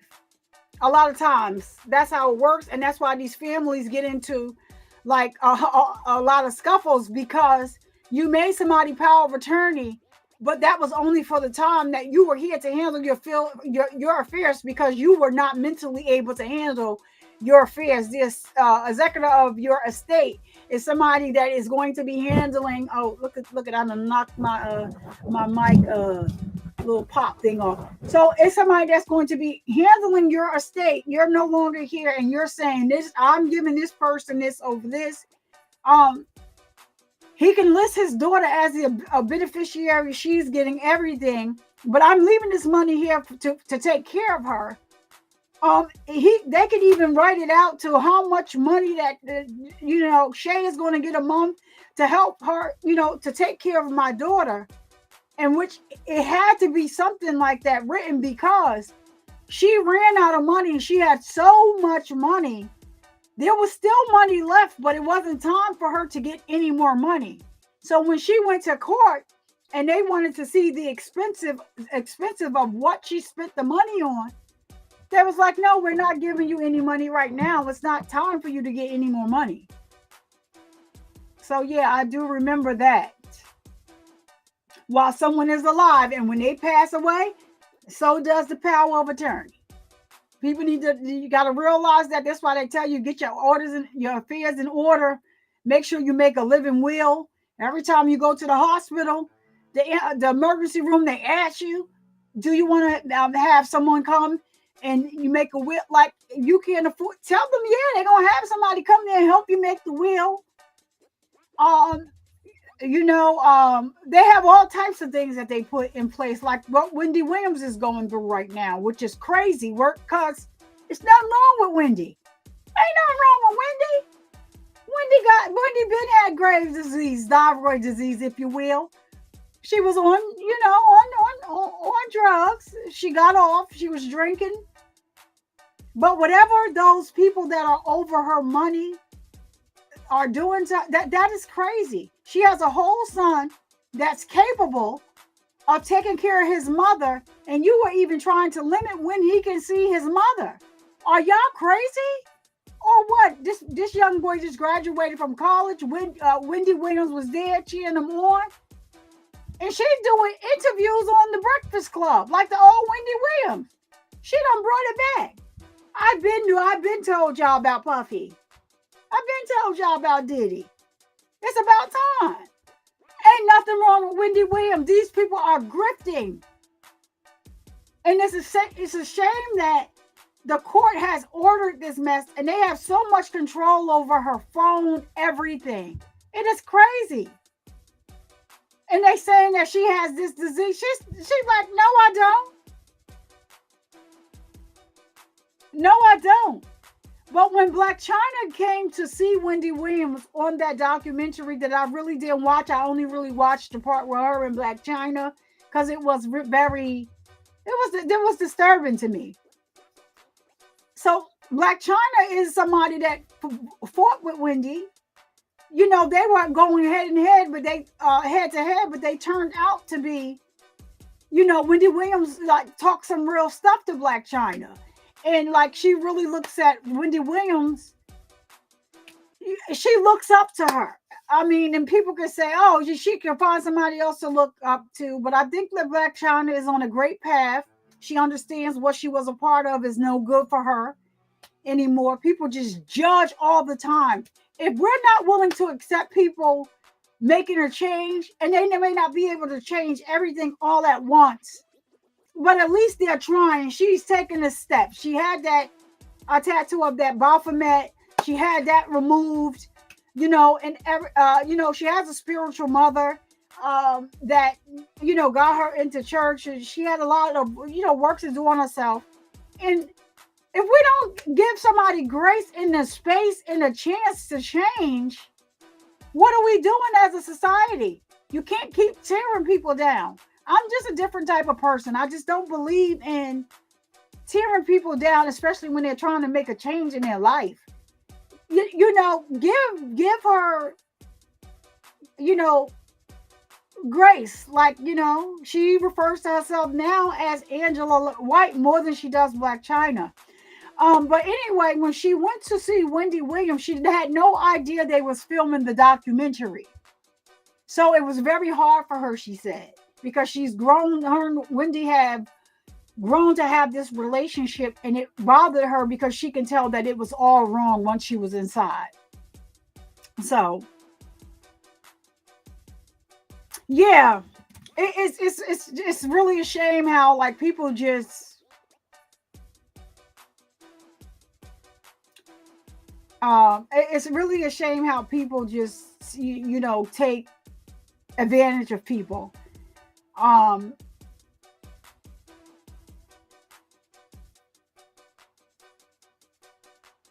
But wait, so that girl Mia, wait a minute, hold on. So you get to the money. Oh yeah, Mia, I have like a candle company too. I make sprays. I just don't, the same thing with you. I got sick. I just don't advertise it anymore. I actually have a commercial on here, but I don't play it. But I actually I do. This is our logo here, and this is one of our new candle jars. This smells like and I make it myself. So I was having a hard time too. It smells like birthday cake. Oh my goodness. I was having a hard time too, so I haven't made anything. So all my candles I make with organic soy wax, and I don't use any dyes. My sprays are pet friendly, and then I also make body butters, but that's as far as like we go. We have all types of like new packaging that I had came up with, but then I got like, some things life and things start happening, but I probably will do it too. It's just like sometimes it's not enough. You have to prepare. Especially like when you're somebody that make all the products yourself. So I make all my products myself with love. A little love. But I haven't been making any, and I have not been. All of my candles are they're made with organic soy wax. I don't use dyes. The candles should be, but didn't pet friendly. That doesn't bother my dog. Didn't bother my dog at all. So the burn is much cleaner using the soy wax than it is the wax that they use with all those parabens and all that other stuff. I got to put my other hat on to like get into that, but you get a cleaner burn from using the soy wax. Yes, candles. Yeah, candles.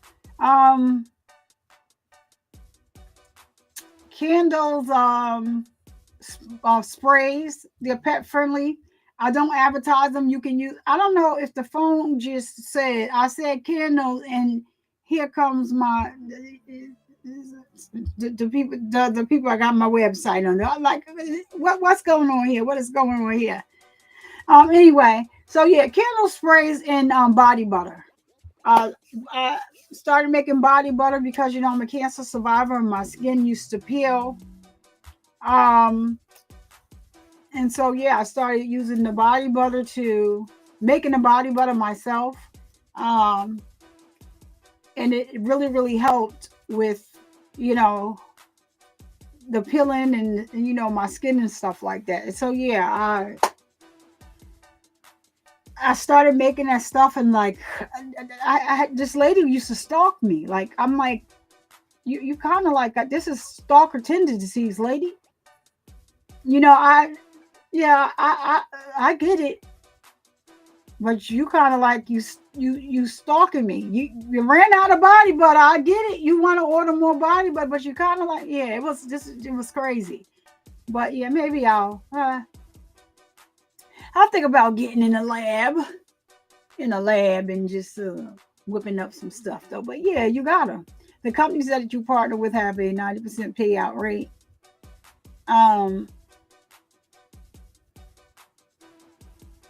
Financial planning that allows you to use your life insurance to grow wealth. That's all. Like now, you need to. You got that girl Mia. Do you have a channel? Because that's important, especially in these times. You put your candles on the wax warmer. Yeah, I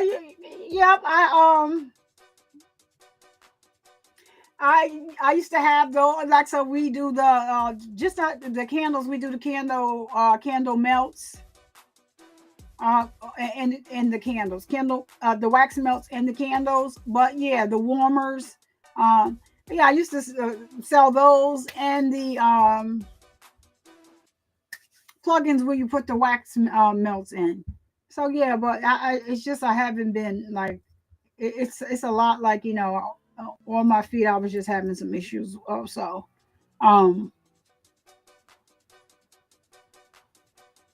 You're a financial paraplegic. You know what? I done heard it all. Chloe, I'm done. They have not. You love body butter, Nessa? Yeah, I have. So wait, this is empty because you look. This was for personal consumption. So these are my body butter jars. This is our logo. Everything right here. Look, take a little bit, put it on a little bit. Let's make sure that you don't. Everything is all right with it. Everything all right. All right. So yeah, I had like candy apple flavor. We had a vanilla butter, and we have a wild berry something. I haven't for a long. I haven't been in the lab for a minute, but yeah. If you see how much inventory I got down there, you be like, well, girl, if you don't get in the kitchen. It takes a lot. Like I do. I make it, you know, with love. The body butter, making a body butter is not just like in a process where, okay, I'm just taking something and pouring that. No, I actually mix it, like with, you know, I use, you know, ingredients, different types of ingredients. It's nothing when I start. So yeah, it's a process. And so, yeah, so. Yeah, I do have wax melts. We do have. I just have not made anything. So and when I do, look, when I do, I will tell you guys where you can go to find it. But I'm not advertising because I don't have anything made right now. But y'all might make me get in the kitchen. Y'all might make me get my little it's funny because, you know, my daughter's supposed to be the assistant. She be tired. So yeah, I haven't done anything in a while. I do have some candles made, but like I just got them in my office behind me right about now. But yeah, maybe I'll go down there and make something and just load up the website, and then with what I make, and then I'll let you guys know. But so we didn't get a verdict today. So they're out. Now they sent them back to the rooms for the night. They released them for the night. And so according to the judge, verdict watch will start tomorrow at 8 a.m. Do we expect them to have a verdict at 8 a.m.? I don't. I expected them to have a verdict today, but they did not. So we don't expect them to have a verdict tomorrow. But Mia, I asked you, did you have a page?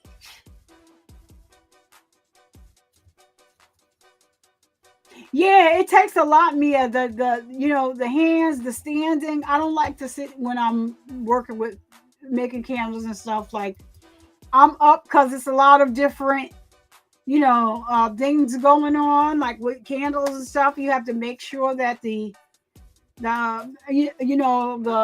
wax melts and it's a certain temperature, or in order to get the best throw. So the throw is when you light the candle, the scent that it gives off. So in order to get the best throw, it has to be between a certain temperature. So and then once it's there, you wait for it to cool down to a certain temperature, and then you want to pour your candles up. Like it's just. So I never sit. I'm always on my feet, and so I was having trouble. Also, like with being on my feet for like more than 10 to 15 minutes, I would be out on my back. I'm doing, uh, you know, way better now. I don't even like to put stuff out there. I don't complain. I just don't advertise it because I'm not making anything at the time. But maybe I will get in the kitchen and do it. I don't put any additives, like you buy stuff off the shelf, they put additives in it so for the shelf life to last a long time. I don't put any of those products in my product. So sometimes, like, the body butter, if you leave it in the heat, it may start to liquefy again, but if you put it back in the in the temperature, it's fine. You got to really have it in the heat for it to like melt. But I just don't use any additives or anything like that in my body butters, because then it's defeating the purpose of, like, what I'm trying to do. So you don't want all that stuff. We use lotion and all that type of stuff, and it has all those extra things in it, and our skin absorbs that. So that's why, I started. Well, my husband started with the candles. Let me say that. My husband started with the candles, and then it just went from there. He stopped, and I just kept going with it, and I added the sprays and then the body butter. And my daughter was supposed to be coming out with a lip gloss line, but she's a teenager. She done had 3 businesses. It builds character, and she got a job now. So just let her work. Cause listen, she said, "Let's do it. Let's do it." I have so much inventory. I had ordered new packaging, like everything. Because the packaging, like they came out with some new stuff. So I'm like, oh, okay, let me let me do this. I even have like candles like for men, like, sexy scents for men. But so I also was going to be doing wholesale. But wholesale would be, if you buy, candles, whatever, sprays or whatever for me, I would ship it to you with no label on it. Now, with the labeling on the bottom, because I put a labeling on each of the bottom, like, so this will tell you what is actually in the body butter. It'll tell you to please test a small area of your skin to ensure you are not allergic. And it says ingredients made with love. So, and then on the bottom of the candles, it's the same thing. I tell you, you cannot burn candles, like when it burns down to a certain amount, you should not. I had a whole commercial out about, like, burning candles, what you shouldn't do. Like, don't be trying to do tricks with the candles on the bed. Make sure they're on the surface where, they're, it's safe and all that. So if you was to buy like in bulk from me, I would ship with that on the bottom, but you would have to come up with your own brand, your own labels to put on it and stuff like that, because the way I work with my company, which is called Imminent Ship Essentials, and the way we ship, we couldn't take the chance of, shipping something out to somebody else wholesale, and your business, the shipping is not shipping. So that's like this. That's gonna hurt out my business. So I had came up with that. I had, kind of made the paperwork up and stuff like that. But like people just be wanting to play. They just be wanting to ask questions, just to ask. They don't really be wanting to really, do anything. But you're getting a kit. Everything's coming to you already pre-made. All you got to do is you got to get your own labels and label it. So I'll think about it. It's something to think about. Getting back in the kitchen, and doing that one right there. But yeah, I'll think about it because it is. I mean, it was. I had like people that really really loved, loved the candles and stuff like that. And I had people that would order like the same. They just fell in love. Like people fall in love with different like scents. I even have I had got a review from this lady. She's called the Crazy Candle Lady, and she really really she buys so many different candles. And I sent her the candles, and like she gave me a review. It was as out of this world. She was like, "Wow, I just can't believe it." So she has so many candles that she saves them. And one day she tagged me like, "Oh my goodness, y'all, I'm still burning this candle." I saved it because it is so, it so smells so good to me. So what I did was I sent her a candle and put her name on it. She lost her mind. Like, oh my gosh, I've never had anybody send me a candle and it says my name on it. So we was going to do that, but I personalized the candle. I don't know. But then I also had a reviewer from a woman who has cats, and she got the spray, and she made the cutest advertisement thing and tagged me in it. It was so cute, and the cat, I don't know. It was just I was like, well, that's just so cute. How did you get your cat to do that? Like. And she just was like, oh, she loved it. She's like, I spray it around. It doesn't bother. Like, no, it's a pet friendly sprays because there's no additives in that either. It's just not. It's everything is like just one color because I refuse to use dyes at all. I think it's defeating the purpose. I'm going to like spend extra money to buy soy wax, organic soy wax, and then put dye in it. It doesn't make sense. So, I mean, I know people like color, but like it's kind of something that we don't do. It's actually part of our brand. We don't do any dyes, but I had one lady that was like, I want red. I need red. Listen, I don't do dyes, and I'm not willing to compromise, like, because you are a customer, but I could come up with a solution. Let me work it out. And we could do that when she was bugging my husband so bad. I went and got these red candle holders this size. She wanted 2 of them. She was happy with that. She said, I don't care. It was just red. I said, we do understand, but the size candle that I made, you just can't do it with 1 wick. 2 wicks is not going to do it. Not even 3 wicks. I think she had like 4 or 5. So then in the summer, we were doing the citronella candles for the bugs and stuff like that. So yeah, it's just like, we was really doing that. And I don't have to go anywhere and buy anything. All I have to do is I have all this inventory downstairs, but maybe I will. What you say? If I order something, you don't have to go out your way and put no label on. No, it doesn't. So no, if you're purchasing a candle from me, of course I'm going to put my label on it. But it's for people that if you say you wanted to, I had somebody reach out to me and was like, "Oh my goodness, I want to start selling candles, but for men." It was a guy. I want to, is there something that you can do? Sure. Like, you know what?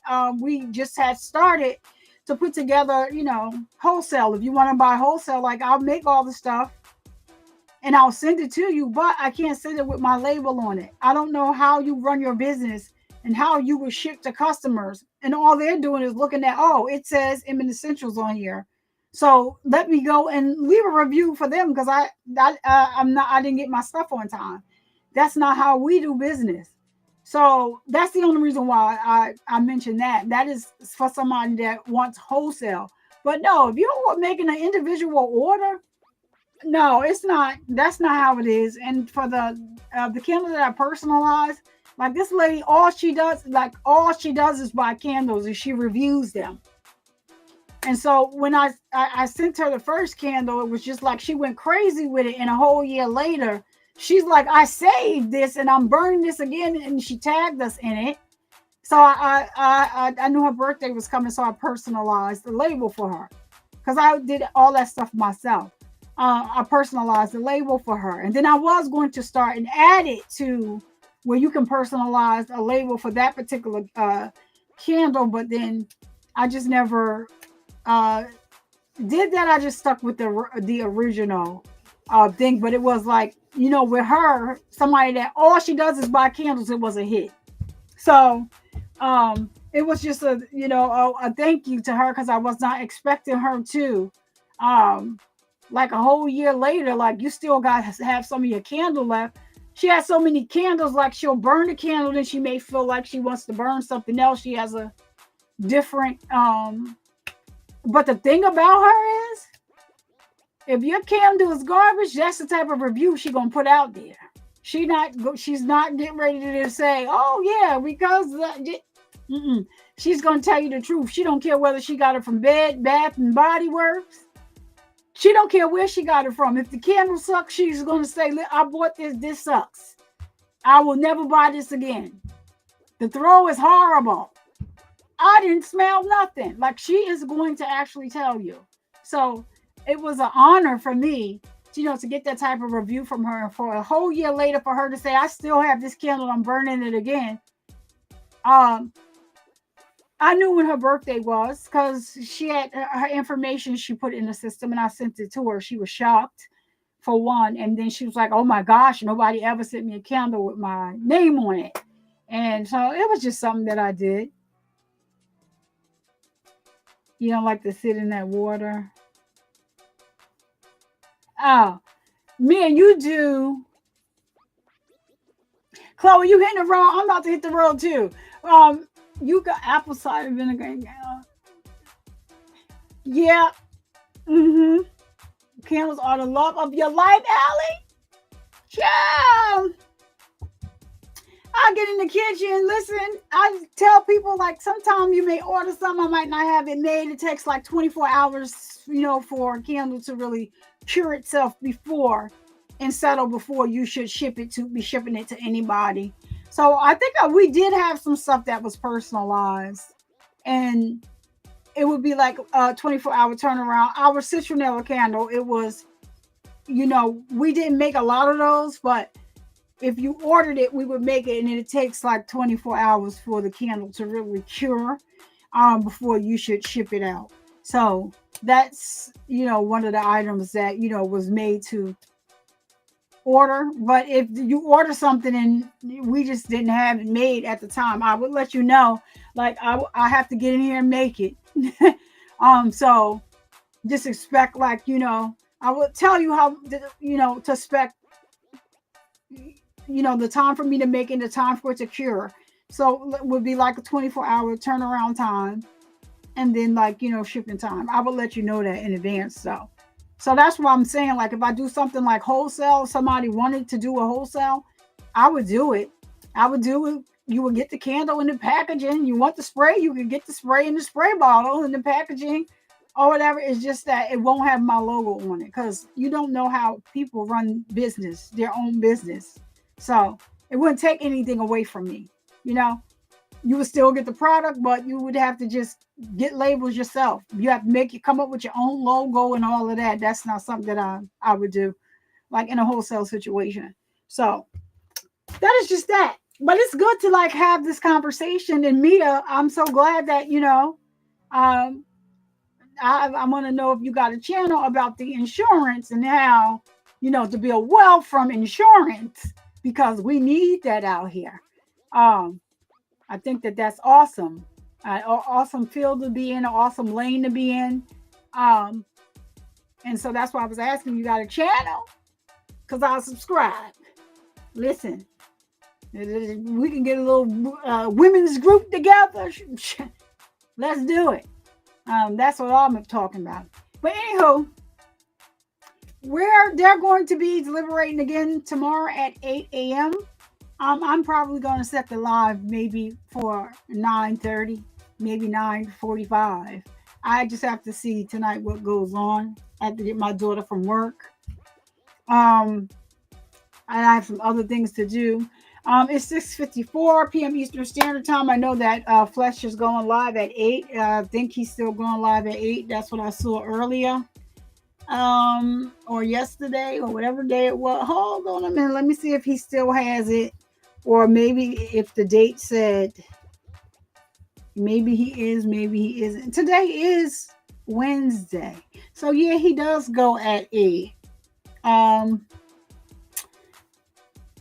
Let's see.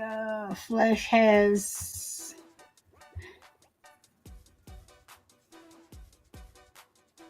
Oh no, that's not today. I'm sorry, y'all. So Flesh has a live coming up on the 13th, which is tomorrow at 8 p.m. Eastern Standard Time. So I was tomorrow. I guess because that's when Rocky is going due back in court tomorrow.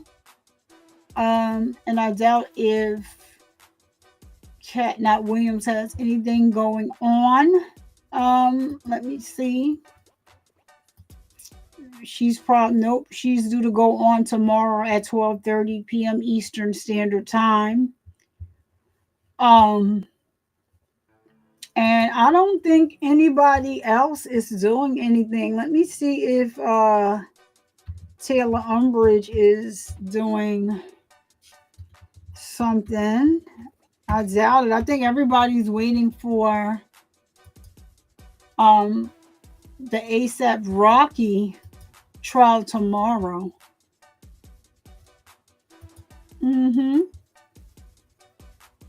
Yep, so Taylor was streamed one day ago. She doesn't have any live. Let me see if he is on. Hold on a minute. Let me see if Lead is on. Sometimes he just goes live about other things. Nope, he was live yesterday. Lord Lead, what in the whole entire oh Lord Lead. Lead is crazy.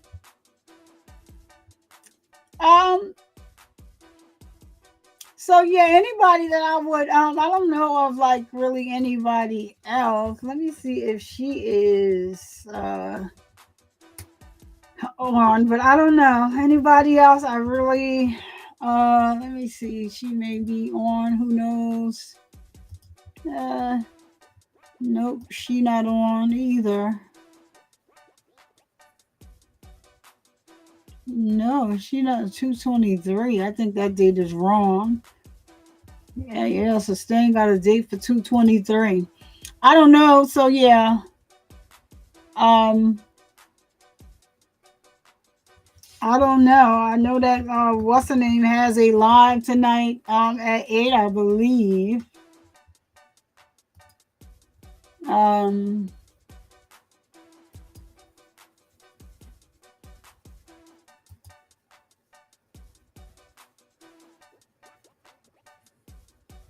And then maybe somebody else with a live on tonight at 8. Well, anyway, that's all I'm looking. I can't think of no other channels right now. Nobody else has anything going on that I see. I use natural dyes like hibiscus and turmeric activated charcoal. Okay. Yeah, pulls the inflammation and toxins from the body. Okay, y'all. Mia, all right, Mia. I might need to get into that for information. I might need some of that. So we'll see. Yeah, we'll see. And whenever you feel like better and getting back into it, we'll see. That's something definitely that I would like. I used to use those patches that go on the bottom of your foot and pull the toxins out while you sleep. You put that patch on and I used to use those. It helped a lot. But yeah, but I think that the soap that you have may work well for me. So yeah, we'll see whenever like you get you over here, we here. I do think you should get that channel going about that insurance stuff. Yeah, and how to use the insurance for wealth. Because in college, like they taught us that in the college that I graduated from. So I have my degree in my bachelor's of science, but a concentration on business management. And in business management, they do teach you that. I forgot, but not just business management. I'm trying to remember which class that it was. Girl, I don't want to get a headache just thinking about it. Yeah, that was a lot. But you eyeball it.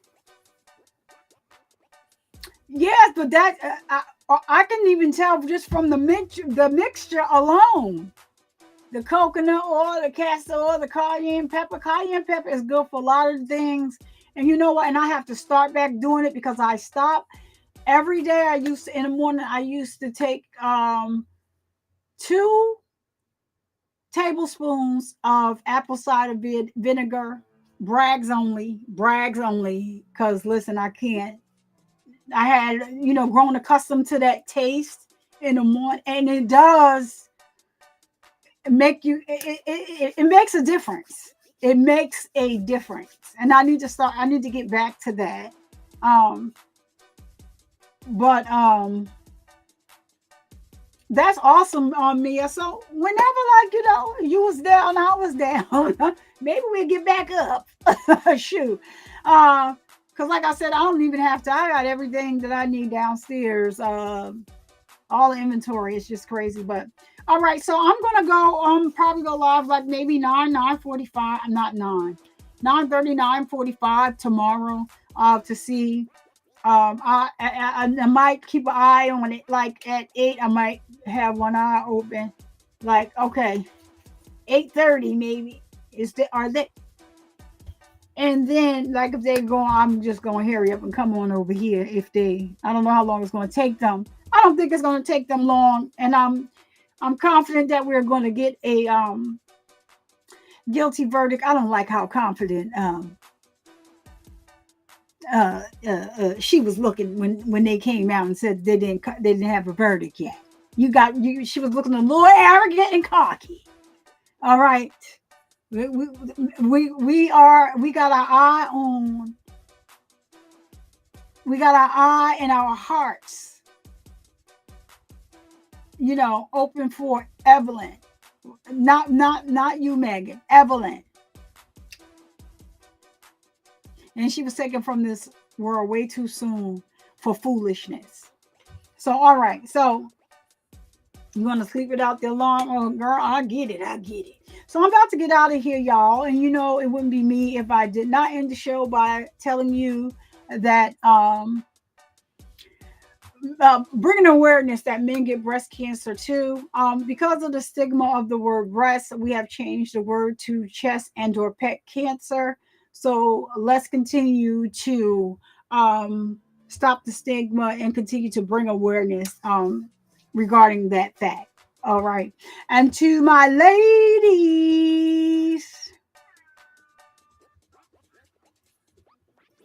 please make sure that you are getting your mammograms, filling on your boobies to make sure that you are all right. All right. Don't you dare let anybody come into your house and disturb the peace that passes all understanding. I am Survivor Speaks. I'll see you guys tomorrow. Hopefully we'll have a verdict. And I've uploaded a couple of videos. You can check those out if you want. But I'll see you guys. Catch you tomorrow. Nice chatting with you. Peace.